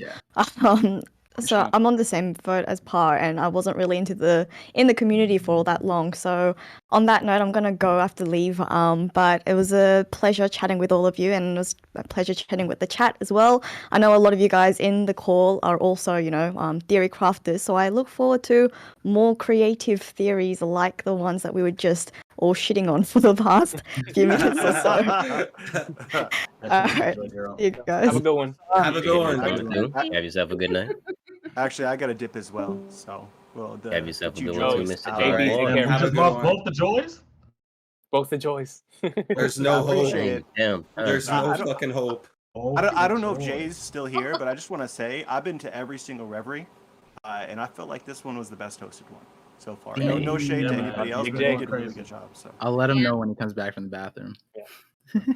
Nah, you've been going crazy. For sure.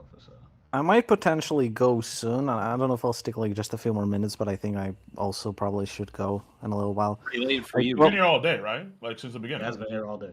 Yeah. Arthur, before you go, I had a question earlier. You brought up the Kabuki plays, and someone asked about the Act 3 thing. I'm not too like knowledgeable about Kabuki plays, but what's your take like on Act 3, Act 4, Act 5? Like, So there's this whole thing that people talked about, like Wano has like a 5-act structure. I don't know where the fuck people got that from, because it's literally all made up. Kabuki plays can be as many acts as they can be. I've literally been to Kabuki plays when I was in Ginza. I've looked this up. I've checked with Japanese fans. It's the type of thing where it's like completely invented by like the fan base. So yeah, it can be like 3 acts. It can be 1, 2, 4, 5, 6, whatever it is. So the whole thing is just irrelevant. Okay. Yeah, I was just wondering because like everyone keeps like, where's Act 3 ending? Like, when's Act 4? When's Act 5? And I'm just like, yo, I'll wait for when Oda says it. I have no idea, It's just that the stuff happening around the world right now is so exciting that everybody's just like, oh, we want to see it. We want to see it. It doesn't matter what it takes. We just want to see it. Oh yeah, for sure, absolutely. I mean, you can argue like some of the best chapters of the arc are not even in Wano country; they're outside of Wano country. It's like what is going on with the world itself right now? Like what's Blackbeard doing? You have the entire of the Shichibukai. People want to, like if you get the segue, and then Act 3 has been just. When did Act 3 start? 158 and it was. I remember specifically was October of 2019. Is nearly That was still longer a than good every arc in the series. Yeah, it's like Because this MP month came should out. be I think the 4-year mark for the entire Yeah. arc. In like 5-6 chapters, it will be longer than just Rosa. Act 3. Act 3, that's facts. Act 3. 3 a lot longer on the source. Yeah, Yo, that's insane. Wano being over 100 episodes is crazy to me. Yeah, facts. It's I think it's gonna be well over like JoyGirl 250. and Joy Boy leave. Joy Boy wanted you to know that he felt this was the best Reverie. Really? No way. Best hosted Reverie. That's what he said. Oh, I really appreciate so that. I gotta let you know, man. Despite what everybody else has been saying about you, I think you're doing a great fucking job around here, buddy. Thanks, man. Thanks, man. I appreciate that. I hope Reddit shares the same sentiments, man. I hope they share that. Nah, I do Gear appreciate Fifth that. glasses, man. That's Gear the go right Gear there. Fifth That's right. glasses, man. I'm here That's for right. it, bro. Go. I'm here about Yeah. that, yo. I saw With Joy the Girl, I blue believe, as well. filter. Yeah, definitely shout out to Joy Boy and Joy Girl for coming. Appreciate you guys. The Happy birthday, joys. y'all. Also, Joy Boy face reveal. Very privileged to have that on my channel. That is lovely. Reveal? I love that. He's done it several times before. Yeah, he's done it before. Oh, wait, has he got on camera? Yeah. Oh, then I'm new. He still has the video. Oh, then listen. Maybe I'm fresh. Maybe I'm new. Maybe I just not been paying attention. That might be what it is. Who knows? Oh, 95% of the people in the chat thought it was too. Okay, well there you go then. Just let me cook then. Why don't you just let me cook? Why don't you just lie? I don't understand. Oh. Nigga's so toxic. Nah, I'm toxic. All right, man. It is what it is, man. Of course. So we'll see. I'm not sure how long I'm gonna keep going, but I have been enjoying my time. But now that we're at the late portions, I have there's something I enjoy doing. There's something that we're very used to on this channel, and it's agenda, right? And I feel like now we're at the time where agendas need to fly, right? So there's a question I want to ask everyone. I don't know why you give me that face, but you're hurting my feelings. Wait, I'm excited. Hey, you didn't look. No, he looked. Did you not see the face he gave me, Chad? He looked like, oh, here he goes again. Like, oh wow. No, I said that agendas because I don't know. that was the same things like agendas. But then I got excited. I got excited.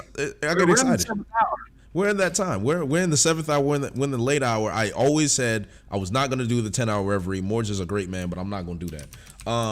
But I have a question for everybody. So everybody, I believe, this is my philosophy, everybody has an agenda. No matter how much you love One Piece, no matter how much you want to talk about narratives, power scaling, everything, everybody has an agenda. Everybody. And I will find it. So my question, I'm going to start with the top of the list. Evil. Threevil, what is your agenda? And I know you have one. I guess the main one I would push is that, and this is gonna ruffle some feathers. That I love ruffling feathers. Please ruffle them. Dragon is a fraud. Who? He's fraudulent. I'm sorry, Dragon. I'm sorry. Oh yes, I like that agenda. That's a good one. You're not bad. I'm about to say, man, go right there with you. That's a great. That's a great. It's a Yonko level agenda. It is so sensational. my thing is like my thing with Dragon, right? I'm not saying he can't have a good future or he can't do something great. I'm just saying what we've been shown is not impressive. You have hockeyless Luffy going through these 3 places, just running through that shit, just taking over and leaving it destroyed. And then the fact that like Dragon's not going for Kuma, he's not going for Ivankov, and he's like now he's like curious about Sabo. Like he's not riding for his homies, and it's just like he was like the biggest feat that people will give Dragon is that he bullied pre-time skip Smoker, and it's just like. How is that impressive? How is that impressive? Please tell them, because it's not. It's not impressive. So, like, my thing is like, I hope we get something great for him, great backstory, someone with his wife, mom, devil fruit, some shit. But I'm just saying, as of now, like everything's off screen, and like what we do get on screen, like another thing, right? CP0 and Blackbeard. Well, I'll put it this way: Dragon had home field advantage. CP0 and Blackbeard just fucking ran him out of there. Like everything I've been seeing from Dragon's just like. He should have been presented a lot more deadlier, menacing, etc. But I just have to wait and see, I guess. Well, to combat that is, I mean, if you want to go that route with Dragon and just talk about what we've seen, then you could say that Garp is a fraud too. Yeah. Because he just sat there. No. We saw Don Chin Chow. No, it is bad, Cole. It's bad. It's really bad. Having a field day. No. My goodness. We got beats. So much wisdom. Go ahead, Randy. Finish. Excuse me. I apologize, Randy. Finish. I agree. Someone said Dragon is a politician. That's exactly. He's a strong politician. I agree with that. Hold on. I want to hear what Randy have to say, Randy. Okay. This all ties into, you know, my own agendas with Sword. All right. And I mean, if this is agenda piece right now, like it is agenda piece. It is. If Dragon is a fraud, then Garp has to be too, like based off of that, right? But if we get into my own agenda about Garp's fraudulence actually being a fraud, okay, for like actually trying to topple the world government, right?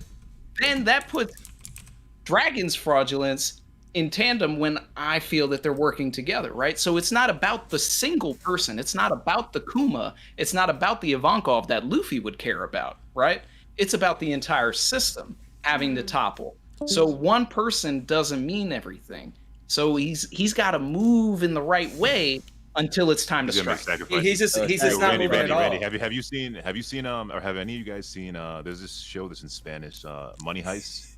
I haven't seen Money Heist, but I've heard of it. I haven't seen it. Yeah. And so the El Profesor, what do they call him? El Profesor. He's kind of like Dragon in a way. He had the flex. Roll the arm. Go ahead, man.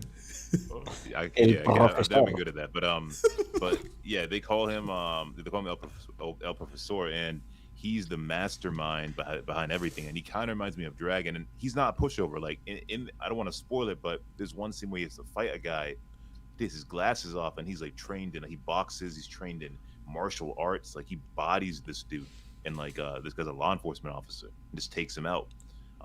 There aren't many scenes of him doing that, but he's like skilled in like fighting. So he doesn't come across that way because his main thing is, you know, intelligence operations, scheming, all that stuff, planning out the big thing. He makes sacrifices. He knows where certain puzzles have to move, and he's positioned them. And even though he's attached to his people and he cares about them, he knows that they have to be sacrificed. And you see that in the show occasionally. But when he really has to make that move, occasionally, you know, he will do so because he's still a human being. And so I see Dragon that way. I don't think Dragon's a chump. The way Akainu speaks about him, makes you think that there's more to Dragon than just being. It's Luffy's father too. Every shonen, the father's usually. So here's where I disagree. Here's where I disagree. And Zage, first of all, welcome. This is my boy Zage. Everybody, he's been grinding on One Piece for a while. Happy to have you here. Fiji knows him already. Good shit for them. Well, you talking about Money Heist, right? You're talking about Money Heist. He's talking about Money Heist, but before Money Heist. Before I let that slide, we have confirmed feats from Garp. We have Danchin Chow. We have Rocks. All right. We have the Roger cosign. Yep. Has there been a Dragon cosign, Dragon feats besides Wind and Smoker? Worst criminal can be politics. It can be politics. Just because some information he know, they blick down. What's his What information? He didn't go to Laugh-Tale. You can't prove he went to Laugh-Tale. You cannot prove Dragon went to Laugh-Tale. You can't. You don't need to. You don't need to. Information. You don't need to. What does him going to Laugh-Tale have to do with anything? You said he's danger for his information. What information is he would know ancient. We're thinking like ancient weapons, Emu. I'm thinking that. That's the only reason. Wait. Okay, so one at a time. One at a time. So Matt, go ahead. He wanted to meet Robin for a reason. So obviously he knows some. Or I would say he probably knows something linked to the ancient history, or he knows some information on some of the poneglyphs, something along the lines of that. See, that's what I think, but I don't think that ties inherently to his strength. I don't think Dragon. I think Dragon is strong. Dragon doesn't have a feat. He has a feat. I think he's strong, but I don't think he's as strong as people think he is. Wait, do you guys think Sabo is strong? Earlier we had someone say Sabo would be Katakuri, so at least he's Katakuri. Yeah. So who trained Sabo? Sabo is Dragon's feet. Dragon and Kuma, and the Dragon Claw, Dragon and right? Kuma. So I would imagine Dragon's feet is Sabo. If you think Sabo is strong, I would imagine you'd say Dragon. But Jay, why wouldn't you expect Dragon to be a top tier considering his goal? So here's the thing. My issue, right? I want to address one more thing because I've been. Oh, my bad, Sage. Go ahead, bro. Go ahead. Nah, all I was saying is like considering his goal of actually trying to take down the world government, why wouldn't the expectation be that he's very, very strong, like he's a top tier in the series? Otherwise, you're just thinking this character's stupid. Like, why would he think he can try to take down the world government if he doesn't have the strength to back it up? And the assumption that he's weak doesn't even make sense to begin with. Not weak, but I'm saying relatively compared to like Yonko. What confuses me about Dragon is the fact that like the best point in time that he could have done something to Marijua, and not even go all out, but he chose to do nothing during Marineford. He did nothing. He could have joined Marineford. He could have attacked Marijua because they're all stationed at Marineford. Or do nothing, and he did nothing. And then he decides to send Sabo during the Reverie when everyone's there. That's like trying to rob a house. You're like, you could try to put yourself in a position, right? You're trying to rob a house, right? Would you want to rob that house when everyone's there, or when they're fucking out somewhere else at the store? Like, that kind of contradicts what you just said about Marineford. That kind of contradicts what you said about Marineford. One at a time. There were not supposed to be two admirals at Marijua during the Reverie. Yeah, that wasn't. Yeah. Okay, and Fiji, what were you gonna say? You could I'm pretty sure Evil's point about Marineford was that like since everyone was at Marineford, like other places would be easy to Marijua would be much easier to hit. Exactly. That's what it's put. Yeah, so the Marineford stuff and the Reverie stuff don't really work against each other. No, but remember how the revolutionaries got into Marijua in the first place? They snuck in through the royals. They had to use. That was their way to get in. They had to take advantage of that situation where there's a lot of people in the house. So it makes sense. If you're trying to infiltrate, if you're trying to infiltrate and do something, what better time than when it's overpopulated and there's so many people here and there's faces no one's seen before they're expecting to be there. So you know what I mean, it is actually a good time in my opinion. Also, another thing about Dragon, I want to say real quick is like, you know, when the Robin was talking about Dragon or in Dragon's introduction, generally pirates don't attack the world government, right? But they're the only ones doing it. And the only pirate crew in history that we know that were directly trying to take down the world government were the Rocks Pirates. They were the Rocks Pirates. They were the only ones doing it. And they were, and the Rocks was trying to become the king of the world. I'm not saying like Dragon necessarily trying to do that, but he's trying to take down the world order completely. So this ideal, like to assume that he's not on the caliber of the top tiers currently, I mean, it doesn't really make sense. I mean, you'll be looking at him like he's stupid, you know, if that was the case. Dragon's ambition is definitely like a Yonko, like caliber person. I want to hear on the flip side though, when you think about that and how he's that much of a threat, but they decide to have not the Marines and Admirals after him. They have Cypher Pole agents go after the revolutionaries. They have, so I guess it depends on like how good do you think Rob Lucci is? How good do you think Kaku is? How good do you think Stussy is and those guys? Because they're the ones in charge of dealing with the Revolution Army, not the Marines, not the Admirals.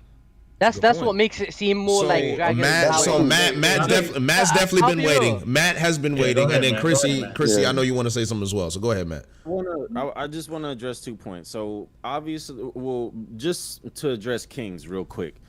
The reason why CP0 goes after the revolutionaries is because CP0 is an intelligence gathering agency. The Marines are not.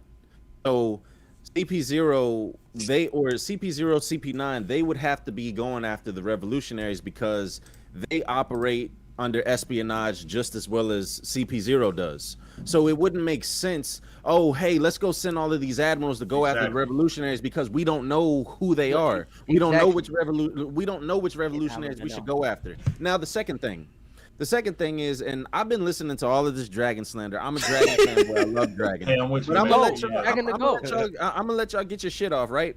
But to say that Dragon, he ran from CP0 and the Blackbeard Pirates, right? So CP0 was there to try and take him down, but he ran. Here's the thing. Home field advantage, by the way. Slytherin. Go ahead. It's not home field advantage because he has refugees. Home field advantage. You can say all of that stuff, right? The report says that a fight broke out between CP0 and the Blackbeard Pirates, and they destroyed the base. Okay, so what I gathered from this is Dragon was probably already gone by the time that they got there, because he was planning. If you remember, he told them, "Yo, we need to start gathering all the commanders around the world for the Reverie." So, dude is like, "Yo, we finna leave Baltigo. We'll go set base somewhere else because we got other shit to go worry about." I've never understood that narrative where people were like, "Oh, Dragon ran away." Didn't Blackbeard run away from Akainu? He did. Whenever, if we're really being honest, right? Blackbeard and the Blackbeard Pirates probably could have taken Akainu out at that point. But is it worth it? At what cost? Not really. Is it worth it? Is it worth it? I don't know if that was a good comparison to make. No, that's definitely spot on, bro. Nah, because Blackbeard himself said he's not ready for that. Okay, it's so He said he's not ready for Shanks. He said he's not ready for Shanks. Nah, he said he's ready for Kaido. He's ready for Kaido, bro. Oh, Kaido wasn't gonna run this thing. It wasn't during Marineford. It was not during Marineford. I know you're confusing it. It was post Marineford. It was. Yeah, that's a. And the Kainu had no bandages, nothing. Nigga just came out that war. Yeah, he's just chilling. You was vibing. So before we go, so guys, quick question. Hold on. Before we go any farther, Chrissy, what did you want to say? Oh yeah, so I wanted to kind of bring this up. I'm also a huge Dragon fan, and Dragon is one of my agendas, along with Julia Rabbani, and I think she's going to be important later. Okay. But but best. Anyway, so the whole thing about Dragon is it really that important that Dragon is super strong? Because everything that I see about Dragon is that he's like a puppet master. He's almost like, it's like the Gorosei. Exactly. You're not trying to figure out the power scale, the Gorosei, and saying, hey, I wonder if these 5 old men really can throw down with Blackbeard. It's not important because it's all political and actually moving pieces around, strong people like Sabo, moving, different people around. Mm-hmm. I feel like that's more Dragon. Dragon is, and maybe that's a big difference between him and Luffy, is that Luffy cares about every single individual person, but Dragon really cares more about the big picture. He's and a general. Yep. Yes. So maybe that, I don't know. I just wanted to throw that in, that maybe it's not quite important that if what kind of. He's the most wanted man, not the strongest. Thank you. That's what we saying. That's what Big Evil's saying. Nah, see, Chrissy botted y'all. It's over, bro. It's over, bro. Chrissy and one, bro. Y'all lost. It's over, bro. Y'all lost. The most wanted man. Give up. That's a lie.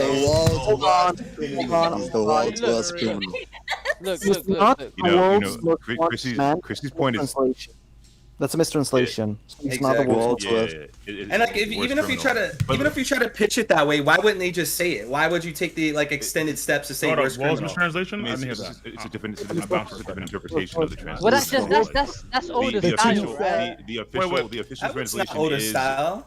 That is older style. It doesn't really. You can't do that for Mihawk or Kaido or Whitebeard.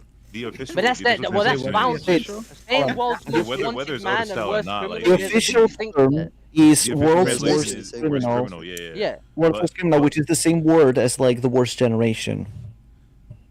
Okay, so corrected by the translator. Wow, Chrissy in 2. Okay, what's next? One more do we have? Okay. This is another thing to nod at as well. I just wanted to say about what Chrissy. I just wanted to say about what Chrissy said is how, in terms of Dragon, moving people around and kind of just doing so dispassionately, it does show in his son and lack of interest. And he's like, oh yeah, whatever he's doing or whatever. But then later on he says, okay, the day's gonna come when we meet again. Like, he's scheming it all. His son's just another piece on the board, which would put Dragon up there for the reward for one of the worst fathers in Shonen, if that's true. Interesting. We talking about bad dads? Wait, is that your agenda? That Dragon's the worst father? My agenda is the Shanks agenda, but Oh no. He said, "Oh no." What do you mean? Oh no. Yo, I came back at the right time. Smart man. Jay, he could be a gang freak. So, what are we saying? No, can I share my agenda and then go to sleep because it's like 5 a.m.? Absolutely, please share your agenda, sir. Oh, wow. Yeah. I'm not exactly an expert in the subject of toxicity, so for agenda in this case, what do you mean exactly? So is it like a theory? Or? So agenda is something that you wholeheartedly believe in that may not be 100% logical, but you're standing on it no matter what. That's what an agenda is. You're like ZKK. Like ZKK. That's an agenda, right? Your raid is going to fail. Dragon raid not failing, Dragon not being top 10. These are agendas. Something that you really have hardcore evidence for, but at the same time you believe wholeheartedly with minuscule evidence. Carrot joining the crew. Oh my lord! The carrot agenda. That's what. I mean, the carrot agenda. I hate the carrot agenda, but it's an agenda. So I respect it. Or is carrot evil agenda? Is carrot evil? Wait, I remember that carrot the trader. That was an agenda. The trader, carrot being an agenda. You bit the hell out of my man neck. Wow. I literally talked about it before. That's not the point of the video. It's to explore an interesting idea, and I say in the video specifically that Kanjuro makes a lot more sense. But I wanted to explore a more interesting plotline where Carrot is a more interesting character. She's got depth, and she's not just this dumb bunny who's always happy. And I literally said, if we don't get something interesting like this, Carrot is gonna spend the entirety of Onigashima doing absolutely nothing, which she did, and just trash. And yes, exactly. I was right. Off screen. So Arthur, here's the thing about agendas, and people view agendas as inherently evil and tearing apart the fabric of the community. Everybody that has an opinion on what may happen or a theory counts as an agenda. Unfortunately, an agenda is not inherently toxic. It's about how you present the agenda, which is toxic. I remember a few years ago, I had the quote-unquote agenda that Luffy would be idol most single-handedly, and people gave me so much shit for it. There you go. And then it's just it happened. And they treated you like a pariah. It's not nice, is it, Arthur? It's not nice. It's not nice to have an opinion and then people tear you down for it, man. It's sad. It really hurts, bro. It's just the nature of what we do. But it's been a pleasure having you, sir. Thank you for coming through. I apologize profusely if I interrupted anyone by accident, but it's so hard to get but bro, you are fine. You do not have to apologize at all. Good night, bro. All good, brother. Just the standard. Thanks for having me. I'm surprised I managed to last 8 hours because it's 5 a.m. But honestly, it's been a blast to talk with everyone. I love to do these rubbers because it's just fun together with everyone, right? So, thank you so much for having me, and I hope to be on the next one as well.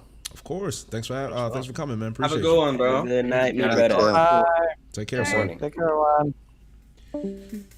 Next agenda, Par. It's your time. Share the agenda. Okay. All right. So I have a lot of crazy theories, and my people in my chats share this one. But there's one that I think even if Oda doesn't explain this, is my headcanon. It's just that there's elemental hockey. We're gonna 100% get it. Threevil was mentioning it too. Also Naruto shit.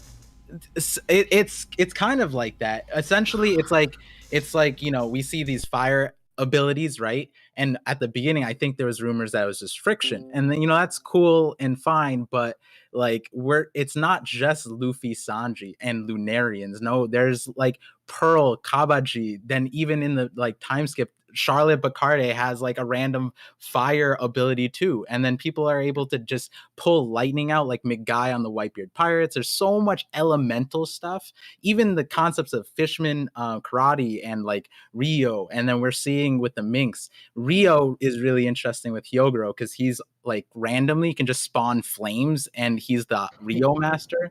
So and then Threevil was mentioning a thing where it's either these other people have a buff or they're just kind of narrative politician type of things. And so my understanding of Dragon, and this is where it starts getting a little bit people can't prove me wrong here, is a lot of people still say he has a wind Logi or whatever, but that's impossible because Caesar has the gas route. He can control everything in the air. He can create wind. He just never did because he's dumb. But that Dragon can't have the wind Logia, right? So then it's I don't see him giving him the Paramecia because that's a wind Paramecia because he threw that out in a filler thing. But then that leaves Mythical Zoan, which is an option. I'm not disagreeing with that. But when it comes to hockey or devil fruitless people that are left, there are a plentiful amount of them. And so elemental hockey just makes so much sense. And I have that's my first video on my channel, and I'm actually revamping it. So yeah, there's a lot to it.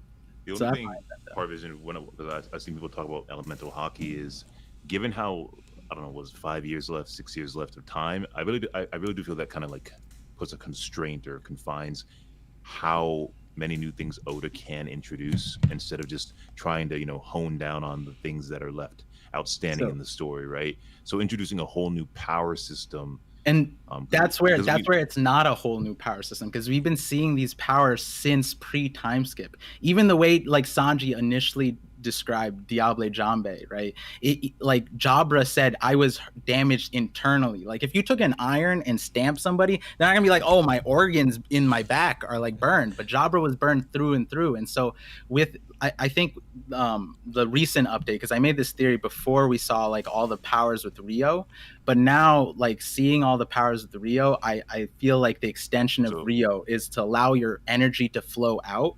And so the best forms that we see energy move is fire and electricity. That's why we see so much of that, right? And Doflamingo also has fire laser beams, by the way. Yeah. Another fire example. But so yeah, just to respond to that. So in terms of with Kaido, the reason why Kaido was defeated with advanced conquerors is it was related to the actual plot of, and I think Morj just even mentioned this, of taking down a conqueror, right? So Luffy's will overwhelmed him. He had the classic yelling of his dream, that his dream was greater than Kaido's pretty much, and he defeated him that way with a fist that was coated in all the very hockey things. We had a whole flashback with Hyogoro teaching him about that again, similar to chapter 1010, teaching him about flowing hockey, and that's how Kaido's defeated. And so I'm just wondering which characters in the future would really merit Oda saying, okay, there's elemental hockey, right? So, using fire or lightning, where out of all the other abilities that are out there that are impressive,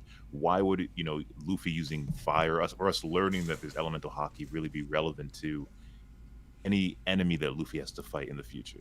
Is where my point would be. So. I have a video on this.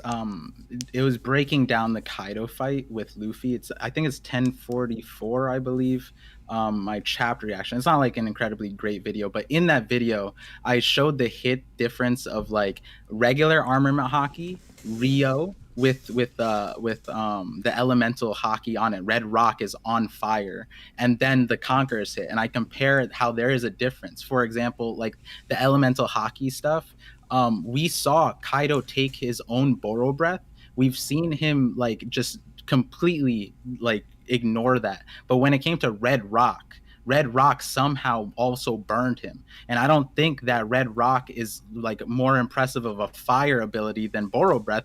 But the point there is that the difference is one is regular fire and the one's elemental Haki fire. Mm-hmm. Why would Kaido be more phased by the burn that Luffy gave him from Red Rock than his own Boro Breath that Raizo redirected at him?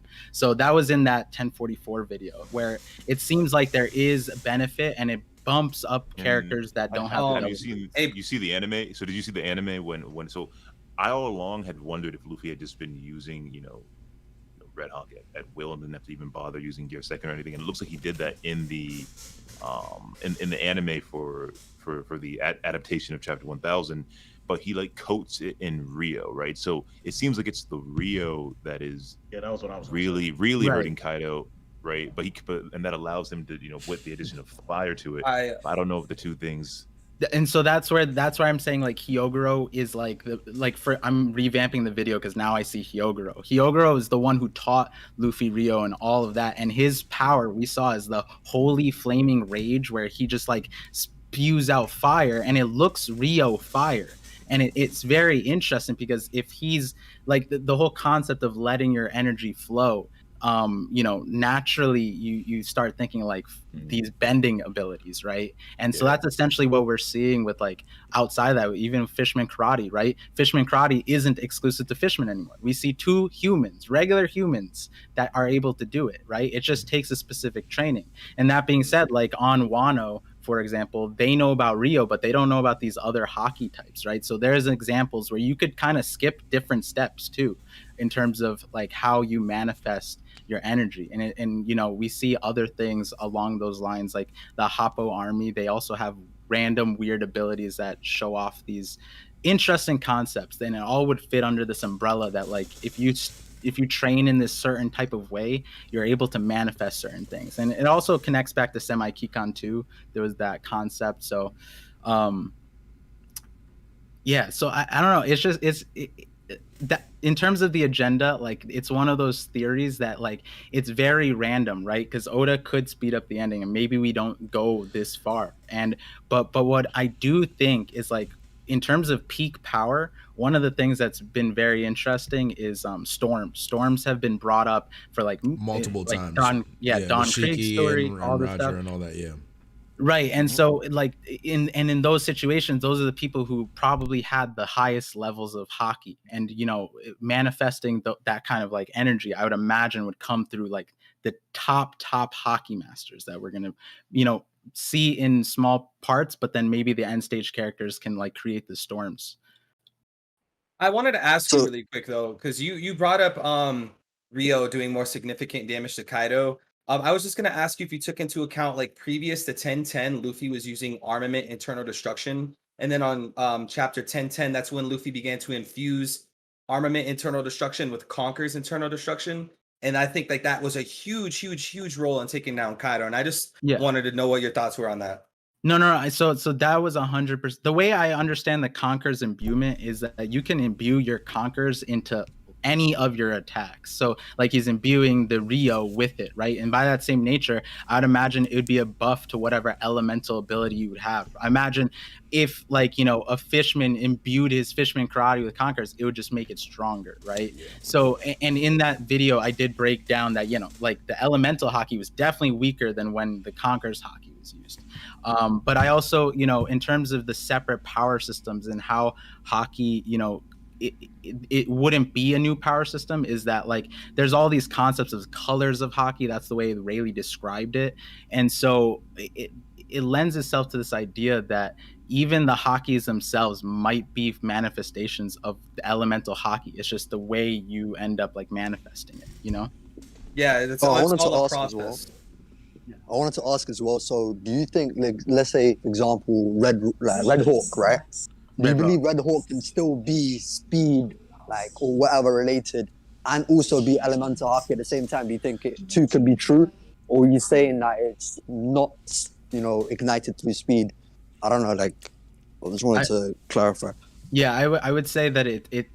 I don't think it would be both, because we're also seeing like Luffy can just like create a giant fireball. I wouldn't say like his gear 2 got that much significantly faster, that it's like more instantaneous and bigger, you know what I mean? So like, and then on that other note, we also see characters that just don't like move at all, like Charlotte Bacarde, where they like he ignited the entire like cake fighting the Vinsmokes. He just threw fire at them. So, you know, I wouldn't say, and then some people can breathe fire. It's just very interesting. The reason why I asked that, not to crash your theory or anything, because in Luffy's re-record, actually there's a description for how the Red Hawk works, and it does say that through, you know, gear 2nd plus his Almond Haki, through high super acceleration, he's able to reproduce Ace's Fire Fist.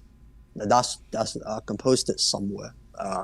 This is from and then also keep in mind too that there are other power systems in One Piece. It's like One Piece, you have tech, so tech winds up being a key component of like how other characters can use certain unique abilities like lightning or fire or wind and so on and so forth.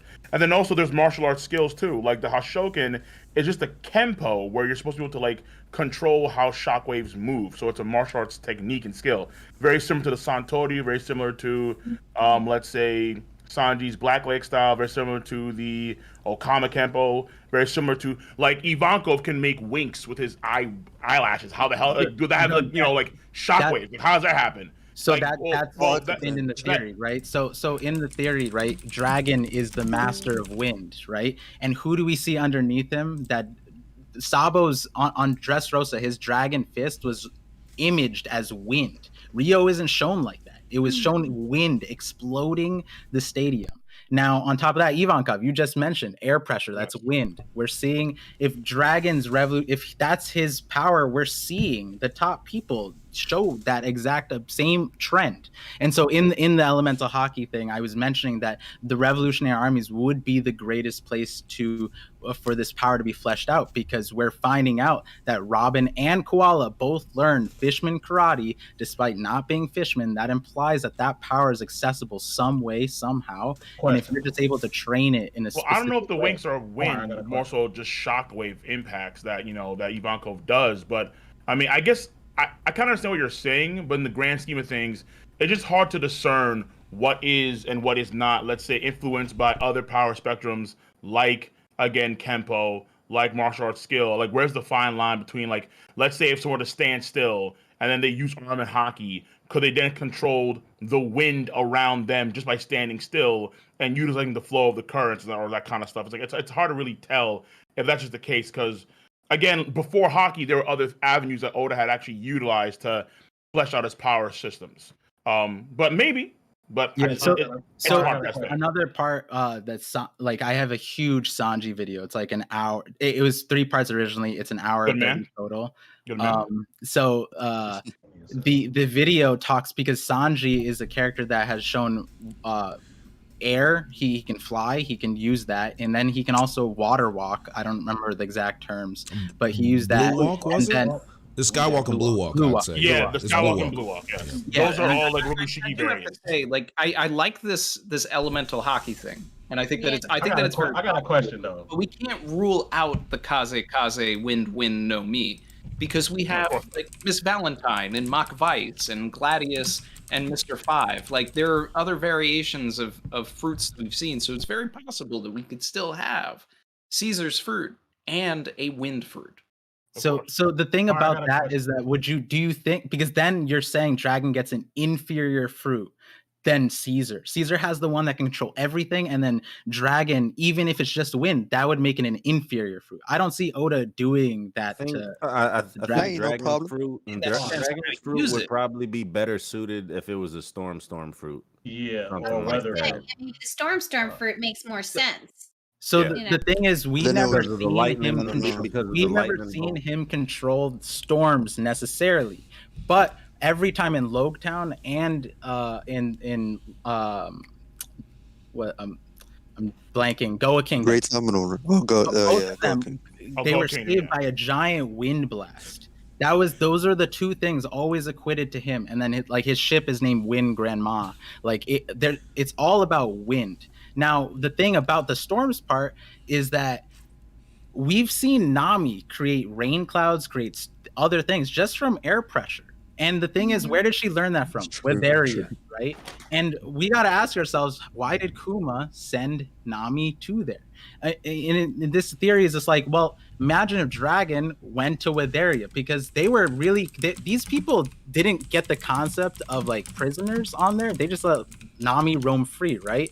But he did say like, don't abuse this knowledge, because if you use this knowledge incorrectly, then it'll be really dangerous. And that sounds like there was a precedence for that. And so I think that Dragon learned like wind control and storm control from there, if it's a storm thing.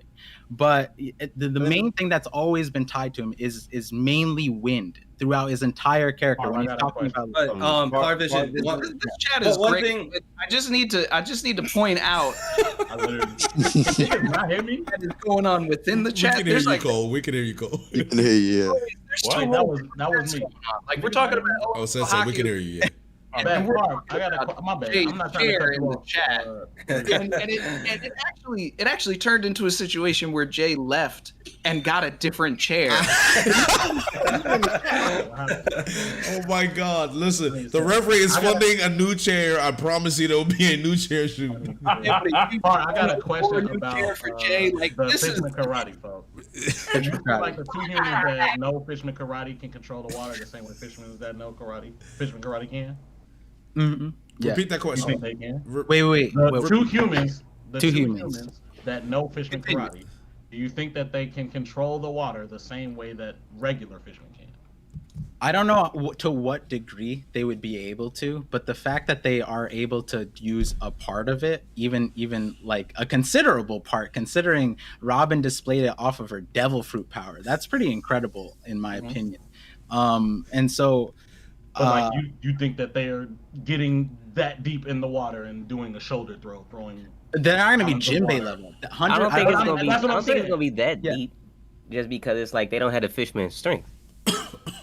Also with Robin, does it not kind of defeat your point as well? Because like Robin was, is not a hockey user. She's not a hocky user, so no, but she's not hockey. That's the same thing where it's like on Wano, they don't know regular armament for they just know Rio, right? And so by that same token, it's like there's been multiple instances where people just had the powers and had no knowledge of it or used it differently.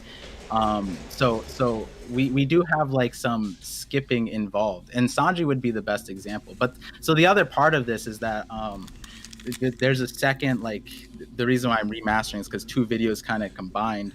Oda has this whole thing, like Sanji's character, he pretty much modeled his character like development, the way he is able to manifest all this power through emotions. And so in the Sanji video, I talk about how like the most popular book on emotions from like a French philosopher, which is Sanji's like character design, is Passion of the Soul. And in the book, it pretty much tells you everything that would have happened to Sanji on Fishman Island, where he had like this issue with his like emotions, and so he couldn't contain it, and he was rehabbed by Chopper. And so like the progression of how Sanji became petrified was actually in the book, where it was just like the first way to conquer your passions is to stop everything, be aware of it, and just stop and basically be petrified. So that was like, in this book, and that's what happened to Sanji. We saw him get petrified a few times until he didn't need to. So and I'm saying this is really important, like and now he's gonna bring in emotions too.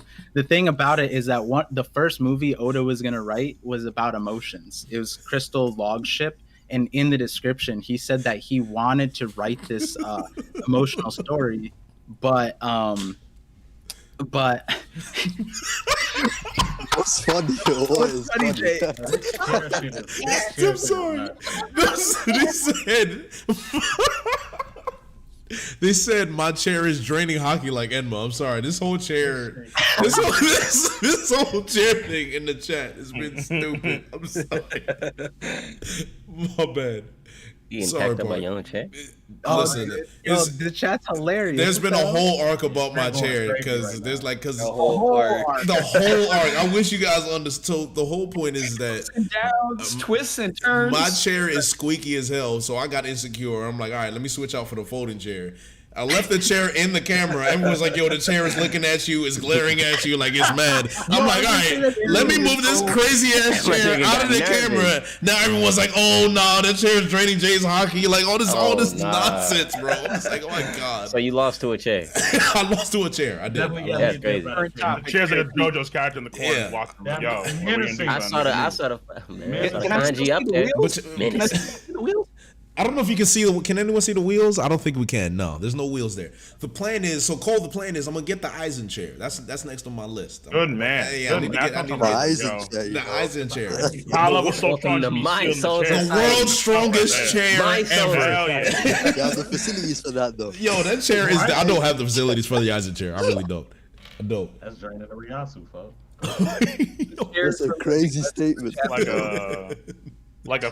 Like a 40-foot headrest and everything, just like all white. Yeah, that's what I'm talking about. That chair could survive a nuclear warhead. Yeah, guaranteed, bro. Nuclear warhead. No, I think so it has to be able to. So one, I do apologize. Apologize for the interruption. My bad. Randy and Chrissy have been pushing this chair agenda behind the scenes for like the last 30 minutes, and I finally caught on. But. One, I do want to hear another agenda. And Recon, I don't know if you're still here. You're the One Piece purist. If Recon's not here, I can go to somebody else. Because I'm gonna get Townsy and Sensei's agenda, and then I'm probably gonna have to wrap up, unfortunately. So, okay, Recon said, "Give me a second." So I'll go to you, Sensei. What agenda do you have? Because I would say the elemental hockey discussion is very interesting. It's something that people have been speaking about for a while, but how in depth we got into it, I'm not surprised in the slightest, because there's way too much evidence to talk about it. Way too much. Yeah. So I do agree with that 100%. Now, Sensei, what agenda do you have in One Piece? In general, niggas gonna hate me for this one, but I truly think Big Mom may be the best written Yonko we've seen. You know, that's not a hot take. Actually, that's not a hot take. I've been there with you the whole time. That's not a hot take. I remember you saying that, and I've been there with you the whole time. I'm kind of with you saying that, bro. You remember me saying that? And I've been there like, with you the whole time. If you really think about it, that's not a hot take. The best written. It's certainly agenda though. I'm not saying she's the best. Now, the only pushback. I was about to say. So Sage, the only thing I would push back is he, with what we got from Blackbeard so far, is she still better written than Blackbeard? Yes. Blackbeard's clear, bro. I'm not saying that Blackbeard can't like surpass her. Like I truly That's believe probably Blackbeard gonna happen. Yeah, I definitely think that will happen. But as of right now, like pre-time skip, post-time skip, Big Mom. I got Big Mom. Well, I mean, I guess as far since Blackbeard has been a Yonko, absolutely. I think the gap is not wide. I don't want to say like she's shitting on Blackbeard right now, but she is better written than Blackbeard at this moment, or was if she's dead. I don't know. Preach, King. Sure. Like I think, like I'm not against this, man. That's what I'm saying. It's kind of hard to get against it.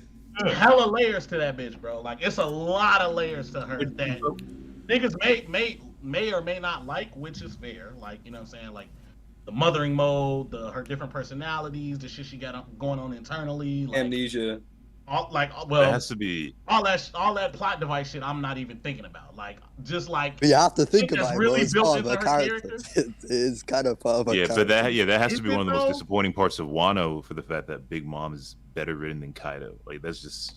I mean, I don't really know if that's disappointing. Well, disappointing for who? I guess of the arc. Well, I just think that the way that Kaido's set up, there was a lot of hype around him potentially being hands down the best villain.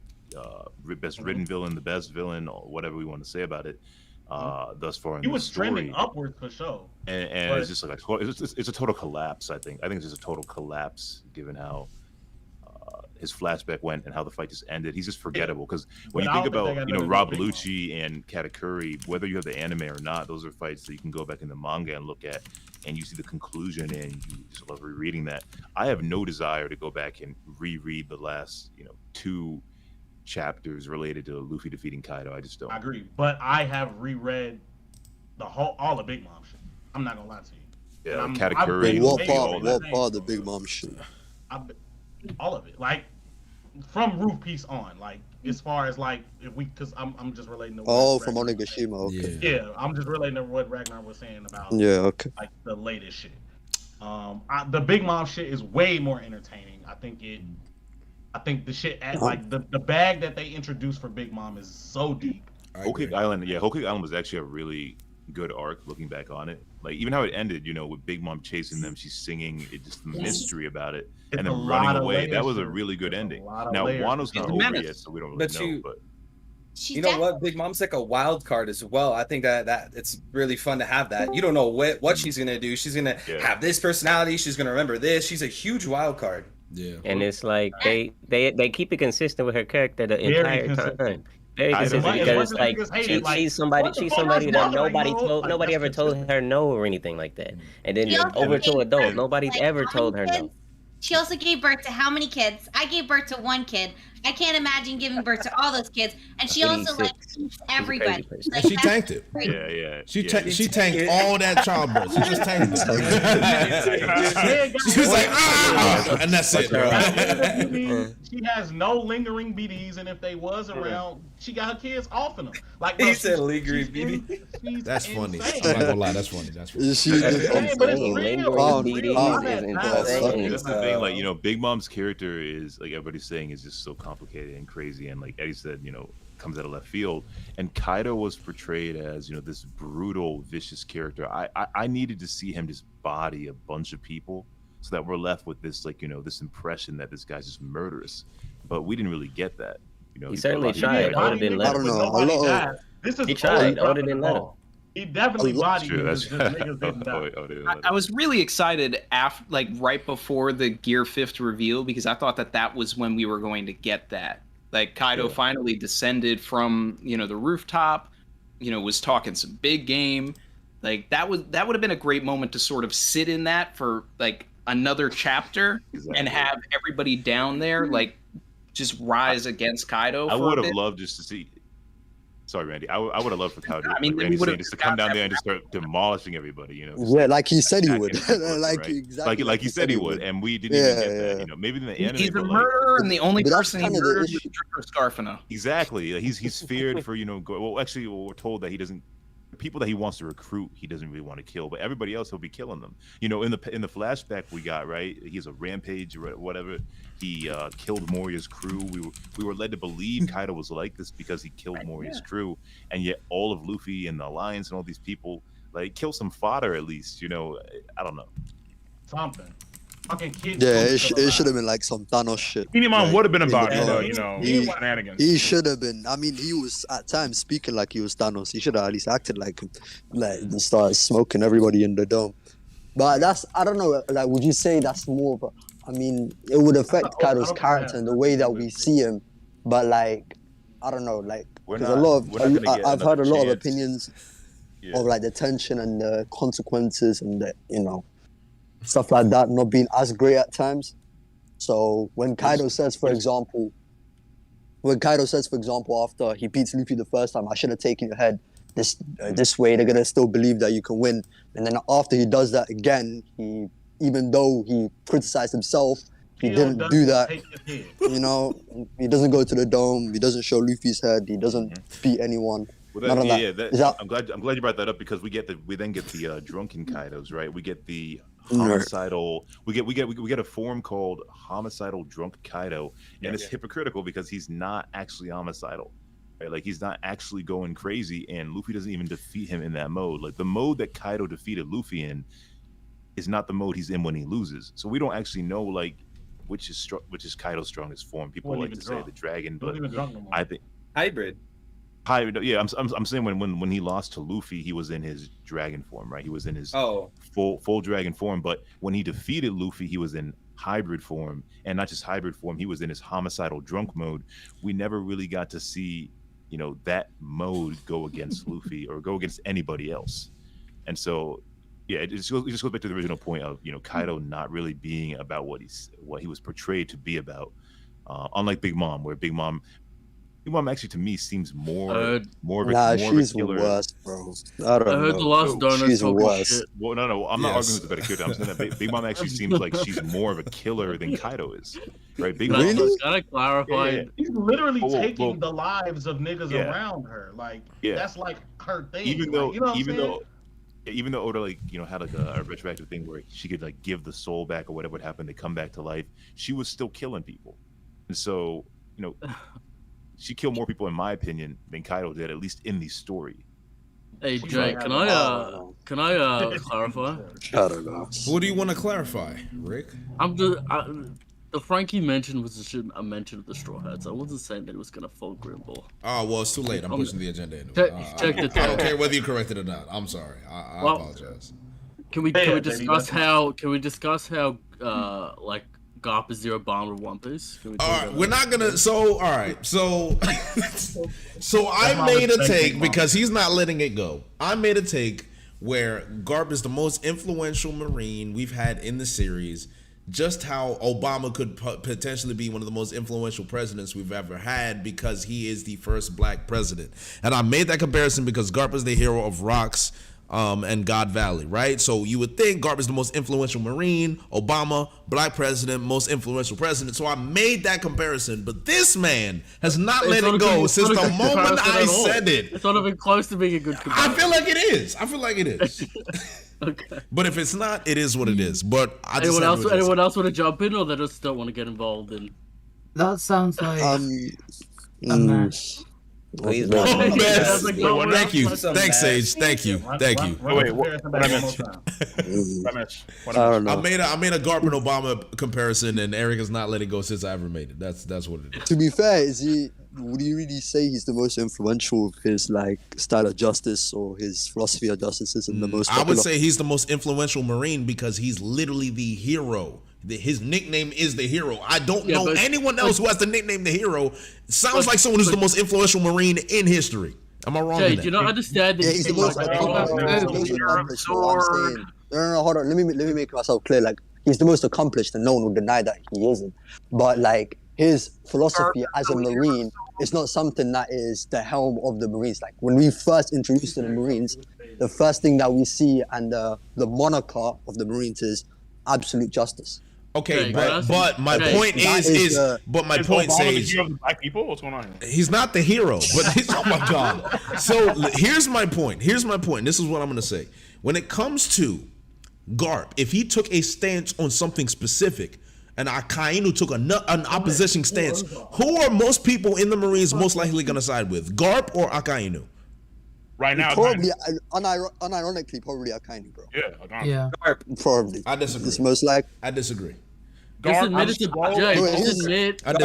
it was a bad take and it doesn't work. Hey, you know what? Do it is, Jay. Like, Garp's his philosophy will impact the future. Like, the newer generation, like Kobe Smoker, those people, like, they will, change the system. But as it is currently, it seems like Akainu's philosophy, absolute justice, is the one that's most popular, and it's been the most popular for like forever.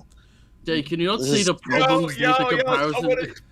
Someone in the chat say Joe Biden is Kobe. No cap. Yo, this is good. No way, bro. No way.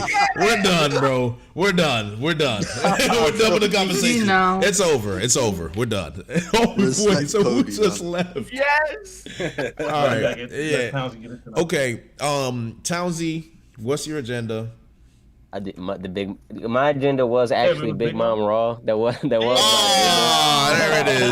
it is. But I don't know, bro. Akainu's top one, Magma 4-0. I don't. Magma 4-0. The whole Big Mom thing, like I disagree aggressively, but all right. I disagree. I respect it. Magma 4-0. Magma 4-0. Akainu ain't even had to beat her for 2 of them. It's crazy. Oh God. Okay. Magma right now. You speak like, yo, what up? That's what I'm saying. And then now, like Big Mom is in Magma, like Jack was in the ocean. Like, yo, documentation. Just swimming, bro. Swimming. Where is it? Show me. Like whatever, yo. Like she's exfoliating in the mag right now. Like, exfoliating. Oh my god. Clear skin. Big Mama clear skin out the magma. I know it. I see it. Hey, don't act like Sick Whitebeard wasn't putting work in. Sick Whitebeard was handling that. He was putting hands on him. 10% Whitebeard. This man was on oxygen handling Aki. That's what I'm saying, bro. Had life alert, bro. Had a heart attack. Everything. He still put Akainu in the dirt. Still put him in the dirt. Admirals helping Big Mom reunite with Caramel. Let's keep it real. Life alert. That's all How I'm can we saying. help? Exactly, bro. Whitebeard was on life alert the entire Marineford and still putting people in the dirt. That's all I'm gonna say. Get He had Akainu a heart out of here. attack. Who he put in the He had dirt a heart attack in the middle of the fight, bro. And then he Akainu. turned around and still was going. That nigga got back up. Akainu went literally into a earth fissure. That sounds like putting into the dirt to me. I don't want to hear it. That's the dirt. That's dirt. He went inside it. Matter of fact, Sensei. Matter of fact, my man dug a hole in the ground. If he's not in the dirt, then what is it? Tell me. To be fair, hit the ground. He wasn't inside the dirt. He was in the dirt. I just want him to say. Not going nowhere. So you digging tunnels, you're not in the dirt? So you digging tunnels, you're not in the dirt? Hey, howdy, hey. Nah, he just split the ground under. Oh, he split the ground. Okay, all right. So yeah, bro. Before He basically tripped him. He did one of them like Looney Tunes shits where you like pull the ground out and motherfucker just fall. Yeah, bro. All right, man. You got it. It's your world, not mine. Recon. Yep. The agenda. Bro, so the agenda I've been pushing since 1044 because apparently in this community there are a lot of individuals, maybe not a lot, but I'd probably say some, that think that Luffy didn't earn Gear 5th. And I don't agree with that in the slightest. And I wanted to get all of y'all's take on that because Luffy not earning Gear 5th to me doesn't make any sense. This is a character, or at least after Kaido presented what awakening actually is, which is the pinnacle of one's ability. When we were presented with what the Nika fruit actually is, this is Luffy utilizing not only his his creativity and his ability to its highest limits, but it's also now an individual who's always had the will, but now his skill is able to back up his will. And so what we saw on the roof is an individual who has always had this capability. We were just seeing him excel in the same way that in Dragon Ball, Gohan was always told, yo, you're going to do this, you're going to do this, you're going to do this. And we saw that explosion in the Cell Saga. That's the exact same thing that I saw with Luffy here, where when he got back up, y'all can't tell me that this dude with the Conqueror's coded 12s the chancletas, was boxing Kaido. He was boxing Heavenly chocolates, bro. Dog, he was boxing Kaido one-on-one from the moment that he split the skies until what's his face? In base form. In base form. What's his name again, Randy? Ripper Starfin. Thank you. He came in like the special guest referee in WWE and put a stop to the game, bro. Let Luffy. Watch out! I don't know, bro. I think facts. So I don't know if the Gohan. I'll be real. Oh no, my bad. Just let me finish. So for me, it's like Gear 5th is a representation of Luffy's entire journey up until this point, because it also goes on to the whole. I've heard people say that Luffy hasn't earned it and Roger earned it, but when we look at it, Luffy's in the Great Pirate era. Right, like this is a different era. These are individuals that were spawned thanks to Roger. So people move different now. There's more competition now. So when you look at Luffy's history and everything that he's done, it's about time a man was awarded his respect. Like Conqueror's coding and Gear 5th to me was the reward of 31 arcs up until this point of the man going and freeing so many territories, taking out 3 Shichibukai, which no one else in the series has done, not in the past or in the present. And so it's like, to me, finally, Gear 5th was that, man, our guy made it. Like, the GOAT with the coat is now at the same level as Shanks, as Blackbeard, as all these dudes, because, or you know what I mean, Cole? He's now entering the... He goes there, excuse me? Yeah. So it's like, now with Wano, we were able to see that journey, and we even saw it in Udon too, right? Like he was progressing forward. But Gear 5th to me represented finally the skill catching up to the will, and I love how that's visually represented with what the ability is. And I wanted to get y'all's thoughts on it because to me, Gear 5th was 150% earned. That is Luffy's ability, like, and it makes sense for it to be his final ability. I've got 7 words for that. Started from the barrel. Now we're here. Funny as hell. So I have so quick. Are we separating Awakening from Gear 5th? Like, no, it's the same. Same thing. Separating Awakening. They're the same thing. They're the same thing. Okay, fair enough. I know some people separated, like he awakened, but then he gave the awakening a name, and now it's something else. Okay, I guess with that, my question is, do we feel like he activated awakening on his own? Yes, absolutely. How? Because over the course, and I can explain from like the arc itself. Over the course of the arc of Wano Country, Luffy was getting progressively better with his fruit from the very beginning.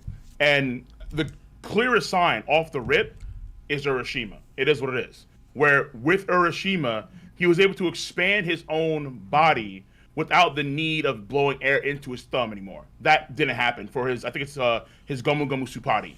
And then what we see is that when he's unconscious, he's knocked out, he can even still utilize Conqueror's Haki when he's unconscious.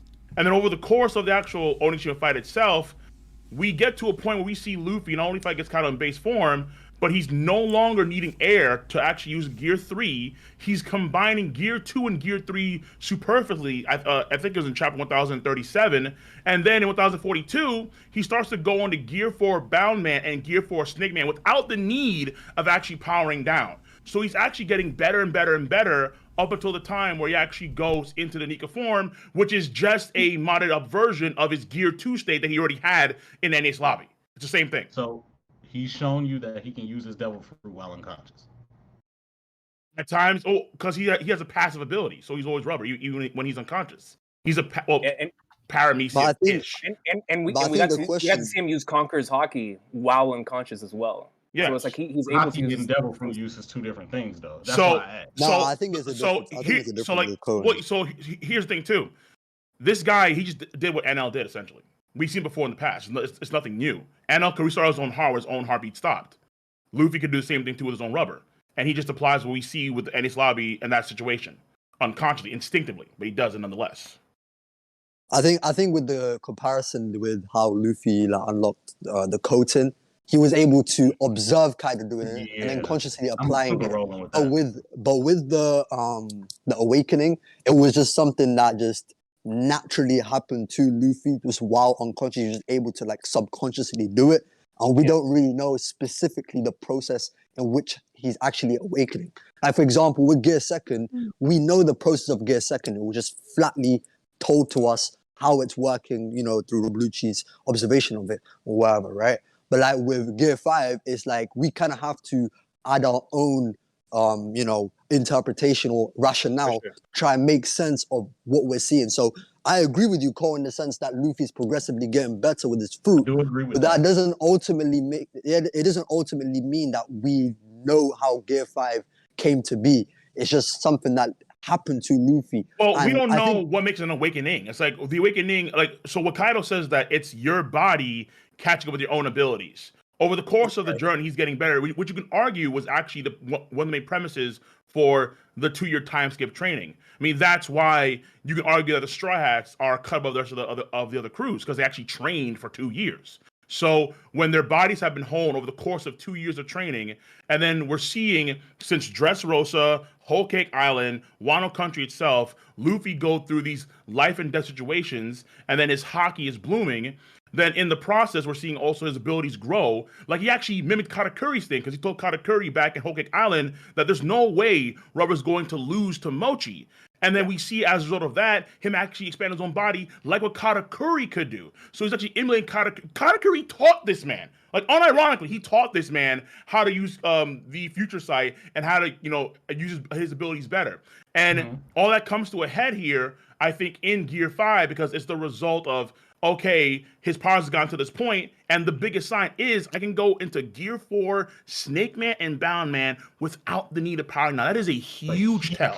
Huge tell. Okay, but what about with Kid and Law? Because like Kid and Law? What? Who cares? What about him? Because they also have an awakening too. Exactly, like, and they control that. They constantly but they got it off screen, turning that on and off. They got it off screen though, so we have no idea like why or how or blah. Blah. They just got it, you know, like they just had it one day and that was it. I think it's unfair to say he can't control it because there are times when he goes back into it. No, I think he can control 5. It's more so the fact that with Kid and Law, it seems as though they were consciously aware of them awakening it. Obviously, it was off screen. We can never know. But the way that Kid asked Law is like, yo, he's like, is your fruit awakened? It's like he knew that it, you know, it was awakened already. Not like with Luffy, where he kind of just got the feeling in the moment when it was already awakened that he had reached the peak of his fruit. And that might have been the case with Kid and Law. We just don't really know that, right? Well, because so it's like, really vague, right? Because it's like hella yeah, vague, yeah, like, it what is you vague, actually. but we just don't know how. We don't know the process. That's it. Right. So, like, if we just take Kaido's words at face value, when he says an awakening is your body catch up to your own powers, then it was at that moment when his body had fully caught up to his own abilities and he could awaken it. That's kind of what it is. Whatever that means but we just exactly. Don't really, like, we don't understand like, it. Yeah, like what, Sure. like Doriki level should you be to actually awaken? I mean, who knows? It just it is what it is. I have a different. That's why I did not think I'd hear the word Doriki in this stream. My God. That's why I brought up the Luffy and Kaido round 2 before he got knocked out after the special guest referee came in, is because I feel like that's whenever Luffy was really hitting top form. And so it wasn't until he got knocked out in which then here we go. It's Gear 5th time. And that wouldn't have happened if he wouldn't have boxed Kaido in top form in the way that he was, because he was, like somebody brought up earlier, hitting against the homicidal drunk phase, which we assume before the flaming drum dragon at the end, that was his strongest state. And so while he was boxing him, that's when Luffy was really starting to hit, like Cole was saying in regards to switching between forms. It felt like he was starting to hit the peak. And now, because, like Zage was saying, we don't know about the initial activation of Gear 5. We have to find out about that later on down the line. But as far as what we can interpret that he would not have gone into Gear 5 if he didn't box Kaido in that in both round 1 or round 2. Were trying to prevent. Yeah, 100%. they wanted Luffy to die. Yeah. So I had a different explanation. I agree with the original agenda that Luffy earned Gear 5. In terms of how he awakened it, I have a video on this, is just like, I think each fruit has their own kind of like test or limit. You have to reach a certain power, and then you know the power well enough, and then you can awaken it. And so like each fruit would have a different variation for that. Now, when we look at Luffy's power, the one that he was given, it was that essentially blunt force attacks shouldn't hurt him. And if he just, when you look at the difference in how Luffy, absorbed the hit, after he awakened, he was allowing himself to get hit. He would get hit and his body would mold to it, right? That not being afraid to get hit is a part of his fruit. If you had the rubber fruit and you were trying to dodge attacks that you can survive, then you're a bad user, right? Luffy needs to know that he can survive these hits. And that hit that awakened him was the first time he took a Conqueror's Haki hit, full strength from Kaido with his defensive down, because prior to that he had his defenses up. And so the difference was in that situation, because Dripper Scarfino, Luffy was essentially caught off guard, and then he took a full Conqueror's hit, and that to me is like, that's enough damage to in one blow for his body to awaken. That's kind of my understanding. And that the comparable for Law and Kid, they, like Cole said, it's off screen, but they probably accessed a certain point, like what Law was doing on Dressrosa. He was stretching his powers to the limit, and that might imply that he, after that, he realized he could awaken in some way. Yeah, I agree with that. I can see that. Yeah, the reason why I brought up Law and Kid as well, obviously because they were awakened, but like with Law, we have seen like a before and after of his abilities and kind of how he's developed. So in Dressrosa, like you were talking about, he was pushing his powers to the limit, and we clearly see that he had some sort of, I don't want to say stamina issues, but his ability would take, his ability would take a lot of his stamina. Yeah, true. Yeah, that's what it was. But then, but then on the rooftop, he can use, a gamma knife and use any of these abilities just back to back to back without visible stamina fatigue. But like, is that enough alone to say, okay, Law at that point had already fulfilled the requirements of an awakening? That's just the mystery element of it. We don't really know outside of just that one explanation from Kaido. And I wanted to say as well, if Luffy like deserved it or like was it good for Luffy? Like obviously Luffy deserved it and all. I think the pushback with Luffy and Gear 5 and the weird feeling some people might have, I think it's just the way it's introduced. I think that the Nika thing came a little late. Starting a new like ability is insane. That's the thing.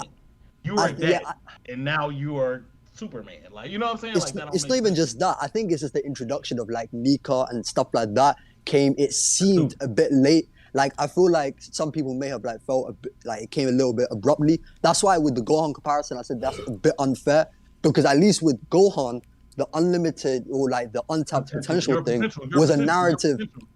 Yeah, the potential thing was a narrative that was put in place very, very clearly from like chapter 3 or like 5 or something. So like when we ultimately see his potential fully unlocked and at his best in Cell, that's like 200 chapters in. It's like we all knew the journey that he took, but like with the whole Nika thing, these developments, it seemed a little abrupt, even though you can bring its roots back to this point in the story and that point in the story and stuff like that. So the word awakening implies that something is asleep. So the ability was asleep. Dripper Scarfino awoken it. I like that. I like that. I would appreciate it if it was like one of them like Luffy half unconscious standing up on Rock Lee stance and then awakened. I would have appreciated it way more like that. But like with the dialogue around the situation with Scarf folks and Kaido was, I just killed you. Oh my God, Luffy's dead. I don't hear Luffy's voice anymore. Like his will is gone. Like all of that. Like it was like, okay, Luffy's dead. Now I'm hearing these drums. Now this fucking big ass elephant is like, no, Joy Boy is back. Yeah, he pulled up just to hype Joy Boy. That's amazing. Just to hype him up. I love that. And now Luffy is and to let us know that he is the key to opening the borders. True. Yeah, too. That they chose not to even do. Yeah, which is a smart move, apparently. Yeah, Zunisha is physically opening those borders. Right there. Yeah. But you know what's so, now that you said that, right? Because like it's kind of implied that Zunisha can physically open the borders of Wano, right? That's kind of its whole purpose. So what were the world government's plans before Zunisha came? Because they wanted to annex Wano, but they didn't know that Zunisha was going to come and open the borders. It's for the weapons that are on, and I mean potentially, for Pluton as well. But the whole thing is that the Celestial Dragons have been using CP0 to, broker weapons through Doflamingo, through Kaido, from Wano to wage wars. So that's what we've been told this entire super saga. So the government can't do it through Doflamingo anymore. So they just decided, well, we're going to pull up, get rid of Kaido, and we're going to take the weapons for ourselves. That's why they talked to Orochi in the first place. They said straight up, like, hey, we need the weapons. And then like you could even like kind of spin that in a way to have maybe not Sabo, but some revolutionaries come to Wano. Like, why send Sabo to Dressrosa to track down the weapons to just kind of abandon that? I know that the thing is though is that the world government they were given access by Orochi, so they were given access to the normal passage into Wano, but because Wano is a natural like fortress, right? Like, they can't just waltz in and do a full-scale invasion. They can't physically do that due to its natural terrain. So like what I was saying is that how were they actually planning on invading the country forcefully, not given like just peaceful access like they were getting before, without Zunisha being there? Like they seem to have plans beforehand, but then now it also seems like Zunisha was the key to actually open the borders of Wano. It's kind of weird. I don't know. Unless they decided to blow that up. I don't know, somehow. I'm not sure. So that's a thought that came to mind. Bro, what is funny, bro? You understand? I'm just paying attention to the chat. So, unfortunately, I do have to let you guys know I have a legion of super chats to get to. So that is how I'm gonna end this stream for sure. You know, I did not think I'd get to 8 hours. We're probably gonna get to 9 after I read these super chats. But before I read these super chats, I want everyone, and whoever wants to say for the super chats, that's up to you guys. I want everyone to get, you know, their final words in, plug what you need to plug in. You know, I'm gonna start from the bottom, not actually the bottom, but you know, the bottom of the order. And Sage, you know, get your plug in, bro. Let them know where they can find you, you know, your channel and all that other stuff, man. Yeah, if you just search Sage on Twitter, Insta, not Insta, sorry, YouTube and Twitter, that's where I'll be. Pretty much make the same content as everyone else here, so yeah, that's cool. All right, thanks for coming through, man. Sage, I appreciate it. Sajay? Yeah, I have a channel. I'm gonna do some stuff. I've got a desk now. That's nice. Haven't had one of those in a few years. Level up. Level up. Got a desk. No, it's I've got some theories in the work about kind of more deep time Void Sentry, pre-Void Sentry that I need to eventually work into the channel. So that should be coming soon. All right, great. And it's Seastone Sage everywhere. Of course. I would say Sage and Lake Love, make sure you send me links to your channels. I'll put it in the description. Brother Cole. Brother Jay. How you doing? I'm doing good, man. 8 hour stream. Honestly, that's pretty good. That's pretty good. Yeah. Good work, man. All right. You get a lot of kudos to the stream. No doubt about that. Appreciate it. For all the people of the J11 realm, appreciate you guys for watching the stream. We're not done yet, of course. You get super chats. But, I mean, you know where to find me, I suppose. I hope you do. KingOfLightning is the channel. The main channel. I actually have a secondary channel right now called King Usan, where I'm actually posting a lot of these episodic reactions to One Piece, to right now to Demon Slayer. We have a lot of trailer reactions, that kind of stuff on that King Usan channel. When Bleach comes out, it's over. Like Bleach Chainsaw Man, we're gonna put hard. It's actually over when Bleach comes out. It's actually over. It's over, bro. People don't understand. Absolutely, bro. Niggas are ready to content farm it. Hell yeah! I am content farming the hell out of Bleach. Y'all don't know. Don't let the opening slap. Don't let the opening slap, because if it slaps, it's over. What? Yeah, bro, we already heard number one. Because I heard number one. Yeah, that's what I'm saying. Because someone actually talked about how, you know, like, what's the plan after One Piece? Well, this is part of the plan. We're going to see a lot of my episode reactions. They're actually taken from my Patreon channel. So Patreon is what it is. You got to pay for that. It's like $2. But outside of that, you have them uploaded, edited, and so on the King Usan channel. And then on the main KingOfLightning channel, we're going to have, I have a 5-part fun, wholesome discussion with Brago about Admirals and Yonko. Part one is out. Well, I mean, you say no, but Brago does get a minor W. I will admit that off the rip, a minor W. So I will give him that. But that being said, you know where to find me. Hopefully, once again, King Usan for the anime reactions, KingOfLightning for the main channel, and Cole Requiem for the actual chapter reaction streams. There you go. Appreciate that, brother Townsy. Yo, Townsy everywhere, literally, except Twitter, Sir Townsy. But we react to One Piece, getting caught up to Berserk. Might finish those. What's it called? The read through for that, and then Jujutsu Kaisen as well. Sonic channel coming too. So Townsy, Chaos Townsy, do the Sonic channel, and yeah, I hope y'all enjoyed the Reverie. Of course, appreciate you, bro. Lake Love. Yo, man, Sensei Glove everywhere. YouTube, Twitter, Instagram. One Piece YouTuber, also do streams. Mr. Gloves Off. Gloves Off will be returning in the fall with a little bit of a revamp, so stick around for that. More Twitch streams. Also, Sensei Glove on Twitch. I forgot how to Twitch. More Twitch streams, more YouTube streams coming soon for sure. So, yeah, man, subscribe. This Reverie has been fucking lit, bro. I definitely appreciate you, Jake, for having me, man. Of course. Great opportunity, G. Like, you don't even understand how fucking happy I am to be here, bro. Like, thank you, G. I'm glad you're here, bro. Appreciate you, man. Thank you, guys. The happy couple. The trolling couple. Honestly, y'all been trolling ever since Chrissy got here. Y'all been trolling the whole time. But the chat loves Imagine you the toxic guys. energy, That's like what I'm it. saying. Imagine. So both of you get your, put your plugs in. What's going on? Okay, you go first, then. What's up? What's up? Randy Troy everywhere. All right, YouTube, Twitch, Twitter. We get savage. We get the new. Obviously. If you don't like getting spoiled on One Piece month early, don't come by.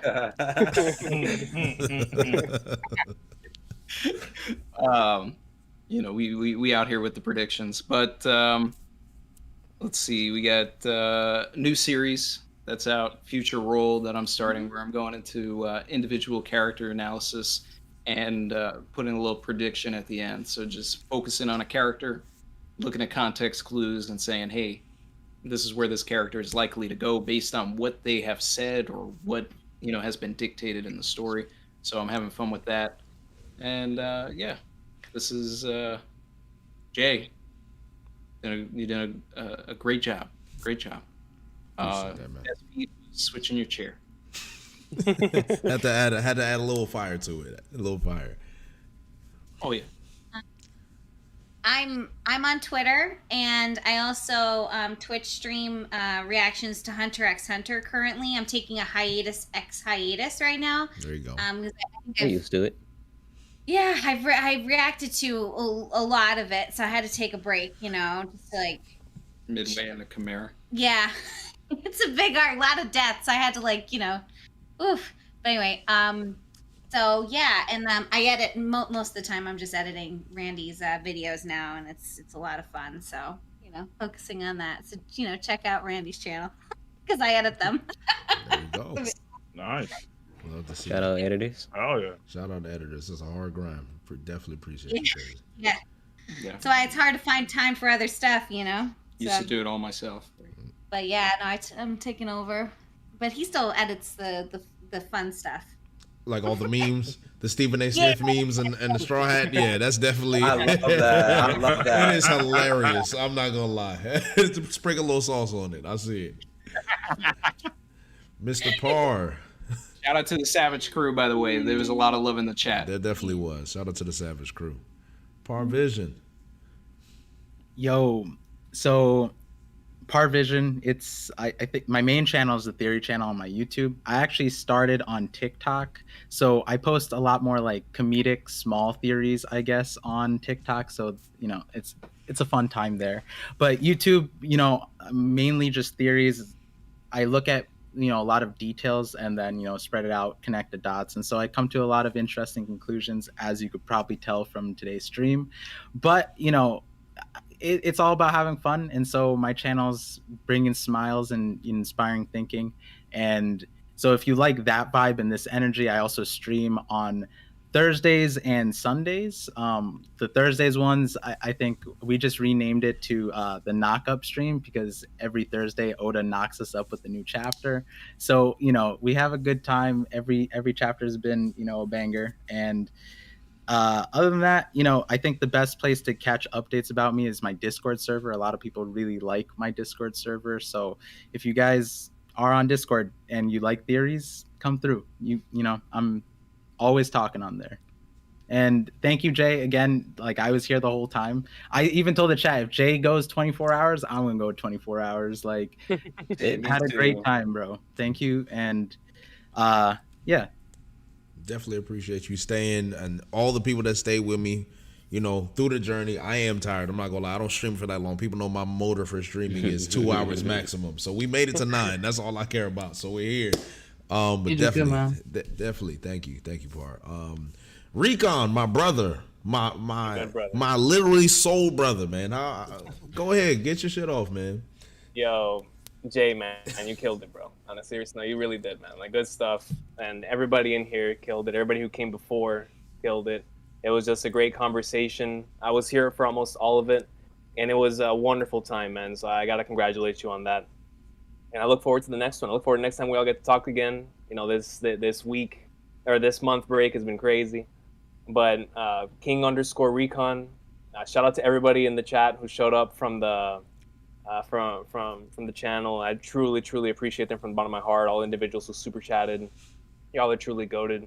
But yeah, KingRecon on YouTube and at Yoshida Shoyo, best Gintama character on Twitter.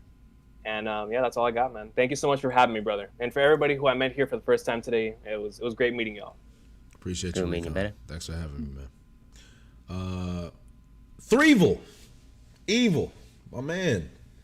Edward Threevil. Huge pleasure to be here, meet all of you guys. I like found Randy like when he first made his channel. I know we did one collab stream, but it was great to work with him again, see Power Vision for the first time, KingRecon, all these new guys. Huge opportunity. I'm so thankful, and you guys are mad cool. Love talking about One Piece with you guys. So yeah, I'm extremely grateful for this. If we want to find me, I'm mostly on YouTube and Twitter.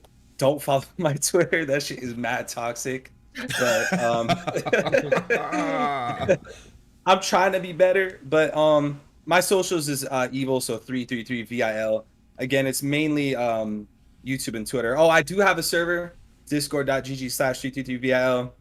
I'm on there like an unhealthy amount because I love to connect with the community, treat people as friends, not fans, stuff like that. I'm in the VCs all the time. So I'm just, again, like I can't express like how thankful I am for this. So appreciate it. Just glad to have you here, man. You definitely, everyone that's here, bro, you earned your keep, bro. You came here, you've been hustling, you've been grinding, bro. So don't be surprised. You're just here, man. You're here on your own merit and your hard work. So definitely be proud of yourselves, for real. That's the one thing I can say about everyone here. So we all respect how much it takes to put out content consistently, to plan, to edit, the thumbnails. People don't understand how annoying and frustrating it is to do this stuff week to week to week to week to week. They don't understand. It's easy to do this stuff for a month. To do it for a year, that's what I'm saying. Like, it's not easy to do this stuff, man. Hey, Jay, you know what's crazy? I was watching a Brago stream one time, and he put it so perfectly. He's like, bro, and no offense to, like, viewers, because, like, you can't tell, like, what people are going through, but you go through, like, hell trying to make a video. You got to research for weeks. You got to do all this editing, music, a thumbnail, all that. And like, as soon as you drop it, they're like, all right, cool. When's the next? And you just got to keep going and going and going and going and going. You got to keep doing it every time. They just don't understand what goes into it. So, I mean, I'm not going to shoot it straight. I want to shoot it straight so bad, but I'm not going to shoot it straight. But, you know, no strays. I think I've been good for the entire stream. But this stuff is not easy. And people who want to do this, just know it takes a lot of consistency. You know, it looks easy on the front, but when you have to sit down and plan a video, trust me, you're going to run out of topics to a certain point. You're going to think, oh, shit, all right, what am I talking about this week? Oh, my God, you know, especially when you're on a whole month break. Imagine what people have to go through to make content for you guys for a whole month break, and then you understand what it really takes. Like, trust me. Stuff is not easy, so everyone. And there's going to be criticism too. There's going to be criticism. There's going to be criticism. A lot of pushback on things you want to do. Yes. You're going to have hiccups here or there, and all you got to do if you want to keep on pushing is that you just got to keep your head down. Sometimes, you know, nose to the grindstone, just get the work done. I mean, and a lot of times it's hard. Like sometimes you may have an editor, and then, or you may have, let's say, a guy that does thumbnails, and they're sick or something happens. Okay, well, vacation. On you, you got or whatever you're doing. Hey, saddle up. Like that's you got to grind it out. Like go last minute. No, you're not. No, you're not. Yo, real talk. Like, what Cole said about like sometimes you'll get feedback for not wanting to change certain things. I mean, Cole was a massive inspiration for me because I've been doing this since 2013 with both the old channel and this channel. And whenever I went to go make the change from doing what I had been doing for so long, which was pre-recorded stuff, to live stuff, that was all thanks to Brother Cole, man. Like I was because when I saw Cole make the transition, I know how hard it must have been for him. And so when I reached out to him, the good brother, of course, helped me out on that. So shout out to Cole, man. Yo, much love, Recon, dude. Yo, we still, at some point we gotta collab. It is what it is, all right? Oh, we do. We gotta make it's been a long time waiting. Yes, exactly. The meeting of kings. I say it. The meeting of kings. That's the title right there. The real Reverie. The real Reverie. The world is waiting. Hey, that's hitting the algorithm, bro. Yeah, he said, when's the next Reverie? The Lord knows. We'll figure that one out later. I can't answer that question now. Already asking for the next one. Yeah. All right. So I'm gonna get on to the super chat. So for the guys who want to dip out, thank you for all being here. Of course, I appreciate you guys. I love you guys dearly. It's been a great time. I've had a lot of fun. I can't believe I've been alive for this long. So, Thank you, Lord Lesnar. of course. So to the super chats, we got Mr. Fan 09 with the 15 pounds. Days long fights is something I dislike most in One Piece. We'll never see it. And it be satisfying and a poor way to demonstrate it was a tough, close battle. I think Brago mentioned that as well. Day fights, to me, they're just there for hype, really, and that's about it. I don't really think we should really read into them too much after what I've thought for the most part, especially, Whitebeard, Big Mom, all this other, like, Ace versus Jinbei, like, oh my God, like, imagine people reading into that, right? And then we have Mega Buster with the $5. I can also see Luffy telling Yamato to head off on his own journey like Ace and Odin. I can see Luffy bringing Yamato along. I can see he seems to be that type of character. Is Green Bull absorbing just the nutrients, or is it also their haki? Because if so, man just absorbed Kaido's whole crew, both king and queen, and should easily put him at Yonko level, if not more. I think that would be absolutely crazy if he's absorbing haki. I disagree. If that were the case, he'd be the strongest in the verse and nobody ever beat him ever, like, period. And that's Insatiable Hunger for the $10. Insatiable Hunger again for $5. Is Garp fighting Dragon to protect the Celestial Dragons just like he did against Rocks? I don't think so. I don't know if you guys have any thoughts on that, but I don't really see Garp doing anything to protect the Celestial Dragons. I don't think he has a reason to do so either. I mean, is he talking about the God Valley incident? He's trying to subvert the whole business. He's trying to take out the world government from inside. Yeah, that's the best play. Like, if you've watched Code Geass, you remember Suzaku? Yes. He was like the honorary. Honorary Britannian. Whatever, yeah. the Britannian, yeah. Oh, honorary He's knight Suzaku, who was like the knight of one. Yeah. That's a great analogy. He was a Japanese guy that was trying to change the system from the inside. Yeah. Dumb idiot, but it was like I did not like that guy, bro. But all of us didn't like Suzaku. I'm not gonna lie. Let's be real. Bro, I did not like that guy. Suzaku is mid, bro. Tony America with the $10. What are the odds Shanks actually told the girl to say the pirate is Buggy D Clown and now he has Uranus? Beware of Buggy when he controls Uranus. Oda did it for Uranus Buggy joke. Interesting. But I would be very Buggy supremacy. I would be very, very angry if that was the case. I'm gonna be very honest. I'd be furious. I'd be furious beyond measure if that is the actual case. Because that is such a serious moment, and it's not the time to make a gag. I don't care if One Piece has gags. That's not the time. It's not the time. It's not the time. Told you at the start of East Blue. He said, "If you're going to be Pirate King, I'm going to be Pirate God." Sage, I'm sorry. There's no scenario where I accept it. There's no scenario. There's none. There's no scenario. There's no scenario. I disagree aggressively. I'm sorry. Supreme Pirate King with the $5. Law should be able to cure the smile. I do agree with that, actually. Bosty Jinbei with $2. Chopper is pretty solid for a 17-year-old, though. Might call the police. I don't know where you're going with that one. 3-day trip, $10. Parvision, what's your favorite theory? Mine is Nolan Vid and Toki Vid. Do you have a new one that has not been shared yet? Oh, I mean, I have a lot. I won't go into details, but I think my favorite one right now is the Amatsuki one. So it's like the thumbnail says catfished on it, and so essentially it just there's more connections, but I'm saying that the Amatsuki were celestial dragons. That's what I was saying in the video. Oh shit! Toki's family? Yeah, Toki's family. Yeah, Toki's family. That's crazy. Okay. And that is the connection to why she had to escape 800 years ago. So I'll say the beginning part. Spoilers. There's a lot of spoilers. Yeah, no worries, Spoilers, brother. bro. No worries, brother. I got you. Yeah. I'll watch the video. I got you. That's interesting. That's an interesting thought, though. Yeah. I got you.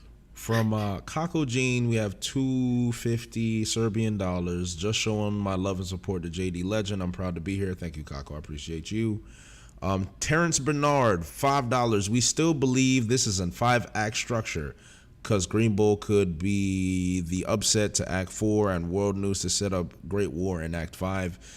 I mean, I see what you're saying, but then again, the whole news of the final saga coming up kind of disproves that, in my opinion. So I don't believe so, but I do believe Wano could still go on. That would be my take on it. Yeah, but not like 2 more years. Like, please. That would be just insane. Get me out of here. I'd be insane. Yeah. Personally. The third act hasn't even closed yet. I need It hasn't even closed. So. That's what I'm saying. Craig Warren, $5, been holding out on this one. Without Usopp shooting the Kibidango, Smile users would have held back the raid. True. That's a good point. That's a good point in a good feather in Usopp's cap. A30, $2. Please put timestamps for the video. I mean, that's a long, arduous task that I would do much later unless someone in the comment section does it for me. Dabi Laro Ali, what is the point of Toki coming from the Void Century? You could have her coming from this era and nothing would change. You know, that's something I do agree with. I feel like the Toki Void Century plot point needs to be addressed. It's too big. It's too big of a nugget to not harp on. I don't think Oda would ever let that one slide. I hope not. That's my prayer. We'll get a flashback at some point that'll end right as she's meeting Odin. Like, we'll see the before after. We'll see the jumps, quantum leaping and then it'll just be one of those moments where we're just sitting there reading the chapter and we're just like going crazy.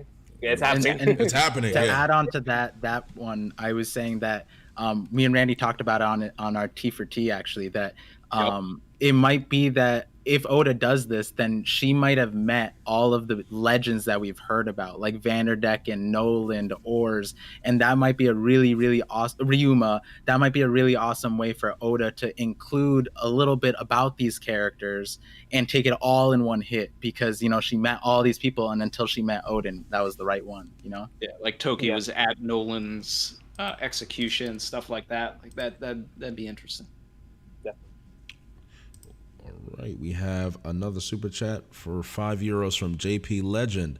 I'm on the Admiral agenda, but Frankie beating Greenbow does somehow sound right. That I disagree with. We have Yamil Diaz. The quantity of Straw Hats is not a big deal if we focus on the crew. Instead of 9 Scabbards, 20 Big Mom children, 40 gladiators, and 100 gifters, etc. Partridge in a pear tree. I mean, it's a roundabout way to justify there being more Straw Hats, but I think Oda and Luffy is stressed. I think he only wants 10, including himself, if I'm not mistaken. So I don't know. Let's just go with the story there. It doesn't matter. Vivi's coming back. Exactly. Agenda piece. I mean, like I said, Vivi is a Straw Hat to me, but Insatiable Hunger has super chatted $20. When Murata retires from One Punch Man, Oda needs to draft him at least one chapter. Let him adapt Akainu versus Aokiji fight. Toei has to get this man. You saw how much he added to the webcomic Imagine One Piece. I agree with that a billion%. That was a billion%. Yo, absolutely. Oh Yo, my the God. last chapter of One Punch Man, if you don't know, you don't know, dude. If you don't know, you don't know. It's fine. But I mean, yeah. I don't read it, but I know. I read. Yo, dude, I almost had a heart attack. I'm going to after this. Insane. I've only heard crazy things about this chapter. It was amazing beyond belief. Like, I gave this a 11 out of 10. I'm like, yes, this is too good. I need. Are we talking Toriko levels? Yo, yeah, I brung back the baby oil. I'm like, yo, this the baby oil. What? Yo. Oh man. Oh my God. That is hilarious. All right. We got Caleb Brown for $5. If most of the Scabbards had an impactful and meaningful deaths, then Wano would probably be in everyone's top arcs on paper. That I don't think It's highly debatable. I don't think all the Scabbards needed to die. I think if Kinemon had died when Kaido allegedly killed him, I would have felt that for the rest of the entire arc. I'm not gonna lie. That would have hit hard. That would have hit very hard. If Kinemon had actually died, that would have been the stakes where I'm like, all right, I don't need any more stakes. That hurt me enough where I'm good. Whatever else happens, I'm fine with it, right? That was all I wanted out of Kaido, too. Yeah, that's it. We talked about this months ago. We did. My favorite thing about that moment is the fact that Kaido actually went down from the roof to there and said, I'm going to finish you myself. Bro. Like, it was just one of the rawest things I've ever seen come out of this series. And I'll say, I know people are disappointed with Kaido's character. I understand that. But in terms of an actual display. When it comes to his display is the best we've seen in any villain, period. I think we can all agree from a combat display, aggression, villainy, Kaido has definitely been the best. Yeah, I would agree. Yeah. I would agree with that for sure. I think if Kinemon had have died in that moment, Ashura Doji and Izo's deaths would have been more impactful. Because we wouldn't have questioned them as much. We'd have been like, oh, well, people are dying. Things just went bad. Things went bad, right? But Doji, I missed the Ashura Doji talk in like the first half hour or whatever. But, I was screaming from the rooftops that that man was dead. And it all goes to the folklore that he's based on. Yeah, you were. You did call that. You did call that. But to be fair, it's like, can you blame folks for not believing it off the rip? Because we've seen it time and time again where it's like, oh, okay, they may have been dead. Like we saw with Kinemon and then Kiku. Even Kanjiro had like a second win moment when he made the Kazenbo. I was like, wait, huh? I mean, like even now, it wouldn't surprise me if Orochi was somehow still alive. I'm like, okay, whatever, fine, like, that's possible. I still think he's alive. I still think Orochi's alive, to be honest. I think the Pell situation conditioned us to like explosions don't do anything, right? Yeah. So that's why when Pedro died, we were all just like, he's gonna show up in a cover story. And then what happened in the silhouettes? Right. Some people had the idea. So then, we were conditioned in a way with Ashura. I don't know why. I just felt different, but it was. I think Oda conditioned us to not think explosions do anything. The interesting thing about comparing Pedro and Ashura Doji is that, like, if you go back to those panels, the shading is very similar. So, that was another argument for me. But I think with Pedro, it's more so the fact that his character arc came to a close. That moment was like a ribbon to his character. But like with the Ashura Doji, no, he didn't have any loose ends. That was it. Yeah, but the way it is, it felt like very abrupt. Which I guess you could say that's kind of the point. It then went full circle with his character. He wanted everything that he wanted to achieve. He got in that moment. That's why it was so perfect. He wanted to die by death. He spent the last 20 years, basically. I would probably say maybe 10. He was, on the good side. 10, he was just slothful and gave up on everything, and then he got his friends back, and then they're going after all of this, and he had an opportunity to prove that he wasn't this monster of curry anymore, and he saved his boys. Like it's all he wanted. Yeah, I was gonna mention the Kiku stuff because like with Kiku, like she had those final words about the dawn will still the dawn will come and so on and so forth, and then she's alive anyway. Like with those types of last words, it seems final. Like with Kiku, I actually genuinely believe she died. Genuinely, it just felt like that. I'm not as she wasn't. I'm kidding on that. That's fair. Yeah, of course not. Yeah, of course not. You would hope. Yeah. We got $4 from Funky Zephyr. Reverie drinking game. Unfortunately, we can't do this. Tie versus everyone. Power scaling. Anytime there's a disagreement, take a shot. You'd basically be giving people alcohol poisoning. Cam Copain. COVID Roger got that dog in him. Do agree. Boss D Jimbe. COVID Roger over Durag Roger. You can tell how far behind these super chats are just by them. Oh my god. Yeah. Wow. Young Hockey, $2. COVID D Roger. Yeah, COVID D Roger. Yeah. We have super chats are far back. So far back. I'm telling you, I got a long way to go. We got Fine Wino for $2. I'm assuming that's the fine wine from Randy. We got a $20 from Yawn. Appreciate that. Glad Aaron Harrison. Glad to see you hosting a Reverie J. Keep it up. Terrence Bernard, if Oda passed, would you want to know what the One Piece is or have his team finish it like Miura? That's a very good question. Ooh. That's a very, very good question. I need his team to finish it. I need his team to finish it. Too much has been invested, even if it's not him specifically. Yeah, no, I guarantee there's a lockbox somewhere with everything that needs to be done. That has to be. There has to be. That has to be. Didn't he say some people wouldn't know? Thank God that I think Artur tweeted that they had a doctor report on Oda during the break and he's in great health, and so thank God that he's been in good health, and hopefully nothing happens. Just don't want to jinx anything. Yeah. Just want and Par, on that same line of thought, back in 2014 we were really scared. I remember he only put out 28 chapters that year, it was tough, and that's whenever like they call this squiggle vision, because there's a part in Dressrosa where his art you could tell that he was really struggling. Yeah. And I'm glad that it feels like he's way healthier now. Like he's in good health, and the breaks are probably helping a lot. That he's taking more breaks now than he did back then. It's good to hear. Yeah. We have $5 from Lee Beaver. For everyone at the Reverie, what devil fruit do you think would match your personality the best? Oh, it's a good question. Cole, I'm assuming yours would be Enno's fruit, right? You already know that. Yeah. Okay, I'm assuming that. Recon.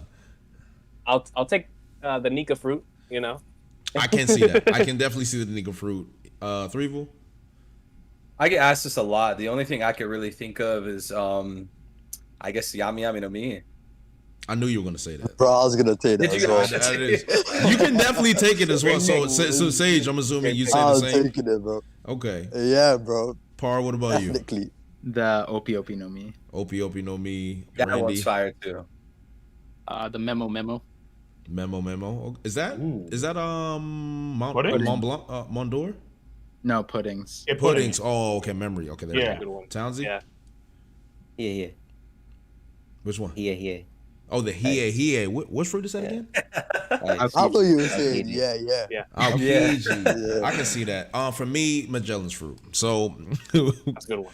Yeah. I would have the plant one because I have like 20 plants and they've all started flowering. Okay, so Green Bull's I fruit. don't know what to do. Yeah. Or Sky, by the way. Okay. And Like when you make a Calathea flower, like you know you're doing something odd.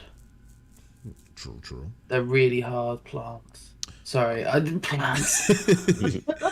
Brago in the chat saying Cole definitely miss Merry Christmas. Toxic.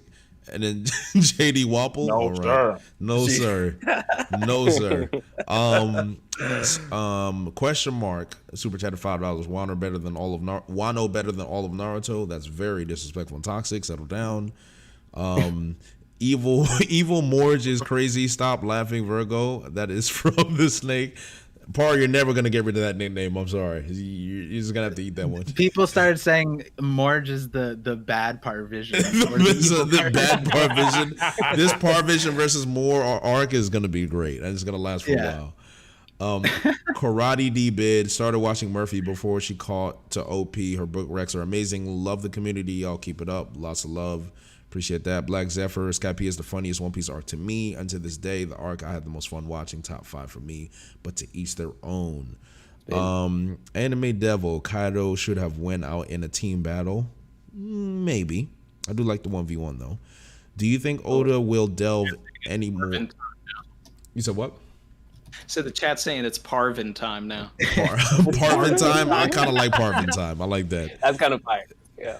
Legendary, do you think Oda will delve any more to space and space pirates outside of the annual cover story? I'd be very surprised if he doesn't. I'm not gonna lie. He needs to. He has to. That cover story, the moon theories. I mean, that's like Cole's baby. That's like Cole's baby. So it has to be. I have like this very, very big One Piece theory coming out about what I think happened. This is to me, honestly, I'll be with you. The One Piece I care about it, but not as much as what happened before. During the quote Age of Heaven, I'm trying to like do all this stuff with the Age of Heaven because I think it's deep, like really deep stuff. But yeah, that's taking some time to get through. I need that. I do need that. It's crazy that I'm so much more interested in the lore before the One Piece than actual One Piece. I am so interested in it. It's actually insanity. Like I've always told people this, but I'm a Tehran and Magi. I need a Void Century flashback arc. I just need it. Just give me 25 chapters of just nothing but Void Century, and I'll be satisfied. Period. That'd be amazing. Don't give me anything else. Just give me Tehran One Piece, and I'm okay, bro. Absolutely. Need That's it. Facts. Absolutely. Martin Victorino with a $20. I just wanted to say hi. I hope everyone's having a great day. This is my first live Reverie. I just finished rewatching all of the other Reverie. Sending good vibes from Houston. Appreciate you, Martin.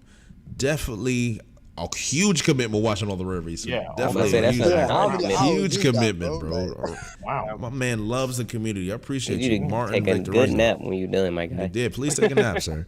When will we see Gin return? I want him to return, but I doubt it. I want. Hey, look, man. He also said he Hopefully might die. If he's the 10th Titanic captain, I'd be okay with it. Exactly. I would too. We have Dreamsake He Jones. He had a great display in the variety AR. He did. He did. Dreamsake Jones for $5. Dewey Roger is a rare sight. Durag Roger is a rare sight. Should be appreciated whenever he steps out. That I do agree with. I'm glad he was birthed in the Henny Cool Brothers stream. I love it. First, I love y'all, and second, why is it that y'all have so much problem with K stabbing himself? I'm zooming Cat. When I read it, it felt like a sign of being a man in the battle. I don't have an issue with it at all.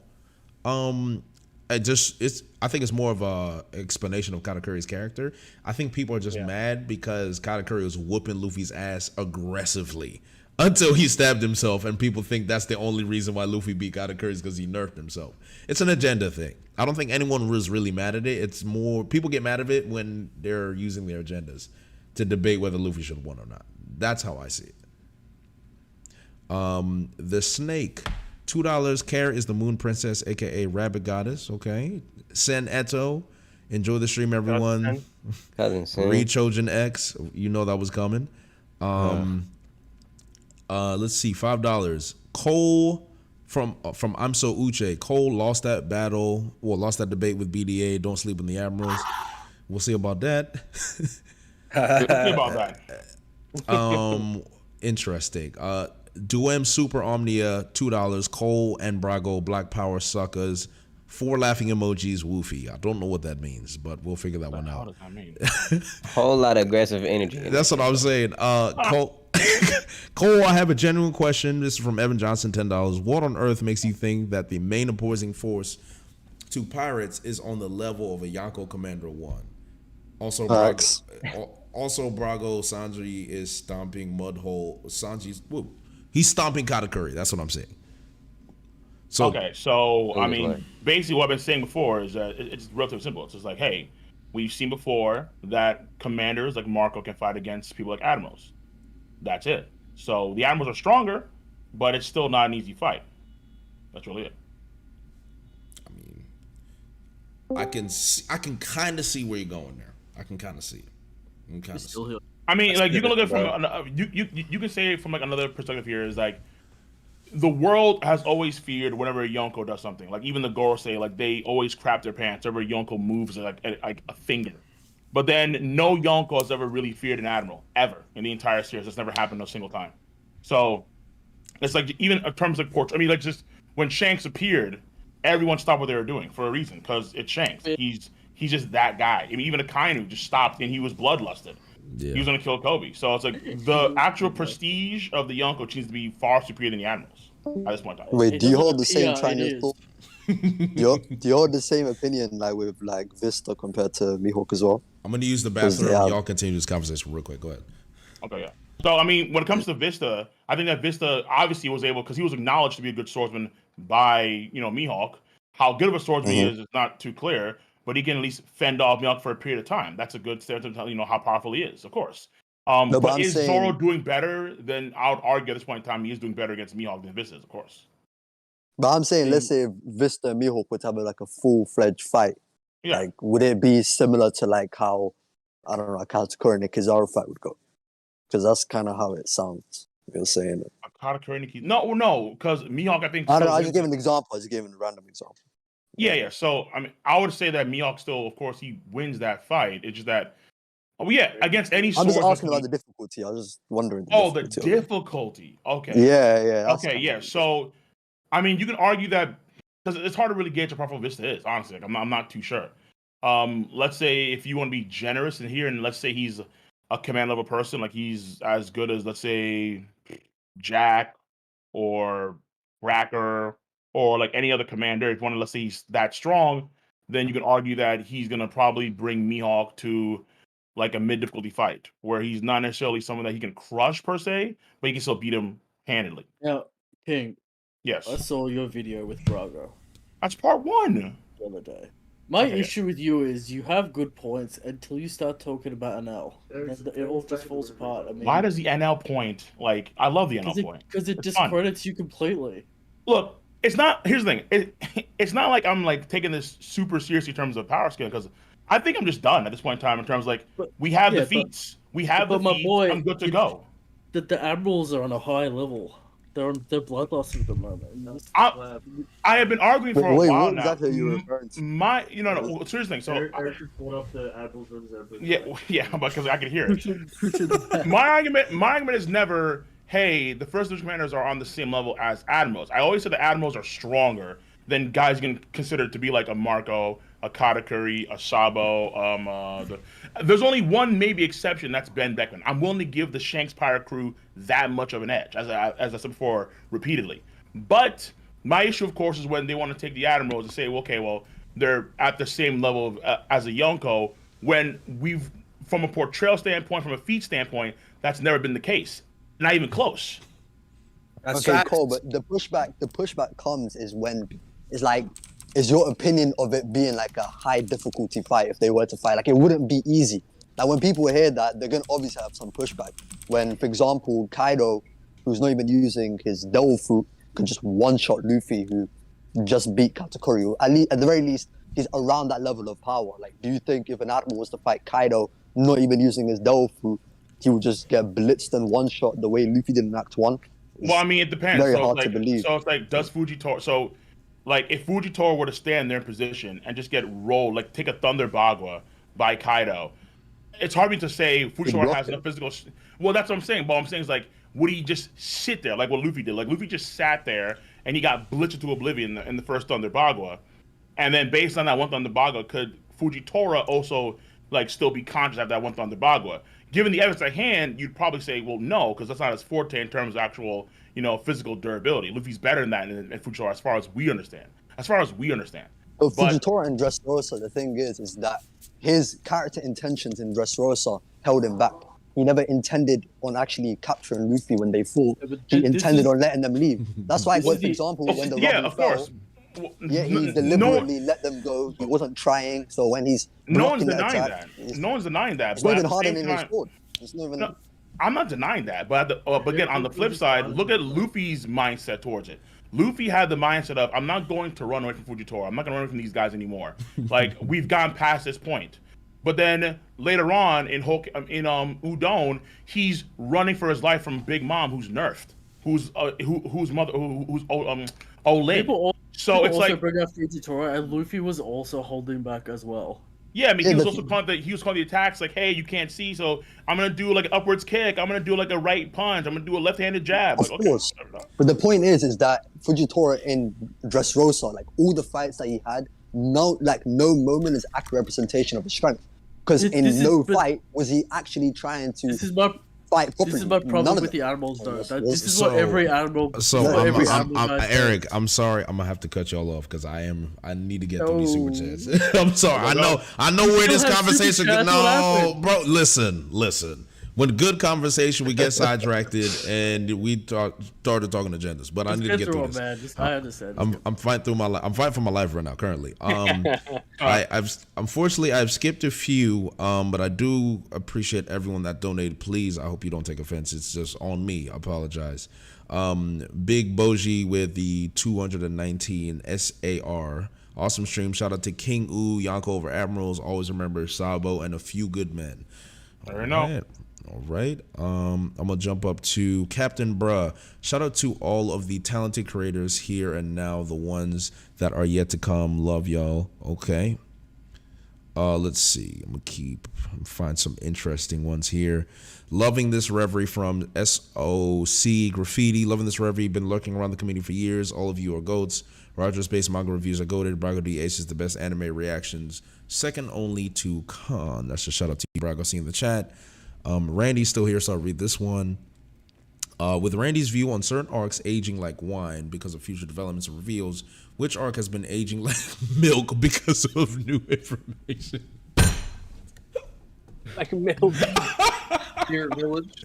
I'm about to say maybe Spirit Village. You could throw that in there or something. I don't know. Long Ring, Long Land. Yeah, I mean, those are the ones I guess you could. Long Ring, Long Land is actually like I'm a Long Ring, Long Land defender. Yeah, no, Long Ring. I love really Long important. Ring. Take out the last 5 chapters. I love Long Ring, man. Great. It's like even going back to Fishman Island and like parts of Punk Hazard are good in hindsight. But I mean, like it's just stuff that was really hard to get through at the time. And I mean, Punk Hazard as an arc is probably the most, like, you know, Thriller Bark and Wano have their faults with setting things up, but Punk Hazard itself is also like an unnecessarily long setup arc. That I can agree with. Question for Townsy and KingRecon. Pandula D Silver, $5. Question for my mans Townsy and KingRecon. Favorite arc between Summit War and Water 7 Saga? Ooh, between Summit War and Water 7? Yeah. Saga versus Saga? See, I'm about to say the whole saga? Yeah, which one? Or they say arc? Oh, Saga. They said Saga. So Water 7, I'm zooming in this lobby. That's what I'm zooming in. What's 7? And then Impel down and Marineford. That's what I would say. That's a problem with me because my favorite saga is the Water 7 saga, but my literal favorite arc is Sabaody. Ooh, man. So I guess that answers for me. First question. That's such a tough. Water 7 over Marineford. Just like subjectively. Yeah. Objectively, Marineford's the better arc. Okay. I think the Paramount War saga is just such a, it's just so brilliant, and I feel like I love the Water 7, the CP9 saga so much that it has a special place in my heart. But that Paramount War saga is special, man. There's just Oda did some things there. I never, when I first got into the series, would have ever thought that he would do in that arc, and it still holds a lot of weight. So I probably have to go with the Paramount War saga. It's a special one. Okay, Townsy.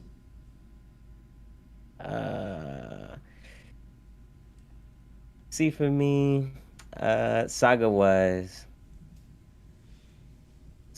still it's still gonna be Water 7 Enies Lobby for me. I love everything Water 7 Enies Lobby, from everything in Water 7. You know, my boy Iceberg. We had to do with the Sunday. I know that was after this post Enies Lobbies type beat, but whatever. But no, that whole mystery behind who killed Iceberg, Robin, the whole CP9. I love Robin. Robin's my favorite backstory. Either Robin or Kagura. It's fight. I just watched the Kagura flashback, the Nolan flashback. It's great. Fighting. But Robin is my favorite flashback. But I love the whole like character development around Robin. I dislike Spandam, but he's a good character, so it's like, you know what I'm saying, there's a whole thing there. I like all of CP9. They are just entertaining as hell. I love to laugh. So there's also that. So no, I love Water 7, even though the Water 7 saga, even though the Summer War saga, rawness. Yep, what's it called? Again, Sabaody, still my favorite arc. So it leads up into that because it's obviously first and second. It's very, very, very, very close. Yeah. We got a good question, Townsy, because no matter what we would have said, it would have been right. You know, they're both so good. You would definitely been right. This is Michael Moton. Not sure if you guys spoke on the live action yet, but please give it a chance. We're working our asses off down here. Love from Cape Town. I just got home from set. Definitely wanted to read that one out. So definitely shout out to you, Michael Moton. I'm gonna skip the bounty predictions, unfortunately. I think all of us make videos on those, so I guess you can just watch your favorite YouTubers' videos on those. Let's see.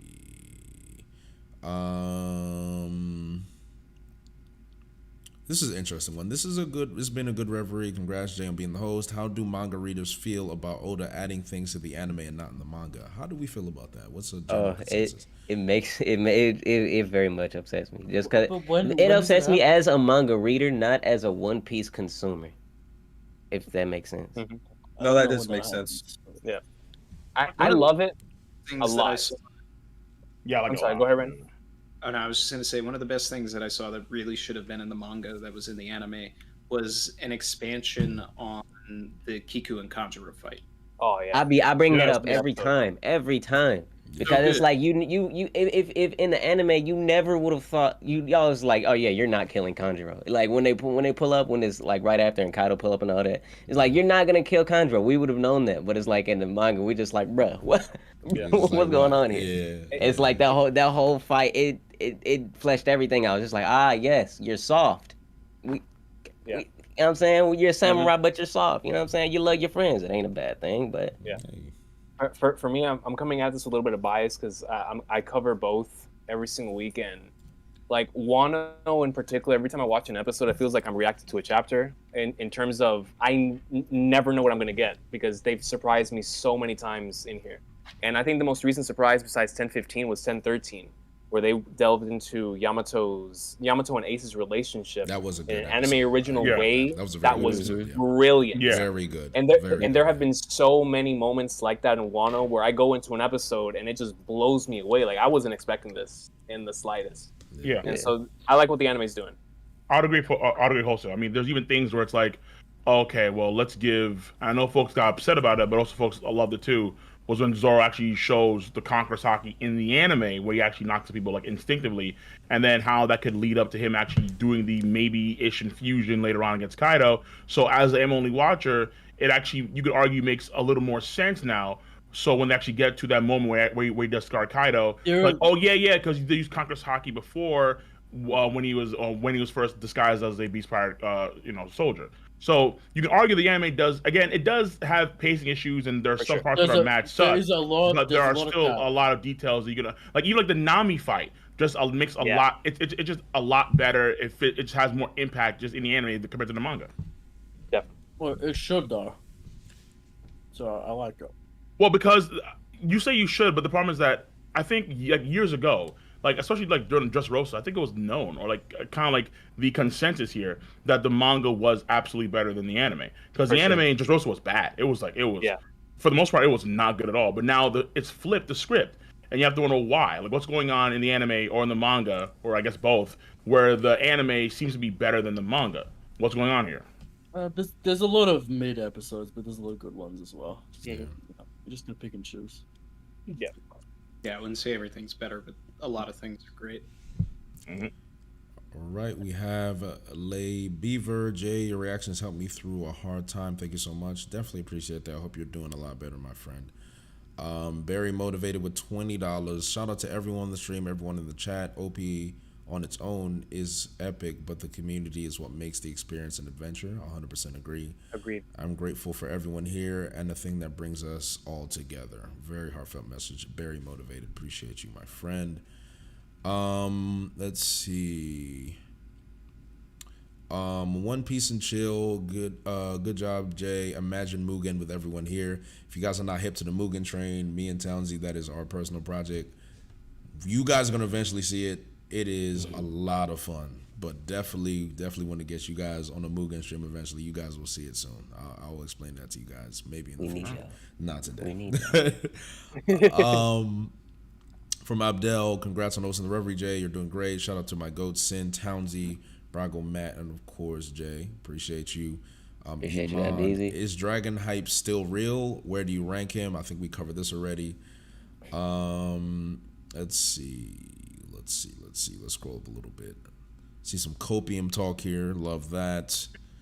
Some hopium talk here. Love that as well. I like this one. My agenda is Don Krieg should return as a cyborg. I like that, Chaos Lear Len. If Don Krieg returns as a cyborg, I'm kind of here for that. I'm not gonna lie. That's a very interesting theory. Mecha Frieza? Mecha Frieza. I can basically Mecha Krieg would be goated. They're not ready for Mecha. They're not ready for Mecha Krieg. Real piracy. Shout out to Tyrone. Yeah, is it Tyrone? That's the Savage. Tyrone Will for the Throne Fund. I'm assuming that's from my chair. Those chair memes, definitely. With the $100, appreciate that. I had to read that. 1,000. I don't know what currency that is, but just woke up to catch everything. Love the Reverie Gator event for the community. Shout out to Randy Troy, #Savage, Morj, Murphy, Blue Banana Guys, Rogers, Teching, Cole, JD, Threeville, and everyone else. Appreciate you, Dan Go.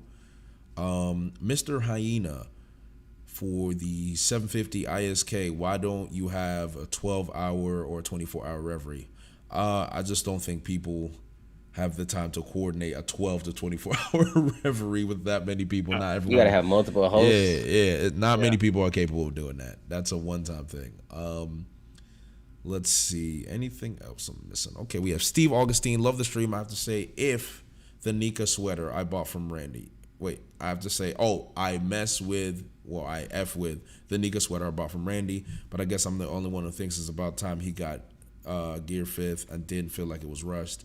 I felt like he was already awake. This kind of goes into what Recon was talking about with his agenda. Randall Zinio, stream the best community. When Virgo wakes up, tell him I need a slot in that Get a Reverie. I'll definitely relay the message. What's Kid's new power-up going to be? What's Kid's new power-up? Is it going to be hockey-focused or Devil Fruit-focused? Getting creative. It would have to be hockey-focused because It probably just make a bigger ball. Well, I just need Kid to show some hockey proficiency because I didn't see any of it in Wano, and that's what I'm missing from Kid is that hockey proficiency. If I'm being honest, Legit conquerors, man. Legit conquerors. Just conquerors, hockey proficiency, something. I need more from him. Who would be a good sensei for Kid? People saying Crocodile or Rayleigh. I mean, no one would like Kid to teach him. He's not a teachable guy. He probably wouldn't even let someone teach him. He doesn't seem like the type of guy that would listen to instructions. So he does seem like the type of guy to realize, that can hurt Kaido, huh? Let me go learn. All right, so these are like from 26 minutes ago. So I'll read these ones. In One Piece chapter 541, they explained crocodile power. They didn't explain how he turned a door into sand. So it is awakening to turn a door into sand. In the same arc, Zoan Awakening explained, what if Luffy's Devil Fruit has all properties?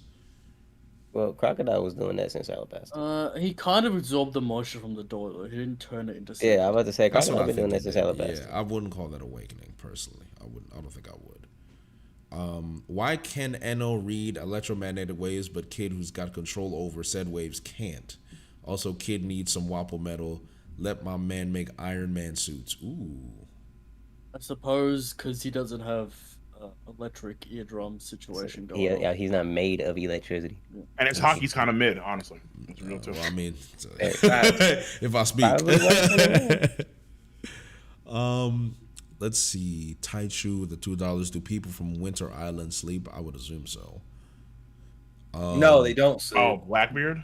It was the rumor that was like talked about on Drum Island. I think between like Luffy and Chopper or something. Luffy and Sanji.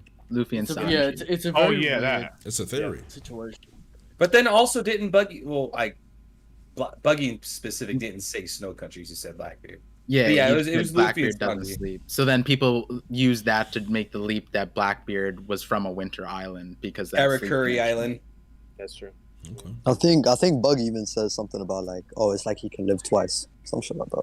That was Shanks. Shanks' It was Shanks said that. Yeah, he's like, he probably lived 2 lives or something. Yeah, that's great. And also, I do get that actually. That is also in an old data book, there was a clue to Blackbeard's secret that said it's in what Ace said to him, and it was about the 2 lives thing. Like, when Ace came to him and said, "You're double my age," I think that's another way of reading that too. It's like, you've lived twice. I don't know. You've had like 2 lives. That's I don't know, some shit like that. Yeah, shit like that, bro. Yeah. Let's see. We got a certain nerd, Mick Wing, with the 50. I don't know what that symbol is. Shanks dies saving Buggy. Oh yeah. Don't know if I'd like that. Well, Shanks I dies put out saving Luffy. So I just put out a video saying that so the logic line that I used for that was when you look at the current 4 Yonkos, so it's Shanks, Buggy, Blackbeard, and Luffy. The interesting thing is 2 of the Yonkos have hurt Shanks. Blackbeard gave him the scar on his eye, and because of Luffy, Shanks lost his arm. So 2 reasons these Yonkos have injured Shanks. By that same reason, I was like, maybe Buggy either hurts Shanks or Shanks sacrifices himself for Buggy. And the logic line is just like, there might be a reason that Buggy ends up like dying or in a precarious position, and then Shanks would sacrifice himself for him. But or get hurt. Some way or another, Buggy would end up hurting him. Okay. We have Anoxy with the 30 MYR. He just has a bunch of 3s. I'm assuming that's for you, Evil. Yes, sir. We have Anime Dimension for the $5. In Marineford War, all current emperors are present. First time in One Piece world this happened. GOAT. In Marineford War, all current emperors are present. Yeah, they were all there. Yeah, Like Luffy, Blackbeard, Buggy, Shanks, and Blackbeard. Oh, current emperors. I guess I didn't. It didn't. Yeah, the current didn't emperors. click in. Okay, that makes a lot of sense. Fair enough. Iman Najafi with the $20. Buggy top 10. No chance he doesn't have elite hockey. If he got nature weapon or whatever treasure he got, what y'all think? I'm not willing to go down that far. I mean, he's Yonko level, right? I'm sad we didn't get to that discussion because that's something I did want to talk about, like the percentage of Yonko. But I have a video coming out on that, so I'll just save that for the video. There you go. Oh yeah. We have Yalda with the $5. When the stream started, I was about to head into work. I'm glad it's still up. When I got out, I love watching you guys vibe and talk about One Piece. Appreciate you, Yalda. Novoom, $10. This goes out to all the Savage Pirates still out here. # Savage Crew. Thank you for all of the entertainment you provide daily and weekly. I am always exceedingly grateful for this community. Appreciate you, Novoom. Chris. Yes, sir. Savage. Chris Conley with the $10. Thanks for hosting the Reverie, JD. I'm happy to hear your takes from you and Cole. Of course, man. Of course. That's sensei, man. Bless. Gona Death 2 super chatted. He put Conqueror's Hockey on the bull. $5. And I'm assuming that's for Kid. I don't believe that, unfortunately. That's cap. I don't believe that. That's hopium. I'm sorry. Tony America with $2. Thoughts on Blackbeard stealing Luffy's Devil Fruit Stronger Zoan? I don't think that would happen, unfortunately. I just don't see Luffy. I don't see Blackbeard stealing the main protagonist's Devil Fruit. If there was going to be a zone he would steal, I would think it would be Marco's or Kaido's. I would assume it would be those two. Madara did steal the Nine Tails. He did steal the Nine Tails. He did. So, I mean, you have a precedent for that. Last two super chats. One last shout out to all of the people that stayed to the very end. You guys are the real goats. Appreciate all of you guys that stayed to the end. Hope you guys have an awesome night, and thank you. Appreciate you, Caleb Brown, $5, and then Daniel Pignon, $5. Appreciate you guys. We're at the very end of the super chats. Can't believe I made it. Everyone is saying you need to fight through till 10 hours. I'm not gonna do that because I don't like being told what to do. So y'all just gonna have to. I'm gonna let Morj have the record. That's fine. He can have it. I'm tired. I'm not gonna lie. I'm tired. Unless there is something that anybody wants to speak about, I'm ready to end this reverie. I'm not gonna lie. Blackbeard has a final road poneglyph. I'm dying on the hill. And ooh, I think personally, I think Shanks has it. Personally, check me out. I'm gonna give you the line of think. All right. So Blackbeard has never been to a Poneglyph Island though. But Whitebeard has, and he was at Fishman Island. I don't think 15-year-old Shanks' first reaction to Roger dying is immediately going to Fishman Island, taking the poneglyph, and them not tell Whitebeard or anybody else. But it would be like them for Whitebeard to take that poneglyph and hide it, being that he was their savior. And then you can connect that to Payback War. Marco's like, oh yeah, we lost everything. I don't think it's just territory in Whitebeard. I think it goes deeper than that. This man, Blackbeard, he's going to have it. And then this is what's going to spearhead the battle for Pirate King.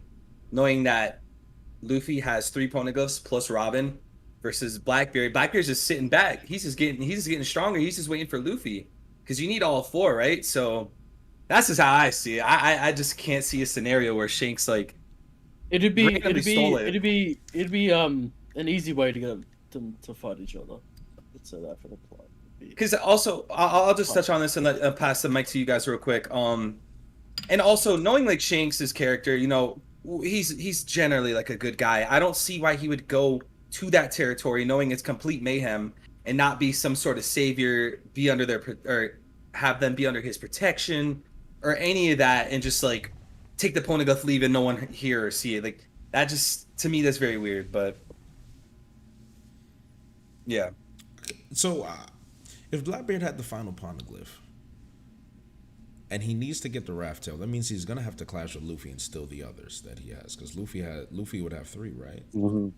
Yeah, Luffy would have 3 because we know that Odin took Roger to Wano, and then Odin snuck onto the island, grabbed it. They didn't show us where it was on Wano, but it was on Wano. So yeah. Do you guys think Blackbeard wants to be Pirate King, or does he have? Definitely, he said it. Absolutely. He said it when he was fighting Ace. I suppose maybe I don't know. Do you think he's gonna have the Rocks idea, where it's like King of the World, or? That would be up to speculation, but it's a fair speculation given the amount of correlations between Blackbeard and Zebek. Exactly. Whatever their personal like ambitions are, it will still be tied to finding One Piece. Like it's the same with Big Mom and Kaido. They were still trying to find One Piece regardless of their personal. Whatever. Right. Also, another thing, Whitebeard, you know how he was known as the closest to One Piece, right? It makes sense if a reason for that, not only because he was known as the strongest, but he actually had 2 of the 4 poneglyphs in his possession, right? And Blackbeard having the last one makes sense considering he was a former Whitebeard pirate, and they did say in 957 that Blackbeard was filling the void that Whitebeard left, and if he knows things that, you know, obviously secrets of the Whitebeard crew, since he was one, probably knows where that road poneglyph was, or 2, I don't know. So like, maybe definitely has 1, and then the others he has to steal. To me, the whole big using the One Piece or whatever the One Piece is kind of odd, because it kind of seems like you need to be Joy Boy and have 2 sovereigns to actually use the One Piece. So I don't know if everyone else knows that other than the Straw Hats, or because like does Blackbeard know he needs Shirahoshi and the other sovereign and to be Joy Boy to use the One Piece? I don't know. I mean, yeah. I mean, I don't think like when Roger was finding out about him being too early, it was not necessarily about the function of the One Piece. It was something that had to be done after finding One Piece, and that's kind of what Whitebeard was alluding to at the end of Marineford. Like in his final speech, he was saying that what the world government fear is the war to come once that someone finds One Piece, right? So then essentially finding the One Piece just a trigger to the following events. Those following events for Roger at the time was just too early because of XYZ. So I don't know if Shirahoshi and, you know, these things are necessarily like keys that you put into the One Piece for it to work. It might be the case, but I think the implication of it was, you know, those following events can't happen until the prophecy and the Tunians talk about the 2 sovereigns bring the dawn and all these kind of things. So it appears to be that way. But we'll see what happens. I guess. If Luffy is the second sovereign, then they've already met Shirahoshi and, you know, Luffy. So and probably Joy Boy was some royal, probably. There, go ahead, Jay. So a quick question: how do you guys feel about the Yonko system now with Buggy? Now that Buggy is considered a Yonko, right? Obviously, I do believe my whole opinion. I'll talk more about this in the video, but I do think there's 2 different ways to become a Yonko, right? You can either become a Yonko with overwhelming power, right? And I think Luffy's an example of this, because let's think about it. Luffy only has Fishman Island as a territory, right? Fishman Island is Luffy's only confirmed territory. Dressrosa, maybe, but that they're not donning the Straw Hat flag on Dressrosa, right? So it's only Whole Cake, it's only Fishman Island confirmed that's donning the Straw Hat flag.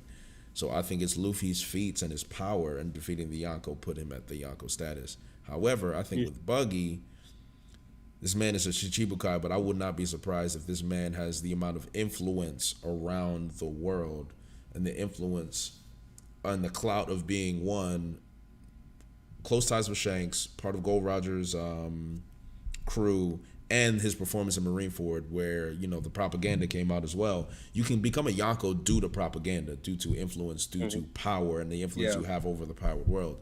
You know, so big news. So does that shift? It's basically big Jay. It's basically big news just talking. But you know what, Jay? I want to add on really quick to what you're saying. There was always a trend in the story where Luffy, you know, he knocks someone out, he does a huge feat, and it somehow benefits Buggy. And I feel like in the context of Luffy taking down Kaido and the weapon factories, I feel like that had to have helped Luffy in some, or I'm sorry, Buggy in some fashion. Maybe they're going to Buggy for weapons. It's really hard to say, but I'm under like that line of thinking. No, 100%. When Doflamingo, when Yeah, Doflamingo went down, Buggy took over his over. empire. But then, but what you to add on to that, the Luffy does something and Buggy benefits is throughout the entire time skip. Taking out Whole Cake Island was one part of it, but the main thing about that was Germa was involved. Germa is the world's mercenary group, and Buggy is primarily a mercenary group. So by making Germa involved with Whole Cake Island the way it was, and it got like dismantled, the whole fleet was there. It got dismantled. Now Buggy takes over that monopoly too. So it like every step of the way, Luffy wins. Buggy just ends up rising just by being in the right place, right time. So it's very interesting that Buggy has a very similar ability to Luffy to attract people to him, just in his own unique way. So he has that type of world's most dangerous ability, but it's in Buggy's way, and that in and of itself is extremely dangerous because he's amassed this massive following doing Buggy things. Yeah, and I think it's great. I would argue that the Warlord jump was the more ridiculous one, because once he got Warlord, everything else kind of is like, because there was no resistance at that point. If the Navy wasn't coming after him, then who would stop him, right? The Warlord enabled him on the path of Yonko. Had they not had the Warlord system, I don't think Buggy would have grown. You wouldn't have the freedom. You wouldn't have the freedom to grow that quickly. But we need to know exactly what happened. I mean, that's what the next couple of chapters, the I next think, 2 months are going I to think be the about. community pretty Going much to like find out gives pretty much exactly, like what happened, what needed to be done to propel Buggy to that. But it's also, I want to know what you guys think about like the other warlords and like where they stand, like who's captured, who's not. I'd be so upset if Boa loses. If Boa loses to Kobe, I'm done, bro. I'm done. There's no way. Boa and Kobe are fighting. Boa and Kobe are not fighting. If Boa and Kobe are going to fight, Boa loses. No. It makes no sense. I can't do it. I can't accept it. I can't accept that. I'm sorry. I cannot accept that. Video on this, and it has nothing to do with power and has everything to do with story. All right, Hancock's entire like beginning arc was all about telling us how terrible the Celestial Dragons are and her journey as a slave, right? And then throughout the story arc of Hancock and everything, it's all Luffy saying how much of a debt he has to Hancock. So where the story needs to go is no matter whether it's Kobe or Fujitora, the SSG or whatever, Hancock needs to return to Marijoa and become a slave again for Luffy to go and save her. I cannot have her be a slave. No way. I can't. Either her or her sisters. Wait. Either her or her sisters, where her sisters get captured. Oh my god. But Son of Sonya and Marigo, they get captured, and then this kind of coincides. Let's say either a Sabo situation, or let's say if Luffy loses another crew to like Green Bull and they get captured, they have to go chase them down, that kind of stuff, whatever it's gonna be. And then so you can have all that stuff in the Holy Land that kind of gives the Rev their time to shine, correspond with Dragon and whatever Dragon's trying to do. Give us more exposition about Dragon's past with Akainu, maybe Luffy's mother, finally, whatever, that kind of stuff. And then we can have that wrapped up with, let's say, the Grand Fleet coming in, and that being like the key thing in Luffy's favor against the Holy Land that right now can't afford to deal with an entire army coming their way. And then we go to Elbaf after that. Do you guys not think Shanks is the next arc? Like Elbaf or Elbaf was that not established before? It's very likely, but then again, right now, I mean, whatever's going on in Sabo, if Luffy has to find out relatively soon. It's like if Sabo's in trouble, Luffy has to find out what's going on because he's not going to get something. There will not be another. Green Bull's probably going to announce it. Yeah, it's something like that, right? I think Shanks knowing that Wano is free, that would intrigue him greatly, because he clearly knows very much about the prophecy and what's going on and all those kind of stuff. Really quick though, Randy, just to bounce back to that Kobe Boa thing. I thought you were going to take that into a lane where it's like Kobe and Boa have this neutral love for Luffy, and then with like Boa having a huge poster of Luffy, and plus in combination with Kobe being a part of Sword and not probably believing in slavery and all that kind of justice stuff, that Oda would find a way to build a relationship between Boa and Kobe to not actually send her back to slavery. No, I mean that's very possible as well, but it could also be the impetus for Kobe's like real full turn against the Marines in the first place. If he sees what happens, like he's just following orders for this. But it's like we're completely hyped up throughout the entire story about Kobe's observation hockey. That his observation hockey is top tier, and so if he goes into that battle and knows Hancock's power, right? He's constantly shown with a bandana on his head. All he has to do is put that over his eyes, and like Fujitora, he's going to be able to fight Hancock. That's it? Fine, but I mean, it makes more sense. Yeah, I mean, that's it makes more sense. Wait. Tell me now. What about the idea of we've seen that you can do the Konsugi infusion? Wouldn't Boa potentially have something like that up her sleeve? Like Maybe Konsugi infusion. She has very good arm hockey. The thing is, though, she wiped the floor with Vice Admiral. So I I have don't to know. get into the narrative purpose here. This is not about power scaling or anything like that. What does the story serve if Boa wins and gets away? No, I agree, but that's what I'm saying. I think it'd be better for the SSG to be the key thing here, not necessarily Kobe, because Sure, SSG would be like, okay, like because that'd be like the only full scale war. Like Weevil's not a war. Mihawk is one man, but and full scale war. So if you want to take that place, that's when you use SSG. Yeah, of course. Yeah, I Whether- think SSG would Not go. Bro. doesn't really necessarily matter to me. It's just that Hancock is one of the warlords that is going to have lost. Okay, fair. But I mean, just saying that Kobe puts blinders on and whoops her ass, that's scaring me a little bit. I'm not lying to you. I understand the narrative like argument for it. It's just that power obviously matters because that's what makes it believable. That's what makes the narrative believable. Like Kobe, as he is and as we know him to be, and his rank of being just a Marine captain, for him to be a warlord, okay, that would be surprising for. Which is this nebulous thing that is hyped up throughout the story. So, like, Kobe's got feats, but we need to see something too. Kobe has That's true. I mean, he has crazy potential. We know he has really good a potential, missile. but it. Yeah, I don't know, bro. I don't know. Rocky Point. That's elite. That's the Rocky. Law mastermind. Whatever that is. Yeah, Yeah, the whatever. Yeah, Rocky Port. Yeah, cool. You didn't capture Law, bro. That's not a W. All right. I'm gonna have to shut y'all down, unfortunately. I hit my 10-hour mark, so I'm done. All right. I gotta read these like last 5 super chats. Going to death to. I said color of armament. He put armament on the bull. Oh, okay. All right. I thought you said conquerors. My bad. Sorry, I can't read. Been 30 minutes. Great stream. Thank you all. From Josh Nesbitt, $5. Appreciate you. Ellie Lehigh B with the £5. Honest, please don't end. I'm so drunk right now. I need to hear people I can actually relate to. Fight for your life, Ellie. I'm sorry, but I'm definitely done. Josh Nesbitt for $2. Cole over Admirals, no cap. Spit. The Snake, Kid's raw strength surpasses 90% of armament hockey users. I won't disagree with that, but then again, remember Queen and all those hockey masters that he defeated. So again, that's not much. No. I'm ready to run out, but this was fun. Of course, you guys are great. 1 a.m. is definitely a good time. The bow out. It's about to be that time. Appreciate you, Randy. All right, this was fun. Of course. See you guys next. Take Take it it easy, easy, bro. All right. Any new thoughts on the giant egg on Roger ship? We talked about it already. $10 from Daniel Pinion J. Love your toxicity agendas. Keep it up. Great Reverie. Thank you. Japanese symbols with 5,900. I'm assuming currency that based in Asia. A great stream. Any non-straw hat female fighters that people are looking forward to seeing in the final war? I'm assuming it's Boa Hancock for a large majority of us, and maybe Suru. Yamato. Well, there's that. Skinny Big Mom.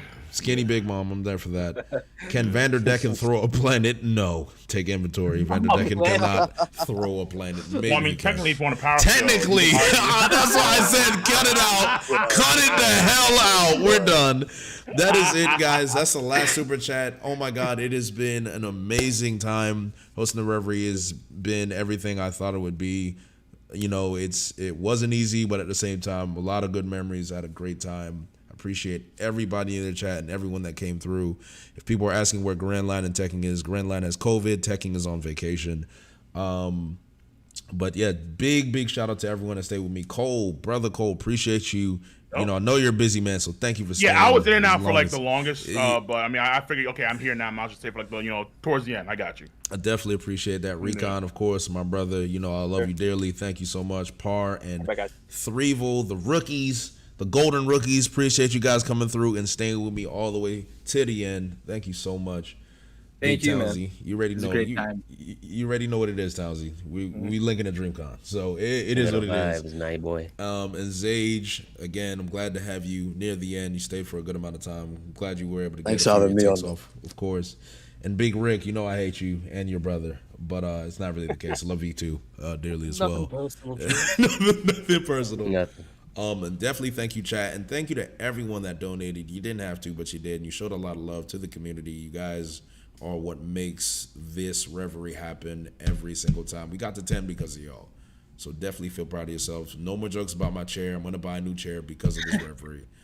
So thank you. Again, I'm done. I'm tired. I'm ending the stream. I will see you guys later. Don't forget to subscribe to every one of these guys. Like their videos. And Par's Shadow Theory. Pay attention to that.